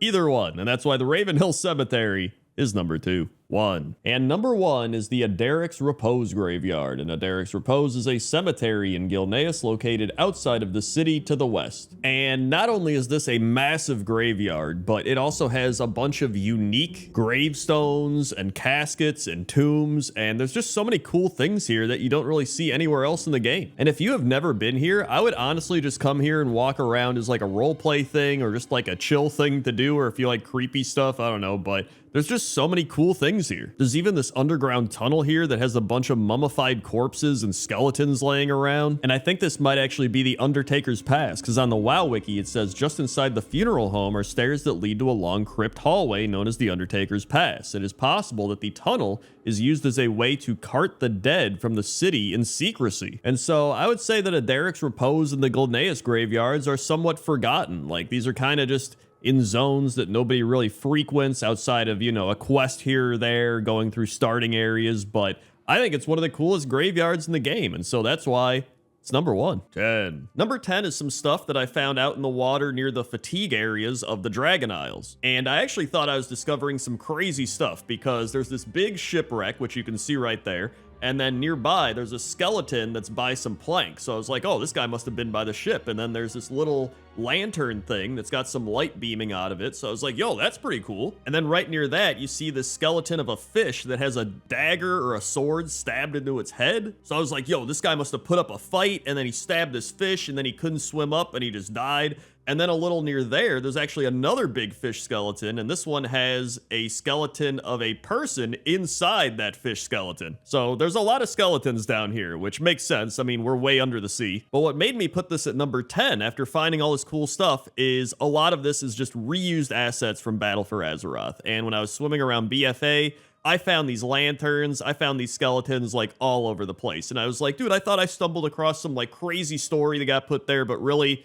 it was just some reused assets. I think I even found a couple more of these in the Dragon Isles, but I think I found the coolest set of skeletons that tell the most cohesive stories. So that's why it's number 10. Number 9 are some things I found in southwest Azuna out in the Great Sea. And the first thing is the Sword in the Stone. And it's literally a sword in the stone, which I imagine is a reference to the Excalibur sword from King Arthur. I couldn't think of King Arthur for a bit. And it appears there's some skeletons with spears in them. So either there must have been a battle around here maybe to get the sword, or maybe they tried to get the sword and they got hit before they could get it. Who knows? But I do know that this was pretty cool to find, because I never knew this was here. And then not too far away from this, there are these giant fish skeleton bones. At least I think it's a fish. Maybe it's a whale. Whatever it is something massive. Oh, like, look at the rib cage on this thing. It almost looks like a dome. Like, this is a house people could live in. And it's just this giant rib cage. And I saw this and I was like, dude, this is so cool. Like, I would love a building like this. Like, maybe if the Tuskarr made a building out of this somehow, they like got this out of the ground and then did that. I don't know. I'm just theorizing and throwing stuff together. And then finally, right near this big whale skeleton is this pearl. And it's just this pearl in this area, and it's just chilling there. I don't know if it has any meaning. I don't think it has any quest or purpose, or I don't think anything happens in this area. I think it's just a cool little area with a pearl and some clams. It almost looks like a chair, actually, but that's why all these things in southwest Azuna are number 9. Number 8 is in the water below the bridge that leads from the Arathi Highlands into the wetlands. And in the water below the bridge, there appears to be a dwarf who has been crushed by the bridge or fallen off, or something has happened to him. And I was really curious about who this dwarf was. And so after researching it, I found out that his name is Sully Baloo. And according to Wowpedia, Sully Baloo is a dwarven soldier with much faith in his mission stationed in Dunmodir. He and his unit were dispatched to watch over the Thandal Span. During the Dark Iron Clan assault, Sully died, most likely due to falling off the bridge. His body can now be found in the water beneath the span, next to a letter for his wife in case of his death. After the letter is delivered, his wife Sarah Baloo writes a plea to King Magni Bronzebeard, who orders Grand Mason Marbleston to build a granite memorial for Sully. And this is actually a real-life reference to a letter written by Union Major Sullivan Baloo to his wife Sarah shortly after the First Battle of Bull Run in July of 1861. So there you go. It turns out when you go underwater and swim around, you never know what you're gonna find, and that's why Sully Baloo is number 8. 7. Number 7 is the Old God treasure that you can find in Tiragard Sound or in Dragon Isles somewhere. I actually couldn't find it in Dragon Isles, but I did find it in Tiragar, and I know that because when I researched everything, there were people making threads being like, dude, are there old gods in the Dragon Isles? Are they like under the sea? But then people were like, no, this is like reused assets from Battle for Azeroth. So it probably is more tied into N'Zoth since that was all in Battle for Azeroth. But it also kind of gives me the Darkmoon Faire vibe. So this could almost be tied into the Darkmoon Faire in some weird way as well, especially because a lot of that was tied into like, we don't know where the Darkmoon Faire Island actually is. So this could be a reference to that. Like, who knows? There's so many theories about this treasure. But one thing's for sure, and that's nobody has any idea of what it actually is, except the fact that it's an old god eyeball, potentially, and it's just around a bunch of treasure. However, this might be the perfect opportunity to say inside pointless things are treasure, but we don't actually know if this is pointless or not. So that's why I couldn't put it higher up on the list, and it's reused assets. So that's why it's number 7. 6. Number 6 is some cool stuff that I found northeast of High Mountain and Stormheim out in the Great Sea. And I'm kind of cheating here because I'm like putting multiple things at every spot, but there was so much cool stuff that I found underwater that I was like, I got to include a lot of these. So I just started grouping things that were pretty close together in their own category. So there's actually a ton more. I can make a whole nother video on this, but for now, here's what appears to be a Vrykul ship being eaten by this giant dragon skeleton thing. I think it's a dragon. It kind of looks like it, and it clearly took a giant bite out of this ship, and then I guess they just both crashed into the water or something, and they're all dead. But that was really cool to find underwater. And then over here, we have this upside down boat with these nets kind of holding it up, and these crabs are just running around. And occasionally the crabs will be like, blue, blue, blue, blue, and like a bunch of sand and dust like flies up. So like, I don't know what they were doing. It looks like they were playing some sort of sport, but I don't know what crabs do, so they're having fun, I guess. And then finally, we have the corrupted groupers, which are swimming around this crashed, sunken, forsaken ship, and there's a bunch of these toxic barrels just sitting down there, which appears to be the reason why these groupers are corrupted. And again, there's no quest for these guys. There's really nothing that talks about them at all. This is just some random thing out in the ocean, which is pretty pointless. So I love that, and that's why they're number 6. 5. Number 5 is the Bubble Bath, and the Bubble Bath is located beneath the Hissing Grotto in the northwestern Waking Shores. And from what I researched, this area is actually used for a couple of things, one of which is the Hidden Dragon Pet Quest, and then the other one is the Otto the Mount Quest. But I mainly picked this area because I love how goofy it is. They have a dancing pad on the ground. There's just a bunch of people walking around like they're above ground. And I also wanted to give a shout out to all the other underwater bars and inns located throughout Azeroth, because there's a lot of them. And I've even mentioned some of them in Pointless Top 10 Taverns, which you could go watch after this if you want, but I wanted to give a shout out to all those because I do think it's really cool that they have a bunch of these underwater taverns and inns located all over in Battle for Azeroth and Dragon Isles. And so that's why the Bubble Bath and all of the other taverns underwater are number 5. 4. Number 4 is this giant elf statue located in the ruins southeast of Suramar out in the Great Sea. And I'm not sure who this elf is. I guess it could be Elune. Maybe it could be some other famous elf. I would imagine you'd have to be pretty famous in order to get a statue built out of yourself. And the statue actually reminded me of the front of the ship, those things on the front. That's the figurehead, right? It reminded me of a figurehead on the front of a ship. And although this isn't a ship, I guess maybe they modeled it after the figurehead of a ship, I guess. Whatever it is, I think it is pretty cool. And then all around her, there's elf ruins, there's some fish bones, there's a bunch of trees and kelp and stuff. And if you really enjoy exploring underwater, I would say this is an area you should start with because there is so much stuff here. There's way more ruins than this. I think Legion had like the most stuff underwater out of anything I looked through. So if you really want to go exploring underwater, go look at Legion because it's got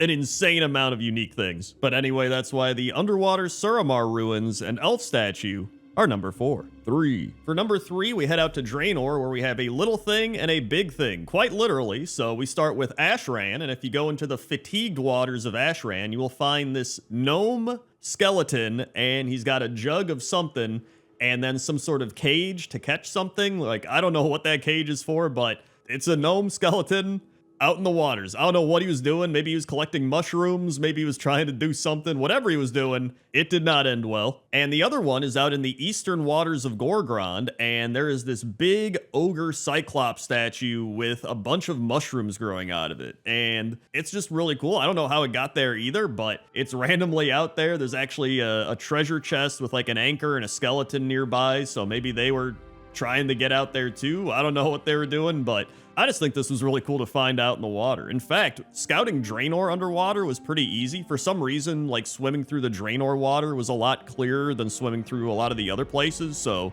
it's actually easier to find stuff underwater in Draenor, but I don't know why. It's just the way the graphic settings are or something. But either way, that's why the gnome skeleton and the ogre cyclops statue head are number 3. Number 2 is located in the far northeastern part of Stormheim, and I mean way northeast, and it is this weird spot where the shark is just chilling under this big rib cage, and there's some pirate ship stuff around here, and then there's a bunch of dead murlocs. In fact, these are called lifeless murlocs. And when I looked it up on Wowhead, there were only 2 comments, and they were just like, yeah, I mean, these are just lifeless murlocs in this really weird area, and there's really nothing, relevant about this place. It's just, they're just here. And so if I had to make some sort of assumption, I would say the shark probably did it, right? I think the shark probably killed all of them. I don't know if they were on the boat. I don't think murlocs know how to sail a boat, so I don't think they crashed it here. Maybe they came here after somebody else shipwrecked and they were trying to loot it, and then the shark came over and was like, yo, I'm gonna kill all these murlocs, and then it did. I have no idea. It's such an odd thing to find out in the water in the middle of nowhere, and that's why it was perfect for number 2. And number 1 is the Writhing Leviathan located at Hayman's Hideaway in Vol'dun. And I think a lot of people already know about this one, but I just think it's really cool. So the Writhing Leviathan is this big kraken, and then there's this horn, and you can blow the horn, and he's just like, and he starts, doing a little jig, I guess. He's just like, he's dancing around. And then on top of that, there's this little boathouse area, and then there's a bunch of jellyfish just kind of floating all around. It's a really cool area. And the reason I wanted to put it at number 1 is it just has this cool, creepy vibe to it, right? Because everybody's like, oh, there might be monsters down in the seas below. And so this actually kind of feeds into that, because you're like, oh, what's this horn? And you look down and you just see that, and you're like, but then, he's just kind of doing his own thing. He's dancing around, having a good time. The jellyfish are there to watch him, or maybe they're his friends. So to me, this is actually a really fun place, but I'm sure for other people, they are freaked out and scared and like, I'm never coming back here. And that's fine too. And that's why the Writhing Leviathan is number 1.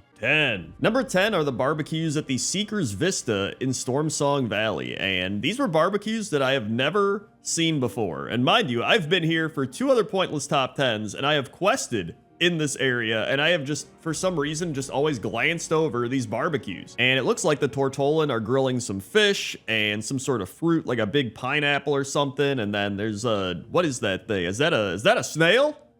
There's no way they'd grill snails in front of the snails just playing around from Pointless Top 10 Snails. They wouldn't do that. They wouldn't grill their family. Or would they? But yeah, the actual grill itself is pretty cool. You've got the wood fire, and then you got the big metal, it almost looks like a wheel or something you'd shut off a valve with. And then on top of that is the actual grill, bowl, and plate that they grill stuff on. So really unique grill. I've never seen a grill like this in World of Warcraft. So that's why the Seeker's Vista grill is number 10.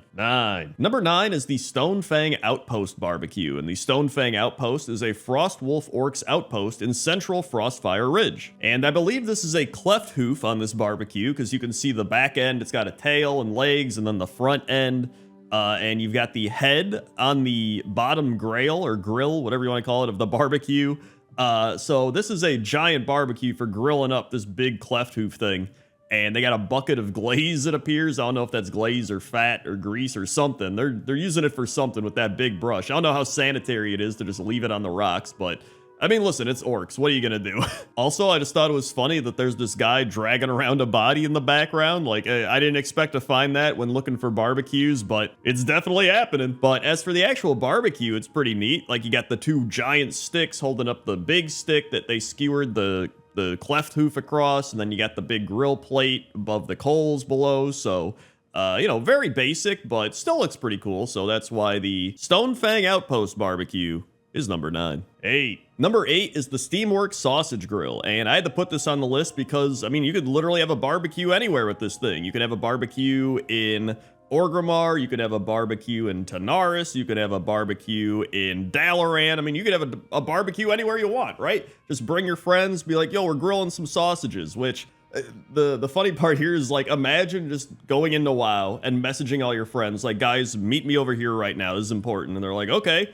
And everybody meets you and you're like, what's up? Who's ready for the barbecue? And they're just like, wait, this is it? You brought us here for a sausage grill barbecue? And then if they're cool, they're like, awesome, let's do it. And if they're not cool, they're like, I'm out of here. So that's a great way to tell if your friends are cool or fake friends. But the grill itself is pretty cool. It's this little grill, you know, just like you'd find anywhere, one of those tiny grills. It's got a little smokestack thing on it. So you get this from Brewfest, which I always thought you were going to get it from the Midsummer Fire Festival, but I guess Brewfest would make more sense because that's like, you know, sausages and beer and all that. So if you want one of these, get it at Brewfest. And that's why it's number 8. 7. Number 7 is the barbecues happening at the Half Hill Market. And Half Hill Market has Cole Ironpaw, who is the master of the grill, as per his title. So if somebody's a master of the grill, obviously they have to be on the barbecue list. But this place actually has some phenomenal food everywhere. You've got peppers, you got meat, you got eggs, you got garlic, you got cabbage, you got carrots. They got a whole bunch of stuff. They also have some really fancy barbecue grills. Like, they're built into this big table, which is really cool. Although the grill master doesn't need that. He's just got his own fire over there ready to grill up on his own. Like, he knows what he's doing. So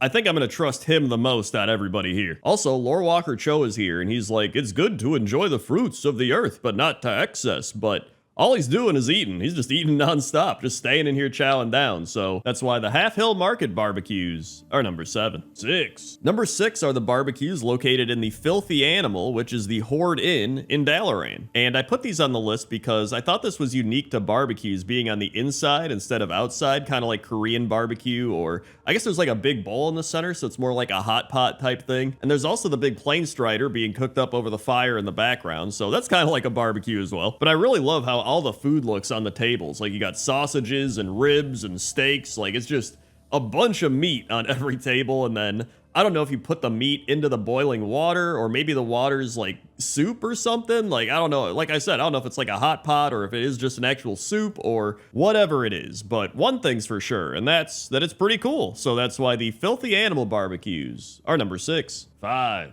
Number 5 are the Goblin barbecues, and I specifically picked this one place in Azshara where this goblin has an entire restaurant where he pretty much is barbecuing everything. And the goblin cooking here is named Joey Ray, and apparently Joey Ray's bar is the place where Jim Raynor controls his army on the first 4 missions in StarCraft 2, so a little Blizzard reference there. And Joey Ray is grilling up some burgers, he's grilling up a fish sandwich, which I don't know how cooked that fish is, but I don't think I would eat it. It also looks like he's grilling up some corn, and then he's also got a crab or lobster. Something's trying to get out of that pot, and it's still alive. But I really love the Goblin grill. Like, it's this big engineered grill with these coils on the side that are sparking up, and then I imagine this is an electric grill because there's no flame that I can see. And then just a fantastic design choice with the banana wallpaper, even though he's cooking with 0 bananas that we know of. And it really just, you know, it brings the room together. It really adds a vibe to here. So that's why the Goblin barbecue and Joey Ray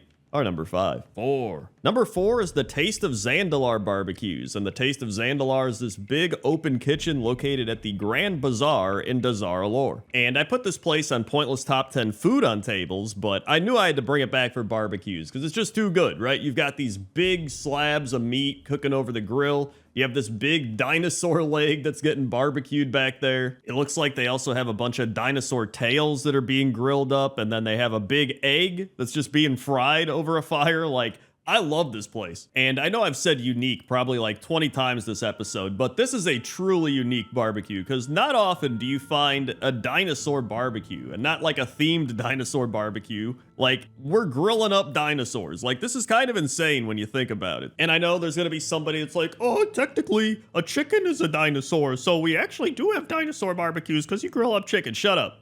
You know what I mean.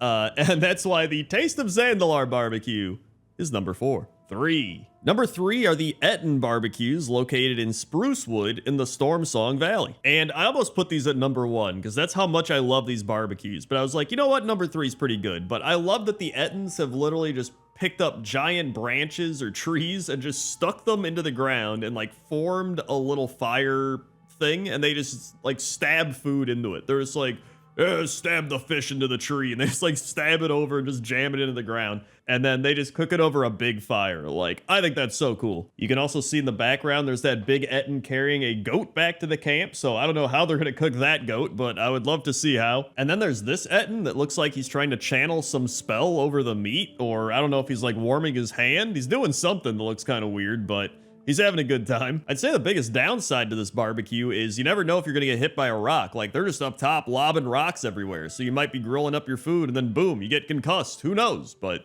that's why the Etten barbecues are number 3. 2. Number 2 are the Marakai centaurs in the Onaran Plains, and these centaurs know how to barbecue, man. Like, they got numerous fire pits set up with barbecue stuff. They have like different styles of barbecues all over the place. They got tables with spices and meats. Like, I forgot this place existed until I flew by here and I was like, oh my God, I almost missed this barbecue area. Like, they've got so much food that they're grilling up outside. This is maybe one of the biggest barbecues in World of Warcraft. Like, this is just a giant barbecue area, and the centaurs are just, they look like they're passionate about it too, right? Like, they're really getting into it. There's also a bird that just flies over like he's about to start eating. I don't know if he's supposed to be here or not. But yeah, if I had to pick one barbecue to go to, I think I might pick this one because it seems like they're gonna have the most variety. They have a bunch of spices and seasonings. Like, it seems like they're just gonna make the best tasting barbecue with the biggest variety. So that's why the Marakai Centaur barbecue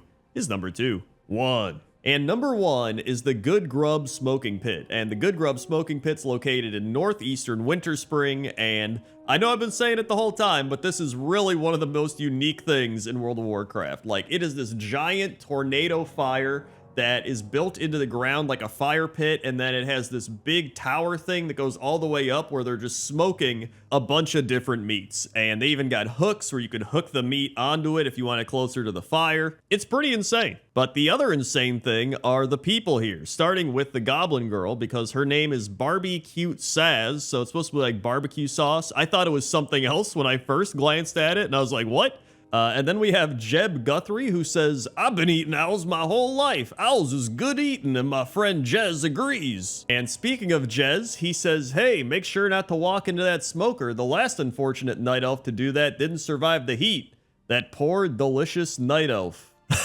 It also replaces whatever race you are to, you know, if you're like a Tauren, he's like, the Tauren walked in, that poor delicious Tauren. It depends whatever you are. And then there's Francis Morcott, who says, have you ever had the luxury of trying bear meat? I never had the chance to try it in Gilneas, but the bears here are simply exquisite.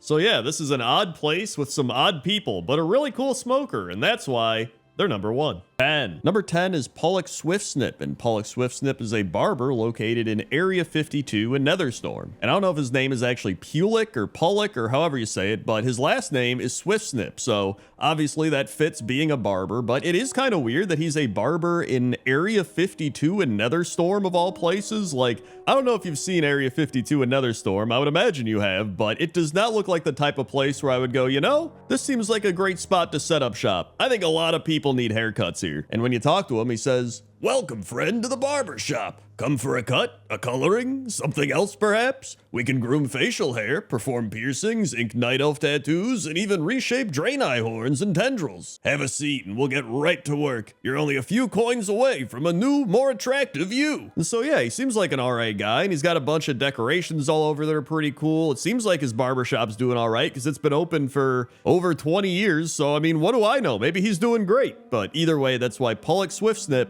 is number 10. 9. Number 9 are Smitty Hammerhead and Pop Soda Slam, located at the Hard Wrench Hideaway in Stranglethorn Vale. And so Smitty Hammerhead is a blacksmithing supplies vendor, and he's just hammering away on this anvil, which obviously is very fitting. His name is Smitty Hammerhead, but it is interesting that he's not an actual blacksmith trainer. He's just a blacksmithing supply vendor, right? So he's he's not teaching anybody. He's just like, listen, I'm doing my thing, and if you want to buy some blacksmithing supplies from me, I'll give you some. And then we have Pop Soda Slam, who is the food and drink vendor, and I love this name, right? It's got pop, it's got soda, it's like he's slamming them down, right? He can't stop drinking soda. But the problem here is that he doesn't sell any soda, and that actually upset me more than it should. Like, you're telling me that a guy named Pop Soda Slam can't sell like one thing of soda, or like Kaja Cola like the goblins have or whatever? He sells cups of frog venom. Like, come on, man. Although, you know what? Maybe he hates soda. Maybe he hates the fact that his name is Pop Soda Slam, and everyone's like, you don't sell soda? Your name's Pop Soda Slam. And he's just like, I hate soda. I wish I was never named Pop Soda Slam, and I'll never sell soda. At least that would be like some, you know, lore specific reason, but that's why I didn't put him higher up on the list. But either way, that's why Smitty Hammerhead and Pop Soda Slam are number 9. 8. Number 8 is Donald Dealright, and Donald Dealright is a human trade goods vendor located at the Thaldera Overlook in the Stone Talon Mountains. And as you can imagine from somebody named Dealright, he has a variety of items that he tries to sell to you that are just kind of like general good vendor items. But what's interesting to me about him is his clothing choice, right? He's wearing a wizard hat, he has on like a purple shirt, and then he's holding a sack or a bag of something that has like it's like either leaking or it has like fumes coming from it. I don't know what is in that sack, man, but I don't think I want to know. But either way, I mean, he's a very odd vendor, right? Like, he's just selling general goods in the Stone Talon Mountains dressed up like this. I don't know if he's a reference to something. I don't think he is, but I would love if they added in an NPC named Ronald Deal Wrong, and he's wearing like the same stuff, but it's all green. And then he just has a bunch of items he's selling that are the exact same items, but they all cost like 10 times more, and it's like, oh, this guy has the worst deals. We got to go to Donald Dealright, man. I think that'd be a really good goof. But either way, that's why Donald Dealright is number 8. 7. Number 7 is a bunch of dwarves located at Thelzamar, and so we have Innkeeper Hearthstove, Vidra Hearthstove, Lena Hearthstove, and Honey Golden Oat. And so the Hearthstove family appears to be the ones that run the Stout Lager Inn here in Thelzamar in Loch Modan. And you have Vidra Hearthstove, who is behind the counter of the inn. You have Lena Hearthstove, who is the stable master, and then you have Innkeeper Hearthstove, who is, well, he's the innkeeper. I like to think that his actual name is Innkeeper Hearthstove. They're just like, dude, this is Innkeeper Hearthstove. And they're like, oh, what's your first name? And he's like, Innkeeper. And they're like, oh, that's interesting, right? Like, he definitely was suited to become an innkeeper with that name. And speaking of fitting names, we have Honey Golden Oat, and she is the dwarven bread vendor here in the Stout Lager Inn, and that's another one where clearly she was meant to be a dwarven bread vendor. Like, could you imagine if Honey Golden Oat was a blacksmith or something, and you're like, wow, that's a weird thing for Honey Golden Oat, but really, there's nothing stopping her from being a blacksmith or something, right? Same reason Pop Soda Slam doesn't sell soda. He was like, I'm not doing this. And so yeah, I just really like all the Hearthstoves and Innkeeper Hearthstove and Honey Golden Oat, and that's why I put him at number 7. 6. Number 6 is Millie Brewtap and Gina Got Goods, located in the Badlands. And Millie Brewtap is carrying 2 mugs, and she's just standing in this goblin hut with a bunch of engineering parts all around. Like, if you walked in here, you wouldn't be like, oh yeah, this is a bar where they serve alcohol. But, you know, I guess if you're a goblin, you got to make do with what you got, right? And so she's just handing out alcohol. She sells a bunch of different alcohol, like banana cocktail, bottle of Dalaran Noir, bottle of Silver Moon Port, Hearthglen Ambrosia imported EK Ale. She's actually got a nice variety of alcohol, to be honest. You would think, being in the Badlands, she would just be selling the jug of Badlands bourbon and like maybe the Hearthglen Ambrosia or something, and that's it. Actually, you know what? Maybe the flask of bitter cactus cider. That could probably fit in here as well. And then we also have Gina Got Goods, and she is the general goods vendor, and as it happens, she does indeed have general goods. And so yeah, I thought these two would fit pretty well on the list, and they're pretty close by, so I decided to lump them together, so that's why Gina Got Goods and Millie Brewtap are number 6. 5. Number 5 is Frozo the Renowned, and Frozo the Renowned is a gnome on a flying carpet outside the Forge of Fate in Northrend Dalaran. And so Frozo was added in patch 3.3.3, and he was added so that you could trade your frozen orbs to him, and you could acquire things like runed orbs, crusader orbs,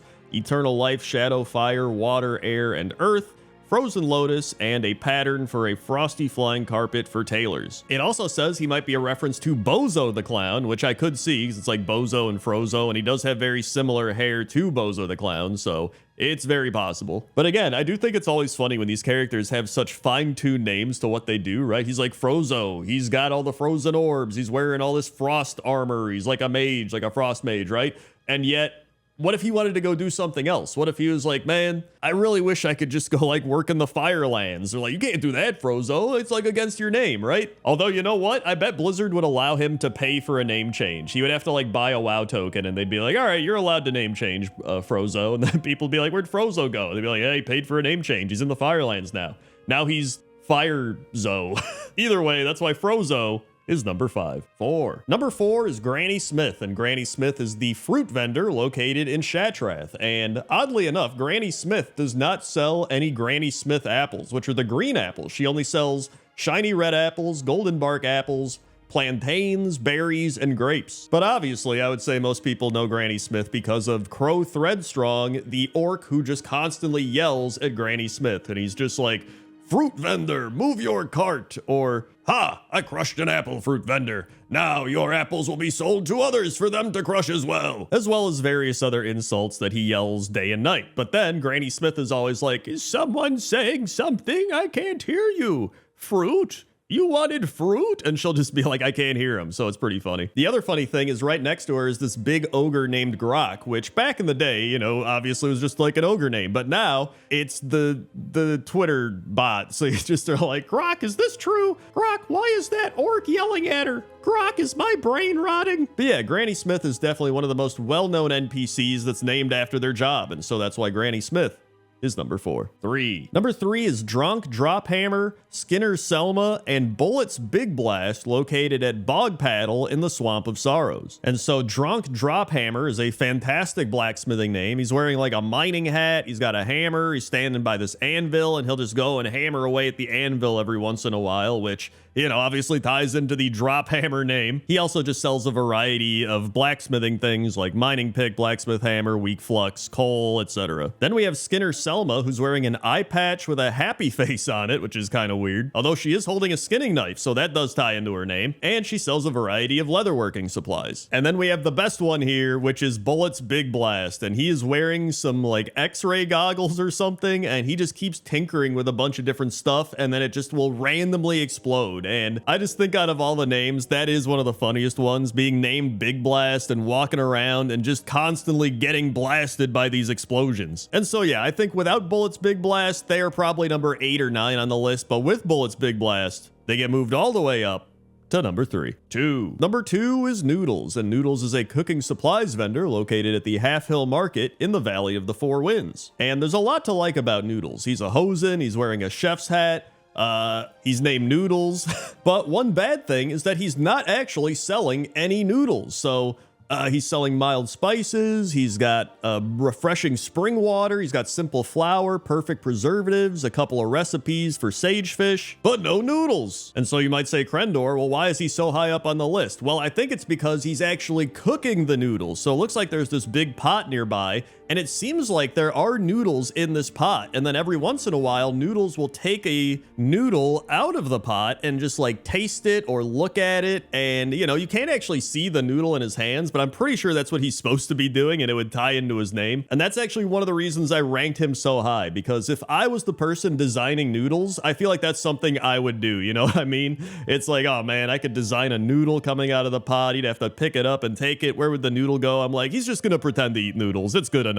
And really, that's very fitting for Pointless Top 10. And so that's why Noodles is number 2. 1. And number 1 are Mulch, Death Drip, and Corpse Dust located at the Ebon Watch in Zuldrak. And out of all 3 of these, I think Mulch is actually my favorite. He is the herbalism vendor, and he just sells an herb pouch and crystal vials, but I just love that he's named Mulch. I just think it's funny. And then we have Death Drip, who's a poison vendor, but they no longer need poison vendors, so he just sells a simple dagger now, so they really just removed his entire purpose. And speaking of removing a purpose, we also have Corpse Dust, who is a a ghoul reagent vendor that used to sell corpse dust, which was used by Death Knights as a reagent to summon a ghoul without having to use a human corpse. But corpse dust as a reagent was removed in, I believe, Cataclysm, or some other expansion soon after. Yeah, I just really like these guys. It's not very often you get ghouls and geists that are named after their professions, but then they remove their professions, so I feel kind of bad for them, because I feel like they were pretty excited to have their professions, and now they don't even really have them anymore, aside from maybe Mulch. But either way, I want to give them some credit, because I really like these guys, and so that's why Mulch, Death Drip, and Corpse Dust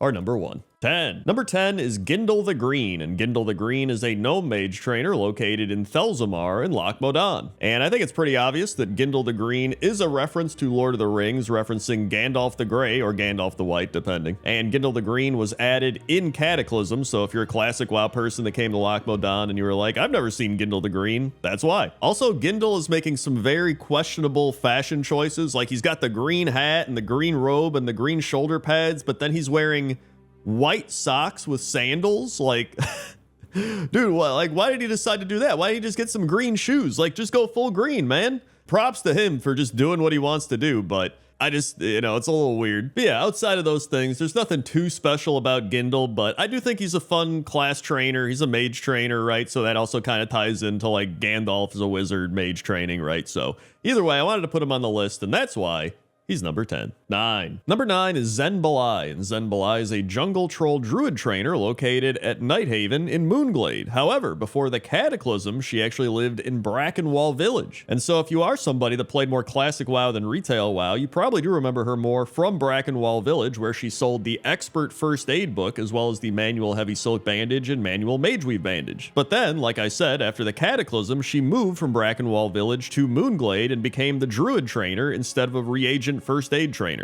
And so I wanted to put her on the list because I truly think it's impressive that she's went down a line of just terrible jobs to have in the World of Warcraft economy. Like, she's been a first aid trainer, which then got removed from the game, and then became a druid trainer, which then pretty much lost all sustainability because people could just learn their skills on their own. I mean, they really could have just made her like an archaeology trainer to complete the trifecta, but it's, she would have probably been like, I'm done. Just remove me from the game at this point. And so yeah, I decided to put her on the list because it's not every day you find somebody that's had 2 jobs in World of Warcraft that have both become invalid. And so that's why Zen Balai is number 9. 8. For number 8, we actually have 2 class trainers, both of which are mage trainers. So one of which is Merrick Nurabit, and he's a gnome mage trainer located in the Dunmurrow starting zone area. And then we have Kaelistia Hatebringer, who is a banshee mage trainer located in the magic quarter of the Undercity. So Merrick Nurabit is on this list because he's just a goofy mage trainer, and he actually got removed after classic WoW, so you can't actually find him in retail WoW, but probably for good reason. He was a gnome mage trainer that just wanted to drink and not actually train anybody. And so when you talk to him, he says, oh yeah, the arcane arts, of course. Yeah, here's what you need to know, Cren. Don't get into too much trouble. Save some coin to buy me an ale, or any spells you might want, and stay the heck away from Gnomeregan. Other than that, have a good day. I'll be here if you need me or want to train or whatever. Meanwhile, then we have Kaelistia Hatebringer, who I decided to put on this list because she's one of the only banshees in the game, as of right now, to wield a weapon. So I just thought that was pretty cool. And so yeah, I decided to combine these because they're both mage trainers and they don't have anything too crazy about them. It's just like one's a drunk gnome that doesn't want to train you, and the other's just a banshee that carries a mage staff, which is pretty cool. But you know what? I like it, and that's why they're number 8. 7. Number 7 are both Strahad Farzin and Baba Gaia Shadowcleft. And these are 2 warlock trainers located in Ratchet. And I just thought they were interesting, starting with Strahad Farzin. It says here, when he was facing down his Fell Hunter, he barely escaped with his life, but eventually he became a powerful warlock, teaching greater summoning. And I think the coolest part about him, though, isn't really his lore. It's the fact that he has the option to train your spells for money, just like you could back in classic World of Warcraft. However, due to automatic learning, there's actually no chance for anybody to actually learn spells from him. But you can like literally click on him with the little book icon and see where you would be able to learn spells. There's just nothing to learn. So really, Strahad might be the last remaining true classic class trainer in World of Warcraft. And then we have Baba Gaia Shadowcleft, and I really like her because she's clearly a reference to Baba Yaga, which is the witch-like character in Slavic folklore. So I just thought that was cool. She also has an eye patch, and how could you not like a warlock with an eye patch? That does look pretty sick. So either way, that's why Baba Gaia and Strahad Farzin are number 7. 6. Number 6 is Daphne Funky Beats, and Daphne Funky Beats is a gnome located in the Pig and Whistle Tavern in Old Town in Stormwind City. And Daphne is kind of like the cooler version of Merrick Nurabit, the drunk gnome guy from earlier, because she's just here having a good time, dance with everybody. She's like, yo, pull up a stool and join me for a drink or two, friend. Wait, hey, where'd all the stools go? And then she's a warrior trainer, so she would train warriors, but if you weren't a warrior, she would just be like,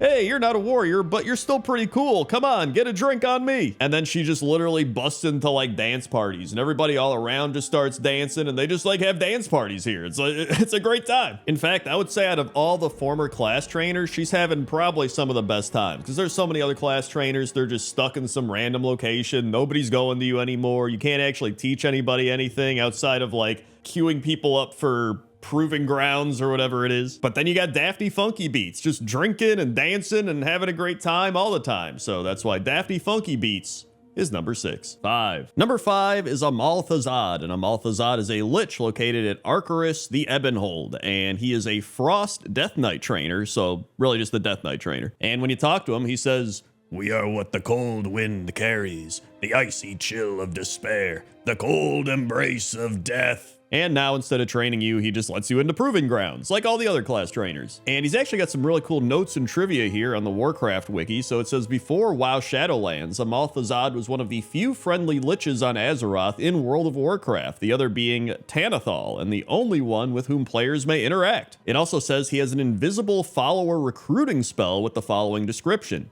Champion Amalthazad. Amalthazad was once a powerful frost mage who fought against the forces of the Lich King. Arthas, impressed with the mage's power, raised him into undeath as the Lich King Amalthazad. The spell is associated to a buff that says, Amalthazad employs the frozen powers of undeath to lay waste to all who dare to oppose him. So yeah, Amalthazad is pretty cool, and that's why he's number 5. 4. Number 4 is Gold Skimmer, and Gold Skimmer used to be called Sister Gold Skimmer, and she was a goblin priest trainer located at KTC headquarters on Kazan, and she could be seen there standing on a pile of gold, and she would just stand there all the time, standing on her big gold pile, looking to train some priests, and when you would talk to her, she would say, "You don't have to be a priest to tithe. Your coin is just as welcome, sir." But then she moved up the chain, and undermined, she became Mother Gold Skimmer and now runs her own Sewerside Chapel in Hovel Hill, where she has an accountant and a bodyguard and pretty much everything you would expect of a sleazy church. And now when you talk to Mother Gold Skimmer, she says, "Looking to reserve your front row seat in the afterlife? No post-mortem refunds." And so I do think it's really funny, right? Like, she was supposed to be this holy priest trainer, and then she's just like, this sucks. I gotta figure out how to get out of here. And then she just started her own mega church and is just like, hey, come give me money. And so yeah, compared to all the other class trainers, she's doing pretty great, even if she might be a little scummy. And that's why Gold Skimmer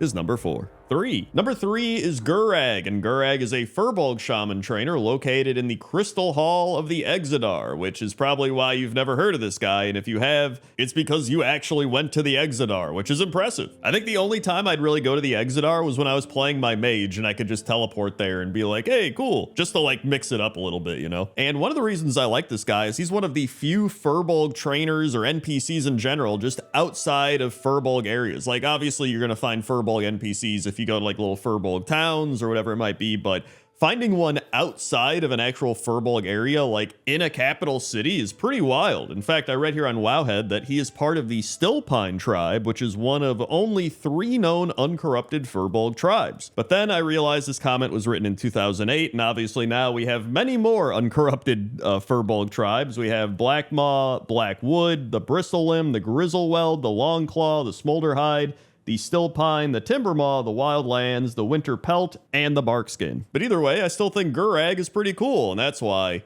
he's number 3. 2. Number 2 are the Goblin trainers located at Bilgewater Harbor and Azshara. And we have quite a few Goblin trainers here. We have Max Avalanche, who is the Goblin Shaman trainer. We have Evil Fingers, the Warlock trainer. We have Fizz Lighter, the Mage trainer. Jesse Boomfist, the Monk trainer. And the Warrior Matic NX-01. And speaking of the Warrior Matic NX-01, apparently it might be a reference to the Starship Enterprise NX-01 from the Star Trek spin-off series of the same name. And despite being being a training dummy, it's actually listed as a humanoid. But I really like how all of their names are just kind of funny pun types of names. We have Jesse Boomfist, who just says, "Gunpowder's useless if you can't control when it explodes. Too late, they're gone. Too early, you're gone." And then Evil Fingers says, "Look, you don't even want to know the sort of stuff I could teach you. Seriously, I'd melt your brain. Go play nice somewhere else." And then on top of that, they'll all just start fighting each other randomly. They're just like throwing spells at each other. So it's very goblin-esque, very chaotic, and I just think it's a lot of fun on top of just having all these different types of class trainers. So that's why I decided to put them at number 2. And number 1 is Ting Strong of Stomach, and Ting Strong of Stomach is a Pandaren monk trainer located at the inn in Deathnell in the Tirisfal Glades. And this is such a weird interaction. So Ting is just standing here, and these undead come up to her, and they're like, "Here, try this." And she's like, "Okay." And she drinks from this vial, which then turns her green and surrounds her in this green smoke. And then she's like, "Wow, it's interesting." And they're like, "Oh, yes, I'm sorry it wasn't to your liking." And then they walk away, and they're like, "She should have been a pile of bones and slime. Strong stomach indeed." And then Ting says, "I will say, the Forsaken have strange taste when it comes to brew. I get the feeling they're not exactly preparing it for friends, though." It also says here that during the Mist of Pandaria beta, she was actually known as Ting the Intoxicated, and then it got changed, probably because I don't really think she's like a drunk walking around. I think she's just got a good stomach. But yeah, I just really like this interaction of like, she's this Pandaren monk trainer that came here to train up the undead monks, and they just are like, "Who is this?" And they keep giving her like poison potions or weird things, and she's just like, "This is great." And they're just like, I don't know. So either way, that's why Ting Strong of Stomach is number 1. Number 10 is the Red Rock Harbor, and the Red Rock Harbor is a bay near the southwestern edge of Uldun. And before we fully got into this video, I wanted to differentiate between a bay and a harbor. So a bay is a body of water that is partially enclosed by land, while a harbor is a sheltered area. So a bay is not a harbor, but a bay can contain a harbor. And so I really like this area. It's up near the Red Rock Mines, hence why it's called the Red Rock Harbor. And you can see it is kind of up near the cliffside of the Red Rock Mines. And there are going to be some obvious ones on this top 10 list of harbors where you're like, "Oh yeah, that's going to be on the list." But I wanted to find a few where you were like, "Oh yeah, I either forgot about this harbor, or I didn't even think of it, or I've never even seen it." And I feel like the Red Rock Harbor is actually a pretty good one. And it's a pretty cool one as well, because there's so many, ships and cannons and little, crabs and birds and just a whole bunch of stuff all over here. And I just think it's a really nice area and a really cool harbor. And so that's why it's number 10. Number 9 is Karabor Harbor, and Karabor Harbor is located in, Karabor. But specifically, it's located in Shadowmoon Valley, the Draenor version. And what I think makes this harbor so cool is that it is like a major city harbor, but there's like nothing here. Like it's almost like a ghost town. It's kind of creepy, but Karabor was originally planned to be the Alliance capital for Draenor, and then the Horde was going to be Bladespire Citadel, and then they ended up abandoning those ideas. And so that's why I think this was supposed to be this like Stormwind City tier harbor, and it ended up just being this big empty space. It almost has Dead Mall vibes, you know what I mean? Like it was supposed to be this really big thing, and now it's just kind of there, and you're like, "Oh, well, this would be really cool if there was actually ships here." But hey, you know what? That doesn't mean we can't appreciate it for what it is, and it would be a really cool harbor if it was being used at all. And so that's why Karabor is number 9. Number 8 is the Onslaught Harbor, and the Onslaught Harbor is the base of operations for the Scarlet Onslaught in Icecrown in Northrend. And I think even though it's a very basic harbor, it is a really cool harbor. And so according to the WoW Wiki, the harbor itself is built on a small island with a bridge connecting it to a larger island upon which it sits the Crimson Cathedral, where the resurrected Archbishop Landgren once resided, surrounded by Onslaught Raven bishops. Only the battle-hardened Scarlet Crusaders who survived the Forsaken attack on New Hearthglen reside here. That, combined with the griffins they took, make the base very hard to conquer. And so yeah, looking around, you can see all the ships here. There's all the, castle, cathedral types of stuff. There's the big bridge leading in. There's all the griffins and the Scarlet Crusade all around. I think it's just a really aesthetically cool type of area. And, it's kind of hidden away in Icecrown, too. You don't really see it until you have a quest to go there, or you're just flying around. So even though it's hidden away in Icecrown, it's got a lot of cool lore behind it, and it's just thematically really cool. So that's why It's number 8. 7. Number 7 is the Venture Bay Harbor, and Venture Bay Harbor is located in Grizzly Hills in Northrend. And I'm sure people remember Venture Bay for a few reasons, one of which is probably PvP, because this was a PvP area back in the day, and the other is probably the lighthouse. I actually made Pointless Top 10 lighthouses, and this was on it, and I believe the lighthouse was one of the focal points of PvP, so. But one of the reasons I really love Venture Bay is just the layout. It's very unique. It almost has this like compass shape to it. And then you can see where the two side areas have these bridges that'll actually rise up and go back down to let the ships in and out. And I don't know, it's very unique, and it's right by all the lumber stuff as well. And it's just in a really nice location, right by Grizzly Hills and Dragon Blight, and it's just all the ice glaciers all around and the mountains and the trees. I don't know, it's very aesthetically pleasing. And then Howling Fjord, I think, is back there as well. It's just really cool location, really unique type of layout, I guess you could say, and just a great harbor. And so that's why it's number 7. 6. Number 6 is the Tidescorn Harbor, and Tidescorn Harbor is a very cool harbor town found near the Hellmouth Shallows in Stormheim. And I really love the aesthetic here. There's the mists and the fog, and it's just kind of a very mysterious type of area, but it's got some really cool history as well. And so this harbor used to belong to the Tidescorn, which were the Vrykul of Stormheim, and then Helia surrounded the town with her mist, maddening its citizens and making them violent and savage. Day by day, more and more people couldn't think clearly, and many had ventured into the mist, never to be seen again, including the town's leader, Jarl Tarbin. In the end, the entire population of Tidescorn Harbor was taken by the mist, siphoned of life, and converted into Helia's own. Since then, the harbor belongs to the Heliar, I don't know how to say that, and the Jarls of Stormheim were forced to give up the sea. It was custom for deceased Jarls to be sent out into the sea in a longboat and set the boat ablaze, but after the mist came, the Vrykul dare not to, as the body may return as a Kavaldir. And so relating to the game, there's actually a quest where you go and destroy Helia's ship, and that allows a bunch of Tidescorn souls to be set free. But yeah, this is a really unique harbor. I think it's cool, and that's why it's number 6. 5. Number 5 is Rutherin Village, and Rutherin Village is a port town for the Night Elves by the city of Darnassus. And I think a lot of people remember this because this is how you get up to Darnassus, right? Like, you would always go here, and then you're like, where am I? And you'd have to go through the little portal area, and that takes you up to Darnassus. But I always thought this was really cool. It was just, it was kind of separated, but in a weird way, because it doesn't really make sense how you have to take a portal all the way up. I mean, now it's destroyed, but it used to be really cool. It also said that this is a port town, and I want to differentiate between a harbor and a port, just the same way we talked about a bay and a harbor. So a port is actually the facility built on or near the harbor to facilitate the commercial activities of loading and unloading cargo and passengers. So essentially, a harbor is the water, and the port is the infrastructure built around it for trade. So I thought that was really cool. I didn't know that. But yeah, I always like Rutherin Village. I think it's an awesome harbor, and that's why it's number 5. 4. Number 4 is Astravar Harbor, and Astravar Harbor is the main port of the Nightborn city of Suramar, and it extends out from the center of the city into Suramar Bay, and the harbor houses the majority of Suramar's waterborne vessels. In addition to the gondolas, which serve as a major method of transport throughout the city, Astravar Harbor is notably home to numerous larger pleasure boats, the property of the city's higher social classes. But I really do love this area because of Suramar. I mean, Suramar in general has been in so many pointless top 10s because it's so cool. But it's just, I love this area because it's a different type of harbor, right? Like, it's this big kind of circular building, and all the boats are going in and out of it. And obviously there's a lot of demons around here, which ruins the vibe a bit, but it is still really cool. And in the grand scheme of things, if there's one thing that I love in pointless top 10, it's unique types of things, you know, whether it's a town or a mushroom or whatever it might be. And this harbor is definitely one of the most unique harbors in the game. And so that's why Astravar Harbor is number 4. 3. Number 3 is Stormwind Harbor, and I'm sure a lot of people would put Stormwind Harbor as their number 1 harbor, but I always thought it was really cool. It's not my favorite, but it's definitely worth top 5, which is why it's here on the list. And it's just a really cool harbor. I mean, you've got the wharfs, you've got the lighthouse, you've got the gate, the dry docks, and the harbor fortress. I just read all those off the thing. That wasn't me just being like, oh yeah, I know all about this.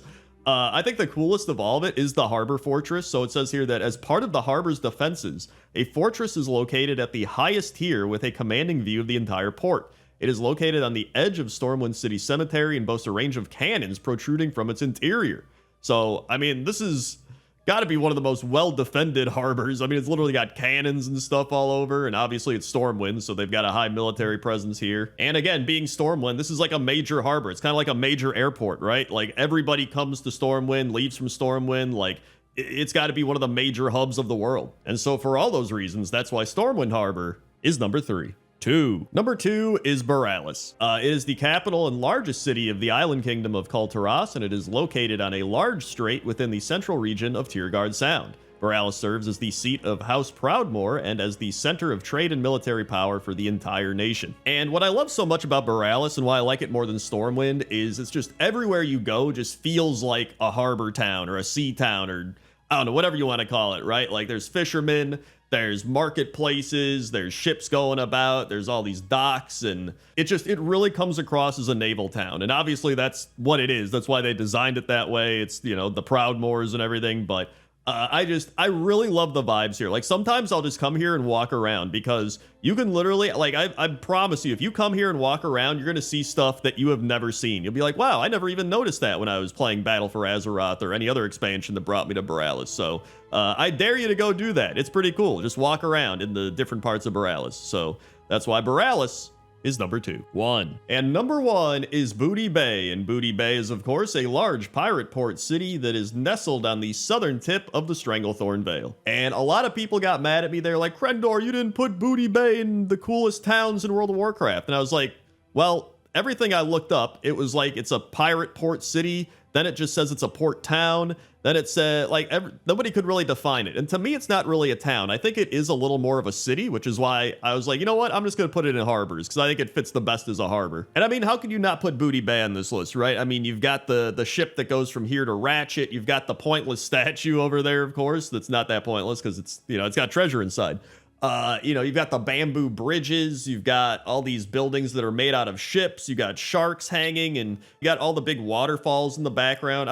I've always loved Booty Bay, dating back all the way to classic World of Warcraft, and so that's why Booty Bay is number 1.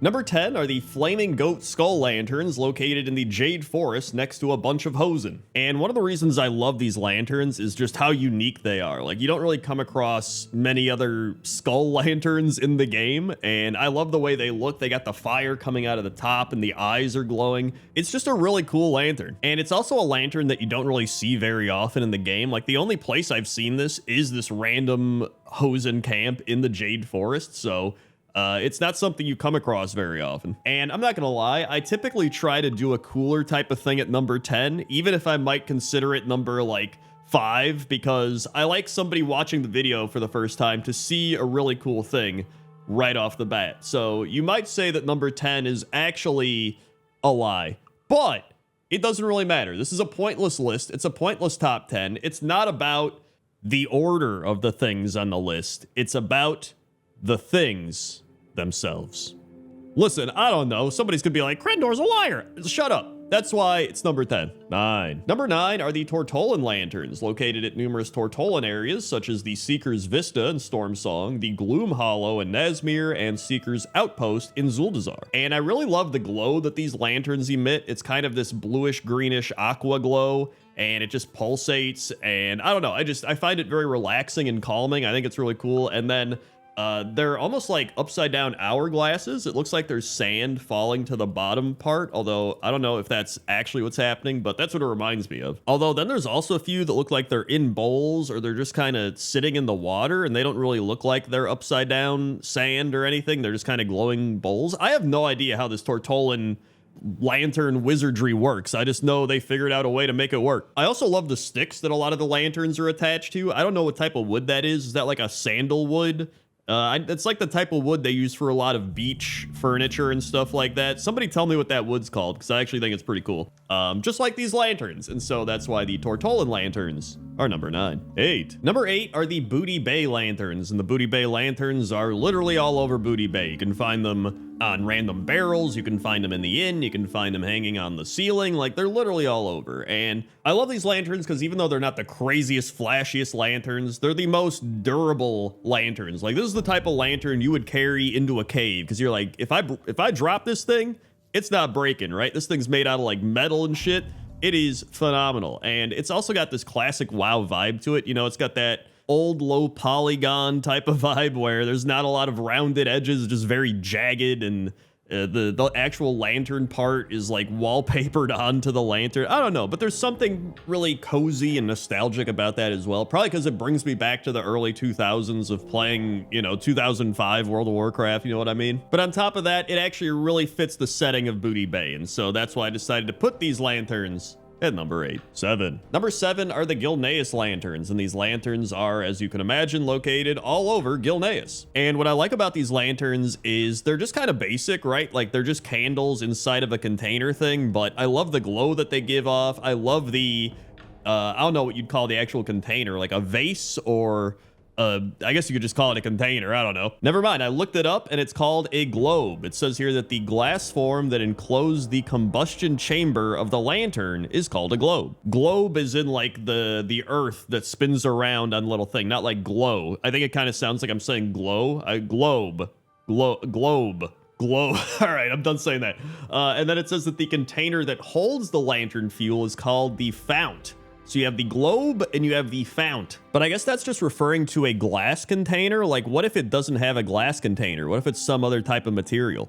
I have no idea. Either way, these are really cool. I like these lanterns. They fit the aesthetic of Gilneas, and they're pretty cool. So that's why I decided to put them at number 7. 6. Number 6 are the lanterns located at the Utgard Keep in the Howling Fjord. And I love these lanterns because they have this cool dragon thing that's holding them up. So that is taken into account here when I was considering these lanterns. You got the big dragon head made out of wood, and then it's holding up the chain, which is holding up the lantern. And this is one of those things I just mentioned. Like, what is the outside of this lantern called? There's no glass on this lantern. It's all just metal. So would this big metal part of the lantern be called a globe still, or would it just be something else? I have no idea, but it looks cool, right? Also, the main reason I found these lanterns was because I keep running the Utgard Pinnacle trying to get the blue proto drake, which I'm almost at 500 attempts. By the time I upload this video, I'll probably be over 500 attempts.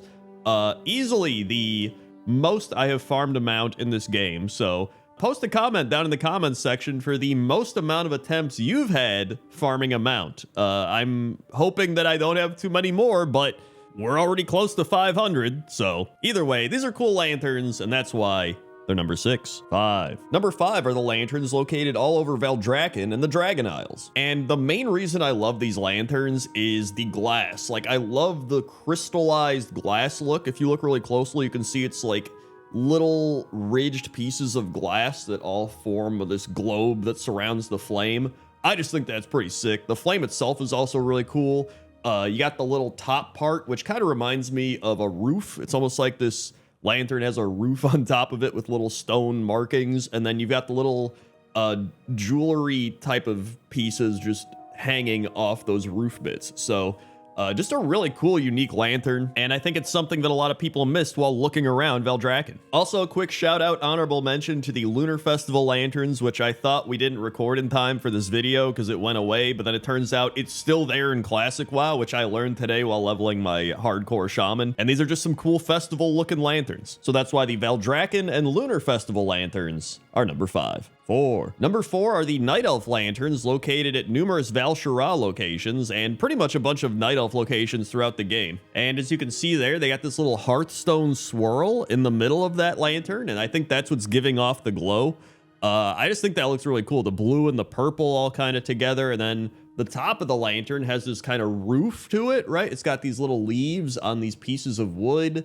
And it's a really cool lantern. Like, it's something that looks like it was designed with an artistic style in mind. You know what I mean? Like, some lanterns are like, you know, make it so that it lights up the area, which is the purpose of a lantern. You know, that's a fair enough purpose for it. But this one looks like it actually had some design put into it. You know what I mean? Like the little leaves and the swirls and all the little, you know, parts of it. Like, it just looks really nice. There's also the version of the lantern that's in the Emerald Nightmare area. So it's just very red. It's just a very red version of the lantern, but it still looks cool. It's like a different skin of the lantern. But yeah, I like these lanterns quite a bit. They remind me of almost mini houses in a way. And it's just, I like them. So that's why I decided to put them At number 4. 3. Number 3 are the lanterns at the Temple of the White Tiger in the Kunlai Summit. And these are these big, kind of chunky, metallic lanterns that are just hanging all over the temple grounds. And they've got these big flames coming up from the center of the lantern.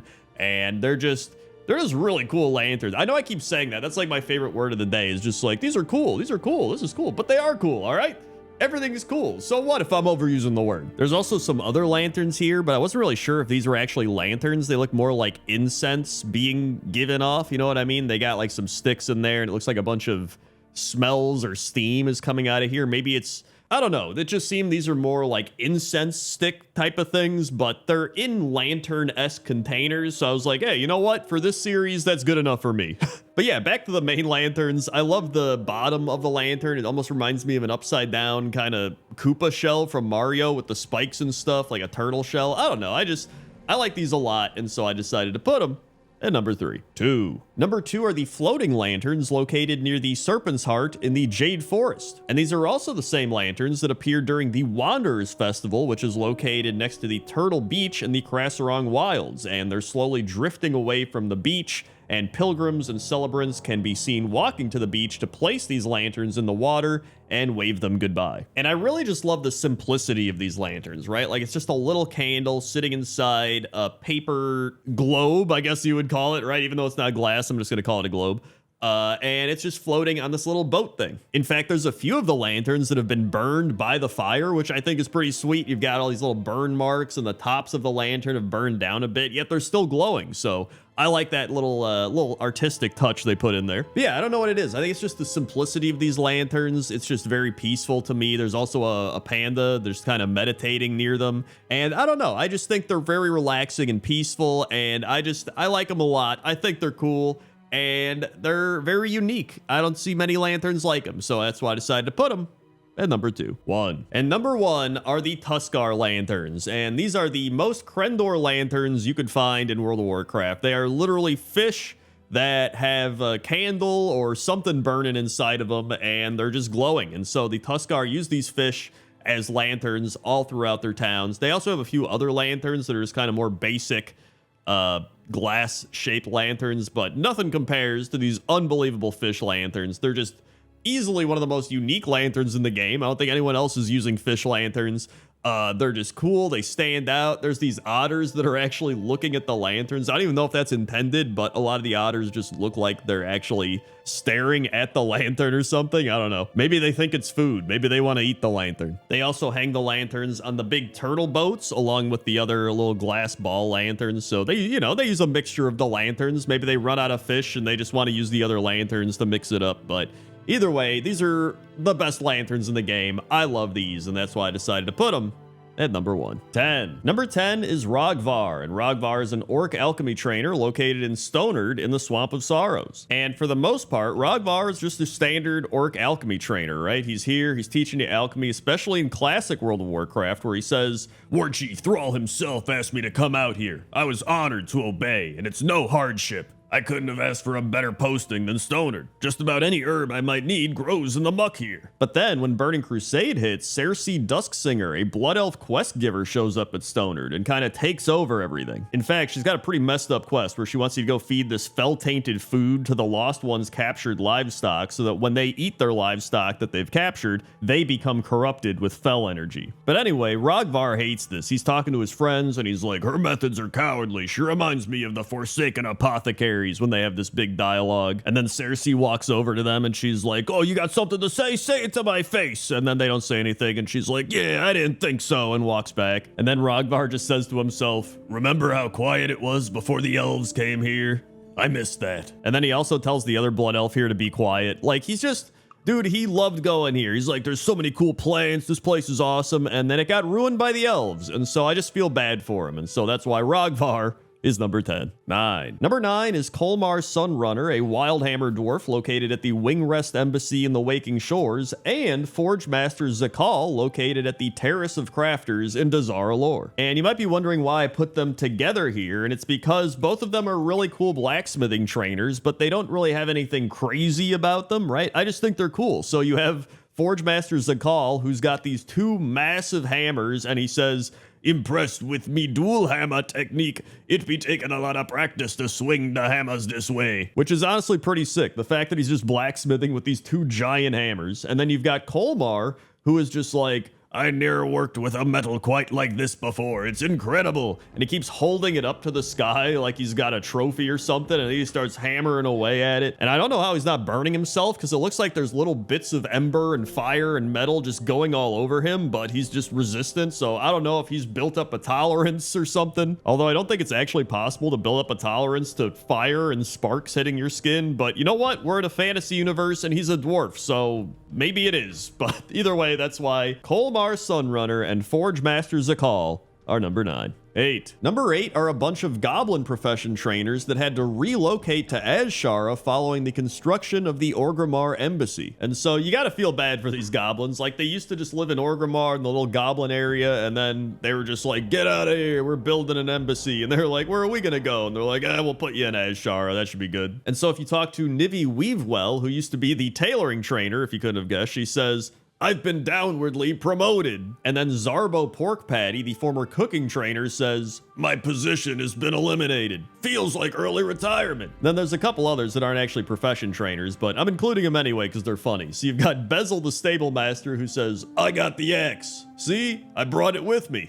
Pezek Lockfast, the former trade supplies vendor, says, we're here as part of a workforce adjustment. And then there's Crank Choplim, who was the first aid trainer, and he still carries his axe around, even though he's a bandage trainer now, but I don't think he cares too much about bandages. But yeah, I think all these goblins are pretty funny, but it is pretty sad they had to lose their jobs and get moved over here, so that sucks for them. So that's why I decided to put them at number 8. 7. Number 7 is Stacks, and I guess this is also kind of a 2-for-1, but in a different way, because it's still Stacks, but we have Head Chef Stacks. So Stacks is a cookatron located in Rustbolt on Mechagon Island, and Head Chef Stacks is located at the Wingrest Embassy in Waking Shores. And there's actually a few cookatrons throughout the game. There's Coggleston, Gusteau, Pierre, Waffle Joe, but none of them are actual cooking trainers. Only Stacks is the cooking trainer. And so I guess people love Stacks enough on Mechagon that they decided to bring him to the Dragon Isles and promote him to head chef. And he's like,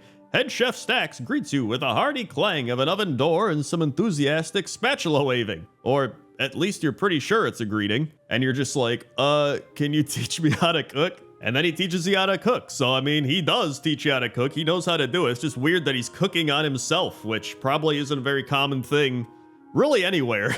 I also love that he's like all curled up as an actual cauldron, and then when you talk to him, that's when he springs open like, oh boy, time to cook. So I think he's great. I love Head Chef Stacks, fantastic cooking trainer, and that's why he's number 7. 6. Number 6 is Silkmaster Sai, and Silkmaster Sai is a Pandaren tailoring trainer found in the Silken Fields in the Valley of the Four Winds. And when you talk to Silkmaster, he says, greetings, stranger. I am Silkmaster Sai. Welcome to the ancient Imperial Silk Farm. This farm dates back to some of the earliest dynasties of Pandaria, and each generation exceeds the last in quality of silk. And then he offers you a quest called Where Silk Comes From, and he's like, would you like to be a Silkmaster for a day? And he tells you to go get some mulberry leaves, and you have to feed the hungry silkworm, and then you have to go get some raw silk from the processing hut on the south side of the farm, which I think is just him giving us all of his chores, but he's the silk master. He can do what he wants. Yeah, I just felt like putting him on the list because of like all the tailoring trainers in World of Warcraft. Like, this dude is the silk master. You know what I mean? Like, there's plenty of tailoring trainers where they're like pretty good at tailoring or they're good at other stuff, but this dude is the silk master. So I was like, I gotta put the silk master on the list, and that's why he's number 6. 5. Number 5 is Daroness the Learned, and Daroness is a high elf archaeology trainer located in Dalaran. And back in Wrath of the Lich King, Daroness was located in the Ledgerman Lounge in Dalaran, just chilling around, and she could teach you archaeology. But then, when Legion hit, she actually got an entire store called Things of the Past. And the actual shop is really cool. There's a bunch of artifacts all over the place, and she's trying to catalog everything and carrying books around and stuff. She really was the archaeology person. She even gave a bunch of quests for archaeology, and then archaeology went away. And so I feel bad because this is like her entire profession, right? And they gave her this entire store And now none of it matters unless you're trying to, like, I don't know, go back and get a mount from archaeology or something like that, right? And so I just hope that one day, if they bring archaeology back or revamp it in some way, that they mainly go to Darren S. the Learned as the head archaeology person, because I think she's earned it. And so that's why I put Darren S. the Learned at number 5. 4. Number 4 is Oglethorpe Obnauticus, and Oglethorpe is an artisan gnomish engineering trainer located in Booty Bay in the Cape of Stranglethorn. But you probably know him best as being the guy that does all the mechanical chicken quests in classic World of Warcraft, where you find the mechanical chicken item and then it's like, go get the chicken and escort it to safety. That's this guy. And his name is actually a reference to the cartoon Aqua Teen Hunger Force, where one of its characters is an alien named Oglethorpe who consults a disco ball named Obnauticus for guidance. And Aqua Teen Hunger Force is also where I got the idea for my Taran's voice back in my old WoW machinimas, where I'd be like, hey everybody, it's me, and it's just my Meatwad voice. He also appeared in Battle for Azeroth on Mechagon, but I couldn't really find him there, but he was there at some point. He might be a daily quest or something, I don't know. It's also said that he was ostracized by the rulers of Gnomragon because they considered him an intellectual threat. That caused him to leave Gnomragon, which is probably why he's in Booty Bay. But what really happened was Sicko Thermoplug stole his blueprints and created the Crowd Pummeler 960 and set it loose in Gnomragon, and the ruling council of gnomes banished Oglethorpe, believing him to be responsible. So yeah, this dude is like one of the greatest engineers in World of Warcraft, and he makes robot chickens, so that's why he's number 4. 3. Number 3 is Honora, and Honora is a human enchanting trainer located in Uldaman. And prior to patch 2.3, Honora was the only artisan enchanting trainer in Azeroth. But after patch 2.3, most cities now have artisan enchanting trainers, making her pretty much insignificant. But it was actually really cool. You had to kill a bunch of scorpions around her camp, and after you do that, that's when she'd show up being like, okay, it's safe to come out now. And so not only did Blizzard get rid of her purpose after this all happened, but in Dragonflight, in the revamped version of Uldaman, she's killed. She's dead. You can find her corpse in the hall just before Emberon with the spiders and other dead Explorer League members there behind where the mole machine appears. So they're just like, hey, you know what? She doesn't got a purpose anymore. She's dead. Dude, I don't know what it is. If you're involved at any point with like archaeology or the League of Explorers or something, like Darren has to learn, has to watch out. She might be next. Blizzard just like, I don't know. Maybe they killed her in the Dalaran crash. I forgot about that. Oh my God, dude. I need to find out. I might be onto some crazy conspiracies. But either way, I think Honora's really cool, and she just kind of lost her purpose and then got killed, which sucks. So you know what? That's why she's number 3. 2. Number 2 is Nami, or Nomi. I never knew which one it was, but Nami is a Pandaren cook, and since he was a young cub, he was eager to learn everything he could about cooking. Many folks who were passing by helped him along with a few words or advice or a recipe or two. He's encountered by players first as a boy in Pandaria, and some years later, he's now grown as a Pandaren and becomes the cook in Dalaran, but now he is in the Dragon Isles. And so I think everybody remembers Nami because he burns everything, right? They've even memed it. They're just like, Nami just sets everything on fire. Blizzard themselves have memed it up, and now you can talk to him in Valdrakken, and he says, hello, friend. I've come to the Dragon Isles with a hope in my heart to further hone my craft. From what I understand, many dragons tend to favor a style of cooking for which I share a certain affinity. And so when I was thinking of profession trainers, I was like, Nami has to be on this list. He's probably one of the most well-known profession trainers in World of Warcraft, just for not really cooking very well. But you know what? He's still known for that. And so that's why I put him at number 2. 1. And number 1 is Conjurer Margos. And Margos is a fishing trainer located just outside Dalaran, or I guess kind of still in Dalaran, on a floating island surrounded by a bunch of animals and arcane creatures and stuff like that. And if you read the faction description, it says, once a student of the Crendor, Margos has turned to fishing to ease his stressful life. And this made me realize that this is the most Crendor-coded profession trainer in the game. Like, this dude just gave up on being a student of the Crendor. He's like, dude, I'm just gonna go fish on this floating island and make my own reputation and give out like a bunch of arcane lures and murloc bobbers and just fish rewards and Trashy the raccoon and Squeaky ducks. And he's just chilling, having a good time, being a magical fisherman and sharing the fun of it with you. And so I was like, this has to be number 1. And that's why Conjurer Margos is number 1. 10. Number 10 are the Tauren mailboxes, and the Tauren mailboxes are located in the Barrens, the Stone Talon Mountains, and I believe a few other places, but funnily enough, these mailboxes are not located in Thunderbluff. And I don't really know why, because I feel like at some point they could have just swapped the mailboxes in Thunderbluff for these ones, but they were probably like, nobody cares, or maybe it's just too hard to do, like with the coding. I have no idea, but it is very weird to see these Tarn-themed mailboxes that fit the Tarn aesthetic perfectly all over the place, everywhere except Thunderbluff, their main capital city. But aside from all that, the actual mailbox itself is really cool. It is a totem. It's got a little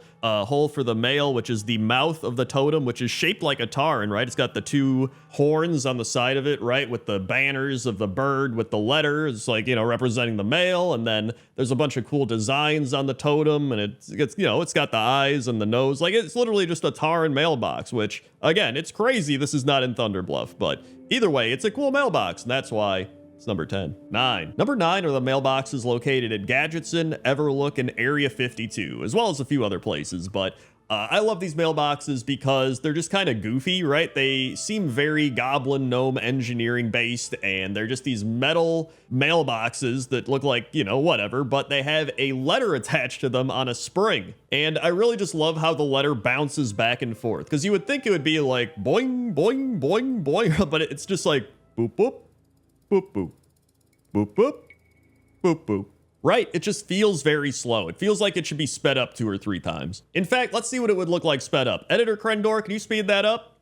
Yeah, I can speed it up. Thanks, Editor Crendor. See, look at that. I think that's a lot better. Also, I've been trying to figure out what the envelope up top is made out of. I think it's made out of the same material as the spring, but it kind of looks like stone if you zoom in a bit. I have no idea, but either way, I think this is a goofy, fun mailbox. I'm glad it's in all these goblin towns, and that's why it's number 9. 8. Number 8 are the Dalaran mailboxes, and the Dalaran mailboxes have these 2 kind of thin poles, and then there's a little purple drape with a Crendor symbol and then a letter. But the big thing with these mailboxes is they have a little portal above them that has a raven delivering mail. Also, I kind of get a magical wand vibe from the top part of the mailbox, like it's got the 2 bright crystals. I think they're crystals. I don't know. There's some sort of magical thing, right? And it looks like they've got some energy, and then there's a bunch of engravings all over it. It looks very much like a magical wand to me. And I do think this is just a really cool mailbox. I think what I like most is it fits the aesthetic of Dalaran to the point where they actually reused it when they remade Dalaran. And I think it is very fitting, right? Like portals and magic and, you know, the Crendor branding on it. Like, everything just feels like Dalaran. And of course, there's also the Dalaran mailroom, which I talked about in Pointless Top 10 Things You Never Noticed in World of Warcraft. And that kind of relates to this, because I'm sure the mail goes from the mailboxes to the mail room and then gets sent out all over the place. So I thought I'd give it a little shout out. But either way, that's why the Dalaran mailboxes are number 8. 7. Number 7 are the mailboxes in Aj-Kahet, and these are really unique mailboxes. They're like these obelisk mailboxes, and they got a little, you know, they got a little banner that has a picture of an envelope letter on it. But the big thing is they have a bunch of scrolls that you stick into the mailbox slots. But there's also a bunch of scrolls that are just scattered about. So I don't know if the people that run the mail here just don't care. Maybe they're not very organized. They're just like, whatever. And I do also think it's funny that everything here is a form of a scroll, right? But they've hung the banner with an actual envelope on it. So I don't know if, like, you know, the Horde and the Alliance came to him like, listen, we know you use scrolls here, but you're going to put an envelope on your mailbox so that everybody knows what we're talking about, all right? And they're just like, but we use scrolls. And they're like, you're putting an envelope on there, all right? But aside from all that, this is a really cool, unique type of mailbox. There's nothing else really like it in the game, and if there is, I missed it. So that's why the Aj-Kahet mailbox is number 7. 6. Number 6 are the Volparen mailboxes, and the Volparen mailboxes are located in numerous spots where the Volparen are in Vol'dun. And I think my favorite part about these mailboxes is actually just the vulture up top that's like sitting on top of a little perch thing guarding the mailbox. So if you try to steal any mail, he's gonna probably just beat you up or peck you with his beak or something. I don't know. Also, just like the Aj-Kahet mailbox, we have a picture of an envelope or a letter that's hanging on this mailbox, but most of the mail that's gathered up is just scrolls. Like, I feel like we should just change the picture of the envelope letter to just be a scroll at this point. But yeah, then we have the actual Volparen mailbox part, which is a Volparen tail that is hanging on a rope that you put these scrolls into, which, now that I think about it, that's kind of weird that the Volparen are using their own tails to put letters into. Like, I didn't think about this at first, but it does feel kind of weird that they're putting mail into tails, which are like a part of them. However, I did just look this up, and apparently there's numerous people being like, why are there Volparian tails hanging on the caravans and stuff like that? Nobody asked about the mailboxes, mainly why is it on the caravan? And it seems like the number one answer is it's a sign of respect for those that they've lost, which I can see that, but then why are we putting mail into them? I don't know. Either way, I think they're pretty cool still, so that's why they're number 6. 5. Number 5 are the Amirdrasil mailboxes, and I really like these mailboxes because they're very unique. So the base of the mailbox is just a tree. It's like a little tree that's wrapping around this, I don't know what you would call it, like a little house. It almost looks like a little house. It's got like this metal framing all over and then dragon scale shingles up top. And then it's got like a door on the front, like this wood paneling, and then it's got a little mail slot. And then on top of all that, there's like necklaces and jewelry hanging off of this mailbox. And then there's obviously the engraving of a letter or envelope on the wood paneling door. And then up top, it looks like there's some fancy metallic version of a modern deconstructed take on an envelope. But yeah, I think what I like so much about this as well is it's combining two worlds. Like, we have Amirdrasil, we have the night elves and nature and the trees and stuff like that, but we also have the dragon isles. And so we have like this dragon isle aesthetic meets this night elf aesthetic. And so it's like they both came together to just create their own cool version of a mailbox. Just like the same way it's like fusion food, right? Like two cultures get together and just create some cool food. They did that, but with a mailbox. And so that's why the Amirdrasil mailbox is number 5. 4. Number 4 are the Ardenweld mailboxes, and these are really cool mailboxes because they're shaped like acorns. I think they're supposed to be acorns. That's the vibe that I got, and they're like a little tree that sprouts up, and then they have an acorn top, and they even got like a little acorn hat type of thing where you put the mail into the little slot below the acorn. It's got little handles that are like branches on the side. And then I really love the big leaf on the front of it that has the envelope letter that's like glowing, almost like it's a star or part of the sky or something. I just think that looks really cool. But once again, they're just putting scrolls in the mailbox. Why are we putting the envelope letter on this thing when everybody's just using scrolls, right? Like, just put a scroll instead of an envelope. I'm gonna keep hammering this point home because I think it's extremely important. These people are not using envelopes. They are using scrolls. But anyway, scrolls and whatever aside, this is a really cool mailbox. I love the aesthetic. I love the theming of it. It fits Ardenweld perfectly, and I just think it's really neat. So that's why the Ardenweld mailbox is number 4. 3. Number 3 are the High Mountain Tauren mailboxes, located in, you guessed it, High Mountain. And to me, these are just really updated, cool versions of the previous Tauren mailboxes that I mentioned because, you know, they're still using that totem pole style with the mailbox, but they're sitting on a rock. And then they have these big wooden antlers coming out of the sides of it as well. And then the antlers got these little banners showing the envelope or letter. And I really do love the aesthetic and the theming of these mailboxes to fit High Mountain. Like, when you see this mailbox, you instantly will think that's a High Mountain mailbox, right? Like, you see the totem, you see the antlers, you see the rock base, and you just go, oh yeah, that's probably High Mountain, right? And I think that's one of the things that bothers me about the initial Tauren mailboxes not being in Thunderbluff. I'm a big aesthetic and, theme person, right? And so I'm like, this belongs in Thunderbluff. Why is this not here? And so the fact that the High Mountain Tauren mailboxes are in their major cities and all over the place, I'm like, hey, you know what? Good job, High Mountain Tauren. The mailboxes are cool. They're themed well. They fit the style, and that's perfect. And so that's why the High Mountain Tauren mailboxes are number 3. 2. Number 2 are the Tuskar and Niffin mailboxes. And these mailboxes are just very simplistic. They are a bag of mail that is strapped to either a tusk for the Tuskar or a big rock with a stick sticking out of it for the Niffin. And I do believe the Tuskar did this first. You can see here that back in Wrath of the Lich King, they had this mailbox. It's been updated in Dragonflight, but it's, similar concept. There's the big tusk. It's got the bag strapped to it. And they're like, hey, if you got mail, just put it in the bag, right? Undo the rope, put it in the bag, you're good to go. And I think what's so cool about that is I like to imagine the Niffin met the Tuskar and they were like, dude, this is a fantastic way to do your mail. We need to do this. And then they just went and got like bags. Maybe they asked the Tuskar where they got their bags. They just like strapped it to rocks and sticks and stuff like that. And they're like, yeah, this is great. And I really appreciate that. Sometimes the most simplistic of answers are the best answers. And so that's why the Tuskar and the Niffin mailboxes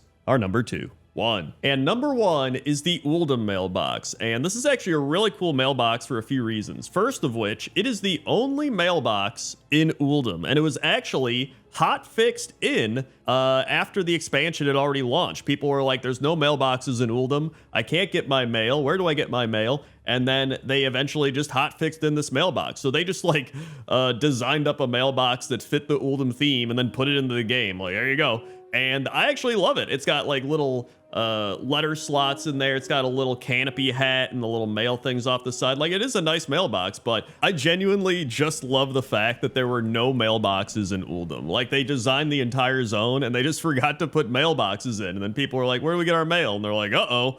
I have no idea. In fact, I found an old MMO champion thread that was like, is there a mailbox in Uldum? And everyone was like, no, there isn't one here. And then eventually someone's like, hey, it looks like they added one in. So that is actually what happened. It's kind of crazy. And it's the type of thing I love for Pointless Top 10. And that's why it's number 1. 10. Number 10 is Anton, and Anton is a Forsaken meat vendor found patrolling the roads southwest of New Agamond in the Howling Fjord. And Anton is a meat merchant. He has the meats. He's like the Arby's of World of Warcraft. Which I guess isn't the greatest of accolades, but if you look at what he's selling a fresh pound of flesh, a haunch of meat, well, 5 haunches of meat, 5 cured ham steaks, and a bunch of mystery meat. He is actually a reference to The Merchant of Venice, which is a play by William Shakespeare. And I don't really know anything about the play The Merchant of Venice, but I read that he demands a pound of his flesh, which I guess is why this guy has so much flesh, including a fresh pound of flesh. And that's really it for Anton. He just patrols up and down this road selling his meat. But you know what? Somebody's got to sell the meat.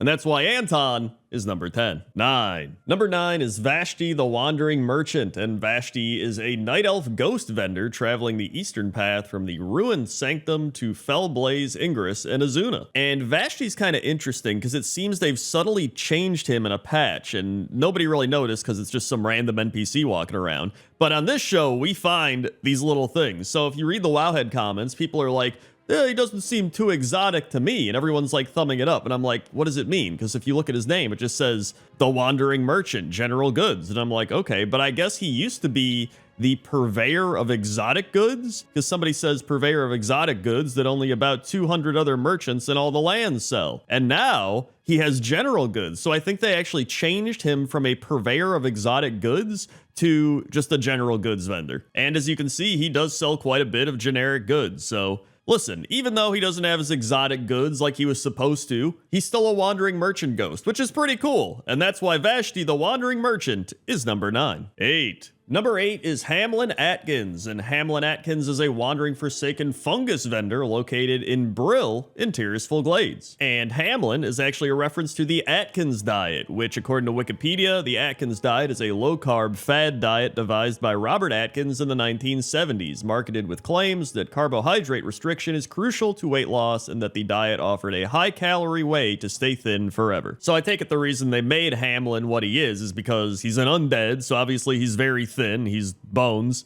and then he's selling fungus because mushrooms are extremely low in carbohydrates. And if you look at what he sells delicious cave mold, which I think is a pretty subjective opinion. I don't know if everybody's going to say cave mold's delicious, but maybe it is very delicious cave mold.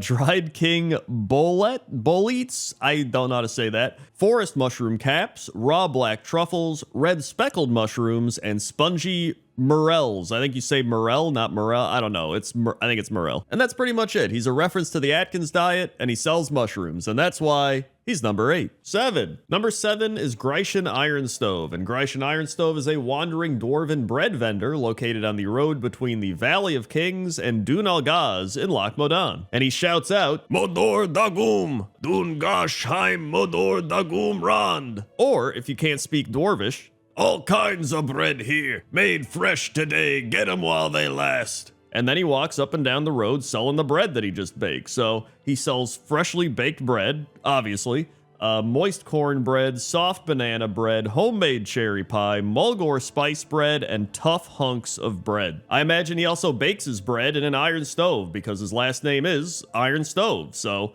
I guess it would be weird if he didn't use an iron stove. He also gets pretty dressed up to sell his bread. Look, he's got like a vest and dress pants on and everything. I thought he'd be dressed as like a baker or something, but either way, that's why Grecian Iron Stove is number 7. 6. Number 6 is Craggle Wobbletop, and Craggle is a gnome that pushes around his cart full of toys in Stormwind. And Craggle was actually added in Cataclysm, selling his toys, but in Battle for Azeroth, he appears in the vision of Stormwind and manages to avoid going mad by using his robot toys. But the main reason I love Craggle is he's just a gnome pushing around his cart of toys. Like, that's just what he's doing. I mean, if you look at what he's selling, he's actually selling quite a bit. He's got the swine skin, so it's like a football, then he's got like a football.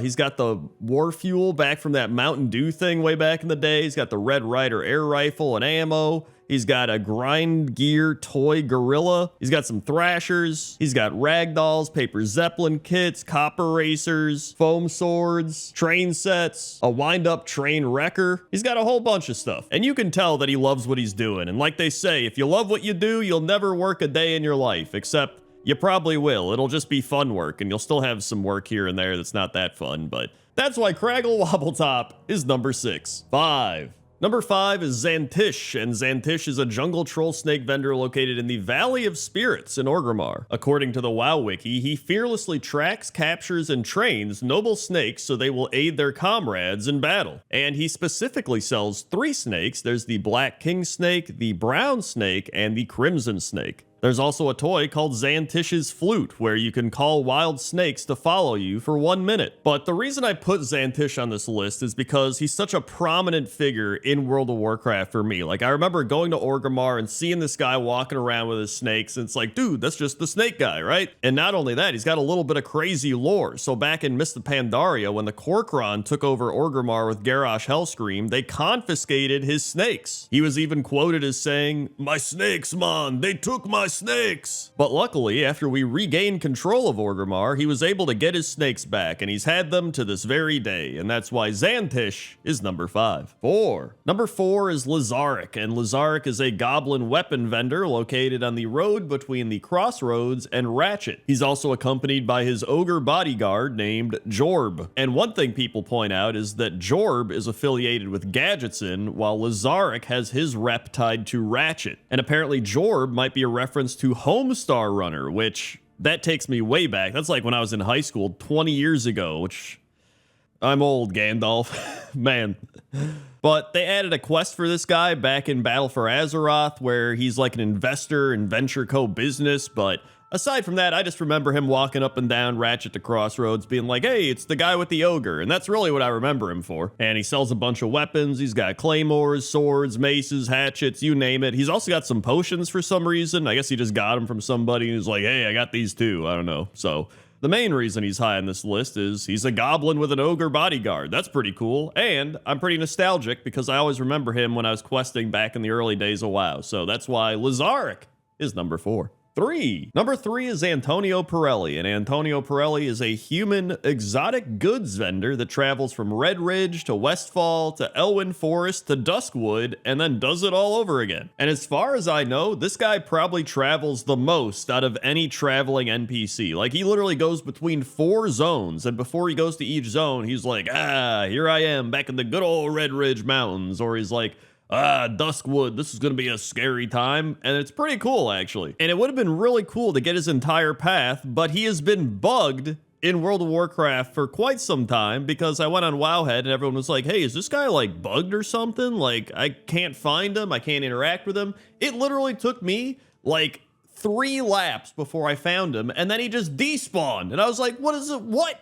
And then I went into Classic Wrath and then I found him in Classic Wrath. So like, Blizzard, can you fix Antonio Pirelli? I just want to go watch this guy walk around and sell me stuff, but instead, he's bugged out. Also, he's apparently a Sweeney Todd reference, where there's a sailor named Anthony and a traveling barber named Adolphus Pirelli, hence Antonio Pirelli. And there's also a Silvio Pirelli located in the Caverns of Time instance Old Stratholme, so maybe they're related. Either way, I don't know. Fix Antonio Pirelli, and that's why he's number 3. 2. Number 2 is Zixel, and Zixel is a goblin specialty vendor located on the path between Tarren Mill and South Shore in the Hillsborough foothills. He can also be found in the tower near Tarren Mill with his robotic guardian, Overwatch Mark 1. And believe it or not, Zixel is the one that made me want to create this traveling merchant pointless top 10. And he kind of reminds me of the goblin with the ogre bodyguard from earlier, but I think he's actually cooler because he actually built this robot. In fact, if you go to the old Hillsborough foothills in the the Caverns of Time instance,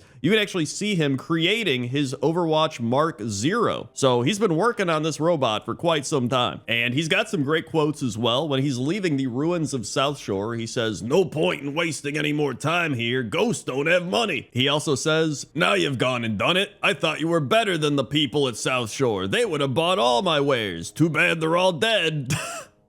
And damn, loss of potential revenue is devastating. So, you know, he's your classic goblin, but he's pretty funny. I think he's cool. He's got a robot. He's obviously creative. So that's why Zixel is number 2. 1. And number 1 is the Mad Merchant. And the Mad Merchant is a gnome vendor who occasionally appears in the Wonderworks in Dalaran, and he sells several unique items for extremely high amounts of gold. And he's on a random spawn timer, but will spawn region-wide for an hour at a time. And so this guy is clearly one of the craziest traveling merchants around, highly sought after, extremely rare. And I have a funny story about this. So my wife, who you may know as Toaster Woman or Mystery Woman from back in the day, she films these pointless top 10s, and so I give her what I want to be on the list. I'm like, all right, go film the Mad Merchant. But you know what? He's like really rare. He's crazy. He's mad. He's probably not going to be there. So just film the area and I'll like Photoshop whatever in. And she was like, oh, he was there. And I was like, what? And it's crazy. So he actually was up. And it's all because she was filming something else and these role players were role playing and they were getting in the way of the shot. And so she's like, I'll go look for the Mad Merchant, and logged in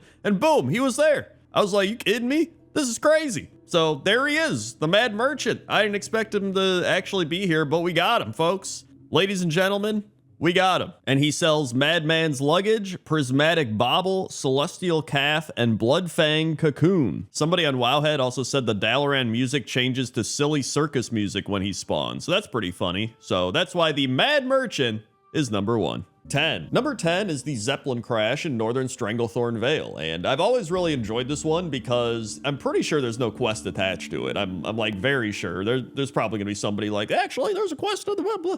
But I'm pretty sure there's nothing. I think it's just purely aesthetical, and it's really cool because you're going through the zone and you look up and you're just like, dude, there was a Zeppelin just flying through here trying to make it through the Stranglethorn jungle, just like, come on, we gotta go. And then boom, they just got caught in a tree and then it was all over, right? It's just, they're all wrapped up in this tree. And I don't know if this tree looked like this before or after this all happened, because it looks much different from the other trees. So I don't know if the crash actually damaged the tree to the point where it doesn't really grow properly, or maybe it was the opposite. Maybe it was just a weird, tall, skinny tree on this hill in Stranglethorn and they didn't really plan for it or see it, and then boom, they just get hooked on it and they crash and it's all over. But no matter what the case is, this is just a weird, mysterious crash in Stranglethorn, and I always thought it was pretty cool, and so that's why the Stranglethorn Zeppelin Crash is number 10. 9. Number 9 is this mysterious crash located up in the mountains of Mount Hyjal. And if you take a closer look, it looks like this gyrocopter just was flying too high and then just crashed into the mountain. And I was trying to look into it, like, was this guy just flying around and just getting too close to the world tree, and then he was like, oh, and tried to like get away from it and crash to a mountain? Maybe that was a theory. But I also found a topic from 2007. So this has actually been around since Classic WoW, right? It's just, I don't think people could really see it. And they said, I think that's the highest spot in World of Warcraft, and the plane was just marking it. And I mean, I guess that would make a lot of sense, because back then in Classic WoW, you couldn't fly around outside of the flight paths, and so this might have been the actual highest point in World of Warcraft. So that's actually really unfortunate from a lore perspective for whoever was flying this gyrocopter, right? Because if they would have crashed in a modern expansion, we would have found this guy in like 2 seconds, right? Someone is flying around like, oh, hey, you crashed. But back then, all you could do was fly around on flight paths. You couldn't even get to him. So maybe he would have lived if he would have crashed in a modern expansion. But either way, that's why the Mount Hyjal crash is number 9. 8. Number 8 are the Crash Recon planes located in the Borean Tundra's geyser fields. And these are a bit mysterious for a few reasons, one of which is I don't really know the actual reason these gnomes crashed. I tried looking into it, and unless I'm like completely oblivious, I can't really find a reason. Like, obviously these planes are doing recon missions, so maybe they got shot down or attacked or whatever it might be. But I think the most mysterious thing is that each one of these planes crashed in a geyser. Like, these planes are each located in a little geyser pool, and they're nowhere else. Like, it's just so weird because there's numerous planes in geysers, and there's wolves and stuff walking around and robots, but like none have crashed outside of the water. Like there's no planes on the other parts of the land or in various other sections. Like every single plane crashed in a geyser. And so yeah, even though this crash is actually a bit different from a lot of the other crashes on the list, since it does have some quests tied into it and it's not completely mysterious, but I do think there's still a lot of mysterious elements to it. And so that's why I decided to put it at number 8. 7. Number 7 is the Zeppelin crash located in the wetlands. In fact, it's pretty much the exact same Zeppelin that's in Stranglethorn Vale. Now, you might be saying, Crendor, if this is like the exact same Zeppelin crash as Stranglethorn Vale, why are you putting this one higher on the list than the Stranglethorn one? Good question. I decided to put this one higher because it feels more mysterious. Like in Stranglethorn, it felt like it was flying through the jungle and it got caught on a tree and they were like, ah! But this one, they just crashed randomly into the mountains. And I mean, maybe we're in the wetlands, right? Maybe it was foggy or rainy and they couldn't really see well and they're like, ah, they just crashed up here. That's a possibility. Maybe they even just tried landing up here and they couldn't really land properly and then they crashed. Like, I have no idea, but it's harder to figure out what happened compared to Stranglethorn, where it was pretty obvious what happened. And so, because of those reasons, I just think it's more mysterious, and that's why I decided to put it at number 7. 6. Number 3 is this rocket car that crashed in Azshara. And this one is mysterious, but also a little obvious because we obviously know there is the Rocket Way, and the Rocket Way is a long, twisting highway built by the Bilgewater Cartel as part of the expansion of Azshara. It consists of 5 stations going in arc around the Bay of Storms, allowing Horde characters rapid transportation in rideable rockets between the northern, western, and southern parts of Azshara. And so, I mean, it's pretty much just a goblin highway, right? And so this car was clearly going very fast and then flew off of the highway and then crashed into this mountain. And I'm surprised it didn't blow up even more because there's just unlit explosives in the back. Like, I think this thing should have completely blown up, but hey, you know what? Who am I to judge goblin engineering? Maybe they coated them in some fireproof stuff. Like, I have no idea. That's another mystery as well. So either way, that's why the goblin rocket crash in Azshara is number 6. 5. Number 5 is the crash near K3 at Ricketts Folly in the Storm Peaks. And this is probably one of the less mysterious ones just because we talked to Jeer Sparksocket at K3 and he says, "To the point, Ricketts asked me to put together some stronger landmines, but I'm running low on parts. Just west of town, you'll find the remains of our last rocket sled. Rickett got a little excited when she was fueling it, but I probably should have thought to not put the nozzle right over the exhaust. Live and learn, eh? There should be a good stock of spare parts scattered around the destroyed sled. Why don't you go ahead and chase off those scavengers and nab me some of that wreckage?" And I'm not gonna lie, this is one of the first crashes that I put on this list before I really knew all the information about it, and then I was like, oh, I guess it's not that mysterious, but I just really like this crash, so I want to put it on the list. And this is Pointless Top 10, so I can do whatever I want. I mean, we could say that it's a mystery as to how this happened, because we'll never really know. There's no video evidence or anything, right? We're just taking his word for it, but you can even see there's other little crashes all around and other spare parts, so there's probably other numerous crashes that have happened in this area, but this was probably the biggest one, and so that's why I put it at number 5. 4. Number 4 is this Zeppelin crash located in the mountains of Drustvar, and this one is really cool because it actually has a little bit of story to it. So some of the other Zeppelin crashes we've seen are just, you know, literally Zeppelin crashes, but this one, if you go inside of the Zeppelin, which you can do, you can see it looks like they tried to set up camp here. Maybe they used some of the supplies that they crash with. They have sleeping bags, but that's not the craziest part. The craziest part is we have a guy in his sleeping bag, but he has a sword next to his head. So I don't know if some altercation happened here and then they just cut his head off, or maybe he was like, I can't survive up here anymore. I'm in the freezing cold. I'm going to die. And then they just killed him or something. Because then we have these other 2 skeletons that are in their sleeping bags. And one has a note, which it doesn't actually let you read the note unless I'm completely oblivious and, you know, didn't click on it properly. And then there is a potion that has a big X on it. So if I had to put 2 and 2 together, I'd say maybe they drink this when they have lost all hope, right? And they're just like, hey, you know what? Nobody's coming for us. Let's just lay down and drink the death potion, right? So I don't know if this is a reference to something. So I know obviously there's plenty of references in this game, but either way, it's a mysterious crash in the mountains of Drustvar, and that's why it's number 4. 3. Number 3 is the Dunmoreau plane crash, and this crash is on the side of the mountain of Dunmoreau behind Ironforge facing the wetlands. And if I had to guess, I would say there was probably some crazy weather going on. Maybe it was a blizzard or a rainstorm or just something, right? I mean, we have literally Dunmoreau and wetlands, which I imagine could both have some crazy weather, and then they're probably trying to get to the Ironforge airfield, which is nearby, and then they're like, all right, and then there's like, oh no, the mountain, and psh, that would be my best guess, but obviously, you know, we have no idea what actually happened. What is weird is there's just a guard walking nearby, and he's just like patrolling the area, like, yep, that's a plane crash. And I guess he just walks past it every day. Like, yeah, somebody should clean that up. I also wanted to mention another thing that I thought was a plane crash, but it turned out to just be a plane that's parked here with a bunch of torches all around, and then nobody's here. I was like, dude, who landed this plane? Where did they go? It's just this random plane over on the other side of Dunmoreau, and it's just parked here with nobody around. I haven't seen any quest about it. It's just, it was kind of weird. So, I mean, it's not really a crash, but I thought it was a crash, and then I just thought it was cool. So I put it on the list. And so that's why the Dunmoreau plane crash and parked plane are number 3. 2. Number 2 is this crash located up in the mountains between Howling Fjord and Grizzly Hills. And this was actually the crash that inspired this pointless top 10, because when I came across this, I was like, what happened here? There's like 2 gnome skeletons, and they've got like fish bones, and I think one was holding a vial of something. And then they were apparently riding this rocket car, or at least strapped to some sort of rocket vehicle. I actually don't know what this is. And I mean, if you know what this is, let me know. I don't know if it's a reference to something, or if there's something in the zone nearby that references this. Like, I have no idea. But this is it's such a weird thing to have like 3 gnome skeletons, fish bones, a vial of something, and then just like some weird rocket vehicle. Like, I have no idea. And you know what? That's what I love most about this. I love finding these things in the game where it's just like this random crash happened up in the mountains and I don't know what it is, but I stumbled across it and it's pretty cool. So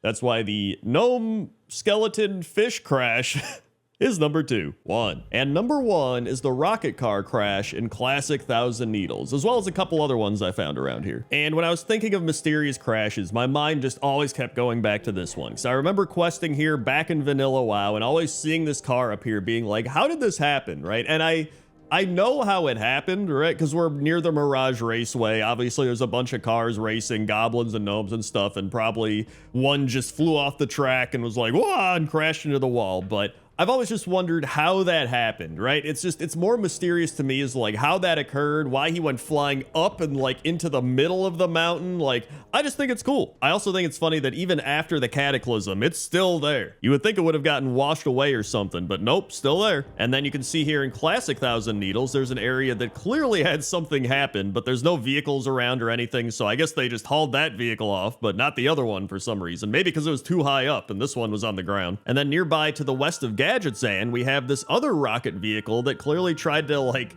slide down the mountain and then soar over the little hill, and then it just kind of exploded into the hill, and now it's just there, which I thought that was pretty funny. I would have loved to seen this actually happen, but I just imagine some goblins like, what if we launch this down the mountain and see what happens? And then they're like, uh-oh. But either way, I love all these desert crashes, and that's why I decided to put them at number 1. 10. Number 10 are some weird skeletons and dragon bones located in Drustvar. And this probably could have made it into numerous different pointless top 10s. Things like top 10 skeletons, top 10 odd things in World of Warcraft. There's probably some other ones, but I really love this because it's such a weird, mysterious type of thing, but it's really cool. So you can actually see the big dragon skeleton like going through the mountain in the snow and coming out the other side, and it's like kind of odd because you're like, how did this dragon get through this ice mountain? And so I imagine he either crashed through it so hard that he died, or maybe he crashed and then the ice kind of formed around him. Those are my 2 theories, but I have no idea. But the other weird part here is that these people have set up a campsite or some sort of shrine, because there's an actual little stone tablet of a dragon. It's got a bunch of candles and torches around it, and these people are just sitting around here, or skeletons, I don't know what they were. Like, they've got jars of stuff that they were drinking maybe, or there's somebody that's like in the campfire. So I don't know if these are like cult dragon people or like what's going on, but it's really weird, and I don't know if it's part of a secret or anything, but let me know in the comments section if you know, because I have no idea, but that's why it's number 10. 9. Number 9 are the beaches of Stranglethorn Vale. And back when I made pointless top 10 beaches, I had so many people being like, Crendor, I can't believe you didn't put on the Stranglethorn beaches. Crendor, where's Stranglethorn? Crendor, why didn't you put the beaches of Stranglethorn? And so here we are. And, you know, thinking back on it, I do kind of wish I put the beaches of Stranglethorn on, because they're like so iconic. You know, whenever I think of beaches, I always do think Stranglethorn pops into my head, but it was just, at the time, I was just trying to think of all these different beaches, and I was like, you know, there's some cool ones here and there, you know, everybody's going to expect Stranglethorn, but sometimes people are going to expect something, and I do need to put it on the list, because it is that notable and that impactful, and I think the Stranglethorn beaches really are some of the best beaches in World of Warcraft. I mean, you can go up and down the beaches all over the entire peninsula of Stranglethorn Vale, and they're beautiful, they're iconic, and they're just great. And so I had to put them on this list, and that's why they're number 9. 8. Number 8 is the Krasworks, and the Krasworks is a goblin town located off the shores of the Twilight Highlands. And I actually got this one from a YouTube comment because I did top 10 coolest towns in World of Warcraft, and the comment said, my favorite town is the goblin town Krasworks in the Twilight Highlands. It was supposed to be a town in a box, but got deployed at the top of a mountain, so the entire town just tumbled alongside the cliff. And with the smoke and zeppelin circling around it, it's a really unique vibe. And I agree. This is a really unique town. I love that it's just a bunch of goblins running around, and then the Wildhammer dwarves are just fighting them. Like, why are you here? And they're just like, I don't know. Also, I don't know if you can see it, but this weird looking exhaust man kind of looks like a cowboy. He's got like a hat and stuff. I don't know. Maybe I'm crazy. And you know, this town is like barely operational. I don't even know if they have any like NPCs. According to the WoW wiki, it says there are a couple NPCs at the inn and a small area below Zeppelin Towers, but even then, it's like there's like nothing here. But it's such a funny Warcrafty type of thing, right? Like these goblins are like, we gotta get this town down, right? This town in a box, and then they just accidentally drop it, and then it's on a mountain. It's just, I love it. It's very unique, it's very funny, and that's why I was like, you know what? I gotta put this on the list. And so that's why the Krasworks is number 8. 7. Number 7 are the Gorlock huts, and Gorlocks are Murloc-like creatures that are located in both Sholazar Basin and the Azure Span, as well as I think a few other locations in both Dragonflight and Wrath of the Lich King. And what I love most about these huts is they're very Murloc-esque, but almost taken up a notch. It's almost like the Murloc huts evolved, because the Murloc huts back in, Pointless Top 10 huts are these structures that are like kind of open, and they just go up on them to like sleep and, whatever. They're kind of basic, but the Gorlock huts are, a step above. They've got a bunch of leaves all over. They've got little crystals. They've got ladders. It feels like they're more structurally sound. You know what I mean? And I actually think they did a good job of carrying that style over to Dragonflight as well. And so, yeah, aside from all that, I just think the Gorlock huts are just very simplistic, very nice. And there's also this Gorlock who's like in love with a wooden statue thing. I don't know, but either way, that's why the Gorlock huts are number 7. 6. Number 6 are the Drakeljin Ruins located in Grizzly Hills, and this could kind of fit into 2 categories. It could be in Pointless Top 10 Ruins, or it could be in Pointless Top 10 Wall Art. I actually mainly wanted to put it on here for the wall art, because I think there's a lot of cool wall art just looking around. There's like these trolls.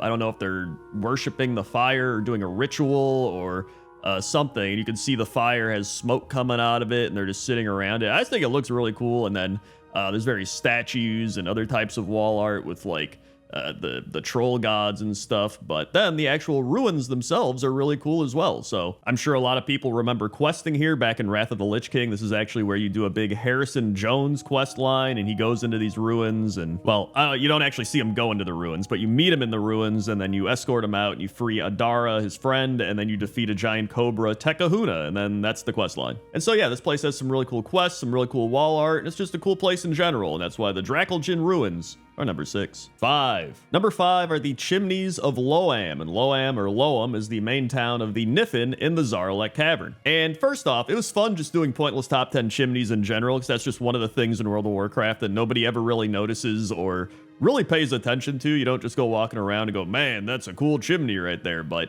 when I saw the Loam chimneys, I just thought they were very unique and cool. And I guess you could say that about their buildings as well. So that kind of ties, they could be weird buildings or cool buildings or something. But I just think the chimneys they're like these clay, well, I guess everything's kind of made of clay, but they're like these big clay structures that are the chimney, but some of them got like a little rattling thing up at the top, like the smoke is coming out and rattling the thing, and then others just look like clay pots that are on the side of the buildings. I thought they're really unique and cool, and so I doubt many people are going to shout out the Loam chimneys at any point ever again, but this is your moment to shine, Loam chimneys, and that's why you're number 5. 4. Number 4 is Lonnie, and Lonnie is a Tuskar child that is located in the Azure Span, and I was going to put them on Pointless Top 10 Nicest NPCs or Kindest NPCs, either one works. I forgot what I called it, actually. I think I did Nicest NPCs. But you talk to them, and they say, you want to know the trick to befriending the turtles? You need to feed them. Want to try? And then you ask them for some turtle bait, and then you can go around and you can feed the turtles. And it's great. Now, I was curious if this had any other implications aside from just being, a little Tuskar kid wants to feed the turtles. And on Wowhead, it says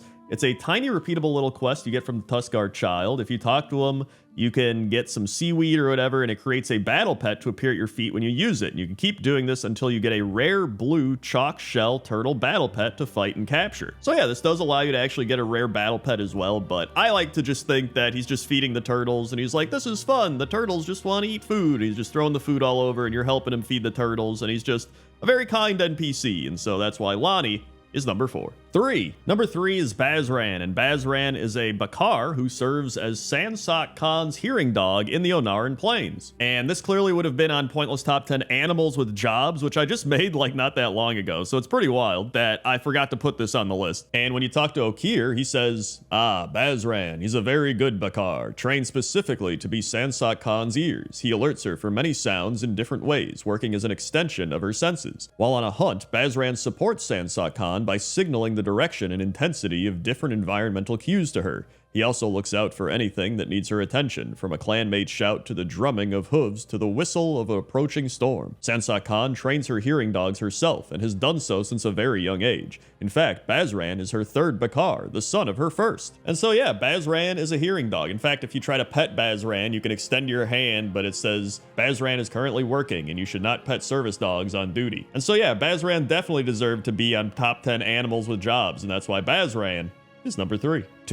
Number 2 are gnolls, and that's because gnolls would have been on my Pointless Top 10 races that should be playable. And I'm sure when a lot of people think of gnolls, they think of Hogger, right? Hogger is definitely the most famous gnoll in World of Warcraft, but gnolls have been around for the entire history of World of Warcraft. Like, obviously, we had them in Classic World of Warcraft and a lot of the Alliance zones, and then recently we had them in Dragonflight. And I think the biggest problem we'd have with trying to make gnolls an allied race is they're just kind of crazy, right? Like, even on the WoW wiki, it says, though highly aggressive, gnolls are notorious for being extremely unintelligent and prone to infighting and love to let others do the hard work for them. And I think the way you would get around this is doing kind of like what they did with centaurs, where it's like, oh, there's like the centaurs of, Desolus and stuff like that, but then there's like the Onaran Plains centaurs that are actually really cool and like highly intelligent, right? I think you would do something like that, like, oh, these gnolls are dumb, but here's some really smart, cool gnolls that they descended from or something, right? Like, they could probably do something like that, but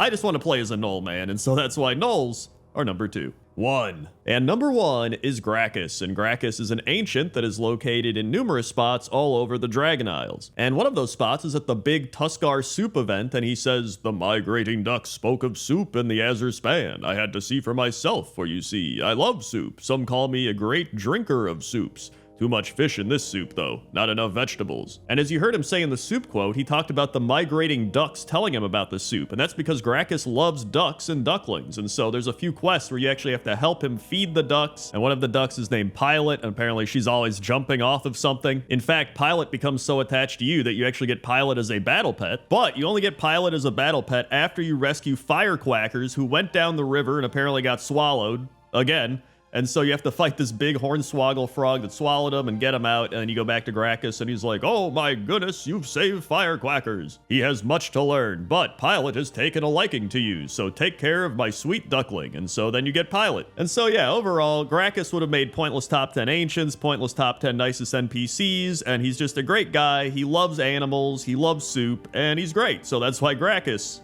is number 1. Number 10 is Mother Smolderweb, and Mother Smolderweb is a spider located in the lower Blackrock Spire. It's a bit of a tongue twister, and she's notable for the Smolderweb hatchling, which now you just get from getting the Smolderweb egg, and it teaches you how to summon it, but back in the day you had to get the carrier, and then you kept it in your inventory, and it was kind of annoying. But that's not all. She's also mainly known for the Mother's Milk quest, which back in the day was quite the quest. So if you don't know, it was a quest where you had to go to this boss and poison yourself, and then go back to the quest giver who was like outside Blackrock Mountain, and then he would, quote, milk you of the poison, and that was the quest. And pretty much nobody liked doing it. It was just really annoying. It was a dumb mechanic, and people memed it. They share it all over. Like when you're in a battleground and you haven't done it, they'll just share that quest because they know you haven't completed it. And then after the guy milks the poison out of you, he just uses it for making beer. Because he's like, what did you think I was going to do? Make poison or something? But either way, Mother Smolderweb's actually a really cool spider. And if you read the dungeon journal entry, it says centuries ago, the Dark Iron Dwarves dug into the lair of Mother Smolderweb, releasing the massive arachnid into the spire's halls.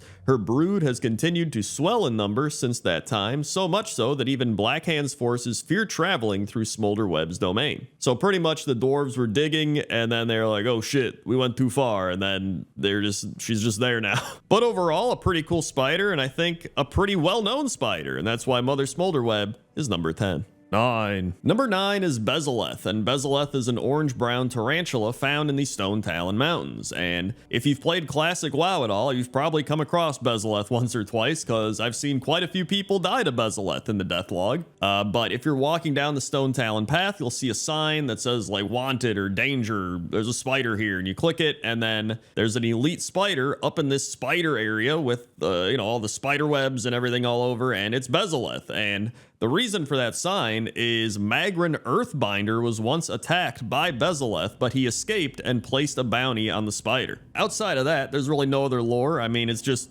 some Taran got attacked and was like, kill that spider, it tried to kill me. That's pretty much it. But I think Bezaleth is cool. I love the area that Bezaleth's actually in with all the down trees and the spider webs all over and covering everything. I think it's pretty neat. And so that's why Bezaleth is number 9. 8. Number 8 are the green tarantula spiders, and these are the spiders that you see all over the place in the lower levels, and I think because of that, they're one of the most well-known spiders in World of Warcraft. I mean, in Hillsbrid, you see them where you have to do the Spider Ichor quest, which I've done quite a bit playing classic hardcore WoW at this point. There's in Teldrassil, they have them, in Stone Talon. I mean, they're really all over. And I included the old model and the new model. So I actually think the new model looks pretty cool, but I like the old model just for a little bit of nostalgia in there. But I like including a lot of generic creatures when I do these creature lists because, they deserve love too. A lot of people are like, the named ones, right? And the named ones are pretty cool for creatures, but a lot of times I think it's cool to appreciate a lot of the just generic creatures in World of Warcraft because a lot of people run into the generic creatures more than they run into the named creatures. And so I think there is some sort of nostalgia factor with it. And that's kind of what Pointless Top 10 is all about, giving things that wouldn't normally be in the spotlight a little time to shine. And that's why the green tarantula spiders are number 8. 7. Number 7 is Beshal, and Beshal is a tarantula located in a cave near Fallhaven in Drustvar. If you go into its cave, there is an obviously safe chest in there. That's literally what it's called. And if you open it, Beshal spawns and starts attacking you. However, that's not the only reason I put this on the list. The name Beshal is actually an anagram of Shelob, which is the monstrous spider from J.R.R. Tolkien's Lord of the Rings. So an actual Lord of the Rings reference here in World of Warcraft, which is always appreciated. Aside from that, Beshal is just a really big tarantula. But I like their cave a lot. I like the location of the cave. It's very aesthetically pleasing.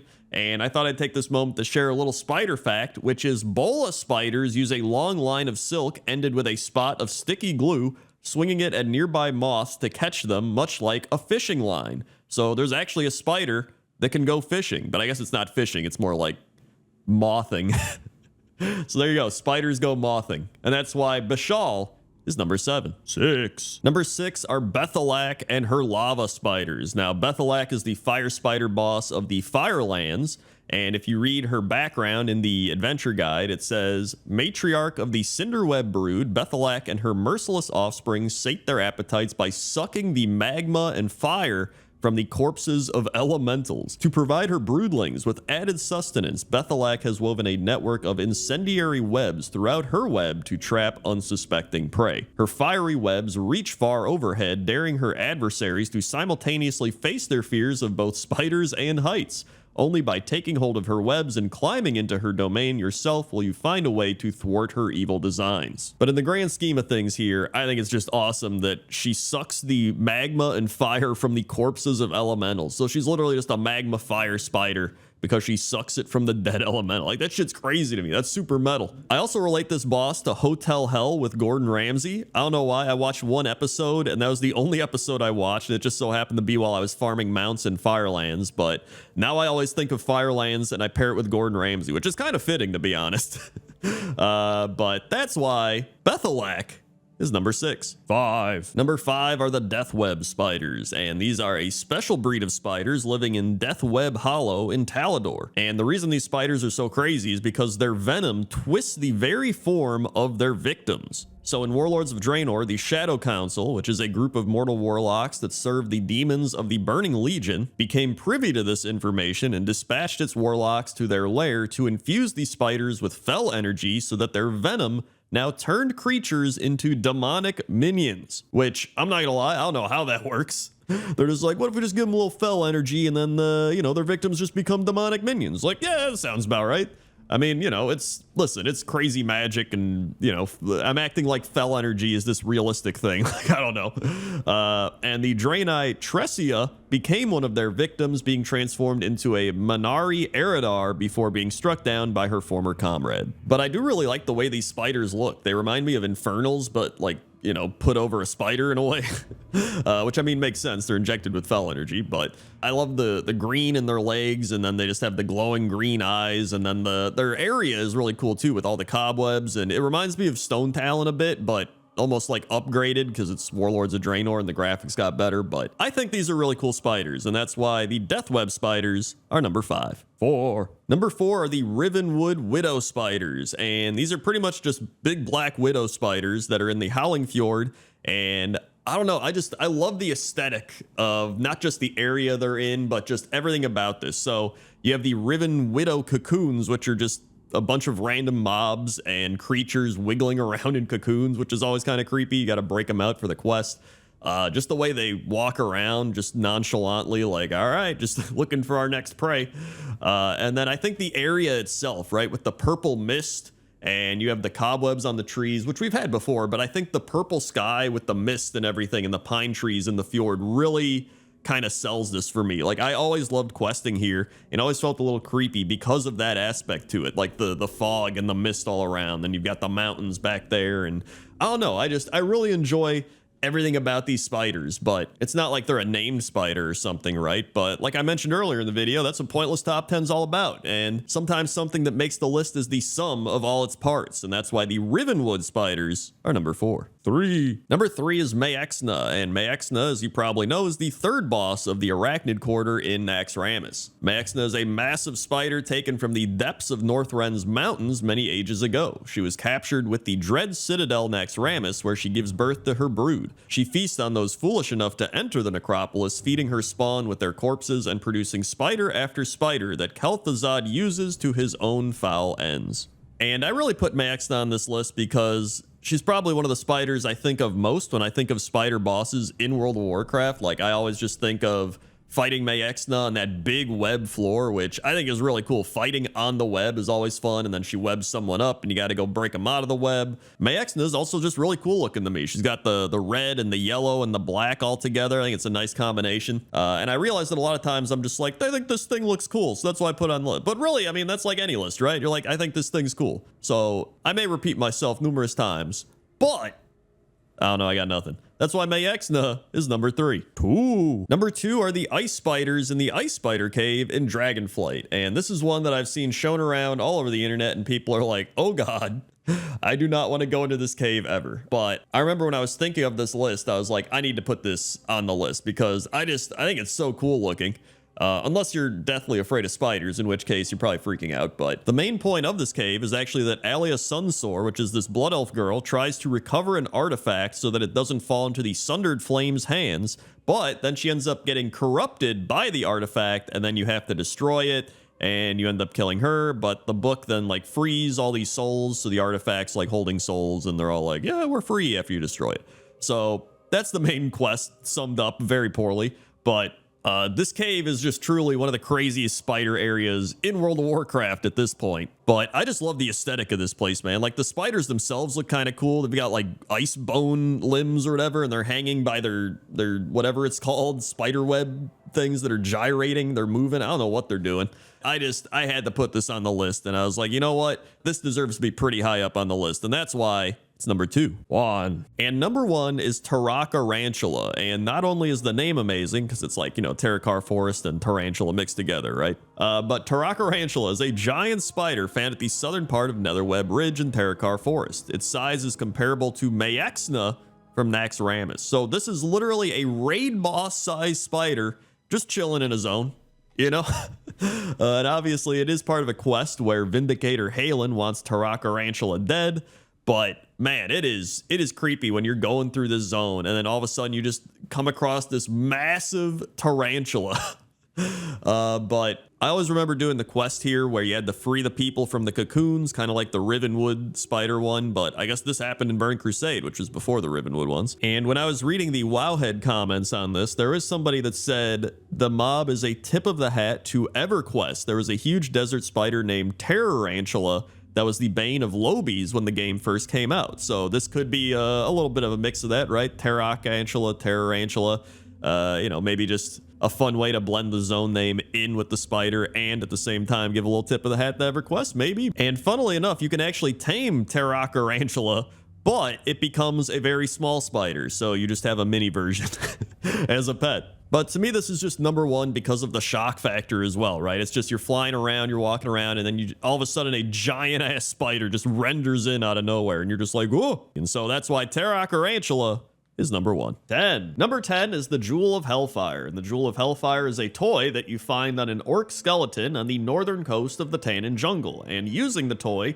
turns you into a Minari Eridar with a glowing jewel sticking out of your forehead for 5 minutes. And this actually is a reference to 2 different things, one of which is the Soul Stones in the Diablo franchise, which seems to be the one that everybody keeps talking about. But if you actually read the toy, it says use apply directly to the forehead, which instantly brought me back to those old head-on commercials, which would just be like, head-on, apply directly to the forehead. Head-on, apply directly to the forehead. Head-on, apply directly to the forehead. And nobody knew what it was for. It just told you to apply it directly to your forehead. And you were like, what? Is it for headaches or what is it for? And from everything I looked into, it was literally just some placebo wax goop you rubbed on your forehead that made you think your headache was going to go away. So it was pretty bad, but the commercials were catchy. And so that's why the Jewel of Hellfire is number 10. 9. Number 9 are Rachel and Roscoe, who are located in the Ledgerman Lounge in Dalaran. And this is a reference to Friends, and Rachel obviously a reference to Rachel, and Roscoe a reference to Ross from Friends. And there's another Friends reference there where Rachel says, when is Phoebe getting here? She said she would be here over an hour ago, referencing Phoebe. I also kind of thought the girl behind the coffee bar counter looked like Monica, but that's just me. There's no actual reference to her there. And I didn't watch a whole lot of Friends, but I've seen a fair amount of Friends, and I always remember they were in a coffee shop talking all the time, so obviously that is why they're in a coffee shop in Dalaran. And I'd also like to use this time to give a shout out to the Ledgerman Lounge in Dalaran, because I actually think it's a really cozy coffee shop, and they have a bunch of really cool coffee things. You can actually click on the espresso machine back there, and it'll be like, so that's pretty neat. I legit didn't even know about this Friends reference until I was starting to research stuff for this video, and I was like, yo, this is actually pretty cool. So that's why Rachel and Roscoe are number 9. 8. Number 8 is Adele, and Adele is a Pandaren of the Golden Lotus found at the Widening Deep in Townlong Steppes. And if you couldn't put it together, she is rolling in the deep, which is, the song that she made that everybody knows, where it's like, rolling in the deep. I don't have to sing it. But she's literally in the widening deep and she's rolling. So rolling in the deep. You get it? Ho, clever. And I wouldn't even say I'm that big of an Adele fan. I mean, in fact, I wouldn't say I am a fan. I'm just kind of indifferent. I'm not, for or against her music or her, but I'm just kind of like, whatever. But I think this reference to her is just amazing. Like, I love the fact that she's just rolling around. She's literally just rolling around everywhere. Can't be stopped. Just non-stop rolling. You look around like, wait, what is that thing rolling? You're like, oh, it's just Adele. Oh, okay. Oh, okay, that makes sense. And so I think this is one of their more clever pop culture references, and that's why Adele is number 8. 7. Number 7 is Gordon Tramsey, and Gordon Tramsey is a human chef located at the Steam Pools Resort in Feralis, and if you could not guess, it is a reference to Gordon Ramsay. And I actually am a big Gordon Ramsay fan, which is why I put him on this list, but I do feel like they did him a disservice by not giving him some crazier lines. Like, you talk to him once and he just goes, do you have what it takes to stay in my kitchen? Like, they could have had him like flip a table. They could have had him been like, get out of here, you donkey. And then had an actual donkey like walk away with you or something. Like, I don't know. There's a lot of things they could have done. I even saw somebody on Wowhead say they could have put him in Hellscream's kitchen and he could have been yelling at everybody in Hellscream's kitchen. Like, there is so many ways they could have went about it, but you know, I guess it's better than nothing. In fact, we probably need a collaboration between Gordon Tramsey and Nami, the panda chef that burns everything. That would be pretty cool. Or pretty hot, because burning stuff, Hell's Kitchen. Sorry, we're gonna move on. That's why Gordon Tramsey is number 7. 6. Number 6 is Logan, and Logan is the leader of the Snowfall tribe of Wolvar found in Dragonblight, and Logan is a reference to Logan, who is Wolverine in the Marvel comics. And you can even see, if you look at his weapons, he has those Wolverine claws attached, which is kind of funny, because I think he already has claws, because he's like a Wolvar type of guy. I don't know, but I do think it's funny that they gave him the super claws that Wolverine has. And just like actual Wolverine, he does keep coming back to life, right? He just spawns every time you kill him, he comes back. You kill him, he comes back. It's just, this is probably the most accurate representation of Wolverine we've ever seen. And funnily enough, I think I've done this quest like numerous times and I never pieced it together that this guy is a reference to Wolverine. I don't know why. It's just one of those things where you put your mind on autopilot and you're just like, slay Logan. All right, I did it. Anyway, next quest. And then once I was looking up references, I realized that this guy's a reference. I was like, wow, I just glanced over this numerous times in a row. But I'm not glancing over it anymore. And that's why Logan is number 6. 5. Number 5 is Charlie the Unicorn, and Charlie is a dead unicorn found lying atop Eldrinil Peak in Azuna, and next to him are the treacherous stallions Devious Sunrunner and Sinister Layrunner.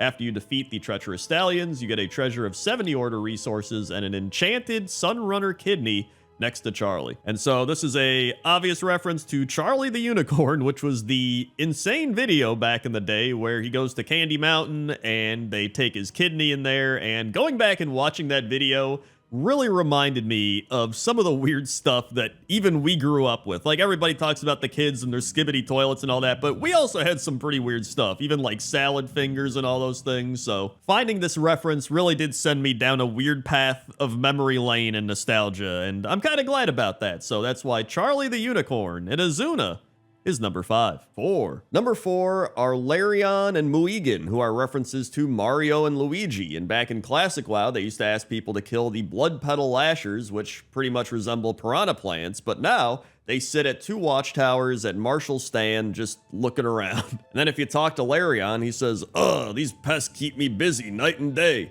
Haven't you seen them? I wish I could just jump down a pipe to get away from them." And that's really it. They don't do anything anymore. They just stand up in the watchtowers. They used to give out all these quests, and now they just don't. There also used to be the Lincoln quest. This is, I believe, where Lincoln would be located, which is based off the Zelda franchise, obviously. And then there used to be the Donga, the Kodo. There's actually quite a bit of Nintendo references in World of Warcraft. But even with all the Nintendo references throughout the game, I think the Mario, Luigi, and Link references in WoWCrendor are probably the most well-known and the ones that date back the furthest, so that's why I decided to put them at number 4. 3. Number 3 are 3 Ogrons standing around a campfire in the Spires of Iraq, and they're named Tomb, Bort, and William, and these are references to The Hobbit, where there's 3 trolls that they run into named Tom, Bert, and William. And that's not the only reference. There's actually a Ogron plunder treasure nearby, and if you loot it, it contains 12 dwarf beard rings and a burglar's vest, which that's about as clear-cut of a reference as you're gonna get. That's like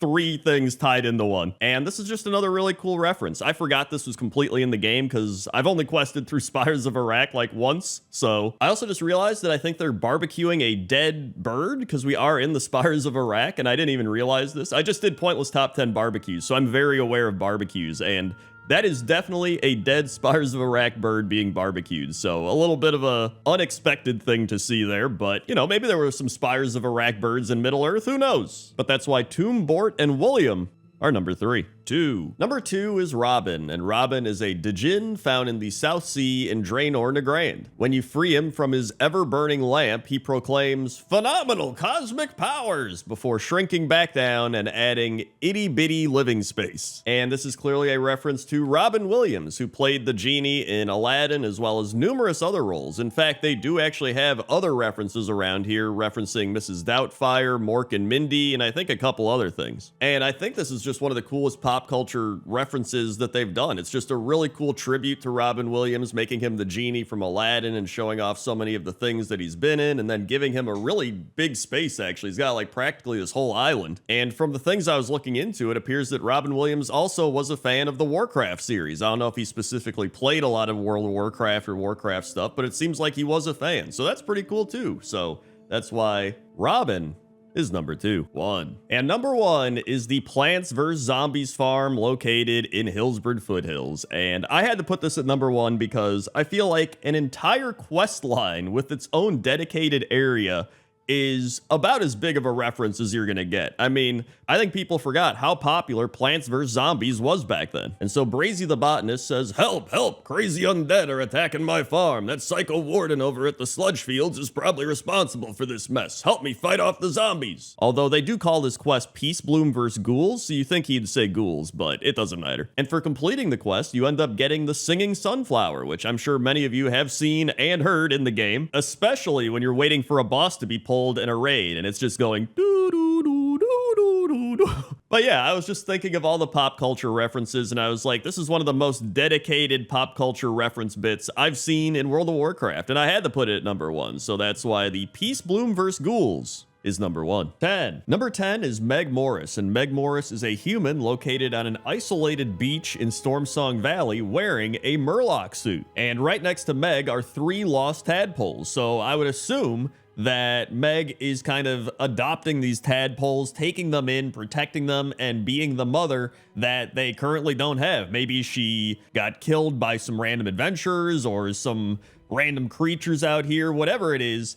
It appears that the lost tadpoles have now kind of attached to her, and they're just kind of standing here. There's no quest here. There's just some piles of treasure, and that's it. Now, interesting enough, Meg actually used to be in Borealis with the tadpoles, and they would be in the Tradewinds market, but I guess after the alpha or the beta, they decided to move her out to Stormsong Valley on the beach and put her in a Murloc suit. I also read on Wowhead that this is the location of a pebble to obtain the secret battle pet ball, and the facing of this NPC acts like a compass to the hidden tunnel, so that might have been intentional, that might have just been a coincidence, who knows. But what I do know is she's taking care of these lost tadpoles, and that's pretty nice, so that's why I put her at number 10. 9. Number 9 is Ninciana. Ninciana is a night elf who used to sell relics in Dalaran, and she's still there, but she can't really sell you any more relics, so she says, "I'm very sorry, but I no longer have relics to sell you. Their magic seems to have extinguished. Perhaps I'll go into dancing full time now. It would be a nice change of pace." And so then if you type /dance with her, she will say, "Not bad, though some additional schooling wouldn't hurt. Here, watch my hips, like so." And she actually just starts dancing. And so I decided to put Ninciana on this list for a few reasons, one of which is she is very polite for somebody that completely lost their entire purpose in this game. You know what I mean? Like, she used to just be a relic vendor.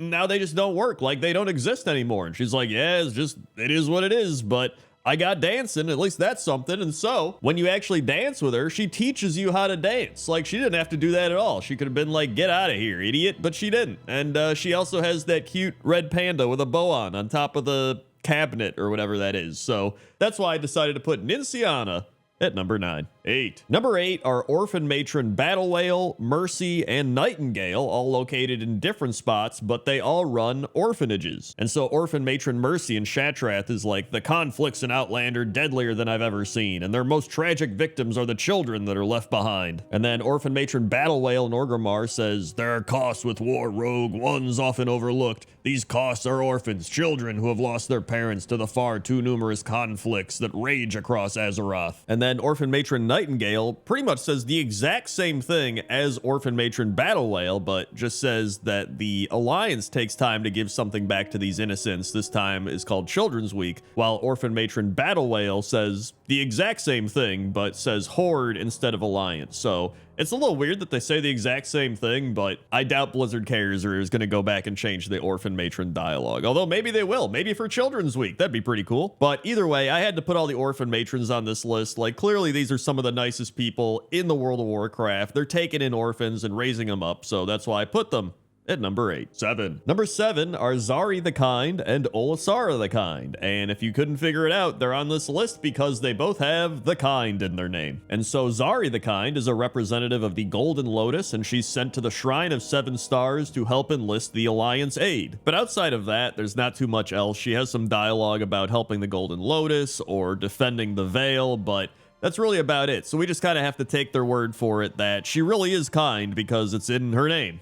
On the other side, Olisara the Kind is a high elf first aid trainer located in Dalaran, and she's actually the bandage trainer, and she's helping to heal a bunch of injured Dalaran citizens. In fact, I didn't even know this. She was planned to have been associated with the scrapped first aid faction of the First Responders, which I actually do think that's a cool concept for a faction, like a medical first aid type of faction, but I can see why it was removed. It feels like there wouldn't be that much to do with it, but I don't know, maybe it's something to revisit in the future. Either way, that's why Zari the Kind and Olisara the Kind are number 7. 6. Number 6 is Scroll Sage Nola, and Scroll Sage Nola is a Tortolan located all over the place. She's in Stormsong Valley, Dazara Lore, Zandalar, and probably some other spots. And in Dragonflight, she can be found at the Algathar Academy. But of course, Scroll Sage Nola is most famous for the quest, A Turtle Made It to the Water, where you help the turtles make it to the water, and she goes, "A turtle made it to the water." And Scroll Sage Nola just truly gives off the most stereotypical loving grandma vibe. She's always like, "The adventurers are so polite these days. Why aren't you a spry young thing?" It just feels like she's gonna bake you some cookies, knit you a sweater, and like tell you some fun old stories.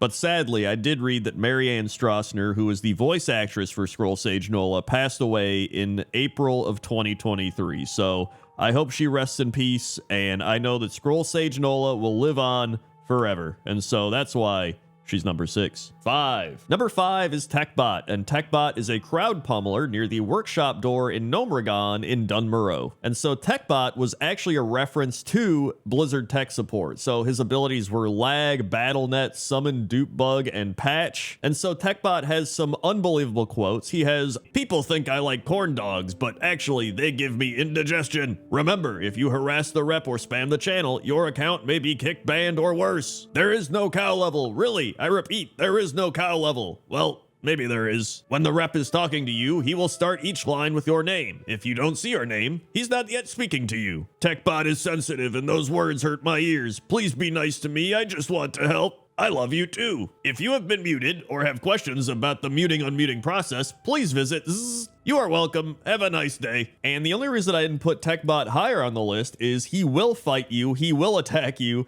and he actually got removed in Cataclysm. So I think they need to bring TechBot back, put him in a city, make it so he doesn't fight anybody, and he just gives you fun, helpful advice. And that's why TechBot is number 5. 4. Number 4 is Ukor, and Ukor is an orc peon located by the path east of the Valley of Trials in Durotar. And I always remember Ukor as the guy that had the quest I had to pick up before I went to Razor Hill. You'd be like, "Oh, he's got the loaf of bread, I pick up the quest, I take the food to Razor Hill, cool." Right? I never really read the quest or paid much attention to it. But when you actually read the quest, he's like, "Excuse me, can you help? I have a load of food here. I walked along the road and braved scorpions and spiders and worse. I brought the food to the Valley of Trials because I thought they needed it and I like to help out. But they don't need any of the food. Now I have to take it back to Razor Hill and I'm afraid of all the beasts along the way. Can you take it for me? I'm just a peon, but you're a hero. You fear nothing. Take it to the innkeeper, Grosk, at the Razor Hill Inn. Thank you." And so this orc was like, "I'm gonna bring some food to the heroes at the Valley of Trials," and he brought the food down. He braved the spiders and the scorpions and worse, and he makes it here, and they're like, "We don't need food." And then he's like, "Ah, geez, I don't want to go back." And it's kind of sad, because like he's just trying to be a nice guy, and you know what? He's like, "You're a hero, I'm not a hero, but you know what? You are a hero, Ukor." And he did get removed in Cataclysm, so he's not in the game anymore. But bring him back! And that's why he's number 4. 3. Number 3 is Lorewalker Cho, and Lorewalker Cho is the leader of the Pandaren Lorewalkers, which are a Pandaren faction bent on exploring the world, finding stories, artifacts, and relics to fill out their libraries. And to me, Lorewalker Cho just seems like he would be one of the nicest people in World of Warcraft. Like, he's always just seeking out knowledge, he's trying to like help everybody, right? Like he did story time. I mean, listen, at the 20-year anniversary, every like, was it 30 minutes, you would have story time, and Lorewalker Cho would come out and he would tell his stories, and he had to do that nonstop for months For months, he would go on that stage and tell the same like 3 stories over and over every half hour. If you thought you got tired of it after a few weeks or a few days, he had to do it for months, and he did it. On top of that, he helps guide you through the Mogushan vaults, and he's got like so many other quests. I think he's got over 100 quests in World of Warcraft. So Lore Walker Cho, I think one of the nicest NPCs in the game, and that's why he's number 3. Number 2 is Myloon, and Myloon is a forest nymph located at various spots all around Azeroth. And Myloon is on this list because she deeply loves and cares for all the animals in World of Warcraft. In fact, one of the most visible signs of this is at the Druid class hall in Legion. And Myloon is surrounded by her animal friends. You've got squirrels and rabbits and deer, and she is just sobbing. She is crying uncontrollably. The tears are just pouring out of her eyes, and it's because Ursoc himself was being attacked by the Emerald Nightmare, and he called forth his defenders, and she was one of them, and they weren't able to save him, and so she's just in this depression or this just state of sadness, and she's just sobbing with her animals. Myloon also appears at your garrison in Draenor and asks you to help P-Chick hatchlings in Everbloom, and then she also showed up at BFA on Mechagon because she is said to have heard the teeny tiny animals all the way from afar. And so it's clear that Myloon is definitely one of the nicest NPCs in World of Warcraft, and that's why she's number 2. And number 1 is Winston the Intellectual, and Winston is a rune bear found with the studious saber-toothed cubs in the Eye of Ysera in the Emerald Dream. And if you talk to Winston, he says, "Apologies, I left my tuxedo at my residence, but it is a joy to greet a fellow being of culture. I am merely educating my fellow brethren on the theory of magics and spiritual concepts of the dream. If you get the chance, you should ask for my friend, Wall, for their opinion on the matter. It is truly quite fascinating." And so for me, there's a few reasons why Winston is the nicest NPC. I mean, first, he's a very classy individual, all right? He left his tuxedo at his residence and he apologizes, but he's got his glasses, he's reading a book, and he's reading a book to the children to help them grow up wiser and more intellectual. And to me, it just feels like he's the old wizard guy in fantasy books that helps lead the main character on the right path to do good and to defeat evil. And that's why I was like, it just feels like Winston's number 1. And so that's why I decided to put him at number 1. Number 10 is Gornbrod Sharpeye, and Gornbrod is a high mountain Tauren that sneaks around the Drag in Orgrimmar. And when I first found him, I was like, this guy must be part of a quest, right? Like a rogue quest or something, maybe even a specific like Tauren rogue quest, you know what I mean? And that's not the case. He's just here. There's no meaning or purpose for this guy. He's just a Tauren that uses stealth to sneak around. Although he's not very stealthy, everybody can kind of see him, even though he is in stealth technically, and that's pretty much it. Like, he has no quest, no purpose. He's just here stealthing around. He does potentially have some relatives. There's Hark Sharpeye, who's located in High Mountain, and there's Yorick Sharpeye, who's located in the Vale of Eternal Blossoms as a rare NPC. However, there's speculation that Yorick may actually be Mr. Smite from the Dead Mines in disguise. So this guy could actually be related to Mr. Smite from the Dead Mines in some odd way. So who knows? I have no idea, but as of right now, he's got no purpose. He's just walking around. So that's why Gornbrod Sharpeye is number 10. Number 9 is Chinli Chang, and Chinli Chang is a Pandaren that's seen meditating in Warspear's Goblin section of Ashran. And one of the reasons I'm sure not many people know about this guy is he's located in Ashran, which is a place nobody goes. Yeah, he's just sitting here floating above some oil barrels meditating, which I don't know many people that are floating in World of Warcraft, so already that's kind of cool. And then when you talk to him, he says, "Some think it's strange, but I find the rhythmic sound of goblin machinery to be quite relaxing. The smell, however, I could do without." And so I just love the fact that this guy enjoys goblin machinery noises. Like, he's straight up getting ASMR vibes from goblin machinery. Everybody else around here is probably like, "Oh, that noise is terrible." And he's just like, "Dude, this noise is awesome." It's also possible he might be related to Bonnie Chang, who is the general goods vendor at the Shrine of Seven Stars in the Vale of Eternal Blossoms, which is the Alliance hub area. And so yeah, this guy's great. He's meditating, he's floating, he's enjoying the sounds, and that's why Chinli Chang is number 9. 8. Number 8 is Scowling Rosa, and Scowling Rosa is a text and specialty goods vendor who walks around Booty Bay, specifically between the Old Port Authority and the Boardwalk. And she actually sells a bunch of books that were intended to be used for the Hidden History quest series, which was cut during the alpha of Legion. And even though the books don't have a purpose anymore, they just kept her in the game and you can still buy them, even though there's no point in buying them, aside from being like, yo, I bought a book that doesn't have a purpose. And supposedly the original idea was to have a Hidden History quest for each class campaign, with each book having to be individually tracked in order to progress and upgrade your artifact further. And so you can kind of get that vibe from some of the books that she sells, like The Untold War of the Ancients, The Seven Curses of the Southern Seas, The Fall of the War Chief, The Hunt for the Light's Wrath, Legends of the Silver Hand, Axe, Blade, and Fist, How to Meditate in a Hurricane, which I think Chinley Chang probably already read that one. But yeah, Scowling Rosa is just a really cool random NPC, and so that's why she's number 8. 7. Number 7 is Xiao Niao the Nightingale, and I'm pretty sure I said that correctly because I looked it up. And Xiao Niao the Nightingale is a Pandaren that is standing on the roof of Spice Master Jin Zhao's house. And she's just standing up on this roof with some unbelievable balance, and when you talk to her, she says, "Don't you just love watching the birds? I wish I could fly too." So she's clearly up here because she wants to be like the birds, and there's actually birds flying all around here, so it's kind of metaphorical, I guess you can say. And when I looked it up, it appears that Xiao Niao actually means little bird in Chinese. And I thought she was perfect for this list because when I try to find these NPCs, I try to find ones that you might have seen when you were just walking around the game, or maybe you're questing and you look up and you're like, oh, that's a random NPC. Maybe I'll have them for a quest later. But no, they don't have any quests. They're just a character that's there to add flavor to the world and the environment. And so oftentimes you just forget about these random characters. But you know what?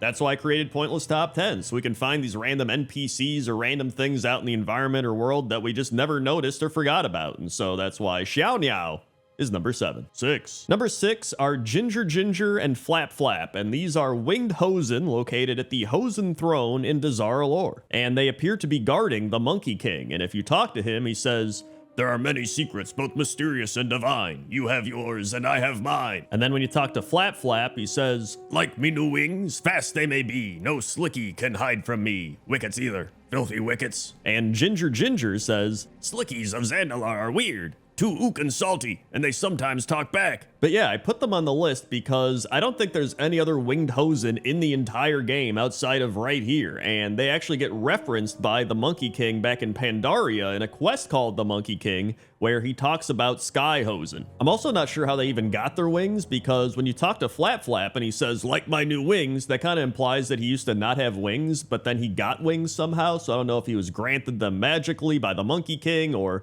maybe he mutated them, or like, I have no idea. But that's what's so great about it, and that's why Flap Flap and Ginger Ginger are number 6. 5. Number 5 is Salisbury the Help, and Salisbury is a gnome quest giver located at Far Watcher's Glen in Stone Talon Mountains, and he appears to be a fan of the citizens of Gilneas who have turned into Worgen. And so not only does he dress like somebody from Gilneas, but he believes that if he manages to gain Hierophant Malik's trust, he will transform Salisbury into a Worgen. And I couldn't get the quest to pop up, but he wants you to go to the Charred Vale and collect a blazing heart of fire, and I guess somehow that'll help him to become a Gilnean Worgen. But then if you speak to Hierophant Malik, he says, "I've tried explaining to Salisbury time and time again that there is no possible way I could transform him into a Worgen. He refuses to listen, and he has instead convinced himself that if he gains my trust, I will let him in on the secret. Gnomes are very strange." And so yeah, it's just a really weird situation where there's a gnome that just wants to be from Gilneas and turned into a Worgen. I don't get it, but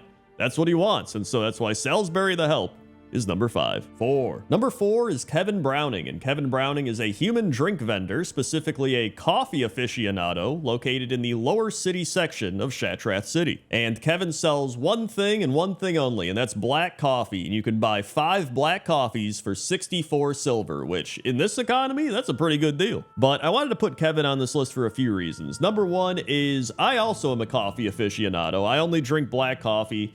I'm not a big fan of any of the like fancy coffee drinks. Maybe once in a while I'll have one, but that's like a dessert to me. Like when I have coffee, I just want black coffee. That's all I want. I don't know. I guess that makes me a coffee douche as well, but I am what I am. And the other reason I put him on this list is I just never even noticed him. And I've been to Shattrath numerous times. I've played since Burning Crusade first came out, and I don't know how I just never noticed him. So that's why I decided to put him on the list, and that's why he's number 4.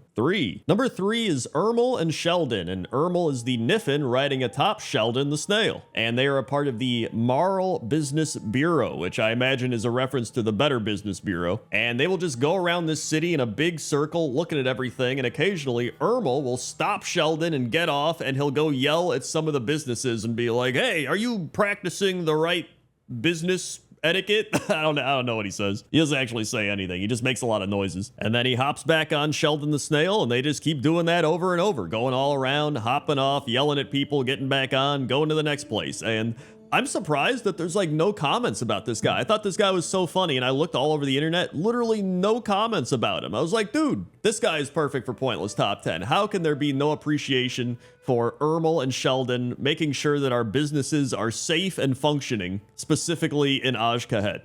And so that's why I had to put him on the list. So that's why Ermel and Sheldon are number 3.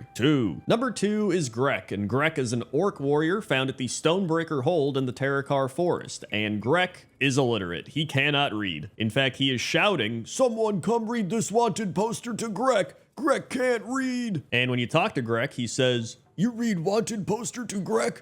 Grek want to help." And Grek actually has a quest called Grek's Crazy Night, where he says, "Grek had a bad night last night. Shiny Mummy Man came into Grek's house and told Grek that he had to go to Mana Tombs in Alkendown, but Grek is still trying to read wanted poster." Grek's face lights up. "Grek knows. You go find Shiny Mummy Man and tell him Grek sent you. It perfect plan." And then when you do, Artificer Morphalius, the Shiny Mummy Man, just says, "That meathead sent you instead. I suppose you'll do." And I also want to give a shout out to Advisor Phala, who is a Blood Elf quest giver, also located at the Stonebreaker Hold, not too far away from Grek. And when you talk to her, she's just like, "I must have made a misstep somewhere to be assigned here." And I think her name's supposed to be like failure, like failure. So maybe she failed, that's why she's assigned here. I don't know, I just thought it was funny. So either way, that's why Grek, the illiterate orc warrior, and Advisor Phala are number 2. And number 1 is Zarg Bonecrunch. And when you hear that name, you're like, damn, dude, Zarg Bonecrunch, he must have fought in a bunch of battles. He must have beaten people up and everything, but he's actually just a pet battle trainer in Ashran. And he likes cats. And when you talk to him, he says, "Zarg like kitties. Zarg train his little kitties to be cute little warriors." What? Why you look at me like that? You got something against kitties? So actually, you know what? He might actually crunch bones if you don't like cats. That might actually that might actually be the situation. But I love this guy. He's actually holding and petting a cat, and that cat kind of looks freaked out. I'm not gonna lie. It's like, ah, so I don't know if it actually likes it, but there's also some other cats running around his legs. It's just, this guy has probably retired from fighting, and now he just likes being a pet battle trainer, and he has his cats, and that's all he wants to do. And I love that for him. And not many people know about him because, again, he's an Ashran. So now you know about Zarg Bonecrunch, and that's why he's number 1.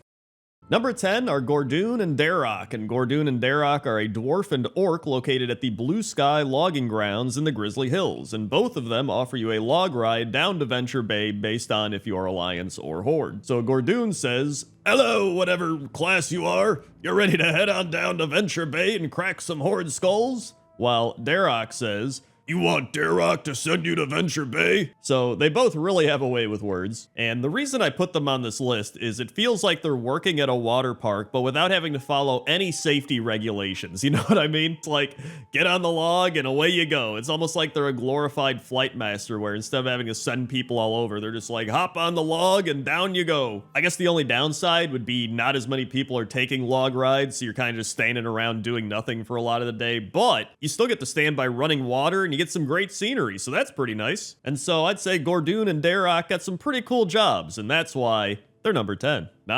Number 9 are the goblins that used to manage the Zeppelins that now just kind of stand around and tell you to take a portal. If you talk to Hindenburg, he will say, "The Purple Princess crew has gone on strike. Something about not getting paid for the last 11 years. I wasn't really listening."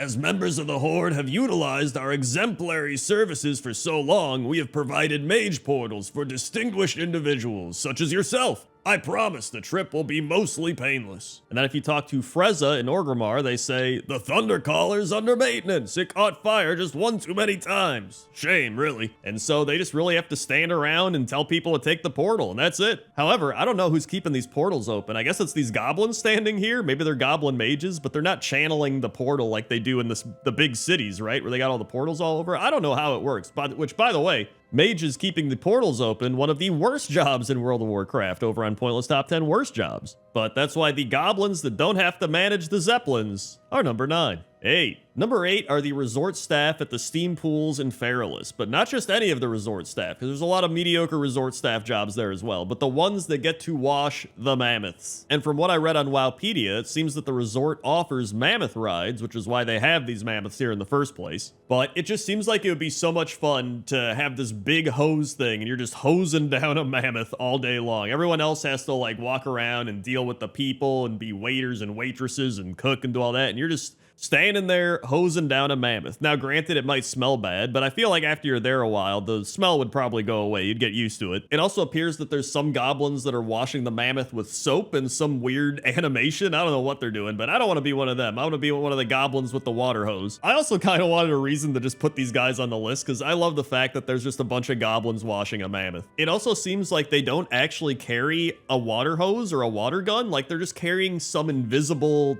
thing that shoots out water. Like, look at that. There's nothing there.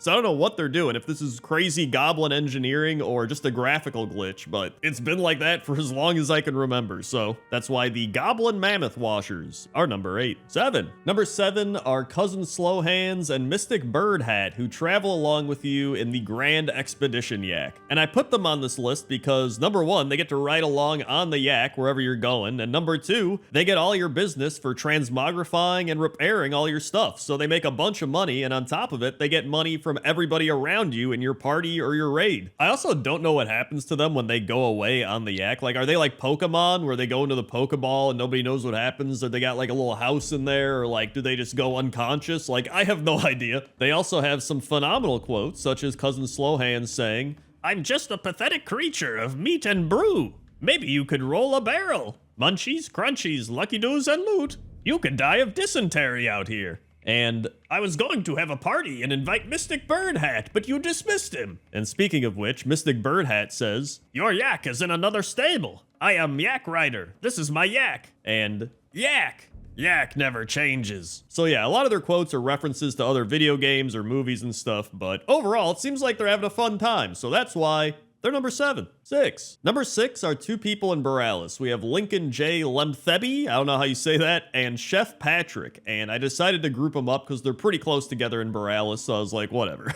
It's my list, I can do what I want. But Lincoln J. Lemthebi is a human located at Hook Point, and he runs the Lemthebi Auction House. And he just looks like he's having a fun time selling a bunch of stuff. He'll be like, "Sold a haunted memento for 18 gold. Frankly, I wouldn't pay even a copper for this, but it's not my money. Sold a dreadnought pauldrons to the young man in the front row for 756 gold. Doesn't seem you can wear them, but oh well. Sold a chromatic sword for 281 gold. You're certainly not going to be sneaky with this blade." See, I was just having fun saying all those quotes out loud. Imagine the fun he's having improving all of it. His name is also a reference to Sotheby's, which is one of the world's largest brokers of fine and decorative art, jewelry, and collectibles. And then we have Chef Patrick, who's located at the Hops Line and Sinker Brewing in Borealis. And his whole thing is that, sure, he's just another food vendor, but he actually will tell you what pairs with what types of foods. So for example, he says, "I recommend pairing our pontoon pilsner with our zesty salted tideway cod. The bright bitterness of the beer contrasts the sweetness of the cod rather nicely, while the hops adds a spicy complement to the fish's notable saltiness." And you can just like go through and click on all these, and he actually has a bunch of different recommendations. And so if I had to be an NPC that sold food in this game, I'd want to be Chef Patrick. You get to talk about all the things you love with beer and pairing beer with food. It'd be great. And so that's why Chef Patrick and Lincoln J. Lemthebi are number 6. 5. Number 5 are Boldar and Habdash, and Boldar and Habdash are both located at the Grand Bazaar in Dazar Lore, and both of them try to sell you things that are definitely not worth the amount of money that they are selling them for. So Boldar says, "Buy Boldar's rocks. I got the bestest rocks here. I sell for a good price. Want to be big and strong like Boldar? Buy one of my rocks, then lift and smash with it every day. Then maybe you get big and strong. Maybe not as big as strong as me, though." Meanwhile, Habdash says, "Me have good idea. You buy 2 hats, you wear 1 hat. You give other hat to friend, family, mate, me no judge. Of course I sell 2 hats at same time. I have 2 heads. I see you only have 1 head. Me sorry for you, but you can keep extra hat." But when you buy his hat box, you get 2 twill covers, which sell for 68 silver and 77 copper each, even though the box was 20 gold. So, man, he is making quite a good profit off of those hats. Meanwhile, Boldar sells you the Smooth Rock, Shiny Rock, Fly Rock, Hard Rock, and Magic Rock. My favorite of which are Shiny Rock, which says, "This one pretty worthless, ha ha ha, not good for much," and Magic Rock, "This one's specifically magic. My chief told me so. Promise it magic or your money back. But if you try to get your money back, he only gives you 25 silver even though you paid a gold." So yeah, I'd say these ogres are living a pretty good life with the amount they're upcharging for what they're selling. So that's why they're number 5. 4. Number 4 is another combo. We have Razzle Fireborn and Shandy Glossgleam located in the Photonic Playground in Dalaran. And Razzle Fireborn seems to be the proprietor of this art gallery, and it seems like he's just chilling, reading a bunch of books, and making sure nothing gets a little too crazy. There's this gnome walking around admiring all the paintings, and then you can't even interact with Razzle Fireborn, so he can't even deal with any of the customers. If they come up to talk to him and be like, "Hey, can I buy something?" or "Hey, whatever," he won't talk to you. He has no interaction, so that must be peaceful, not having to deal with the public. And on top of that, he gets to show off all his paintings, which some of these paintings are actually really cool paintings. Meanwhile, upstairs, you've got Shandy Glossgleam out on the balcony, and he washes people's clothes using his personal water elemental, Aquanos. And so he says, "Are you surprised to see me here? Everyone needs clean laundry, and what better way to do it than with your own water elemental? Simply bring your laundry, pay a nominal fee, and before you know it, everything will be fresh and clean." So he doesn't even do anything. He just has his water elemental wash all your clothes, and then he gets paid for it. So yeah, both of these jobs seem great. Unless you're the water elemental, I guess. And that's why they're number 4. 3. Number 3 is Rendell, and Rendell is located in Castle Nathria, and he stands at the entrance repairing everybody's armor, and so he stands in front of a big pile of gold, which he clearly accumulated from repairing everybody in the raid's armor. And I put Rendell at number 3 because clearly he's making a ton of money, right? Like, who wouldn't want to be Rendell? He's just standing there with an anvil, repairing everybody's armor, and he's just like, "Oh man, I don't even know where to store all this money." I also love the fact that Blizzard decided to do something like this where everybody knows that repair people are probably making a ton of money in WoW, and they're like, "You know what if we just have fun with it and put a bunch of gold behind them to show how much money this guy's actually making?" I don't know, it was nice to see that. He can also be found in Zareth Mortis repairing a bunch of stuff, but I mean, he can do whatever he wants now. He's practically retired, so that's why Rendell is number 3. 2. Number 2 are the Half Hill Goat Herd located in the Valley of the Four Winds. And when I went to the Valley of the Four Winds, I was like, there's got to be some cool job here in Pandaria, right? And I was looking around, and then I saw this Half Hill Goat Herd guy just meditating with a bunch of goats standing around. And I was like, all right, this is looking pretty good. And if you look at the Half Hill Goat Herd that are just leading the goats around, I mean, the goats are just chilling. They're like following them. They're like, "Yeah, whatever, I'll follow you." They're not being, rebellious or anything. They're all just following, chilling, having a good time. It seems very peaceful. And I mean, you get to live in Valley of the Four Winds and look out at one of the most majestic landscapes in all of World of Warcraft. And I know from a fact from doing pointless top 10 food on tables and barbecues that Half Hill has some unbelievable food they could go get. Even got this guy who has like apples that are gigantic. Those are some of the biggest apples I've ever seen. There's got to be a pointless top 10 I can put him into. But yeah, being a goat herd just seems like a really chill job, and that's why the Half Hill Goat Herd are number 2. 1. And number 1 is Punchio, and Punchio is a goblin monk sitting atop a rock in the lake in Orgrimmar's Valley of Wisdom, and players can pay Punchio 99 gold, 99 silver, and 99 copper for sage advice. And the advice that he gives you is, if you can do it, then sell it. If you let a sucker keep their coin, now there are 2 fools. You can't buy wisdom, but you can buy training. Do 100 push-ups every day, and you'll be able to defeat any foe in just 1 punch. never provide refunds. And my favorite, not all goblins are greedy, but beware those who charge for advice. So not only is this goblin just chilling on this rock surrounded by water, having a peaceful time, but then he's charging you practically 100 gold to be like, you shouldn't have did that. That's like if I told you to drop a super thanks on this video because you really appreciate it, and then being like, I don't know why you did that, idiot. So really, I'm practically like this goblin guy already. And that's why he's number 1. 10. Number 10 is Farmer Griffith, and Farmer Griffith is a farmer located in Shatrath City looking after his ewes. If you don't know what a ewe is, it is a female sheep. So he has 2 female sheep, and they're just chilling with him, and he's just chilling. He's got a shovel, he's got some sort of meat thing, I believe, and then it looks like cheese or butter is there as well, and then he's got a jug of something. It could be water, it could be wine, like who knows what he's got. And then he's carrying a pitchfork. That's really all there is to Farmer Griffith, but I kind of love that. I love that he's just this random farmer in Shatrath City, and his ewes do have a purpose. There's the achievement to all the squirrels I've loved before, where you have to go around Azeroth and / love all the critters, and ewes are one of the critters you have to love, and so you can just go to these and / love them for the achievement. So there you go. He's not completely pointless, although I guess his ewes would be the meaningful thing, and then he'd be pointless. But there are actually a couple of Griffiths in Stormwind, Seoman Griffith and Alyssa Griffith, so he could be related to them, but there's no telling if he actually is. Plus, Griffith seems like a pretty common name, so I don't know. But either way, he's number 10.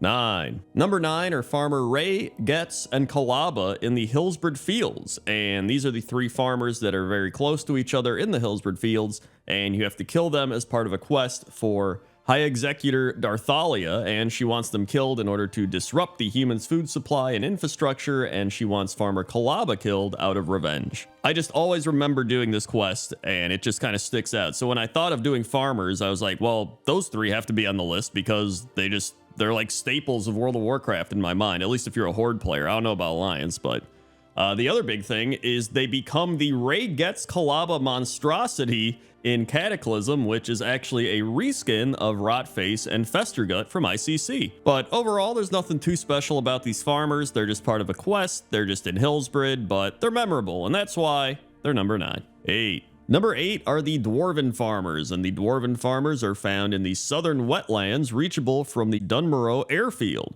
For some reason, the farmers give out the same kind of information as Ironforge Mountaineers as if they were located in Dunmorrow. So that got me thinking to like, is this some sort of, thing that was supposed to be implemented that never was? And then on Wowhead, I read this. It says, actually, it seems those farmers found in the wetlands were scenery from a very early version of WoW. Ironforge was supposed to have a gate opening directly there, and that can be confirmed using WoW Map Viewer to explore the area. That dwarf gate that leads to nothing could very well be connected to Ironforge. Also, if you explore that area a little, you'll see some mountains without texturing, high and perpendicular to the ground, almost as if they are only there to serve as a wall. I can only imagine that it was created as a blocker so that players can't visit the area. Also, a road from the farm leads right to these walls and has quite detailed scenery along the path. So they were probably going to be something, but then they never were. And I love that. And that's why they're number 8. 7. Number 7 are the Silk Farmers, and Silk Farmers are Pandaren farmers in the silken fields of the Valley of the Four Winds, and they raise silkworms around the valley for cloth. One large worm named Silky sometimes bites them instead of the food that they usually eat. So you can see here, he's like, eat up, big fella. And then Silky's like, ruh, ruh, ruh. He just picks him up and just starts whacking him around and throwing him around. He's like, oh, my face, bad worm. That's a bad worm. And that's really it. There's nothing else involved in this area. It's just Silky the silkworm and the silk farmers. And there's little silkworms all around, but Silky's the main one. And he's just, he's gotten too big, man. But the silk farmers have to deal with Silky, and that's just, that's their job, that's their life, and you got to respect them for it, and that's why the silk farmers are number 7. 6. Number 6 is Tabitha, and Tabitha is not your conventional farmer, and it didn't really strike me that she was a farmer until I realized that you go to Tabitha's farm deep in the Quagmire and Dustwallow Marsh. So I was like, you know what? If it's Tabitha's farm, that would make her a farmer. She's actually a powerful mage living with 2 apprentices, and she's been training generations of apprentices at her farm from both Horde and Alliance, though this shouldn't be possible as the humans only arrived in Kalimdor within the last decade. as she is seen working with Vile. She is also apparently an alchemist. So nobody really knows anything about Tabitha, like where she came from, who she is. She did actually have the quest where you go get her Tiara of the Deep back from Hydromancer Velrotha in Zul'Farrak, so maybe she had some sort of Zul'Farrak tie-in back then. I have no idea. She does help both Alliance and Horde, because pretty much both of them have quests where they're like, go check on Tabitha, and then she's like, yeah, what's up? It is she's actually one of the most confusing, weirdest NPCs in the game, probably, and I imagine she's like one of those really powerful NPCs that nobody really knows anything about. So I actually want to learn a lot more about Tabitha, but for now, she's just a really cool, unconventional farmer. And that's why she's number 6. 5. Number 5 are the Saldian farmers, and the Saldian's farm is unique in Westfall in that it is the only farm that was never completely overrun by the Defias Brotherhood. Though the Defias harvest golems roam the fields, Farmer Saldian and his wife Salma Saldian have stubbornly refused to leave. The farmhouse has been serving as a halfway house for years, and the couple does its best to keep their guests alive. I would also say these are some of the most well-known farmers in World of Warcraft. Most people have been to Westfall, they've been to the Saldian farm, they've gotten the Westfall stew, they've done the special chicken feed quest where you gotta cluck at the chicken, and on top of that, the Saldians have actually carried over into numerous other expansions with a bunch of additional lore that is too much to get into right now, but you can go look it up if you want, because there's a lot of it. So that is why the Saldian farmers are number 5. 4. Number 4 is Farmer Goldfield, and Farmer Goldfield is a human located at Goldfield Farmstead in Stormsong Valley, and some people have called him Mancrick 2.0, because much like Mancrick, who hates the Quillboars, Farmer Goldfield also despises the Quillboars. So when you do one of the quests, he says, you see the problem? No, you don't. Problem is in all these dang Quillboar. Quillboar I can shoot all day, been shooting them all my life since my pappy gave me my first gun. Problem is these pigs are tough, tougher than they've been before. Can't kill them like I used to, see? My new modified bullets just get stuck in them and they refuse to die. Take my knife, go out there and kill some Quillboar and get my ammo back. Then I can shoot the rest. I won't stop till there's none left. So you go out there, you do that, you come back and give him the ammo, and he says, I'm not leaving. I'm never leaving. Those Quillboar, they killed them. I gave her the watch, told her to hurry, grab our boy and get to the house while I got the gun. Goldfield choking back tears. I won't leave. Our family has our roots here. They would want me to stay. Don't you understand? This is our farm. My boy, he wanted to join the militia. I made him a sword. Goldfield takes a deep breath. Now you know. Help me retake my farm. Grab a gun and let's kill every last one. So after helping him with all that, he says, my wife, she loved the carnations that grow by the water's edge. If you could gather some, there's a nice spot under a tree by the river. We loved to go there when the sun was setting after our days in the fields. Our boy would run around catching bugs, making reed whistles. So he really is like a Mancrick 2.0. And, you know, I don't think a lot of people know about him because obviously it's a random BFA quest. So if you haven't done this, you haven't really known about him. And that's why I like doing these pointless top 10s, to find the stories like Farmer Goldfields. And that's why he's number 4. 3. Number 3 are Theodore and Verna Furlbrow, and they owned a pumpkin farm in northern Westfall. The couple decided to leave Westfall when their farm was overrun by the Defias Brotherhood, but their wagon broke down on the road to Elwyn. Stranded, they wound up squatting at the Jansen Steed for the next 5 years. And of course, this is also where Old Blanchy is, the horse. Around the time of Cataclysm, the Furlbrows and their horse, Old Blanchy, were found murdered near their cart at the Jansen Steed, and there's a big investigation quest that I think plenty of people have done, which is one of the better Cataclysm quests, actually. The Furlbrows also have a son, Private Furlbrow, who joined the Valiance expedition with the Westfall Brigade, and he's stationed at the Westfall Brigade encampment at Grizzly Hills. And he actually has a big argument with Private Jansen, where Private Jansen's like, boy, what I wouldn't give for a bowl of Selma Saldian's Westfall stew right about now. And Private Furlbrow's like, you know, it's not Selma Saldian's recipe. And he's like, what? And he's like, it's not Selma Saldian's recipe. It's my ma's. She asked some passerby to deliver it to Selma right before she and Pa left Westfall with Old Blanchy. And he's like, yeah, well, at least the Saldians didn't flee Westfall when things got tough. And he's like, no one insults Ma and Pa. Take it back. And he's like, you heard what I said. Your parents are cowards, and so are you, Furlbrow. And then they battle it out, and Private Furlbrow wins, and he says, glad you decided to see it my way. And then he's like, okay, I take it back. Your ma and pa weren't cowards. And so I decided to put him at number 3 for a few reasons. One is they were the inventors of Westfall stew, right? Number 2 is for this big interaction with their son fighting it out. And then number 3 is they had Old Blanchy. So for all those reasons, They're number 3. 2. Number 2 is Farmer Yoon, and Farmer Yoon is a young Pandaren from the city who inherited Sunsong Ranch from his grandfather. After giving his farm away to the adventurer, Yu, he occasionally can be found at Half Hill Market. So Farmer Yoon has this big backstory where he always would go visit his grandfather, Old Yoon, at the family farm, and then his grandfather passes the farm down to him, but he's from the city, he doesn't know how to farm. And then the Tillers Union is like, here comes the city kid. And he's just like, oh no, I want to prove that I can do this and prove it to my grandfather. And that's where you come in and you aid him and help him get the farm going and essentially kind of make it your own farm, right? And then after a while, everybody respects him and they're like, wow, you did it. And, you know, it's a fun little story. And so I wanted to put him on the list because he's probably got the most interactive farming in World of Warcraft, making him one of the most interactive farmers outside of, you know, people farming herbs and gold and whatever, but, you know, actual farming. And I always just think it's a nice little wholesome story where you play through this and he earns the respect of everybody. So, you know, it's a little cliche, but a lot of things are cliche. And that's why Farmer Yoon is number 2. 1. And number 1 is Farmer Torp, an orc located west of Warsonghold in the Borean tundra. And Torp is actually a Swedish word roughly meaning farm or cottage. And the reason he is number 1 is because this man knows how to cure the plague. So when I was doing my research into all these farmers, I found this comment and he said, Farmer Torp remains the only NPC capable of curing the plague. Not Keeper Remulos, not Alexstrasza, not Adal. Only Farmer Torp can cure the plague. So when you talk to him, he's like, just look at him. My beautiful Kodos are helpless to defend themselves against those filthy swine. I need you to buy me some time. I think I can cure the Kodos of their sickness, but you need to keep the unliving swine off of them. So you fight all the swine off of them, and then he gives you an antidote, and he puts it into their mouth, and they bite down on it, and it cures them of the plague. So he really does cure the Kodos of the plague. Imagine if Farmer Torp was there during the culling of Stratholme instead of Arthas. He would have saved everybody. There would have been no plague. There would be no expansions. We would have went home. If only we had Farmer Torp.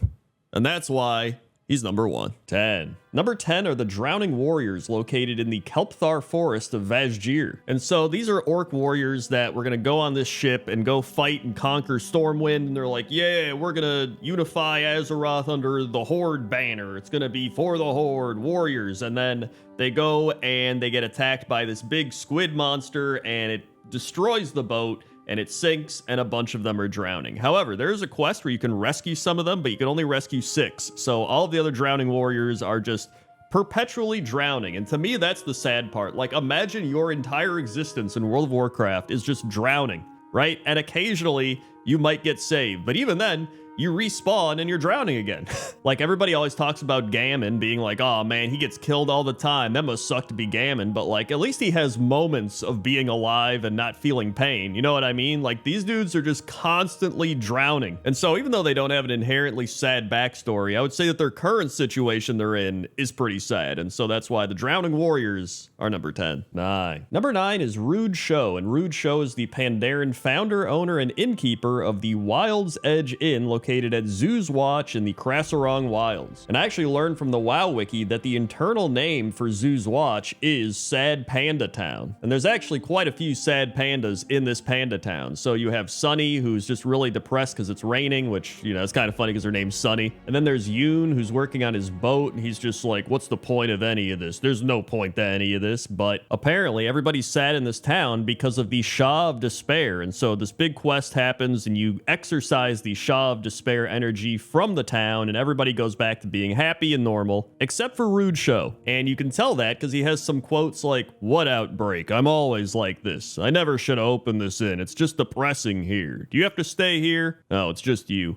I bet you aren't even going to buy anything, just like all the others. Just leave your money in the coffer. Although I don't think I want to buy anything he's selling, especially not any consumables, because he's sitting next to a big slab of raw meat. There's food spilled all over the floor. There's furniture and pictures and doors just laying on the ground. Like, I don't think I trust the cleanliness and the food safety of this place. And so this guy wasn't made depressed by the Shaw of Despair. He was already depressed. And so that's kind of sad, actually. And so that's why Rude Show is number 9. 8. Number 8 is Gory, and Gory is an abomination found at the Writhing Haunt in the Western Plaguelands. And so according to the WoW wiki, Gory makes his first appearance as a friendly abomination to the Alliance, and it's believed that Gory was sent with the Forsaken Outriders to wreak havoc, but his intentions were different. When the humans saw him, they charged in to fight him, and they expected him to fight back, but Gory didn't even care about them. And that's because Gory didn't want to be a fighter. Gory wanted to be a farmer. And so one of the human farmers here is like, yo, can you go train on this abomination so we know how to fight abominations? And so you go talk to Gory and you're like, hey, can you help me and my friends with some combat practice? And he's like, you want to fight? All right, Gory fight. And then afterwards he's like, Gory give up, you farmers fight more good. But then the farmers that he trained up go out and they start fighting enemy abominations, and then the Forsaken are fighting back, and pretty much they're all just fighting each other, and it kind of gives Gory PTSD, and he just wanted to be out here on the farm having a good time, and he essentially helped them become a weapon, which is what he's hated. And so after the Alliance flees to Chillwind Camp, Gory becomes hostile to both factions. And it's really just sad. Like, he just wanted to be out here in the sun, being a farmer, having a great time, but he's essentially just used as a weapon or a practice weapon. And so that's why Gory is number 8. 7. Number 7 is Jeremiah Payson, and Jeremiah Payson is the Forsaken cockroach vendor that was located in the trade quarter in the Undercity. And Jeremiah's real name is Jeremiah Fellstone, and he became one of the victims of the Scourge and was raised into undeath. And then, in order to forget his former self, he changed his last name from Fellstone to Payson and became known as the cockroach vendor. And so in the Western Plaguelands, you actually talk to the ghost of his sister Janice, and she wants you to bring him a package, and she sends him a bunch of personal things as well as the deed to Fellstone Farm. Jeremiah declines to reclaim the farm and instead tells you to bring the deed back to her and find the other half from her husband, who's a ghoul that you have to kill, and it helps to put her soul to rest. Then we actually learn in the book Before the Storm that he had 3 nephews living with him in the Undercity, James, John, and Jacob Fellstone, and they actually leave him and go try to live with their living family members and are killed in the Arathi Highlands and then buried there by Anduin, which I actually mentioned last week in Pointless Top 10 Graveyards at the Gathering Graves. And so Jeremiah lost his own life, and then he lost the lives of everybody that he loved, and he really just has his cockroaches. And so that's why Jeremiah Payson is number 7. 6. Number 6 is Ahab Wheathoof, and Ahab Wheathoof is a Tarn quest giver located in Bloodhoof Village in Mulgore. And Ahab has lost his dog Kyle, and you have to go get his dog Kyle the Frenzied and bring him back by feeding him some tender strider meat and returning him to Ahab Wheathoof. And that's not really the sad part of this NPC. The sad part is that the voice and design behind him is from a Make-A-Wish kid that went to Blizzard headquarters, and Ezra Chatterton got to design the NPC, the quest, and even voice Ahab Wheathoof. And Ahab actually cannot be attacked by either the Horde or the Alliance. And so even though Ezra did pass away a year after all of this happened back in 2007, he does get to live on in World of Warcraft as Ahab Wheathoof, and that's pretty cool. And so that's why Ahab Wheathoof is number 6. 5. Number 5 is Mankrik, and I feel like I don't have to tell you too much about Mankrik, but Mankrik is an orc located at the crossroads in the Barrens. And so if you play Alliance and never did the Mankrik quest, or you've just never played WoW before, Mankrik was battling some Quillboar with his wife at a small Tarn camp when they get overrun by the Quillboar, and he's just trying to fight them off, and he can't find his wife anymore, and then he just gets knocked out, and he gets woken up by a Tarn druid who's tending to his wounds on the Gold Road. And so he's now standing at the crossroads, and he's like, please, can you just go find some sign of my wife out there? Like, I don't think it's gonna end well, but I still got some hope left, right? And so you head out there, you try to find his wife, and you do find her, and she's dead. And when you go back to tell him that you found her corpse, he just says, I understand. Thank you. And so even though this quest became one of the biggest memes in World of Warcraft, with people just being like, where's Mankrik's wife? Because back in the day, it was actually hard to find quest stuff, because you didn't just have the, little quest marker on the minimap. You had to like actually go out there and be like, I don't know where this thing is. And so people would just be like, where's Mankrik's wife? But they asked it so many times that it just became a meme. It doesn't defeat the fact that this is actually a sad quest. Like, this guy was out fighting Quillboars and they got overrun and he doesn't know where his wife is. And then you go and find her and you're like, yeah, she's dead. And he's just like, he's kind of not really in shock, but he's just so depressed that he's just like, I understand, thanks. Like, he gets it, but you can tell it's like eating him up on the inside. And it's pretty sad. And so that's why Mankrik is number 5. 4. Number 4 is Brog, and Brog is an ogre mage located in the goblin town of Mudsprocket in the Dustwallow Marsh. And Brog survived the near slaughter of his clan by the Black Dragonflight at what is now the Stone Mall ruins and the Den of Flame. And so he initially fled with the other Stone Mall survivors to Brackenwall village, but then Mock Murrock refuses to take revenge against the Black Dragons, and so he asks you, the adventurer, to take revenge on the Black Dragonflight. And so when you talk to Brog, he says, Brog glad Mudsprocket goblins have let him stay here, but sometimes he thinks he hears them laughing at him. And then Axel, the Mudsprocket innkeeper goblin, walks down and talks to Brog, and he's like, I thought we talked about this, Brog. You can't stay in this building.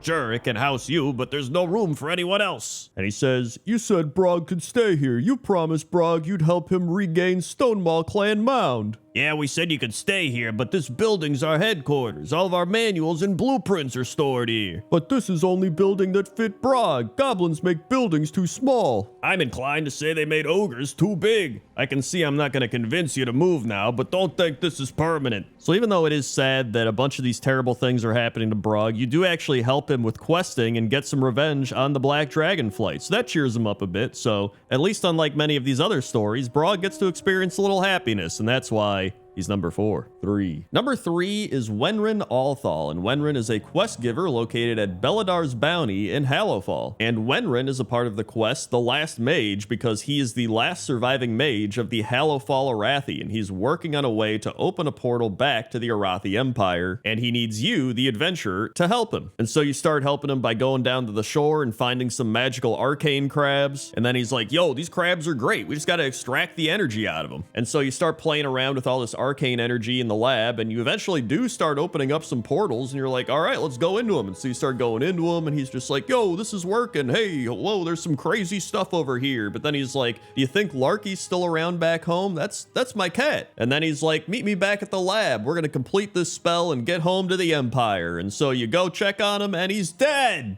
He dies. Like, what? I actually thought he was a fun little character and he wants to go meet his cat, and then boom, you port back and he's assassinated. And so to me, this quest is just like so many layers of sadness because, you know, you meet this new character, you think he's going to be part of the story, he's going to go meet his cat, we're opening these portals, we're going to go see the old Arathi Empire and stuff, and then boom, it's all over, he's dead.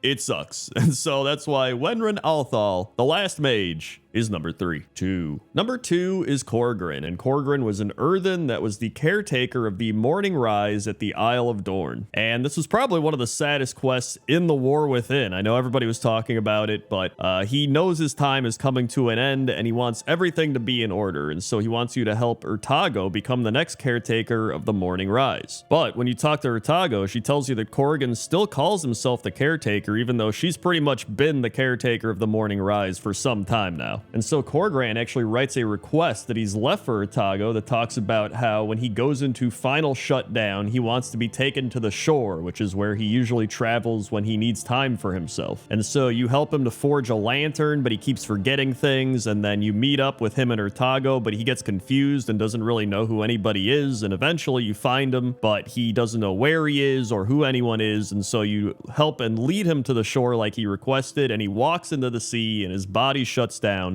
and he's there to this very moment holding his lantern up high. And so this is clearly a quest that's talking about dementia and Alzheimer's and, you know, people getting older and just, you know, it's about life, really. And I think that's why it's hit so many people so hard, especially if you've had any family members or friends go through these types of things. And so I'm actually thankful that they didn't phase him out or something after the quest is complete, and he's still standing there to this very day. And so that's why Corgran is number 2. 1. And number 1 is Lunk, and Lunk is a pacifist ogre involved in quests in the Searing Gorge, and he requests players do peaceful alternatives of what other quest givers have asked them to do. And so when you first talk to Lunk, he's like, Lunk came from the Badlands. Other ogres tried to make Lunk fight. Lunk hate fighting. Lunk want to learn. Lunk see machines to the south, machines made of gears. Maybe if you ask nicely, machines will give you some gears. Then maybe Lunk can have a gear and learn about machines too. But you do have to kill the machines to get the gears, and so when you bring him to Lunk, he's just like, you didn't kill the machines, right?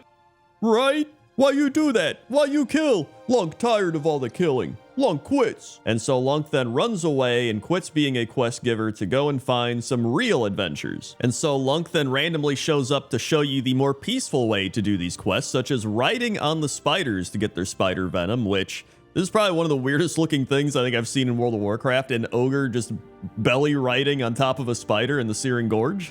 And then instead of killing the dwarves, he's like, hey, you just have to take stuff from them, so why not just fight them until they're tired and then get them to go to sleep, because they're cranky anyway, they don't get enough sleep. And so Lunk does this by sitting on them, and one of the dwarves is like, this is worse than death. And so to me, the reason Lunk is the saddest NPC is because he really doesn't want anybody to get killed or die, and yet everything around him is getting killed. I mean, we're in the World of Warcraft, and so he's just like, I'm gonna show you some better ways, and he shows you these crazy ways that actually do work, to be fair. And it just brought me back to the other week where I was in the Onaran Plains for the hunt, and they're like, go kill some happy beavers, just chilling out. And I'm like, I don't want to kill the happy beavers, they're happy. And they're like, oh, you want that mount? Go do it. And I'm like, all right. But either way, I just feel bad for him, and I can relate to him, so that's why Lunk is number 1. 10. Number 10 are the beaches in the Swamp of Sorrows, specifically the Bog Paddle Beach. And if you go to the town of Bog Paddle, you'll find Trade Baron Silversnap, who says, on behalf of the illustrious and always neutral Steamweedle Cartel, welcome to Bog Paddle. We're proud to be the only beachfront resort and military-grade weapons yard in the Eastern Kingdoms. And you know what? I think he's right. I think this really is the only beachfront resort and military-grade weapon yard. And people seem to be loving it. They're partying on the beach. They're having a great time. And even if you go away from the Bog Paddle Beach specifically, you'll still find a bunch of cool beaches along the Swamp of Sorrows coast. Like, there's murlocs up and down there. There's a bunch of turtles and boats and stuff washed up on shore and driftwood. And there's a big bonfire happening. It also looks really cool with the sunset in the background. Everything has this orange glow to it. I don't know, it's just nobody really thinks of the Swamp of Sorrows when they think of beaches, so I wanted to give it some love, and that's why the Swamp of Sorrows beaches are number 10. 9. Number 9 are the beaches located on the border of Vol'dun and Nazmir, and I really love these beaches because it's just something aesthetically pleasing about them that made me keep coming back to them. I kept being like, I don't know if I want this on the list, and I'd be like, but I really just like the way they look. You know what I mean? Like, you have all the starfish and the shells all over. You have the albatross just walking around, which, by the way, albatrosses are large coastal dwelling birds similar to seagulls, but they're not seagulls. Many sailors believe that harming an albatross will bring terrible luck upon their voyage. You also have crabs walking around, and then you have dinosaurs, obviously. It's like the biggest thing there and the last thing that I mentioned. But yeah, there's nothing special about this place, but I think that's what makes it so cool, right? If you go too far east from here, you run into the crazy vampire trolls and Nazmir, and then if you go too far west, you run into Vol'dun, and there's a bunch of crazy shit going on there too. So, if anything, this is just one nice, peaceful place where everybody's just walking around, enjoying the beach, having a good time. And I like that, and that's why it's number 9. 8. Number 8 is the Sandy Beach, located above Vazjir, and this is a really weird one because it's just kind of in the middle of nowhere, because most people are underneath the beach in the Vazjir zone, but it feels like a very lost in the middle of nowhere type of beach, like you're just on a random island of stone and broken siege equipment and old tents and watchtowers. Speaking of which, Sir Finley's up in one of these watchtowers. There he is. He's looking out for something, I don't know. And I also noticed this cool kind of coral texture on the rocks. I haven't really seen that anywhere else in the game, so I thought that was pretty neat. And that's really it. It's just this big mountainous piece of land above Vazjir that's pretty much all beach. And speaking of which, I wanted to find what a beach actually is. According to the dictionary, a strip of land covered with sand, pebbles, or small stones at the edge of a body of water, especially by the ocean between high and low water marks. So really, it's just like the land next to water, which makes sense. And that's why the sandy beach is number 8. 7. Number 7 are the beaches of Westfall, known as the Longshore Beach. And Longshore, according to Wowpedia, is the vast stretch of coastline along Westfall. Traveling along the coast can be tricky as there are swarms of murlocs roaming the beaches unchecked, and it is one of the biggest beaches on Azeroth. So yeah, how could I not include Westfall? Plus, people just have nostalgia of Westfall. People love Westfall. They go here all the time. I don't really have that much Westfall nostalgia, so it's not that big of a thing to me, hence why it's number 7 on my list. I'm sure some people would put this at number 1 on their list, but like the Wowpedia article mentioned, there are numerous murlocs up and down the coast. Lots and lots of murlocs. There's also washed up like whales or sea monsters or whatever this is. You've got the lighthouse where Captain Grayson, the ghost pirate, is. Maybe he was in Pointless Top 10 lighthouses. Who knows? Sorry, shameless self-plug. But lots of people do ask if I've made certain pointless top 10s. I'm just reminding people of the pointless top 10s that I've made. What's wrong with that, right?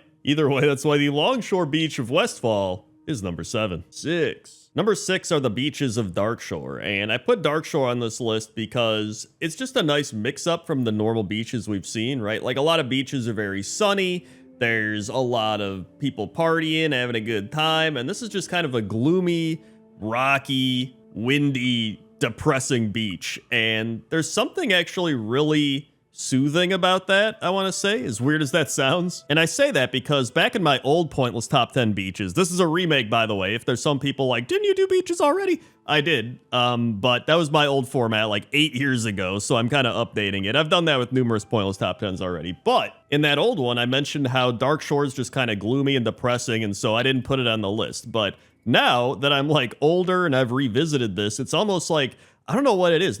It's something peaceful about being here, even if it is very gloomy and depressing. And I don't know if that's like, that says something about growing up. I don't know, man. It's just, I've grown to really appreciate Darkshore. Like leveling here in Classic WoW, leveling here in Hardcore WoW, and Seasons of Discovery. Like, I've thoroughly enjoyed leveling in Darkshore. And so for all those reasons, and including some that I probably can't even figure out, that's why Darkshore is number 6. 5. Number 5 are the beaches of Tanaris, including the Land's End Beach, which is the most southern point of the Tanaris Desert. But I wanted to include all the beaches because I love the East Coast beaches of Tanaris. I love the pirate area of Tanaris. Like, Tanaris just has some really fantastic beaches all around, which, I mean, it is a desert, right? So there's plenty of sand to go around at this place. And I do just have a lot of memories and nostalgia of the Tanaris beaches in general. Like, I remember grinding turtles on the East Coast beach back in Vanilla WoW. It was a lot less flooded back then.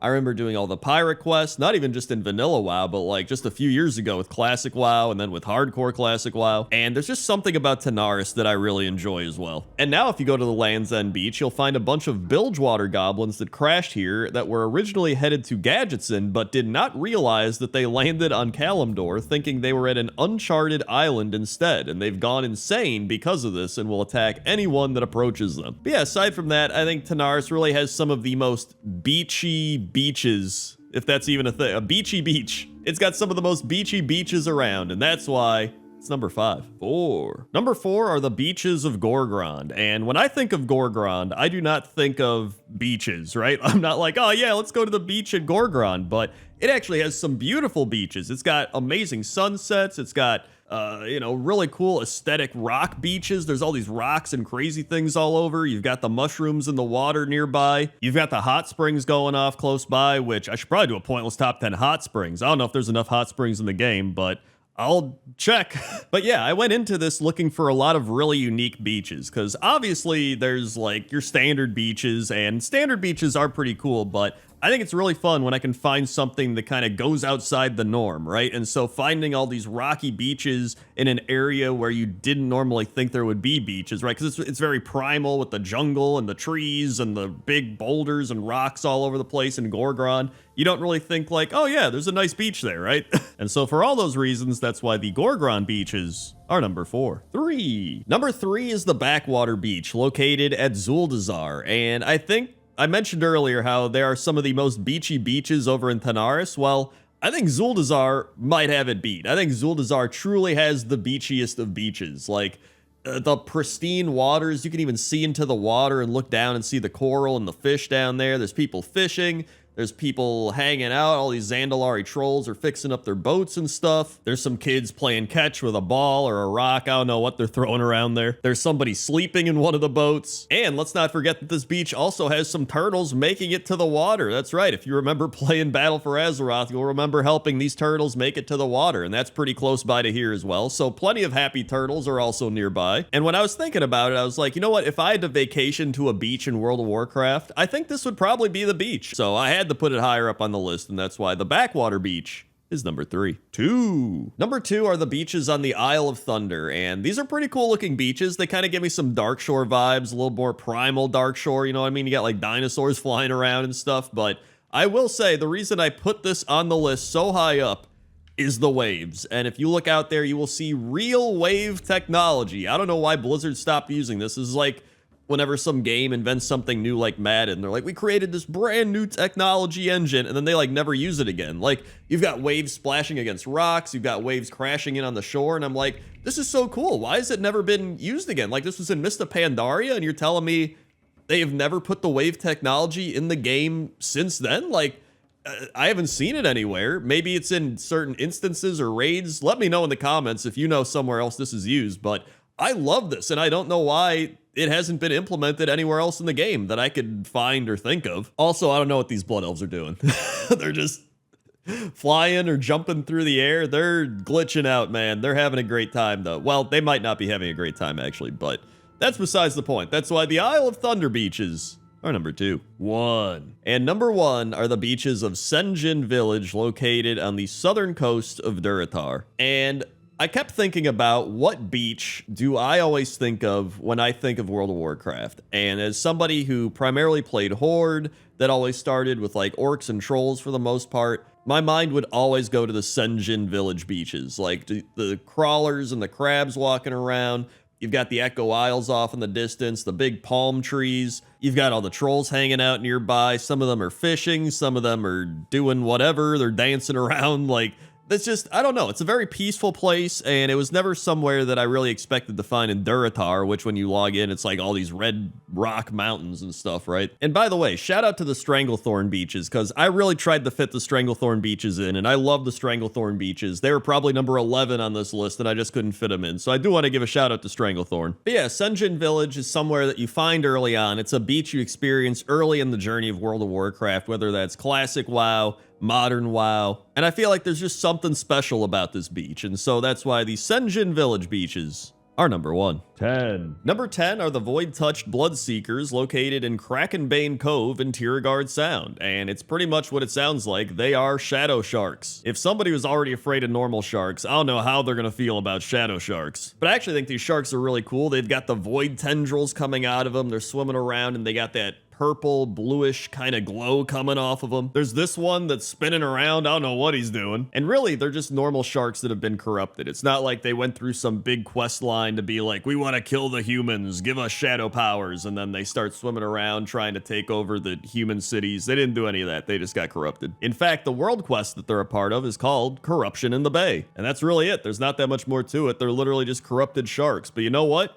They look pretty cool. And that's why they're number 10. 9. Number 9 is the Hammer, and the Hammer is a hammerhead shark found in the waters of the Lost Isles. And the Hammer is part of the quest A Goblin in Shark's Clothing, where you combine the remains of a mecha chicken with shark parts and assemble the Mecha Shark X Steam to defeat the Hammer. Which, this has to be one of the most goblin quests of all time, where you are creating a robot shark to defeat a normal shark. But the main reason I picked the Hammer is I just think hammerhead sharks are cool, and he's got one of the coolest hammerhead models in the game. And so looking into it, it appears that the hammerhead part of the shark is called a cephalofoil, and it is responsible for the distinctive shape of the hammerhead group and serves many purposes, including giving them superior depth perception and binocular vision, aiding them in navigation and finding food. And hammerheads will actually use their head to ram and pin down prey, which is pretty crazy. So that's why the Hammer is number 9. 8. Number 8 are the coral sharks, and coral sharks are elite sharks found swimming in the Wild Shore, the Crystal Shore, and the Southern Savage Coast in the Cape of Stranglethorn. And these are actually the sharks that you find patrolling the edge of the underwater cliffs, where if you try to swim out there, you start getting fatigued. And prior to the Cataclysm, these were also found off the coasts of Dustwallow Marsh and Swamp of Sorrows. In fact, you can go find some classic hardcore WoW people that died to these sharks. These also look like the most standard sharks of all the sharks, right? Like, they are the most generic looking sharks, but that doesn't mean they're bad. It just means, like, when I see this shark, I'm like, oh yeah, that's what I think a shark looks like, right? But I always enjoyed how these sharks were kind of just the guardians of the edge of the map. You know what I mean? Like, if you wanted to go swim out and explore the great unknown sea, you'd have to get past these sharks, and they were definitely not afraid to attack and kill you. In fact, there were some Wowhead stories of these sharks actually going onto land and following people on land and killing them, which is pretty insane. So that's why the coral sharks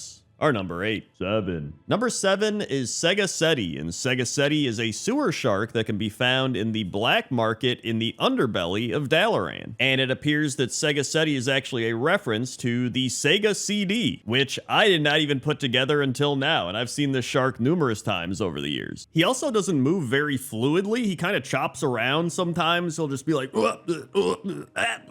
like that's the sounds he would make if his movement was creating sound. And during the Purge of Dalaran, Soren Magehand, who's a high elf mage, is levitating a Sunreaver citizen over Segaseti, and when you engage him, he drops him onto the shark to be devoured. However, I've always heard that sharks don't actually eat people, and when I looked it up, it said attacks are extremely rare and people are rarely consumed by sharks. But a starving shark will eat anything, so maybe Segaseti was really hungry, or maybe he just likes the taste of elves. Who knows? But this is also a really small random location for a shark to be. I don't know how they got the shark in here, who put him here. Maybe it's magic. I have no idea, but that's why Segaseti is number 7. 6. Number 6 are the shrouded Carcharodons and the shrouded cetaceans, which are found swimming south of the Big Islands in the Krasarong Wilds. And you do not want to know how many times I just tried to say Carcharodon before I got it right. And I'm still probably not saying it correctly.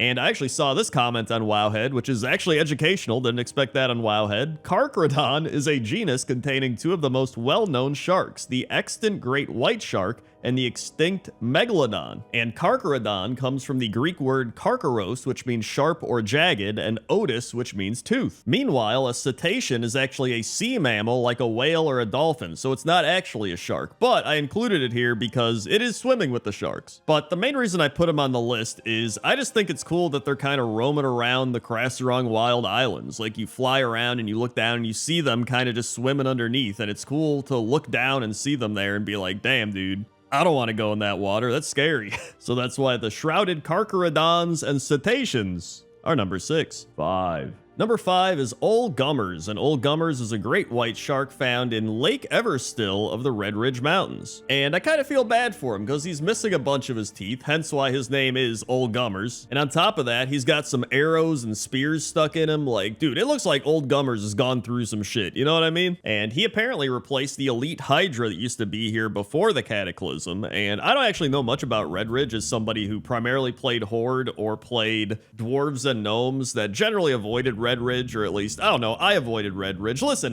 the mobs were too compact. I didn't really like the questing. I'm not a big Red Ridge person, all right? I know some people are like, I love Red Ridge. I don't like Red Ridge, all right? Sorry, this is supposed to be about Old Gummers. Like I was saying, I feel bad for him. I think he's just a shark trying to live, and the humans are just there shooting him and being annoying. But like, come on, he's swimming around with no teeth, and he's got spears and stuff stuck in him. Like, either put him out of his misery or like help him out. And maybe if you help him out, he won't hurt anybody anymore, and you can live in harmony, right? It'd be like a Disney movie. I don't know. That's why Old Gummers is number 5. 4. Number 4 is Wilhai, and Wilhai is a whale shark found in the abyssal depths, and he is being held by tentacles in place. So you have to free Wilhai for his quest. And if you couldn't tell, this is a reference to Free Willy, which really just reminds me how many pop culture references exist in this game. It is like so many, especially because I did Pointless Top 10 pop culture references last week, and I picked 10 out of like 10,000. Like, there are so many pop culture references in this game. I could make like 100 Pointless Top 10 pop culture references, and I still don't think it would cover all of them. But this is actually a double reference because Walhai is German for whale shark. And then on Wowhead, someone said that Vilhai means wild shark. But anyway, Wilhai's great. He's just a random whale shark trapped by these tentacles. You free him from the tentacles, and then he goes about his way without even really knowing that he's a reference to anything. So that's why Wilhai is number 4. 3. Number 3 is actually a 2-for-1. It is Grawl the Shark Loa and Epicus Maximus. So this is really weird. I don't do this very often, but I have a reason. So Epicus Maximus is an elite flying shark equipped with 2 rockets and a laser beam, and he's got a dinosaur and a Forsaken with an Arcanite Reaper jamming out on his back. However, I already put this in a Pointless Top 10 list, Pointless Top 10 Dinosaurs, and I don't really like doing repeats of Pointless Top 10 because then I just end up like saying the same stuff. So if you want to learn more about him, you can go watch Pointless Top 10 Dinosaurs, but he's great. He's Epicus Maximus. He's an awesome shark. And then we also have Grawl, who is the Shark Loa, which you would think a shark god would be like top on my list, which, you know, he's number 3. All right, that's pretty high up. But I swear, actually finding Grawl in this game is so annoying. And that's the reason that I put him lower on the list, because you have to like do a bunch of quests that I'm not about to do for this video. And then there's the Shrine of Grawl. And I was like, oh, I can film the Shrine of Grawl, but it phases out. I don't know why. Maybe because I haven't done all the quests, or because I have done the quest. I have no idea. Then there's the Spirit of Grawl in Nosjatar, but I could only find the Son of Grawl that's behind the waterfall. And then I was looking for the Spirit. Apparently he comes out and helps you fight occasionally, but he never helped me fight when I was killing stuff. So it was just the Son of Grawl sitting back there with like dolphins swimming through. So I don't know. And this is a pointless list anyway. So that's why Epicus Maximus and Grawl are number 3. Number 2 are the young sharks swimming around in Stormheim, because there are a ton of sharks here. Like, this might be the most shark infested area in the game. It is just sharks every couple feet. They're just all swimming around, all getting in your way. And apparently this is for a shaman quest. There's this big water elemental guy called Hydranin, and shaman players can interact with him to begin a one-time minigame where you need to collect 10 bubbles and return them to Hydranin while avoiding the sharks. And if you've never been here, I would suggest just coming here once, because it is really cool. Like, I was just flying around Stormheim, and then to see all these sharks swimming around, it's wild. I mean, if you don't like sharks, number 1, I don't know how you made it this far through the video. And number 2, then you probably shouldn't come here. I also just want to throw in some shark facts. We've got sharks do not have bones. Sharks have special electroreceptor organs. Shark skin feels similar to sandpaper. Sharks can go into a trance-like state called tonic immobility. And each whale shark spot pattern is unique as a fingerprint. But I think it's a really unique place in World of Warcraft, even if you're not a shaman. So that's why the young sharks are number 2. And number 1 is Mobus, and Mobus is a rare elite boss level whale shark found circling the abyssal breach in the abyssal depths. And I'm pretty sure he's a reference to Moby Dick. I would probably bet money on that one. And Mobus is apparently the largest rare mob in the game. I don't know if that's still true to this day, but it wouldn't surprise me, because he is a massive whale shark that is just circling around the abyssal breach. And I mean, this guy pretty much is an outdoor raid boss. Like, he is a dragon of the sea. And even though I was never really a big fan of Vazir, I always remember this giant whale shark swimming around and always being like, oh my god, there he is, and trying to avoid him. I always just thought it was cool. You know, this guy was pretty much the Fel Reaver of Vazir. And so after thinking about all the sharks, I was like, dude, this guy is probably the coolest one. He's practically a dragon shark, and that's pretty awesome. So that's why he's number 1. Number 10 is Dungar Longdrink, and Dungar Longdrink is the human flight master located in the Griffin Roost in Stormwind City. And the reason I put him on this list is not just because it's like, oh, he's the big flight master in Stormwind. It's because I think he was supposed to be a dwarf. That, or he might have a dwarven father, because his last name is Longdrink, and if you talk to him, he says, these great beasts know paths that ye can't find on foot. They'll get ye there fast and maybe show ye something new at the same time. He also says, where is it ye would like to go, lad/lass? For just a few coin, my griffins can get ye there faster than even the swiftest horse. But it's also kind of funny because a lot of dwarves are like, keep your feet on the ground. And yet he's the one that's helping you to get your feet off the ground, quite literally. But either way, whether he's part dwarf or was supposed to be a dwarf, whatever it is, I think it's pretty fun and a cool little piece of lore to think about. So that's why Dungar Longdrink is number 10. Number 9 is a Tauren flight master named Amelia Earhart, located at Spinebreaker Post in the Hellfire Peninsula, and it is clearly a reference to Amelia Earhart, which I'd like to bring up a comment I saw on the Wowhead article for Amelia Earhart from 2008, where somebody said, LOL, she looks nothing like Amelia Earhart, but it's funny. And I don't know if this person was being serious, but it sounds like they actually were. And for some reason, I just imagine them sitting there in the chair getting really mad over seeing other references like Oprah Winfrey and Harris Pilton and being like, she's not a Draenei, she's not a blood elf, this is blasphemy. But that's pretty much it. I mean, it's just a reference to Amelia Earhart, which I do think is pretty cool. I think this is also a good point to mention. There's like 600 and something flight masters in this game, so I spent quite a while looking through all of these and finding 10 of them, so there's actually a lot of cool flight masters that didn't make the list. But Amelia Earhart did make the list, and that's why she's number 9.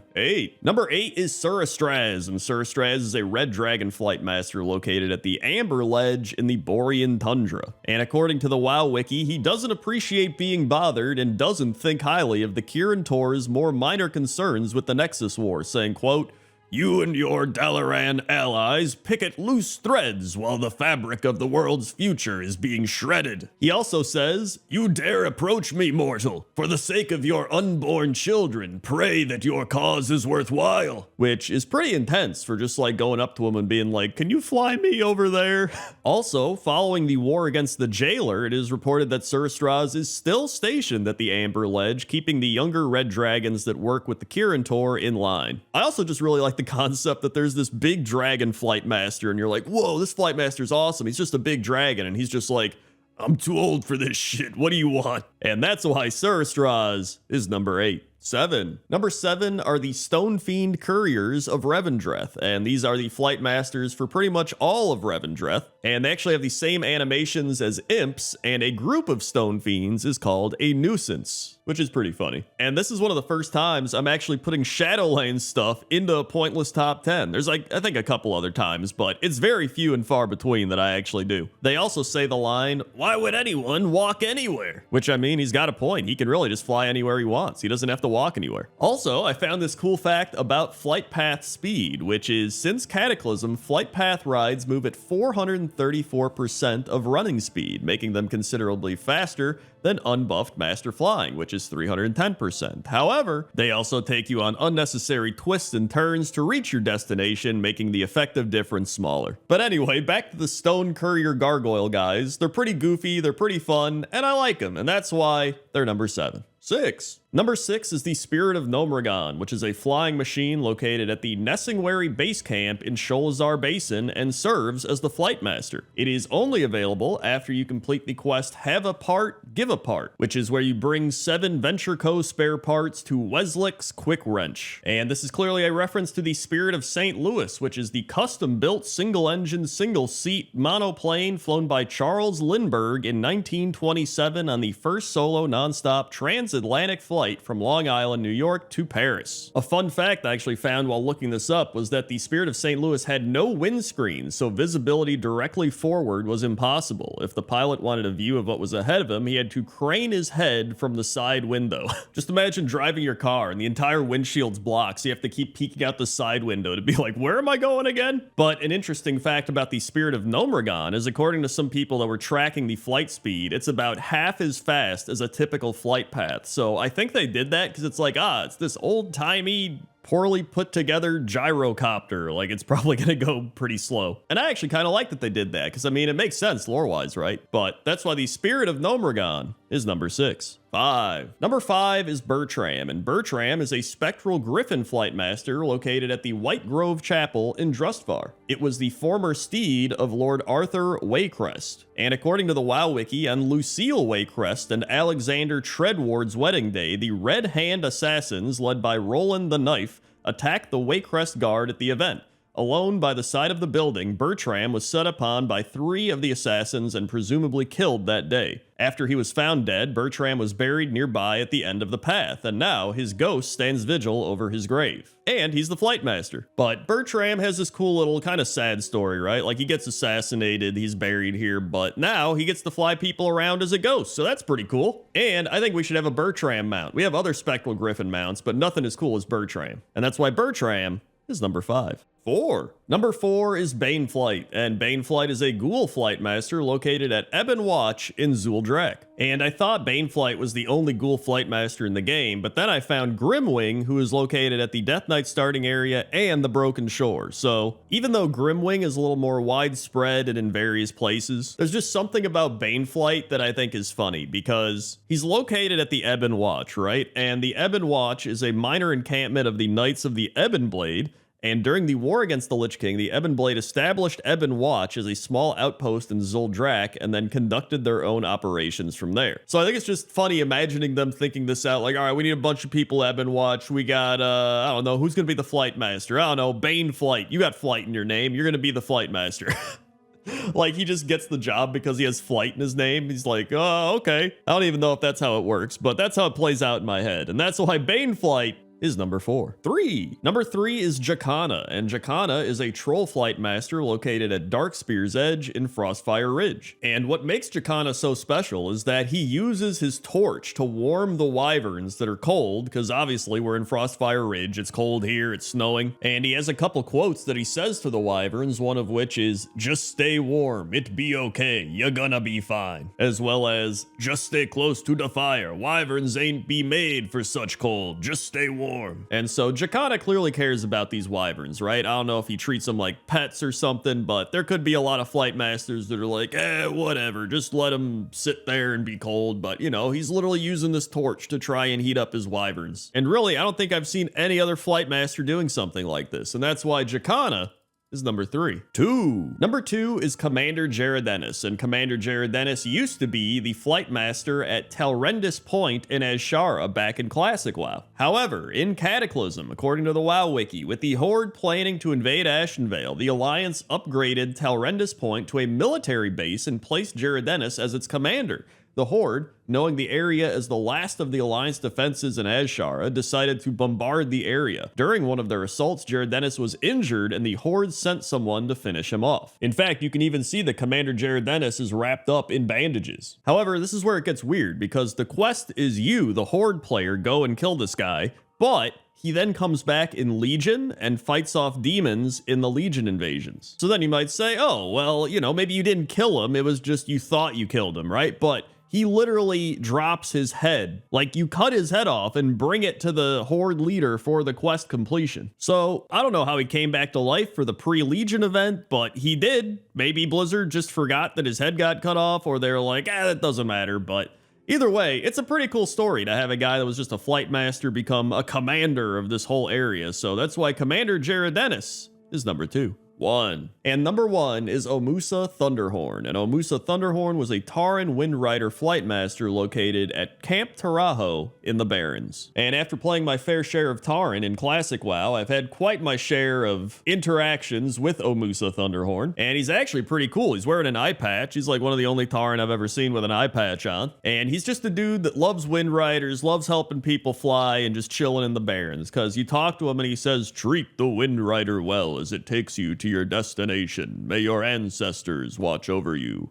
And he also says, "Though the crossroads seems to be the center of activity in the Barrens, I prefer the quietude of Camp Taraho." Which makes it even sadder when you learn that he is killed during the Alliance invasion of Camp Taraho. You can even see how it happens using a funerary totem during the quest Honoring the Dead. And he says, "No, stay with the others. Escort them north, away from the fighting. I'll stay here with the wyverns and cover your escape. Go." And then you see him say, "Wait, is it over? I've been run through. Ah, of course, I understand now. I am expected elsewhere." And then he mounts up on a wyvern and flies away. And so even in the afterlife, Omusa Thunderhorn is pretty cool. And that's why he's number 1. 10. Number 10 is this Kodo pulling a gnome prisoner cart in Ashenvale. And you know, there's a lot of animals pulling carts in World of Warcraft, right? When I thought of this list, I was like, we're gonna have some animals pulling carts. But when I found this one, I was like, this is probably the most insane one. So first off, there's like screaming gnomes in the back that are like, help us. There's some that I think are either passed out or dead. I have no idea. But then on top of that, the wheels are spinning at an insane rate to the point where it looks like it's spinning faster than the cart is even going. I don't know what is happening here. And then the Kodo also just goes into the ground at one point. And I just remember coming across this for the first time in my video series, Things You Might Have Missed. And I was doing Things You Might Have Missed in Ashenvale. And I was just so blown away. I was like, dude, I can't believe this exists in World of Warcraft. I've either never seen this or I don't know. But I was like, hey, you know what? That's an animal with a job. He's got to pull this insane cart. And so that's why it's number 10. 9. Number 9 are the tame pack goats. And the tame pack goats are goats, as you might have imagined, that are all over the place in Camp Nowhere in the Azure Span. And I contemplated a lot of different pack animals, because there's a lot of pack animals in World of Warcraft. And I want to have an entire list of like, here's a pack animal, here's another pack animal, right? There's like a lot of different animals I could use. But I just really like the pack goat because he gives me Crendor vibes. Like, he truly feels like he could be a spirit animal to me, or my spirit animal. I worded that weird, but I love how he's just chilling. You know, they got him on a rope and he's walking around like, I'm a pack goat. And then there's other pack goats that people are riding on, and you know, they're carrying stuff. They're pack animals, but they got a little bell underneath that I don't know. That might get annoying if they're walking around and the bell's like clang, clang, clang, clang. But maybe you get used to it. Or it just helps if your pack goat gets lost. You're like, where'd that pack goat go? And you're like, oh, it's where the bell is ringing, right? So I just like these goats. I think they're really cool, and they're doing a good job. So that's why the tame pack goats are number 9. 8. Number 8 is Kenshi the cat, and Kenshi is a house cat located at Catty Cathy's in Borealis. And this is a bit of a weird animal with a job, because I don't know if he truly has a job, but I think he believes he has a job, and that's good enough for me. So when you go to Kenshi, he sells you a half-eaten mouse if you give him a deluxe tuna. And apparently he never used to do this prior to November of 2024, which I believe was the big 20th anniversary for World of Warcraft. So it seems that part of the Operation Toy Rescue quest included Kenshi, and that's why he is now a vendor. So I like to imagine Kenshi was just a cat, just chilling around, having a good time, and then all of a sudden, he was just like, you know what? I am sentient enough to start selling a half-eaten mouse to people if they give me tuna. And so in Kenshi's mind, he truly does have a job. Like, this is his job, and his payment is tuna. And I like that. So that's why Kenshi is number 8. 7. Number 7 are all of the flight path animals all over Azeroth and the various other continents of World of Warcraft. But when I thought of this list, I was like, I gotta include flight path animals. There was a part of me that was like, hey, you know, maybe I'll find some different ones, or, you know, everybody knows about flight path animals. But no, I had to do it. Like, when I think of animals with jobs, like, my mind goes straight to the flight path animals. And you know what? That makes me feel kind of bad now that everybody just kind of flies around on their mounts. Although I guess mounts technically are also animals with jobs, so I guess I can lump them in with this. But I actually do use flight paths a decent amount of time. Sometimes I'm just lazy and I'm like, you know what? I'm just going to use a flight path. So that's usually what I do. I'm actually curious, when you fly somewhere on a flight path animal, how do they get back? Because, like, let's say you ride on a griffin and it goes all the way to the eastern plague lands or, like, wherever. It has to get back, right? So does it just, like, wait for another person to want to fly back? But then you don't actually fly in the griffin. You fly in somebody else's flight path animal. I don't know. That's actually something I never really thought of until now. And so that's why they're number 7. 6. Number 6 are the silkworms in World of Warcraft, as well as Silky, the giant imperial silkworm located in the Silken Fields in the Valley of the Four Winds. And I was actually curious how silkworms produce silk, and so I looked it up, and it says here that silkworms produce silk by secreting a liquid protein called fibroin from their salivary glands, which then hardens into a silk fiber upon contact with air. This process occurs as the silkworm spins a cocoon around itself for protection during its pupation stage. And so in Pandaria, there's a quest from Silkmaster Sai, and he says, would you like to be a silkmaster for a day? The first things you'll need are fresh mulberry leaves. You can find them in our grove of mulberry bushes to the northwest. Next, you will need to feed them to a hungry silkworm in our feeding pit to the west. And finally, you should get some raw silk from our processing hut on the south side of the farm. And so after learning all that and learning about Silkmaster Sai's quest, I still have no idea how silk is made. However, Silky does attack the farmers. He will pick them up and start eating them or like flinging them around, and that's probably the best part of all of this. And so that's why Silky and the silkworms are number 6. 5. Number 5 is Percy, and Percy is the Kaliri companion pet of Rashad the Arakoa. And when I started making this list, I really wanted to include some animal vendors. And so obviously we had Kenshi the cat already, but he's kind of like part of a secret, you know, he's still a vendor, but he's not like a profession vendor, that type of thing. But then we get to Percy, and he actually is a type of profession vendor. So he's carrying scrolls on his back, and he's got a scroll in his talons, and then he's selling inscription stuff, which I think is just really fun, right? Like he's just a little inscription guy. And I actually do want to give some Kaliri facts because they're actually pretty cool. So they are a species of bird that's bred by the Arakoa as their attack pets or guardians, and the females tend to be more rare than the males. Since they were hunted near extinction for their feathers, the Kaliri have developed very keen senses. Kaliri take flight immediately after hatching, and they feast on grubs when they're young, eventually graduating to anything smaller than themselves. And unlike other birds, Kaliri mothers don't chew their hatchlings' food for them. So yeah, I just thought that was pretty cool, and I think Percy's pretty cool, and so that's why is number 5. 4. Number 4 are the Caravan Brutosaurs, and the Caravan Brutosaurs are located all over Dazar'alor. And these Brutosaurs pretty much carry around everything you can imagine. They've got a bunch of different trade profession goods like tailoring materials. They got a bunch of crates that they're throwing down to the floor.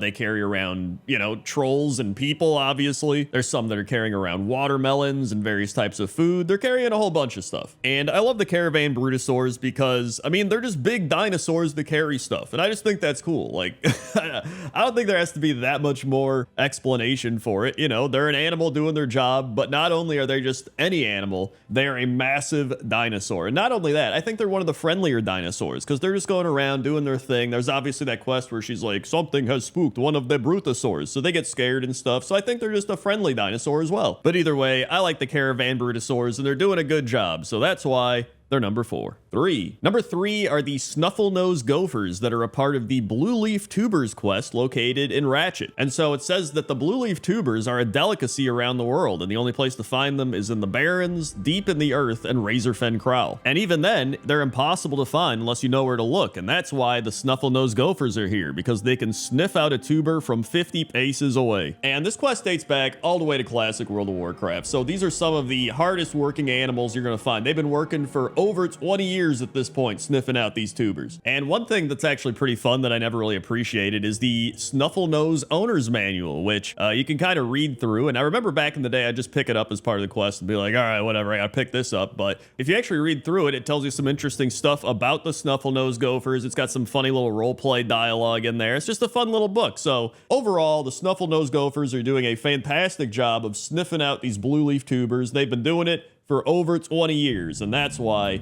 they're number 3. 2. Number 2 are the turtle transport boats, and I'm sure everybody has ridden on a turtle transport boat at one point or another, but they are located in numerous Tuskar locations, because usually these are used by the Tuskar, and they work by having the carrot on a stick dangle in front of the turtle, and then the turtle chases the carrot, and then they get the transportation. However, I don't actually know if turtles like carrots or how this really works long term. I feel like the turtle would figure it out at some point, but what do I know? I'm not a Tuskar that created a turtle boat. Also, I found some interesting information about the turtle boat from a WoW Insider interview way back in the day, and it says, the turtle boat, if you look at Northrend, the continent is shaped a little bit like a crescent with the 2 starting zones, Howling Fjord and Borean Tundra at the ends. There's a port located in the middle of the coast between these zones, and we wanted to have an easy method for traveling between the zones. The method of transportation we settled on is a giant turtle with a deck mounted on top of its shell, very much like turtles from Warcraft 2. It's simple, effective, grounded in Warcraft lore, but it's also one of those light moments that are so important to create the iconic Warcraft feel. So there you go, the turtle boats are actually based off Warcraft 2 turtles. I thought that was pretty cool, and so that's why the turtle boats are number 2. 1. And number 1 are Keepers, Budgie, and Puffer, who are all Rexxar's companions. And so Keepers is the innkeeper at Breaker's Crown in Gorgrond, and Keepers has actually been in 2 other pointless top 10s that I know of. There's top 10 rats and top 10 innkeepers. So I thought about just not including him on this list, because I was like, he's already been in 2 other top 10s, but he's like one of the most well-known animals with a job. He's literally an innkeeper. How could I not put him on the list? And so now I think Keepers the Rat is number 1 in pointless top 10 appearances. But I was like, you know what? We can also include Rexxar's other companions, because we have Budgie, who is a cleft hoof food vendor. So not only is he a food vendor animal, which I was talking about earlier, how I wanted to find some of these, but he's working alongside the innkeeper rat. And then there's Puffer the Boar, who I don't think has a job here, but maybe he's like guarding the area or something. I don't know. I wanted to include him just because he's probably doing something, right? And so yeah, overall, I just thought this deserved number 1. And so that's why Rexxar's animal companion workers are number 1. 10. Number 10 are the Pygmy Owls, and the Pygmy Owls are located at the Whispering Bluffs in Val'Sharah. And they're pretty much what you would imagine. They are small owls, and the word pygmy, according to Wikipedia, has its roots in the Greek word pygmeos, which means of the fist, suggesting the small stature of the object in question. Also, the female pygmy owls tend to be bigger than the male pygmy owls. So there you go, some fun real-life pygmy owl facts. But in World of Warcraft, I imagine the pygmy owls are pretty much all the same. They just fly around, and they are part of a quest where these 2 night elves are like, aren't these little birds just precious? If we don't help them, they're in danger of being wiped out. And the owls of this grove are in grave danger from a murderous vulture known as Gorbeak. Tyrus and I plan to lure the beast down from its lair. We must slay him to restore balance to the forest, but we could use all the help we can get. So then you lure Gorebeak down and you kill him, and all the pygmy owls are happy. You even get your own pygmy owl pet for doing this, so that's pretty cool. But yeah, how can you not like pygmy owls? They're just smaller owls. So that's why pygmy owls are number 10. 9. Number 9 are the owls located in Teldrassil, and these are actually called the Strigid owls, and they are neutral level 5 to 6 owls specifically in Teldrassil. In fact, they're the first tameable owl in the game. And you might remember this quest if you leveled a night elf and you had to do Zen's bidding, which is where you bring Zen Foulhoof, 2 Night Saber Fangs, 2 Webwood Spider Silk, and 2 Strigid Owl Feathers. And one interesting fact is in patch 1.3, which is back in March of 2005, they actually increased the drop rate of eggs on these owls. And I imagine that had to be for cooking or something. Maybe people just didn't have enough eggs for their recipes, or it was just really hard to get. I know in Horde you had Plain Striders, so I imagine they were dropping a lot of eggs, but maybe you didn't really have that for the night elf areas, so they just upped the drop rate of eggs on the owls. I don't know. I think that's what it is. But yeah, these are probably nostalgic owls for a lot of people, especially if you leveled a night elf. And have another owl fact, which is owls can rotate their necks 270 degrees. While it is a common misconception owls can rotate their heads 360 degrees, they are capable of turning their head 270 degrees in either direction. This flexibility helps them look around since their eyes are fixed in their sockets. So look at that. I was one of the people that thought they could turn their head 360 degrees, but I guess it's just 270, which is still pretty good. And the Strigid owls are also pretty good. Get it, owl-so? Sorry. That's why they're number 9. 8. Number 8 is Cal, and Cal is an owl that is the companion of Silgrin in Suramar. And if you don't know who Silgrin is, he is a Nightborn spell fencer or swordsman located patrolling the outskirts of Suramar City. And you can even find Sigrin and Cal aboard the Vindicar later in the game on Argus. But yeah, I decided to put Cal here for a few reasons. Number 1 is I think they look cool. They got kind of whitish gray feathers, and they've got these big, I don't even know if those are just eyebrows. They look like eyebrows. They're like some of the biggest eyebrows I've seen. They almost look like horns. And then they got these glowy yellow eyes as well. And then number 2, I think it's cool that Cal is just following him around as he's patrolling, right? Like his owl buddy is just hanging there with him, scouting out. You can even see at this point, he like flies off almost like to scout ahead or something.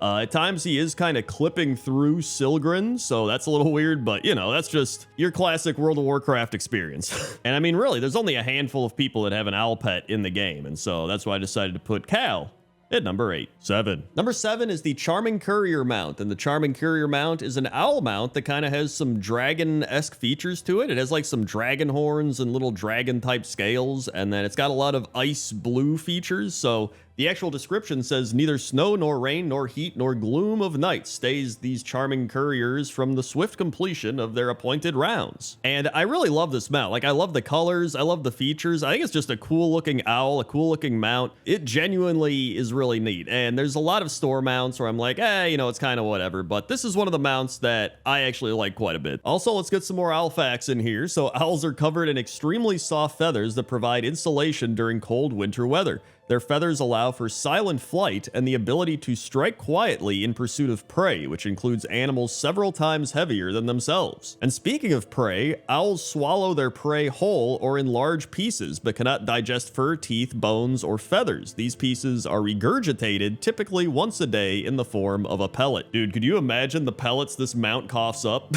Like, it could eat some big animals and it would probably cough up some massive pellets. Either way, that's why the Charming Courier is number 7. 6. Number 6 are the Stewards, and the Stewards are owl-like beings native to Bastion in the Shadowlands. And even though there were so many things that were terrible in Shadowlands, I think Stewards were one of the good things to come out of Shadowlands. Like, who doesn't love these buff owl creatures? In fact, they're supposed to be the servants to all the, what do you call them? Kyrians or whatever, but like, I think I'd rather hang out with the owls. Like, the owls are just cool, they're goofy, they're getting stuff done. Like, look at this, all these owls are just stacked on top of each other trying to help the one at the top water the plants. Like, they're working together, and then all the other Kyrian dudes are just like sitting around like, whatever. Like, they suck. In fact, I think it'd be pretty cool if one of the new allied races at some point ended up being Stewards. And sure, it probably makes no sense lore-wise, but neither did the rest of Shadowlands, so who cares? In fact, that makes me think I should do a pointless top 10 races that should be allied races. That would actually be a good video. And then if you're watching this down the line, that might be a thing already, and you could just look it up on YouTube. Wow. Either way, that's why the stewards are number 6. 5. Number 5 is Kwanzu, or Kanzu? I think it's Kwanzu, but they are a Somnow Loa located in the Whirlwing Basin in the Emerald Dream. And there's actually a large variety of Somnows all over the Emerald Dream, and they are notable for their ears, brows of varying shapes, tails of varying lengths, and 2 shapes of antlers. But I decided to go with Kwanzu to represent all the Somnows because she is the Somnow Loa, and she just looks pretty cool. She's got kind of like this bluish purple glow to her. I don't think she's actually glowing, but it feels like she is. And then she's got this crazy wooden crown, or I guess it's a tiara, and then a really cool wooden necklace. I don't know if it's roots or whatever. And it's got like a bunch of little gems and crystals and flowers all over it. Like, she's just styling it up over here. And the way you end up finding her here, Cenarius is like, go seek out the wild gods and allies within the Emerald Dream. And so Kwanzu is one of these, and you have to answer 100 questions from all these owlkin all over, and you answer like 4 of them, and then she shows up and she's like, dude, all right, like, you weren't gonna actually answer all those questions. Like, are you serious? I just assumed that would make you go away. Next time, I'll raise it to 1,000 questions. And so, yeah, I like Kwanzu. I think she's great, and that's why she's number 5. 4. Number 4 is Dorathur, and Dorathur is a large snowy spirit owl that is the companion of Tyrande Whisperwind. And it was actually kind of hard to find Dorathur in the game because I think a lot of Dorathur's appearances are hidden behind either various quests or cutscenes or a bunch of random other stuff, but I was able to find them in Borealis holding this little scroll. And it says here that in most of Dorathur's in-game appearances, she uses a spirit beast owl model, whereas in the Terror of the Darkshore cinematic, she appears as a white horned owl. And they actually added Dorathur back in Cataclysm to help aid Tyrande if the Horde were to raid and attack Darnassus. And so if you go back on Wowhead and even look up some of these old Dorathur comments, people will be like, I'm so glad she finally has someone to make up for the lack of royal guards. Or I guess for just, you know, making up for the fact that Malfurion just stands there being like, I don't know what's going on. It also seems to be a reference from the Warcraft 3 ability for Tyrande where she could summon an owl, and so I guess they just added her an owl back in Cataclysm. Either way, that's why Dorathur is number 4. 3. Number 3 is Hellhoot, and Hellhoot is an owl located in northern Winterspring. And Hellhoot is part of a quest given by Jeb Guthrie, who says, local legend tells of a mighty owl that circles the mountaintops like death on wings. They named her Deathwing. Soon afterwards, they were told that name was already taken, so they settled on a moniker that evoked a similar sense of horror and dread. Hellhoot. Hellhoot can be found atop the mountain to the southwest of our smoking pit. Silence the internal nocturnal, so we can eat her. So I do think that's pretty funny. I actually think the name Hellhoot is pretty cool. However, according to our owl facts, not all owls hoot. In fact, if you just go and look up some owl sounds, they make some insane noises. Like there's one owl that's like, rah, like screaming. It's insane. So go check that out when you're not watching Pointless Top 10. I also like that Hellhoot, who is supposed to be like, you know, fire and brimstone and all this stuff, is just in Winterspring. I thought that's a fun little contrasty thing. But either way, that's why Hellhoot is number 3. 2. Number 2 is Alistros the Verdant Keeper, and Alistros is an immense sky talon who is in charge of the Emerald Dragon Shrine's aerial defenses. And Alistros looks awesome. Like, it is this massive jade owl that's just looking over everything, and apparently a sky talon is a type of owl-like emerald bird associated with the Green Dragonflight and the Emerald Dream. When Ysera was asked by Neshera the Garden Keeper to aid in the fight against the Scourge and Dragonblight, she misunderstood, instead telling the defenders of the Emerald Dragon Shrine, including the Sky Talons, to treat those not of the Green Dragonflight as enemies. Which, I don't know how she misunderstood. Were they just like, we need you to fight the Scourge? And she's like, okay, so fight everybody, got it. And they're like, no, wait, like what happened? It also appears that Sky Talons are reborn shortly after being killed. And it is said that the wind created by their wings can soothe a troubled mind, which, dude, I could use some of those Jade Owl winds right now. But yeah, I think Sky Talons are cool, and I think Alistros is cool. Just this massive Jade Owl. Like, how could I not put that on the list? So that's why Alistros is number 2. 1. And number 1 is Hooty, and this is a weird one, which is why it's number 1. So Siren is a night elf that wanders around Dalaran with his pet owl, Hooty. During the Purge of Dalaran, he could actually be found with his owl in the underbelly. But here's the thing, I could not find Siren or Hooty at all. I checked Cataclysm Classic, I checked Retail WoW, and they're supposed to be in the pet shop. So for a while, when I'd go in the pet shop, I did see the stabled hunter pet, and I was like, dude, did they rename Hooty to stabled hunter pet, but then whenever I checked in all these versions, they all had stabled hunter pet. So I'm like, okay, so Hootie must be different than stabled hunter pet, even though it looks exactly the same as stabled hunter pet. And in all the pictures online, it looks like Hootie is in this building. But so I'm like, dude, is this Hootie? Did they rename Hootie to stabled hunter pet? But I guess they didn't. Maybe I just couldn't find Siren. Maybe they're on like some timer where they only appear at like 6 p.m. every day. I have no idea. But on top of all this, Siren is actually a reference to a video and song that was made back in like 2008 by a woman and her husband in honor of his pet owl. However, the owl belonged to the husband's character Flick and not to Siren. So hopefully now you can see why I'm confused. But I was like, you know what? This is perfect for pointless top 10. And that's why I put it at number 1. 10. Number 10 are the ship rats. And I picked the ship rats because they're your standard World of Warcraft rat, but I think it's a cool setting to be in Borealis, honestly. That's partially why I picked it. But I wanted to use this opportunity to do some rat facts because, you know, we're going to be, talking about rats. Might as well learn about rats, right? So rats are actually intelligent. They can count to 10 and they can be trained using positive reward-based methods to do things like respond to their own names, give high fives, fetch a ball, and roll over. Rats show empathy with other rats. They go through multiple stages of sleep. They laugh when they're tickled, while they more emit a very high-pitched squeak, which is kind of like laughter. And then the big one is rats are very clean animals. Rats often spend hours grooming themselves or each other, and it's now thought that the Great Plague of 1665 was actually spread by human lice and fleas and not by rats. So really, rats got a bad rap. They're just, they're just going around being rats, and everybody blamed them for this big plague, and really, it's the humans' fault. Classic humans, dude. But besides the rat facts, I think rats are cool. Like, look at them. They're just running around. They're having a good time. They're actually going really fast.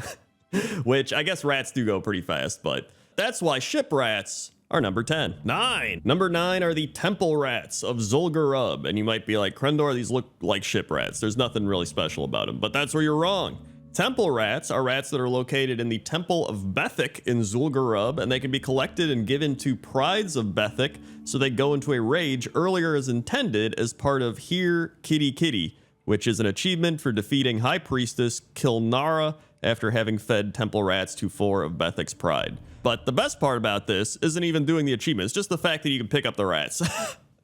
Like, look at that, you could have your own rat pet, you sit around, although the rat's kind of freaking out. You're just like sitting being like, I have a rat pet. And the rat's just like, I gotta get out of here. I gotta go now. I gotta go fast. But really, he just keeps going, man. Like, look at that rat go. But I mean, as far as picking up rats is concerned, I feel like this is one of the only places in the game where you actually get to pick up a rat. So for that reason alone, it had to be on the list. But, it's got some little achievement lore behind it as well. And it's not like they were just sitting in a room and they're like, what if in Zul'Gurub you could just pick up rats? They're like, yeah, let's do that.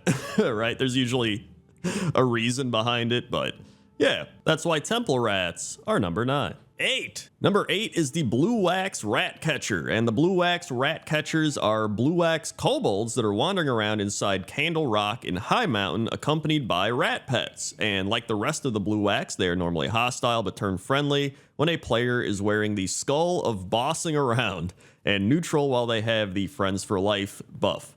Their pet rats have any of the following names, which are Blue, Chewy, Nar, Violet, Penny, and Ollie. And according to Wowpedia, when spoken to, they will say things like, rats make good friend, unless rat bites, then rat makes good meal. Rat's not afraid of darkness. Rat's tastier than rabbit and easier to catch. Chewy bites me sometimes. And if the player enters Candle Rock without wearing the Skull of Bossing Around and kills a rat catcher's pet, they will yell one of the following, which is, I'll catch another rat after I kill you. No, Violet. And you'll pay for hurting Penny. And there's a couple other ones based on which rat you've killed, but you get the picture. So overall, this is just a weird kobold cave where instead of caring about candles a lot, they care more about rats, which I think is fantastic. Also, that cave entrance just looks like a weird Geodude to me. I don't know if you guys can see it as well. You can see like the face in it and stuff. Maybe I'm just seeing things, but I do want to do a pointless top 10 faces in random objects. I think that would be a fun one. So this guy might make that list, but either way, these guys are number 8. 7. Number 7 is the Rat Stallion, and the Rat Stallion is easily one of the best mounts in the game, if not the best mount in the game. And you actually earn him from the Underbelly Tycoon achievement, which is achieved by collecting 20,000 sightless eyes in the Dalaran's underbelly. You get a letter that says, "We found this creature clawing at an unidentifiable corpse in the back tunnels of the underbelly, and we were immediately reminded of you. I sincerely hope you find it to your liking." And if you look in the Mount Journal, it says, "Years of chain-chugging potions in Dalaran's sewer system have allowed him to grow large, agile, and shadow-resistant." So really just a fantastic mount, an extremely unique mount. There's no other mounts like this. You know how some just have reskins and stuff? The Rat Stallion is the Rat Stallion. He is what he is, man. He's just a big rat you can ride around on. And I just always love this guy. He's such a good mount. I would actually love if Blizzard added more weird mutant animal mounts. Just like, oh yeah, this crocodile was like swimming around in this magical water, and then he became just a giant magical crocodile that can fly around. Like, you know, just get crazy with it, man. I'd love that. Although somebody'd complain. But listen, somebody's going to complain about everything. Either way, I think the Rat Stallion is easily one of the best mounts in the game. And he's one of the best rats in the game for that reason. And that's why the Rat Stallion is number 7. 6. Number 6 is Recipe Rat. And Recipe Rat is located in a random room of the Zakera Vaults in Forbidden Reach. And if you interact with it, you can pick up Recipe Rat, which is an item. And if you use it, it is an attempt a civil negotiation with a captured rat in effort to obtain its closely guarded recipe. The rat is looking for fine aged cheddar and will provide 2 to 7 time torn recipe scraps when using the item if players have cheddar in their bags. The item has a 5-minute cooldown, and while it is on cooldown, the rat will eat some cheese on occasion. If you collect 30 scraps, you can acquire the Deviously Deviled Eggs recipe. Also, he's got a little chef hat, and he reminds me of Ratatouille. So overall, I was like, okay, this is like a Ratatouille reference. That's pretty cool. And it still might be a Ratatouille reference, but this was actually an interesting read on Wowhead. Somebody said in the distant 80s in the USSR, newspapers described the story of how one person was able to interact with a rat on equal partner terms. So essentially, kind of summarized here, the guy would bring food scraps and cheese for the rats, and then the rats would bring bills, like money, for the cheese. So he would just keep swapping food scraps for money. And the rats were just like, oh, sweet. They said maybe the rats are getting money from a bank or like an old USSR warehouse where dilapidated bills for destruction are stored. Not really sure. Even if this isn't a reference to that, I thought that was pretty cool, right? You just start giving rats some cheese and they bring you back money and you're just like, what? All right. But either way, I mean, this is still just a rat in a chef hat, which is pretty great. And that's why he's number 6. 5. Number 5 is Bastard the Rat, and as you probably guessed, it is a reference to a rat bastard. At least I think it is. I don't know. Seems like it is. And Bastard is a rat located at the Circle of Wills in Dalaran, and he's just sleeping next to his owner, Underbelly Bonnie. That's her name, Underbelly Bonnie, and I guess she's like the rat woman, because there's like rats running around in the background. You know, she's sleeping with this big rat. I think she really is just the rat woman, and I think that's pretty sick. I like to think that growing up, Underbelly Bonnie was around a bunch of like crazy cat women, right? They're like, oh, there's the crazy cat lady, there's the crazy cat woman, right? And she was like, you know what?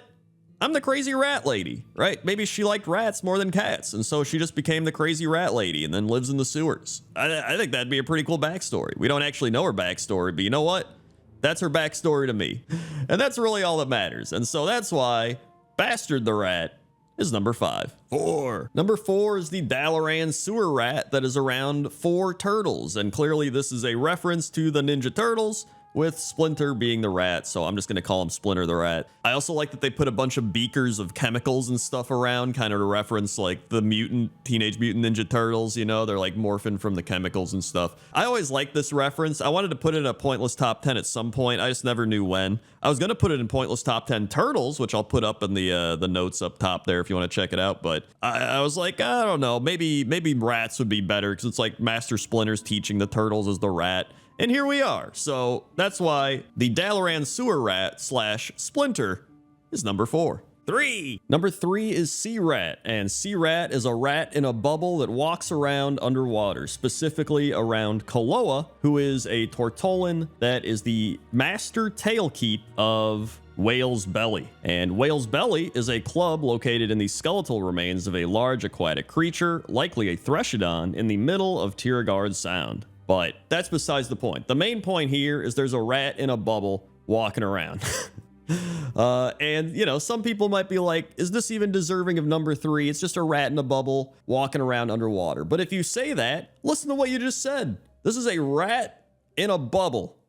Underwater. He has figured out how to be underwater. Although for some reason, a bunch of other people can just breathe underwater down here. I don't even know. So maybe he doesn't even need the bubble. It doesn't matter. He is walking around underwater like he's above water. There are probably no other rats in this game that can even do that. He's also a pretty big rat, to be honest. He looks a lot bigger than some of the other rats. So I think this guy deserves to be way up on this list. And that's why Sea Rat is number 3.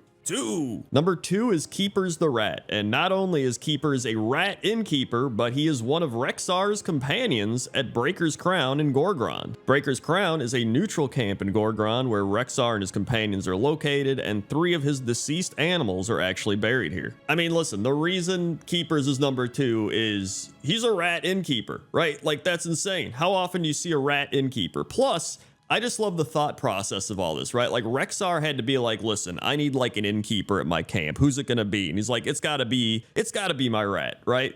But did he name the rat Keepers and then make him an innkeeper? Or was he like, this rat is now the innkeeper? You know what? He should be named Keepers, right? I'm curious which came first, right? The Keepers or the innkeeper? Truly one of the philosophical questions of our time. But I mean, listen, he's a rat innkeeper. How can he not be on this list? How could he not be high up on this list? And that's why Keepers is number 2. And number 1 is pretty much this entire Deep Run Rat Roundup quest line. I know that's not, some people say that's not a rat. Okay, calm down. This is the thing that I think about the most when I think of rats in World of Warcraft. It is this quest line where you have to get the flute, you play the little doo-doo-doo, and then all the rats come to you, and then you lead them back to Monty, the gnome pirate, and he pretty much packages them up and sends you down to the other side of the tram where his brother Nipsey makes rat kebabs. And it's kind of messed up when you think about it. Like, you're luring these rats and then killing them and then making rat kebabs out of it. But it's probably one of the oldest rat quests in the game. Probably some of the oldest rats in the game. It's just a very memorable quest line. So when you talk to him, he says, Monty be me name, and rats be me game. Avast ye scallywag, are ye looking for work? We got a serious rat problem down here, and not enough hands on the poop deck. What do ye say? All ye need to do is take this here rat-catching flute and play the melody around the vermin. They'll follow ye to the ends of the world. Just capture 5 of the little buggers and bring them back here. We need them alive, arr. And then he says, these'll work nicely, matey. Me brother needs 'em still ticklin' and kickin', else they go sour, and ye don't want to taste no sour rat kebab. And that's pretty much it. However, this is the Deep Run tram, right? There is a never-ending supply of rats. They just constantly live here. It's kind of like the New York subway, right? Like, there's never not gonna be a rat in that subway. And so,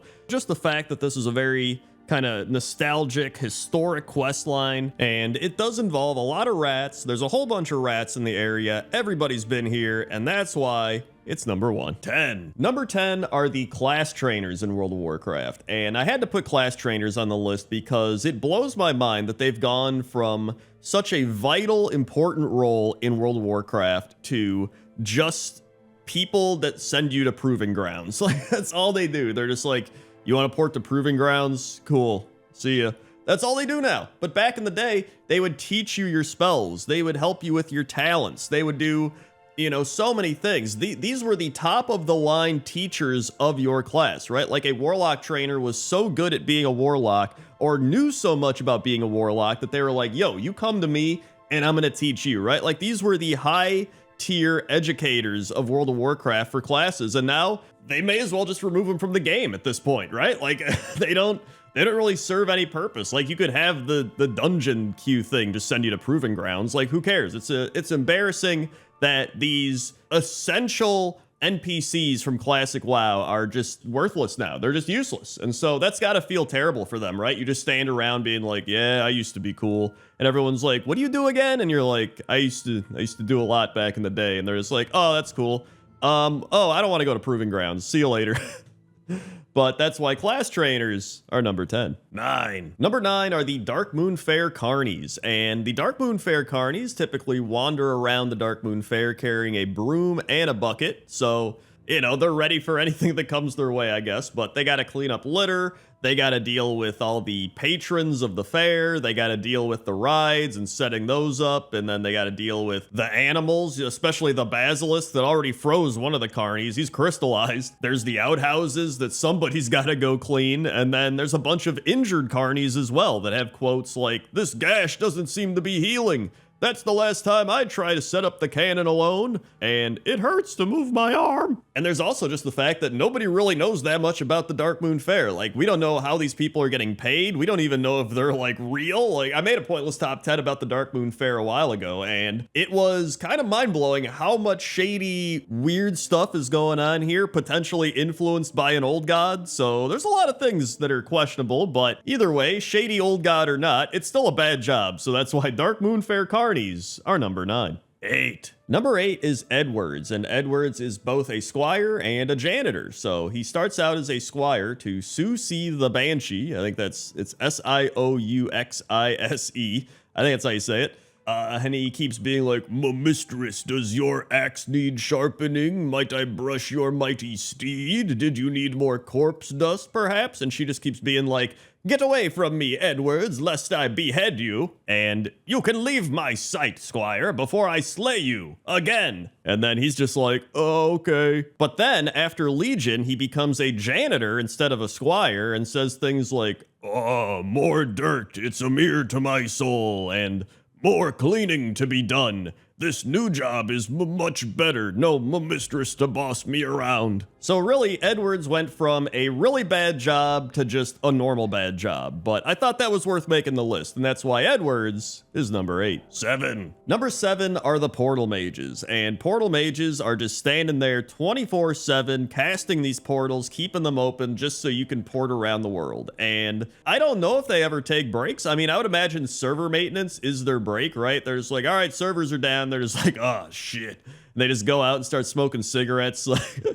"Oh, that was a rough week, you know? All right, well, back to it." However, I did see a theory that these are just mirror images because mages can do that, but still, that means you're still using some of your energy non-stop. And I don't know, I don't buy into that theory. I think it would be really cool if Blizzard made it so the mages actually just shut down the portal for like 20 minutes a day or something, like how a pharmacy takes a lunch break. They're just like, "Guys, we'll be back in 20 minutes. Everyone's just like freaking out, like, "I can't take my portals."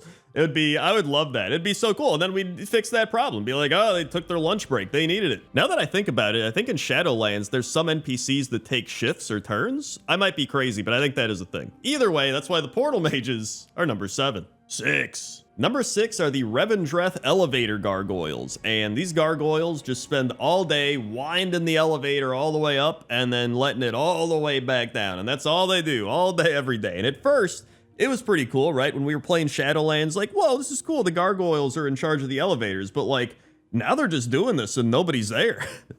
Right? There's like a couple people that show up, but like the gargoyles are probably like, "Oh my god, there's nobody here." Granted, maybe that makes it easier because when you had to wind up the elevator with people on it, that probably is a lot more difficult than if there's nobody on it. But they should be able to take breaks as well, kind of like the portal mages, where if nobody's there and you like get on the elevator, it's like, "Yo, who's in charge of this elevator?" And then the gargoyle's like, "Oh yeah, sorry." He's like reading his phone, and then he starts winding it up. Also, I don't know what this gargoyle's doing. He's doing it backwards, but you know, good for him. But either way, that's why the elevator gargoyles are number 6. 5. Number 5 are the lazy peons, and the lazy peons had to be on this list. This is one of the most well-known quests in World of Warcraft. Even people that played the game for like an hour in the orc area have done this. And the foreman is like, "Cursed peons, they work hard gathering lumber from the trees of the valley, but they're always taking naps. I need someone to help keep them in line." And so the foreman gives you his blackjack, which I didn't even know what that was. I legit had to go look it up. And then you got to go around and wake these sleeping peons up. So this feels like this is the worst part. Like, you have to do hard manual labor chopping these trees, and then you're like, "Oh boy, I need to take a nap." And then you go to take a nap, and then people just keep coming up to you and hitting you with this thing. And not once or twice, like this is over and over again. Imagine when a new server opens up and everybody's playing. It's just constant, right? These dudes are probably getting, you know, concussive symptoms. They're just bruised up. Like, think about that. That's gotta suck. And so that's why the lazy peons are number 5. 4. Number 4 are auctioneers, and I didn't really know where to put auctioneers on this list, but I thought number 4 was a pretty good spot because this is a pretty difficult job because number 1, you have to stand on your feet all day. It's just you're standing there and you can't sit down, you can't go walk away. It's just you're standing and you got to listen to these people come up to you and just be like, I want to sell this thing. I want to sell this thing. And they're like handing you stuff and you got to take it. And it probably smells because most of the auction houses are just confined to one small room. And you know, there's some tar and there's some weird creatures walking around and they smell, especially if it's been raining outside. And then you have to deal with the people being like, I bid 1 silver. And they're like, I bid 1 silver, 1 copper. I bid 1 silver, 2 copper. And you have to be like, all right, slow down. Okay, you want that? You want that? Okay, and then it's a lot to take in. And so while at first glance it appears that auctioneers might have a pretty decent job, I think it's actually pretty difficult, and that's why they're number 4. 3. Number 3 are the goblins that have been working at Booty Bay since December 7th, 2010, when Cataclysm launched, and that is how long they have done absolutely nothing to Booty Bay. I mean, think about it. They have been working on Booty Bay for almost 14 years now, to the point where we are re-releasing Cataclysm as a classic version, and they are still not done. It is like real life construction, where they spend like 20 years on the same road, and then they just do it all over again like a year later. It is just, imagine you are working all day and night, and you're like, man, I must have made some progress, and you walk away, and nothing's happened. Like, are they even doing anything? Like, is this a goblin Groundhog Day where they just work and then they show up the next day and nothing's happened and they're like, oh, I guess I gotta work again. They just do that every day and think it's day one? Like, I don't know what's happening. Is this a scam where like some guys like pretend like you're working, but you're not working and then they just keep doing it to make money? But even if that's the case, the workers would probably lose their minds after at least like 5 years of doing this. Like, you know what, I'm done.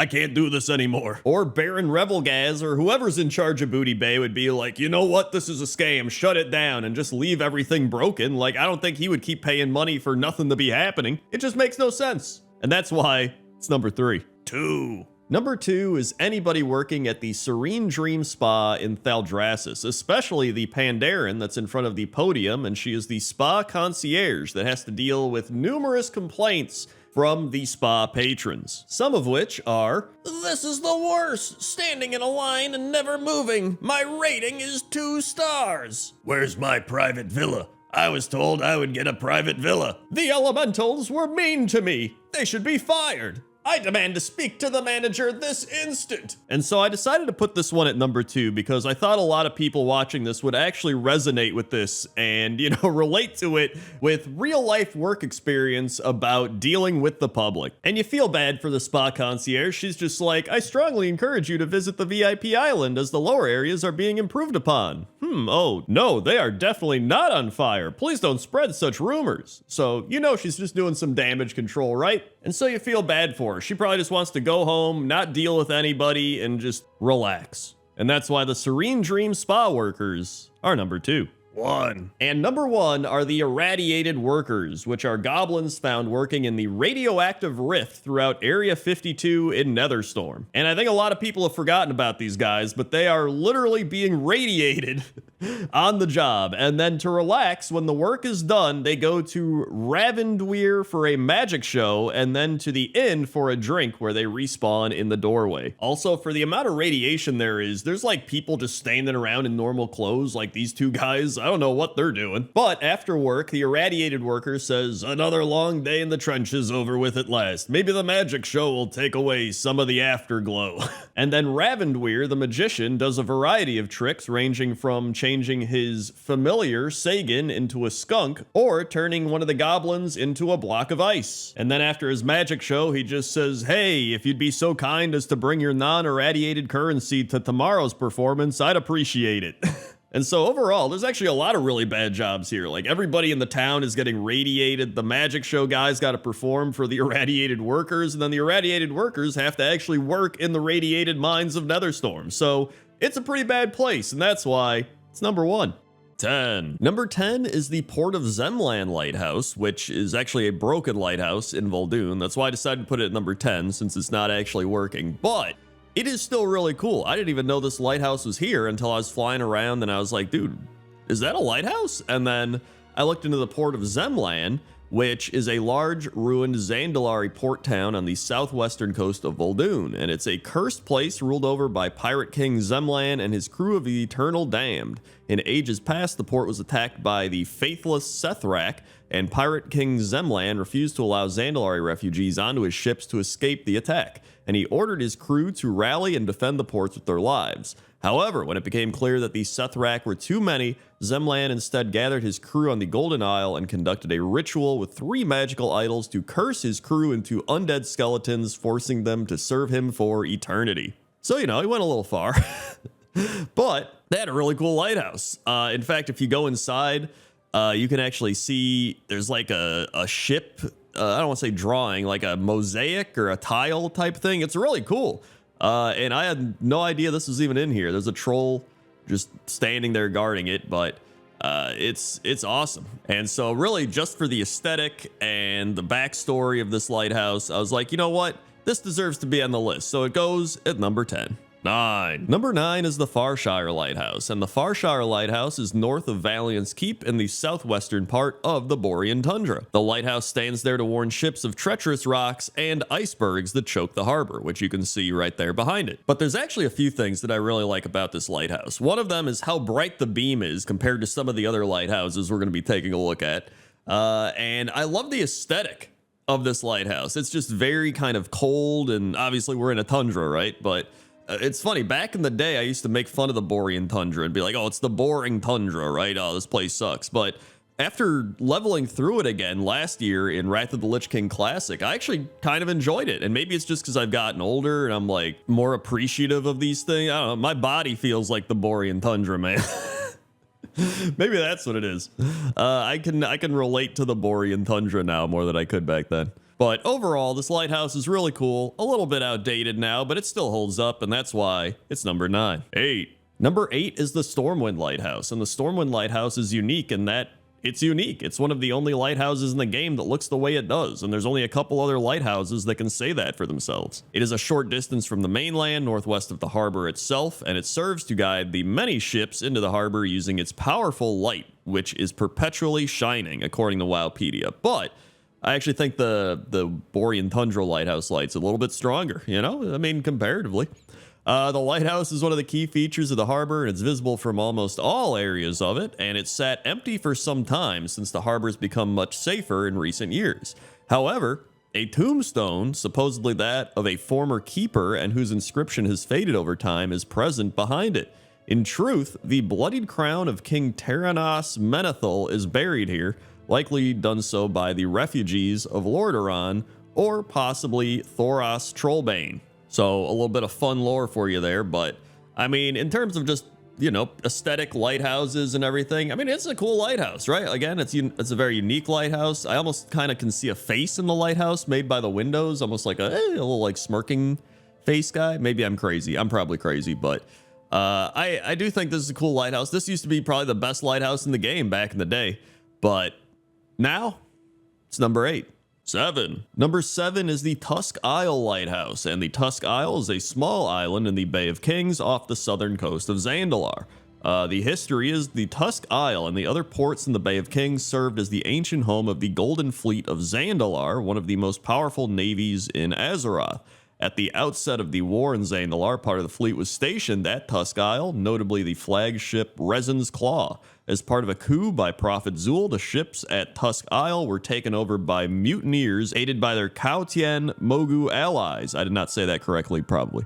Zandalari, loyal to King Rastakhan, and members of the Horde quickly launched a campaign to reclaim the fleet in the Bay of Kings, and after cutting through Zul's followers on the island and dealing with a potent weapon on board Resin's Claw, they lit a blue signal flame on the Isle's watchtower to mark their victory. Now, here's the thing. They say it's a watchtower, but this is a lighthouse, okay? It made me go and look up what a lighthouse is, and a lighthouse is a tower or structure containing a beacon of light to warn or guide ships at sea, which it looks like that's what it's doing, right? Like it's just a big tower with a light on top of it. It doesn't matter if it's a flame or not. So to me, this is a lighthouse. Like it's a house structure, tower, and it's got a light on it. To me, it's a lighthouse, okay? And that's it. This is a pointless series anyway, so it really doesn't matter. So that's why this is number 7.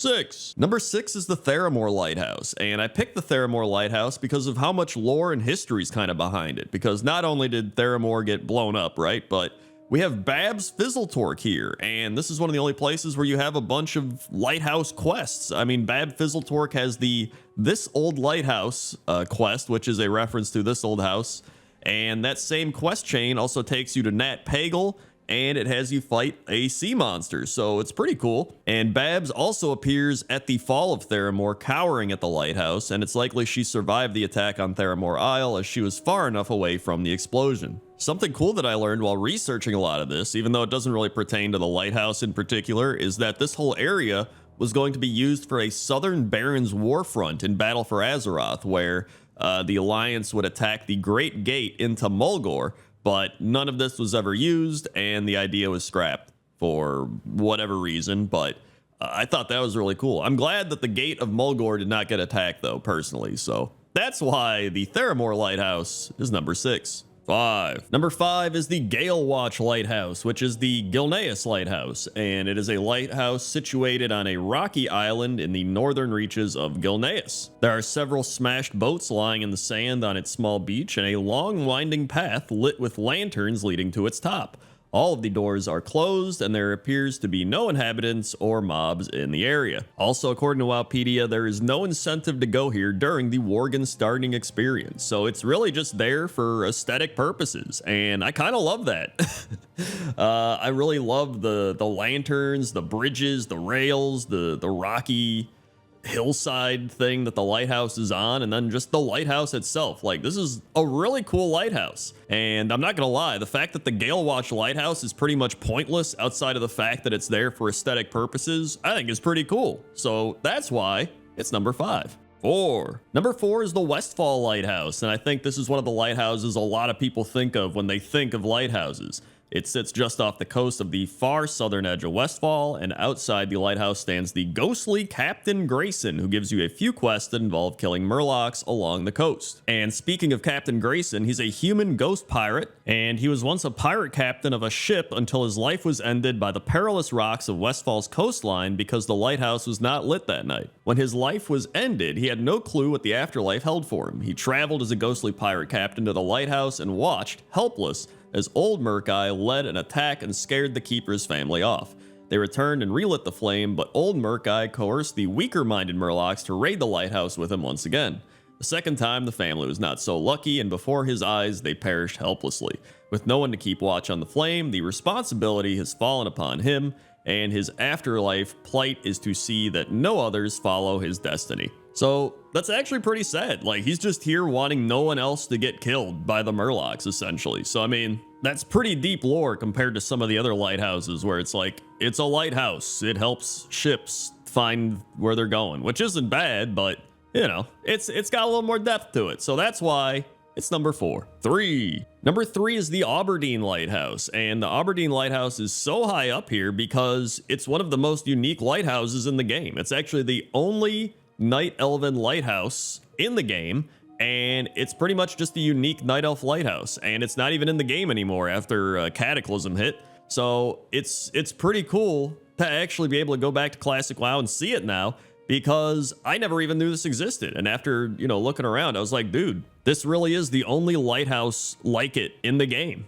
Apparently, Aberdeen has had a long history as a port. A long time ago, a ship commanded by the elf Allura crashed on the rocks near the lighthouse, losing her shipment of Elunite ore. And the Shade of Allura is actually in Classic WoW, and it's a night elf ghost located in the sea near Aberdeen, and once the captain of a ship, she's now cursed to roam the deeps and protect her shipment of ore at all time. But she too was removed in the Cataclysm. So apparently Deathwing just destroyed her ghost, I guess.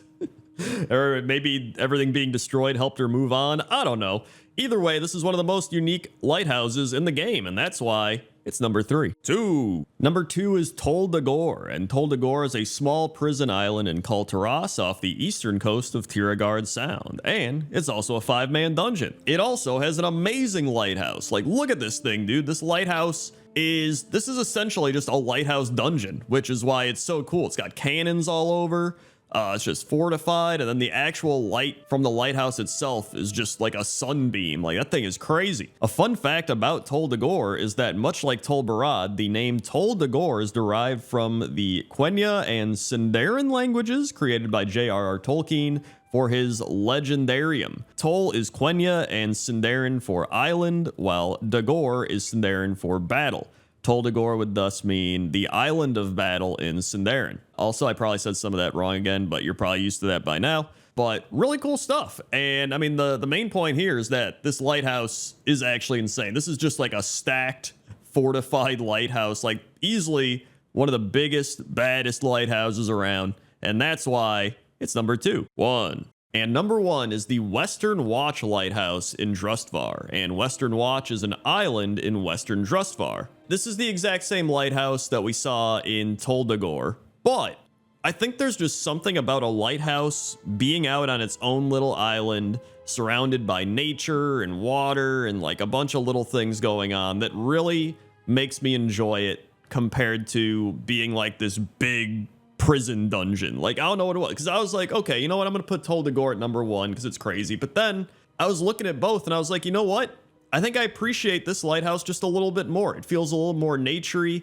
It feels a little more like an actual lighthouse. Maybe it's because it's more pointless. I think that might just be it. Like, Tol Dagor has a lot of purpose and meaning to it, and this lighthouse is just, you know, it's not completely pointless. Like we mentioned, it's still a lighthouse. It's still directing the ships on where to go and giving them a light to see, but it's a really nice lighthouse. It's probably the best lighthouse we've had just in World of Warcraft. Like, the design of the lighthouse is amazing. The little island it's on is amazing. It's one of the reasons that I still really like BFA, for its music and its art. And obviously, you know, it didn't really have a lot of great gameplay mechanics and stuff like that, but I really did love the BFA art and music, and I think this lighthouse is a display of that. And so with all those things combined, that's why this lighthouse is number 1. 10. Number 10 are the Thunderfist gorillas located in the Jade Forest. And, you know, they're not going to be as interesting or exciting as some of the other gorillas we'll look at on this list, but they're still pretty cool, which is why I wanted to put them on the list. And I thought it'd be a good time to talk about a gorilla fact, which is gorillas' arms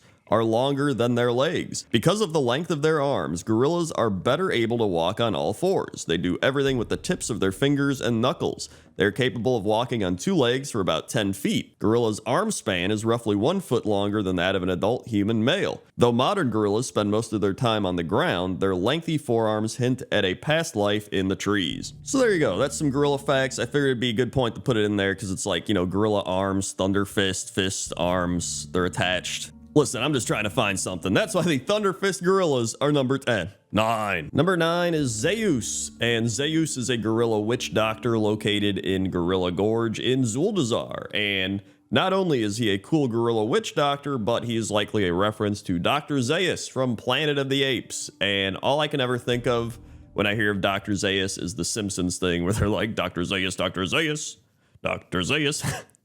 But even if this wasn't a reference to Planet of the Apes, I think this is an awesome gorilla. I mean, he's literally a gorilla witch doctor. Like, how cool is that? And he's got abilities called Gorilla Science and Banana Launch Pattern Alpha, which are also fantastic. Also, he's a part of a quest called Unending Gorilla Warfare, where you have to kill him, as well as Dakani Pugilists, Dakani Highbrows, and King Daka, all of who did not make the list, so I'm sorry to all of them, but there's a little shout out for all them. But overall, I couldn't pass up Witch Doctor Gorilla, also a Planet of the Apes reference, and also kind of a Simpsons reference, because I love the Simpsons. So that's why Zeus is number 9.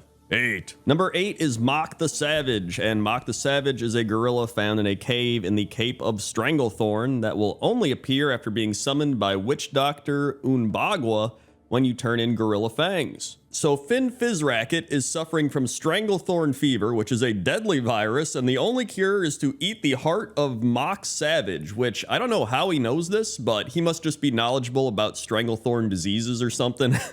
So he's like, yo, you gotta go find Witch Doctor Unbagwa. So you go to Witch Doctor Unbagwa, and he's like, yo, bring me some gorilla fangs, and then we're gonna get attacked by gorillas. And then that's what happens. You get attacked by gorillas, you protect him, and then Mock the Savage shows up, and you kill him, and you take his heart, and you go back to him, and then he's feeling a-okay. This is one of those quests I always remember because I always remember dying to the waves of gorillas, and then you get to mock the savage, and then just this weird like sickness, stranglethorn fever thing. It's a really weird quest, but it's a memorable one, and so that's why it's number 8. 7. Number 7 are the Elder Mistvale Gorillas, found in Mistvale Valley in the Cape of Stranglethorn. And there's 2 things I remember these gorillas for. Well, 3, because technically they do drop the gorilla fangs for the Mock the Savage quest we just talked about, so that's 1. Then the Mistvale Giblets, which are for scaring Shaky. You essentially get a bunch of giblets, and he's supposed to pay his gambling debts, and you take it to him and go like, look, this is what happens when you don't pay your debts, and then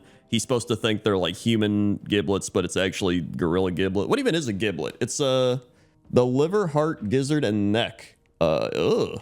I didn't even know that. I thought it was just like the thing in their throat, because I remember turkeys on Thanksgiving. Well, there you go, okay? And then the Aged Gorilla Sinew, which may be one of the worst drop rates in World of Warcraft history. I would either get this after like 2 kills or like 2 hours. I also have fond memories of these gorillas, because I remember way back in like 2005 when I started playing, I took the Zeppelin here and I ran out into Stranglethorn, and these were like one of the first mobs I saw, and I was like level 9 at the time, and I was like, dude, this is crazy. These are like question mark gorillas. So there's actually a lot of things that tie into these gorillas that make me like them a lot, and so that's why they're number 7. 6. Number 6 is Amy 01, and Amy 01 is a mechanical gorilla that is designed by Karna Rem Travel. She pretty much says something's happened to one of my greatest inventions. You've seen mechanical squirrels. Well, to get closer to the apes of Ungoro, I created a mechanical ape to blend in with their kind called Amy 01. And this is actually a reference to the book and movie Congo, where there's a gorilla that knows sign language named Amy. So you head out, you go and find Amy, and you need to go find a mithril casing and then turn the power off and on, which is kind of funny. They did a little, turn it off and on again goof. And then after you repair Amy, you have to escort her back to the Ungoro camp, which was always really annoying back in the day, which is part of the reason I remember this quest, not only because you had to go get the mithril casing, but then you had to do the escort quest, and then, there'd always be someone else doing the escort quest. It was just a whole thing. But anyway, once you're done with that, she's like, thank you very much. She's got a bunch of dents. We'll get her up and running perfectly with just a little work. Thanks again. So, it's a fun quest, a little bit involved, but listen, this is a robotic gorilla. There's not many of these in the game, and so that's why Amy is number 6. 5. Number 5 is King Mukla, and King Mukla is an enormous Skymane gorilla found on Jaguaro Isle in the Cape of Stranglethorn, and he has captured a Taran princess, Pooba. And people say he's either a reference to King Kong or Donkey Kong, but it seems more like Donkey Kong. However, Donkey Kong is a reference to King Kong, so it really just all comes back around anyway. He does have a move called Barrel Bash, where he hurls a massive barrel at the enemy, which explodes. So, just like in the Donkey Kong video game, he's throwing barrels at you, but I think a lot of people remember King Mukla just because of Hearthstone. Like, I think he's more well known in Hearthstone than he is in World of Warcraft. In fact, in Hearthstone, there's an old god corrupted version of King Mukla, Mukla the Tyrant of the Vale. In fact, King Mukla's had a bunch of lore in Hearthstone, probably more than World of Warcraft, where he's just a reference, but that's Hearthstone, that's not WoW. But either way, King Mukla, giant gorilla, really cool. He's number 5. 4. Number 4 is Sul Kalu, and Sul Kalu is an earth spirit that's a large white gorilla rare mob wandering west of Lake Nazfaridi. They are one of the 3 totemic spirits worshipped by the Bloodscalp tribe, whose members carry idols of the earth spirit in the form of small ape-shaped statues. The other 2 Bloodscalp spirits are Mahamba, who is a water crocodile spirit, and Pogayan, who is a mountain lion fire spirit. Sul Kalu is also a reference to Sul Kalu, which is a giant featured in the legends of the Cherokee people of the southeastern United States. And Sul Kalu is pretty cool because he's one of only 2 blue-white gorillas that are tameable by hunters, the other being Uklok, another rare mob. Sul Kalu is also one of the largest in-game gorillas, although considerably smaller than King Mukla. So there you go. Sul Kalu may not be the biggest gorilla, but he's the second biggest. He's a rare mob, he's an earth spirit, and he's pretty cool. And that's why He's number 4. 3. Number 3 is Gargantua, the chained up gorilla at the Dark Moon Fair. And a lot of people think Gargantua is a reference to King Kong, especially with all the artwork all over, and you're like, oh, it's King Kong on those. But it's actually a reference to Gargantua the Great. And he was a 550-pound gorilla that drew more than 40 million circus goers for the Ringling Brothers Circus. So there you go, a little historical fact there. But Gargantua is probably one of the big sights to see here at the Dark Moon Fair petting zoo, but I don't even know if I'd call it a petting zoo. There's not many things you could pet here at the Dark Moon Fair. More so just a zoo. In fact, I made a pointless top 10 Dark Moon Fair things you could check out at the cards above if you want to see that. But overall, Gargantua, really cool gorilla, and probably the main attraction of the actual Dark Moon Fair zoo area. So that's why Gargantua is number 3. 2. Number 2 is Grong, and I think Grong actually might be the biggest gorilla in the game, but according to Wowpedia, Grong is an intelligent gorilla located in Zuldazar, the smartest of his kind. When war came to Zandalar, Bilgewater goblins attempted to poach the Dakani gorillas despite the gorillas' best efforts to speak with them peacefully. In response to this, Grong joined forces with the Alliance, volunteering to become a living weapon against the Horde by converting his intelligence into pure strength with gnomish technology. Grong, having been increased in size and power but decreased in his intelligence by gnomish engineering, fought the Horde in the Battle of Dazar Alor. After he was killed by the Horde, he was risen as an undead by Bwansamdi and turned against the Alliance, who in turn put him to rest. Which I actually did not know, because I've only done the Horde version of this. And looking it up, I was like, oh my god, that's an undead gorilla. So I guess I was going to put him on the list, but they're technically the same one. So I also learned that the Dakani are a tribe of intelligent gorillas in Gorilla Gorge and Zuldazar, and they became enlightened due to their exposure to Kajamite. So these gorillas are pretty much like X-Men. They're like X-gorillas. But aside from that, Grong is probably the biggest and smartest gorilla in the game, and on top of that, he's a raid boss, so that's why he's number 2. 1. And number 1 is Glib. And Glib is a gorilla once found at the Bronzebeard encampment in Silithus, and Bran Bronzebeard mentions him in his lost letter. At the time of the destruction of Silithus, it seems that Glib was with Bran, as he later can be found with him aboard the Wind's Redemption docked at Boralis in Kulturas. He travels to Nazmir on Zandalar with Bran. And you might be like, Crendor, well, why is Glib number 1? Is that it? Just because it's Bran Bronzebeard's pet? Well, here's the thing. Though he is called a monkey, Glib uses a gorilla model. This is probably because monkey models did not exist in the game when he was added. Even after monkeys were added in Cataclysm, Glib did not receive a new model. And this discrepancy is referenced in Glib's gossip text in Battle for Azeroth, where it says, Glib looks at you curiously. Bran doesn't have the heart to tell him he's not a monkey.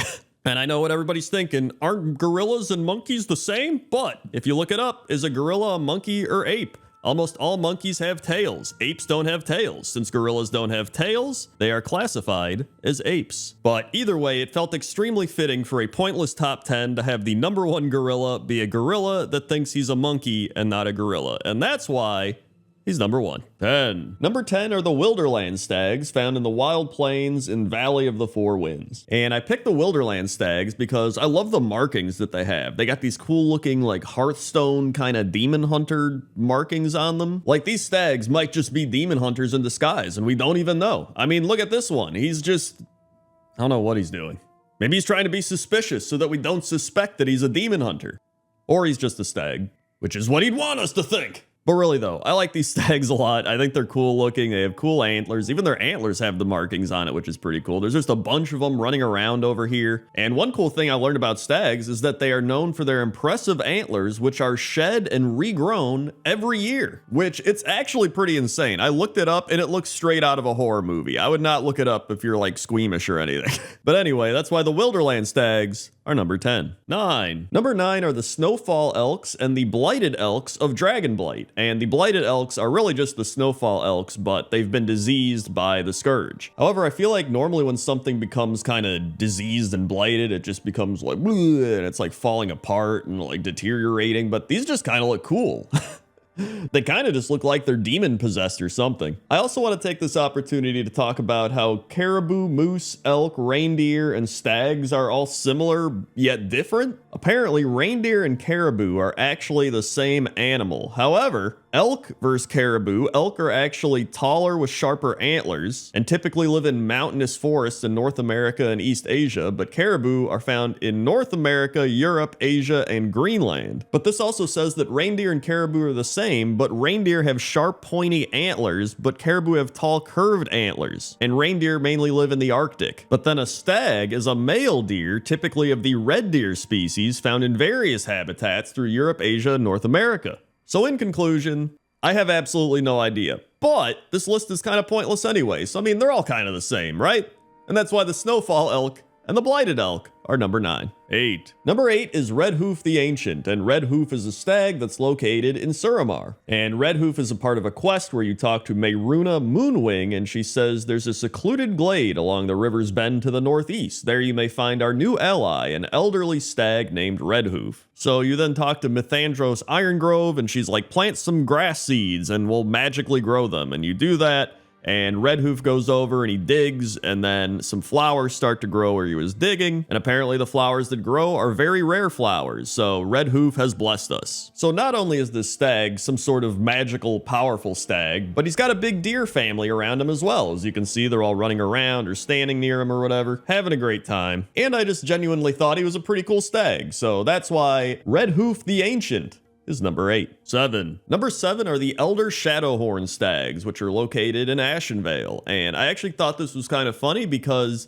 these are really cool, like Shadowhorn stags, but they pretty much look similar to the blighted stags, but one of those is diseased and like dying, and the other one is like, yo, pretty cool Shadowhorn stag. I have cool moves like Curse of the Shadowhorn and Shadowhorn Charge. While the blighted stags probably have like spread disease. I don't know. But one of the reasons I like them here is it feels like they belong here in Ashenvale, right? They're kind of glowy green eyes and kind of camouflaging in with the environment. I just think they're perfect for Ashenvale. I thought they did a really good job designing these stags for the environment. But again, these may look like blighted stags, but they're not. They're cool Elder Shadowhorn stags, and that's why they're number 7. 6. Number 6 is Grimhorn, and Grimhorn is a stag that's located at the Maw of the Void in Darkshore, and he's actually locked in battle with Kraw's Blood Rage, and the two take turns getting wounded and saved by adventurers. But the reason I picked Grimhorn is that he's a cool looking stag with the skull impaled on his horns, and I guess it's just been stuck there for a while. I have no idea.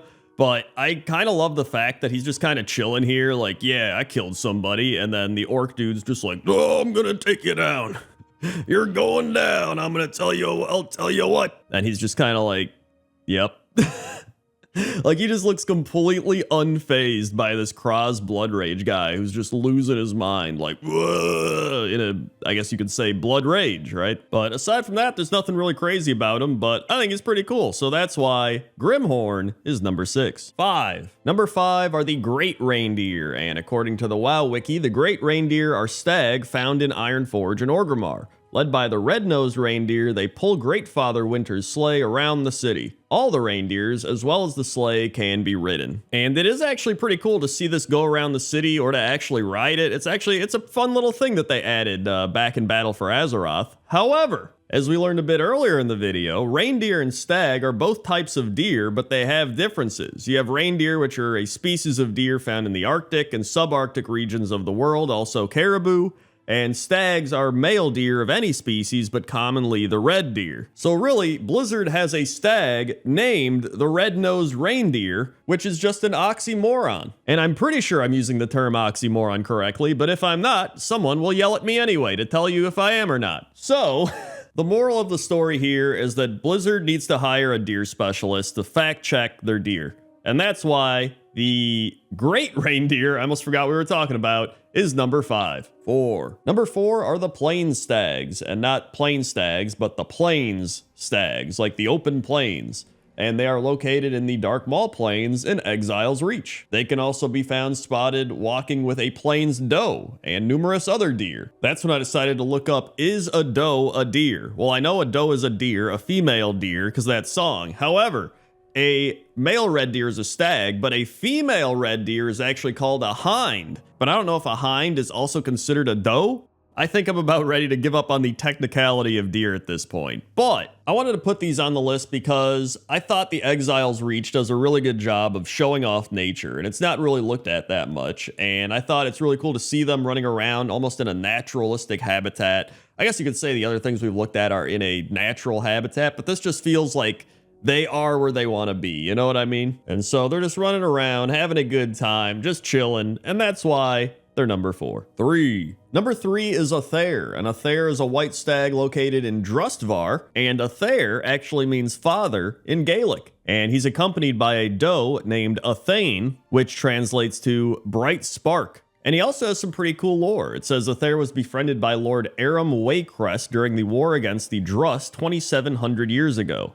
Aram treated Thair after the aftermath of a Drust attack, and later Thair would save Aram. After the battle, Thair told Aram that he was repaying the kindness showed to him, and that as long as he exists, he shall protect the people of Drustvar should they come to him. Ever since then, the valiant and true have found shelter with the white stag of the forest. And on top of that, if you're a druid, he will actually serve as an innkeeper. So there's a lot of speculation about him as well, saying that he's a type of wild god, and Athane might also be a wild god, but she has the moon above her head while he's got more like sparkles or stars. I don't know, but either way, they're pretty cool, and that's why they're number 3. 2. Number 2 is Gorehorn, and Gorehorn is a stag located at the Glenbrook Hunting Grounds in Drustvar, and I don't know what is on his horns. It looks like things he's killed or meat, or I don't know what it is, but he's cursed and he's got some crazy blue energy flowing through him. And a bunch of doe around him also have that blue energy flowing through them. So there must be some weird curse that they have, because he has a move called Cursed Hoof. So clearly something's going on here, but I'm not going to lie. I put him on the list because I think he looks awesome. In fact, you can even see the birds above. They're also cursed with the blue energy flowing through them as well. And they're eating people. There's just dead people that they're eating on the ground. So that is also a thing occurring. In fact, looking into it a bit more, it appears he is part of a cursed game hunter achievement where you have to kill a bunch of cursed animals in Drustvar. So I guess he is cursed, which would make sense, but I just think he looks cool, which I think is what I say about everything. But this guy legit looks really cool, so that's why he's number 2. 1. And number 1 is Metzen the reindeer. And Metzen the reindeer is clearly named after Chris Metzen, and he has been captured by the abominable Grinch outside of the Growlus Cave in Hillsbred. And back in the day, he was kidnapped during the Feast of Wintervale by both the Dark Irons of Searing Gorge and the South Sea Freebooters of Tanaris, and he could be freed using a pouch of reindeer dust. But after the Cataclysm, that is when the Grinch and the Alterac Mountains started capturing him instead. Which, when you think about it, it's crazy how every year the Grinch just keeps capturing him. He just goes out, finds Metzen the reindeer, captures him, and then you have to go save him again every year.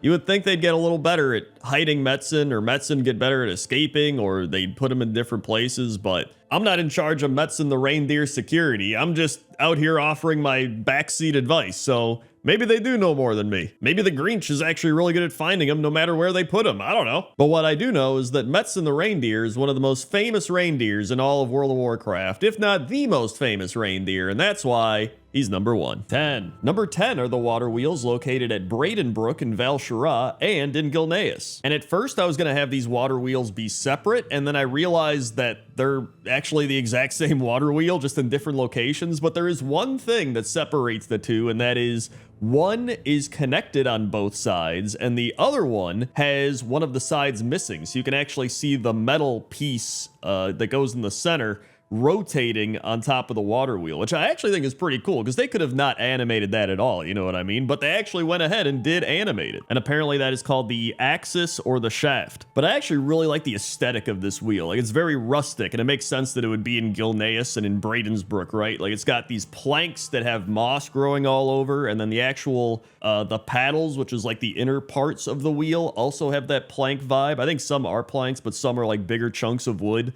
I just think it's a really cool looking water wheel. I do think the one in Bradensbrook looks a bit cooler, where it's attached to both sides of the hill, and then the water's pouring down from the waterfall and going through. So you actually kind of see it in action. It's next to this cozy little cottage. And I'm not actually sure if the Gilneas one has always been like this, because I know the Cataclysm happened. Obviously, nobody lives here anymore. So maybe this got broken, or the thing it was attached to broke off. I have no idea, but you know, it's the same wheel. It still looks cool, and we get a little peek inside of it. And so that's why both these water wheels that are the same water wheel are number 10. 9. Number 9 are the high mountain water wheels, and these are water wheels that are located up in the mountains of High Mountain. And I put them at number 9 because they are really cool. I love the designs on all these water wheels. They're very simplistic. You know, it's not like this massive wheel. In fact, I think these are probably the most basic water wheels on this entire list. But my main question is, what is their purpose? Because a lot of other water wheels are powering something, right? Like, even in real life, water wheels are, according to Wikipedia, used for milling flour, grinding wood into pulp for paper making, hammering wrought iron, ore crushing, and pounding fiber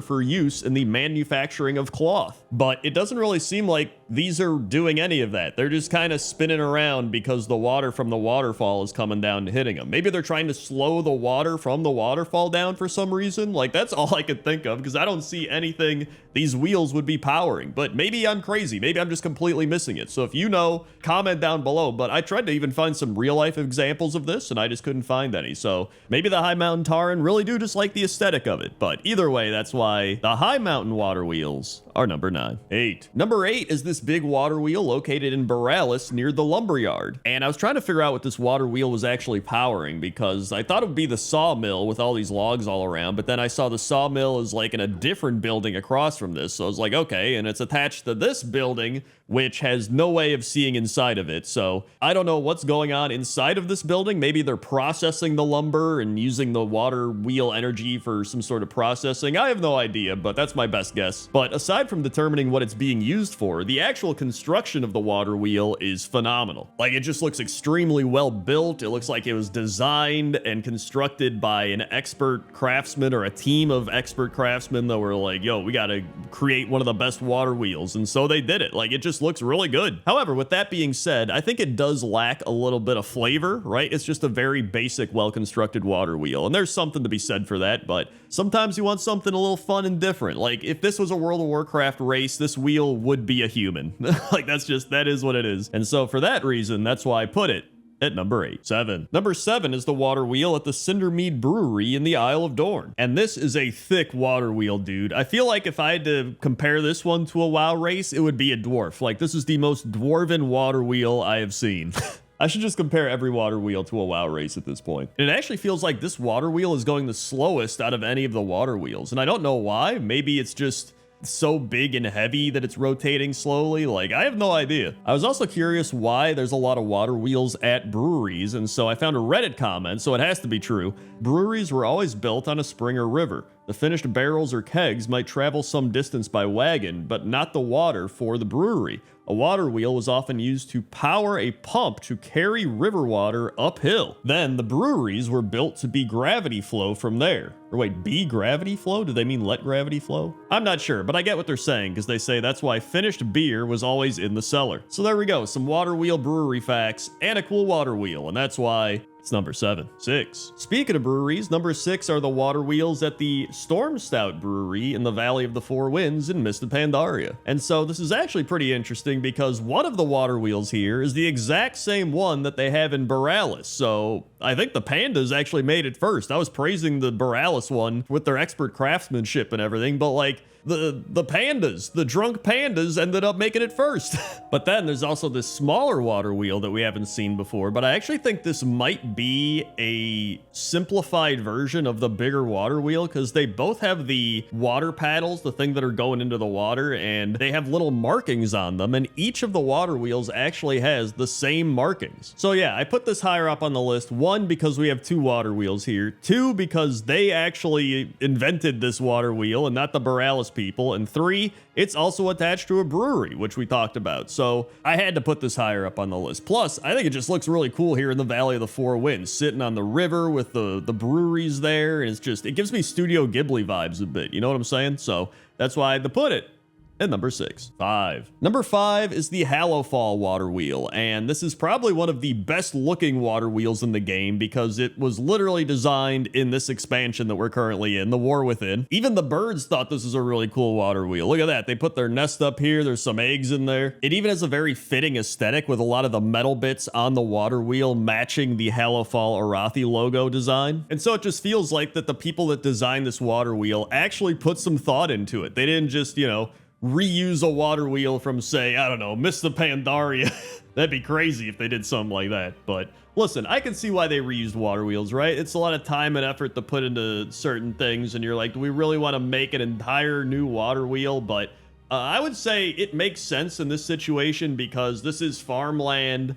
It fits, I think, the Hallowfall Arathi theme, and so I can see why they did it, and I'm glad they did it because I've been wanting to make top 10 water wheels for a while, and the War Within finally gave me enough water wheels to really push this list over the edge, and so that's why the Hallowfall Arathi water wheels are number 5. 4. Number 4 is actually one that we've seen before. It's the one that's at the Storm Stout Brewery in the Valley of the Four Winds. However, this location in the Jade Forest has taken it and repainted it to be red and gold. And I actually think it looks a lot better. It pops more. It fits the village that it's in more. And it's cool because it's right near this big waterfall. So the waterfall's like coming down and hitting the wheel. And then that's kind of powering the wheel to turn. So I really like the location of this water wheel. I think it's nice that we can actually see the designs more clearly because of the gold. And then the water wheel actually matches all the houses in the area with the same red gold colorization as well. So yeah, even though this water wheel is a reused water wheel, I like that they've taken it and they've just put their own spin on it, right? They didn't just slap it there and be like, it's some brown wood water wheel that just is going to be in the village. They were like, nah, dude, let's spice it up. Let's make it fit the village. And that's what they did. And so I love that. And so that's why this water wheel is number 4. 3. Number 3 are the Stone Dark Grotto and Muck Snout Den water wheels located in High Mountain. And these are some really cool water wheels because they are made out of stone. We're so used to seeing all these wooden water wheels all over the place above ground, but now we go into these caves and we get to see these massive stone water wheels, and it looks awesome. And there's not just 1 or 2 of these. Like, these are located all over the place, which makes me curious of how they actually went about building these things and making sure they worked, but who am I to question their methods? Whatever they did, it worked great. So props to them. But yeah, I just really like the way the water wheels look. I think the stone looks great. I think the water pouring over the wheel also looks really cool. Like the rushing water is kind of overtaking this big stone wheel, but obviously it's made out of stone, so it's just kind of splashing over the sides. It feels very natural, you know what I mean? Plus, it's not every day you see a water wheel made out of stone, and so that's why I had to put it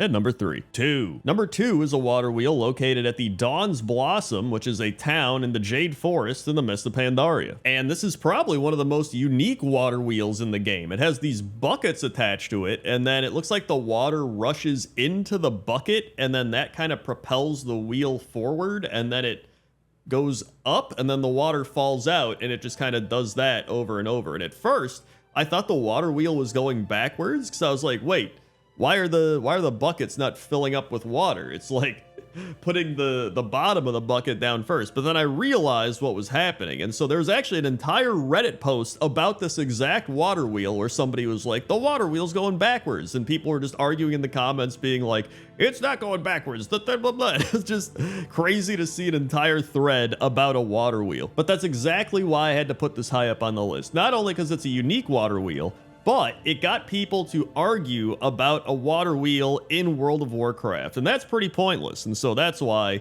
it's number 2. 1. And number 1 is the massive water wheel located at the Cragpool Lake in the Stone Talon Mountains. And I'm sure a lot of people saw this one coming, but when I think of a water wheel in World of Warcraft, this is just the first one that I think of. Like, it goes all the way back to Classic WoW. It is just this massive water wheel. This is where a lot of people died in hardcore WoW, and you could just see all the gears and stuff turning. It's just, this is such a ginormous water wheel that it's actually really cool to see up close when you're just analyzing the wheel itself and not trying to die to the Venture Co. killing you on your level 25 character. I don't remember what exact level you come here at. I think it's like mid-20s. And I even love the way the water is pouring over the crag onto the wheel, and the fact that they put the wheel up way high on these giant beams costumes makes it even crazier to look at. It's just probably one of the biggest and most iconic things in the entire Stone Talon Mountains, and so how could I not put it at the top of the list? And so that's why the massive Windshear Crag water wheel is number 1. 10. Number 10 is the wall art located in a couple places, one of which is the Tomb of the Watchers in the Badlands, the outside of the Uldaman dungeon, and at the dig site at Loch Modan. And this wall art is so weird because it doesn't even feel like it belongs in World of Warcraft. Like, you look at this and it feels like an old ancient Roman or Greek wall art. Like, they're all wearing, I think, togas, and they're just standing around talking to each other somewhere. And then in this other piece of wall art, you can see these two people sitting down talking to each other, and there's some animals sitting around, and it definitely looks a bit more high definition and modernized, probably because it was added after classic World of Warcraft, so that would make sense. And I know a lot of the stuff around here ties into the Titans, so I was like, how does all this tie into the Titans, right? Some like random Greek stuff. And when I looked it up, I found some posts on Reddit that said pretty much that Blizzard decided to go with an ancient Greek theme to denote the fact that this is a very old place, and then they kind of just went with it after a while. And so if you want, you could just go into Uldaman and walk around, because there's a whole bunch of stuff like this. I just picked these specific ones because they were kind of the ones that inspired me to start this pointless top 10. I remember questing around here being like, that wall art looks really weird. And then I was like, I should do a pointless top 10 wall art. And so here we are. And that's why it's number 10. 9. Number 9 is the wall art of this ship sailing across water located in a broken lighthouse in Vol'dun. And I really just love the way they created this art. Like, all the little water waves are these little hook things, and then you've got the sun up in the top left, and you have the actual ship with these 3 little, I think they're troll people on it. If you zoom in, you can kind of see it's like troll faces on it, although it actually looks more like Koopa faces, you know what I mean? Like Mario Koopas. It reminds me more of that. So I kind of don't know if these are even trolls, but it looks cool. And I don't actually know what you would call this wall art. Let me know down in the comments section below if you know what it's called. I think it's mosaics, because it looks like it's made out of mosaics, and there's a lot of mosaics on the outside of a lot of the buildings here in Vol'dun, so I would imagine that's what it is, but let me know. And so yeah, I remember finding this when I did pointless top 10 lighthouses, and then I obviously had to come back to it because I just think it's really cool. So that's why the Vol'dun lighthouse artwork is number 9. 8. Number 8 is the wall art on the goblin huts located in Gadgetzin, Everlook, and pretty much anywhere else that you're going to find goblin huts. And the coolest part to me is the archways that go over the doors. So you can see the wall art looks like it has a little archway. So every time you go into a building, it's like you're walking under an archway. It's really cool. And it even looks like the arch has some symbols on it. Like, you can see there's a couple symbols up there, and then it's got a bunch of weird patterns and designs. And then on top of that, you actually have a bunch of zigzaggy patterns all over the tops of the huts and all over the walls. It's just, I think it's really cool. It's something that I didn't even really notice until one day I was just walking down to the neutral auction house, and I was like, yo, that's really cool wall art they got up there. But I didn't realize that they actually put the little archway over the doorways of the huts. And I was like, yo, that's actually pretty sick. I never noticed that. And so it's always fun when you find something that you don't really notice. Also, special shout out to the penguin wallpaper in a lot of the goblin buildings. I know this isn't wallpaper, but maybe one day we'll do pointless top 10 wallpaper. It's still like kind of wall art, so I thought I'd throw it in. But either way, that's why it's number 8. 7. Number 7 are these weird orc goblin children that are located on the wood of the barn in Westfall. I don't even know if these are actual orc goblin children. They might just be small orc goblins that are very old. Like, I have no idea. It's just what I think of when I see them, but it's kind of weird that this is located in Westfall. This might just be another thing that back in the day Blizzard was like, this would be fun art to put in classic World of Warcraft, and they just like plastered it all over a barn. Like, I have no idea. It kind of gives me old mythology fairy tale vibes, you know what I mean? Or I guess more like folklore, right? Almost like an Eastern European folklore. That's the vibe that I'm getting here, right? On an old barn. Like, I have no idea, because otherwise I'm like, is this an orc, a goblin, some random monster? I haven't seen anything like this in World of Warcraft, so I don't know where they're getting this image from, so they must have just created it, right? But no matter the origin, I think it's pretty cool, and so that's why it's number 7. 6. Number 6 is the wall art located at the Temple of the Red Crane, which is located in the south-central Krasarong Wilds. And this is actually the home of Chi-Ji, the Red Crane, and it's one of 4 creatures known as the August Celestials who watch over Pandaria. But I picked this because I love the wall art here. There's so many intricate designs. Like, sometimes I don't even know what's going on, but I'm like, I feel like there's something happening here that I just can't process. It looks like when It's like one of those Rorschachs, right? When they show you like, what do you see here? And somebody sees like an alien, somebody sees like something else, right? Like everybody looks at this and sees something different. That's what it reminds me of. And I think it's really cool. But I love that there's a lot of vine artwork as well, especially these little grates. These aren't really like on the wall, but I just thought they look cool because they're like a grate that's, I guess, embedded into the wall. And there are parts of the wall art that do have little crane heads, or there's wings, or there's just a whole bunch of little crane things hidden throughout the wall and the architecture here. So it's really cool. And that's why I decided to put it at number 6. Number 5 is the wall art located at Dazar Allure in Zandalar. And the style of this wall art is actually very similar to the ship Vol'dun wall art that we saw earlier, which makes sense because obviously, you know, they're pretty close together. But it's, I love this wall art. I love that there's like a troll riding on a dinosaur. You have another troll that looks like he's shooting an arrow while riding on a dinosaur. And then you have this pterodax that's just kind of flying, and you can even see the similar waves. They kind of reuse the wave assets to be, I don't know if those are supposed to be waves or maybe clouds or something like that, but you know, you get the picture. And then there's also this one I found in a different area of Dazar Allure where there's this big Brutosaur, and it looks like there's a troll riding on the Brutosaur. It's just, I love this style of wall art. Like, I think it's really cool. I'm sure there's plenty that I missed all over Dazar Allure or maybe some other zones, so I kind of want to just go back and look for more of it, but I think it's great, and so that's why I decided to put it at number 5.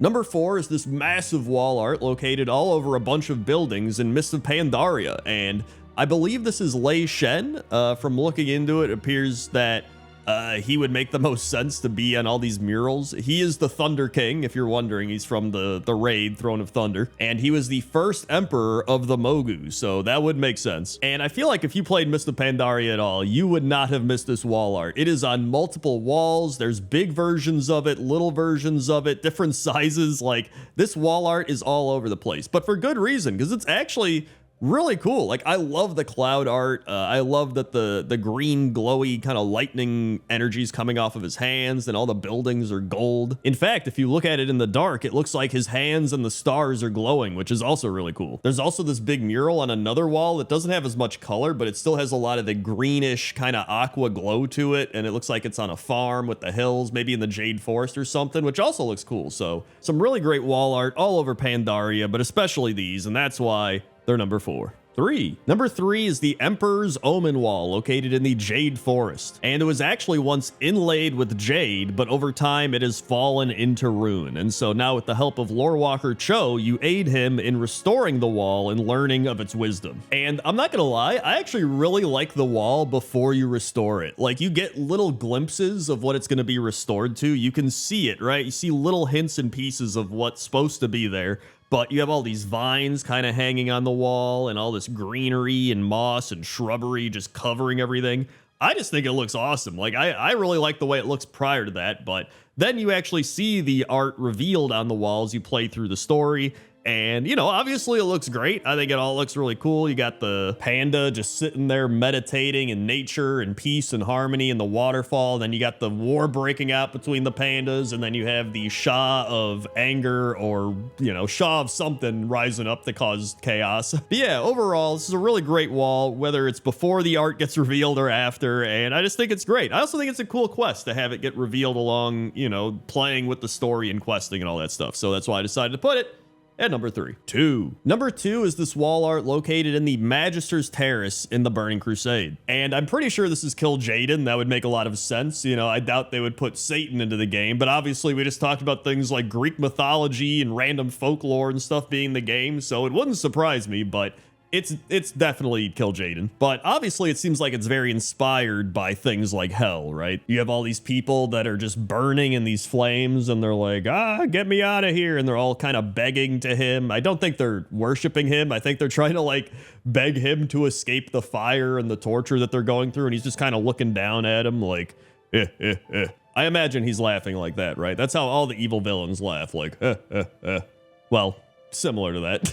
Although I will say, all the people in this image look very similar. It's not like there's Tauren and orcs and humans and trolls or everything. It's just they all kind of look the same. I have no idea. If you know anything about this, just post it in the comment section below. Somebody will be like, this is the ancient race of the Titan children or something. I don't know. Let me know down in the comment section if you know, but this picture is really cool. This is an awesome mural, and that's why it's number 1. And number 1 is probably some of the best wall art I think I've seen in the entirety of World of Warcraft. This giant mural is amazing. Like this big tentacle monster. I don't know if it's an old god. I think it is, but it's just sitting atop this temple or all these stairs, and then you've got his army standing at the base of the stairs. There's like squid people and tentacle monsters and bugs and like I think dragon or spider people. Like there's a whole bunch of soldiers, and this is actually located in the City of Threads dungeon. And so when you get to the final boss here, the fight happens in front of this big piece of wall art, and it's just, it is an unbelievable thing to witness. Like, I remember the first time I saw this, I was like blown away. I was like, this looks amazing. And the cool thing is this might actually be a hint to something that we don't even know about yet. And so maybe in the future we'll look back and be like, oh, this is blah, blah, blah, right? But for now, it's just really cool. And I love when they do stuff like this and they tie art into it as well. So that's why I decided to put it at number 1. Hey everybody, thanks for watching this Pointless Top 10 compilation. If you want more compilations, I'll put the entire playlist up on the screen, or I'll also put up how long you'd survive IRL in WoW zones, because that's like an hour-long video. Okay? Okay. See ya.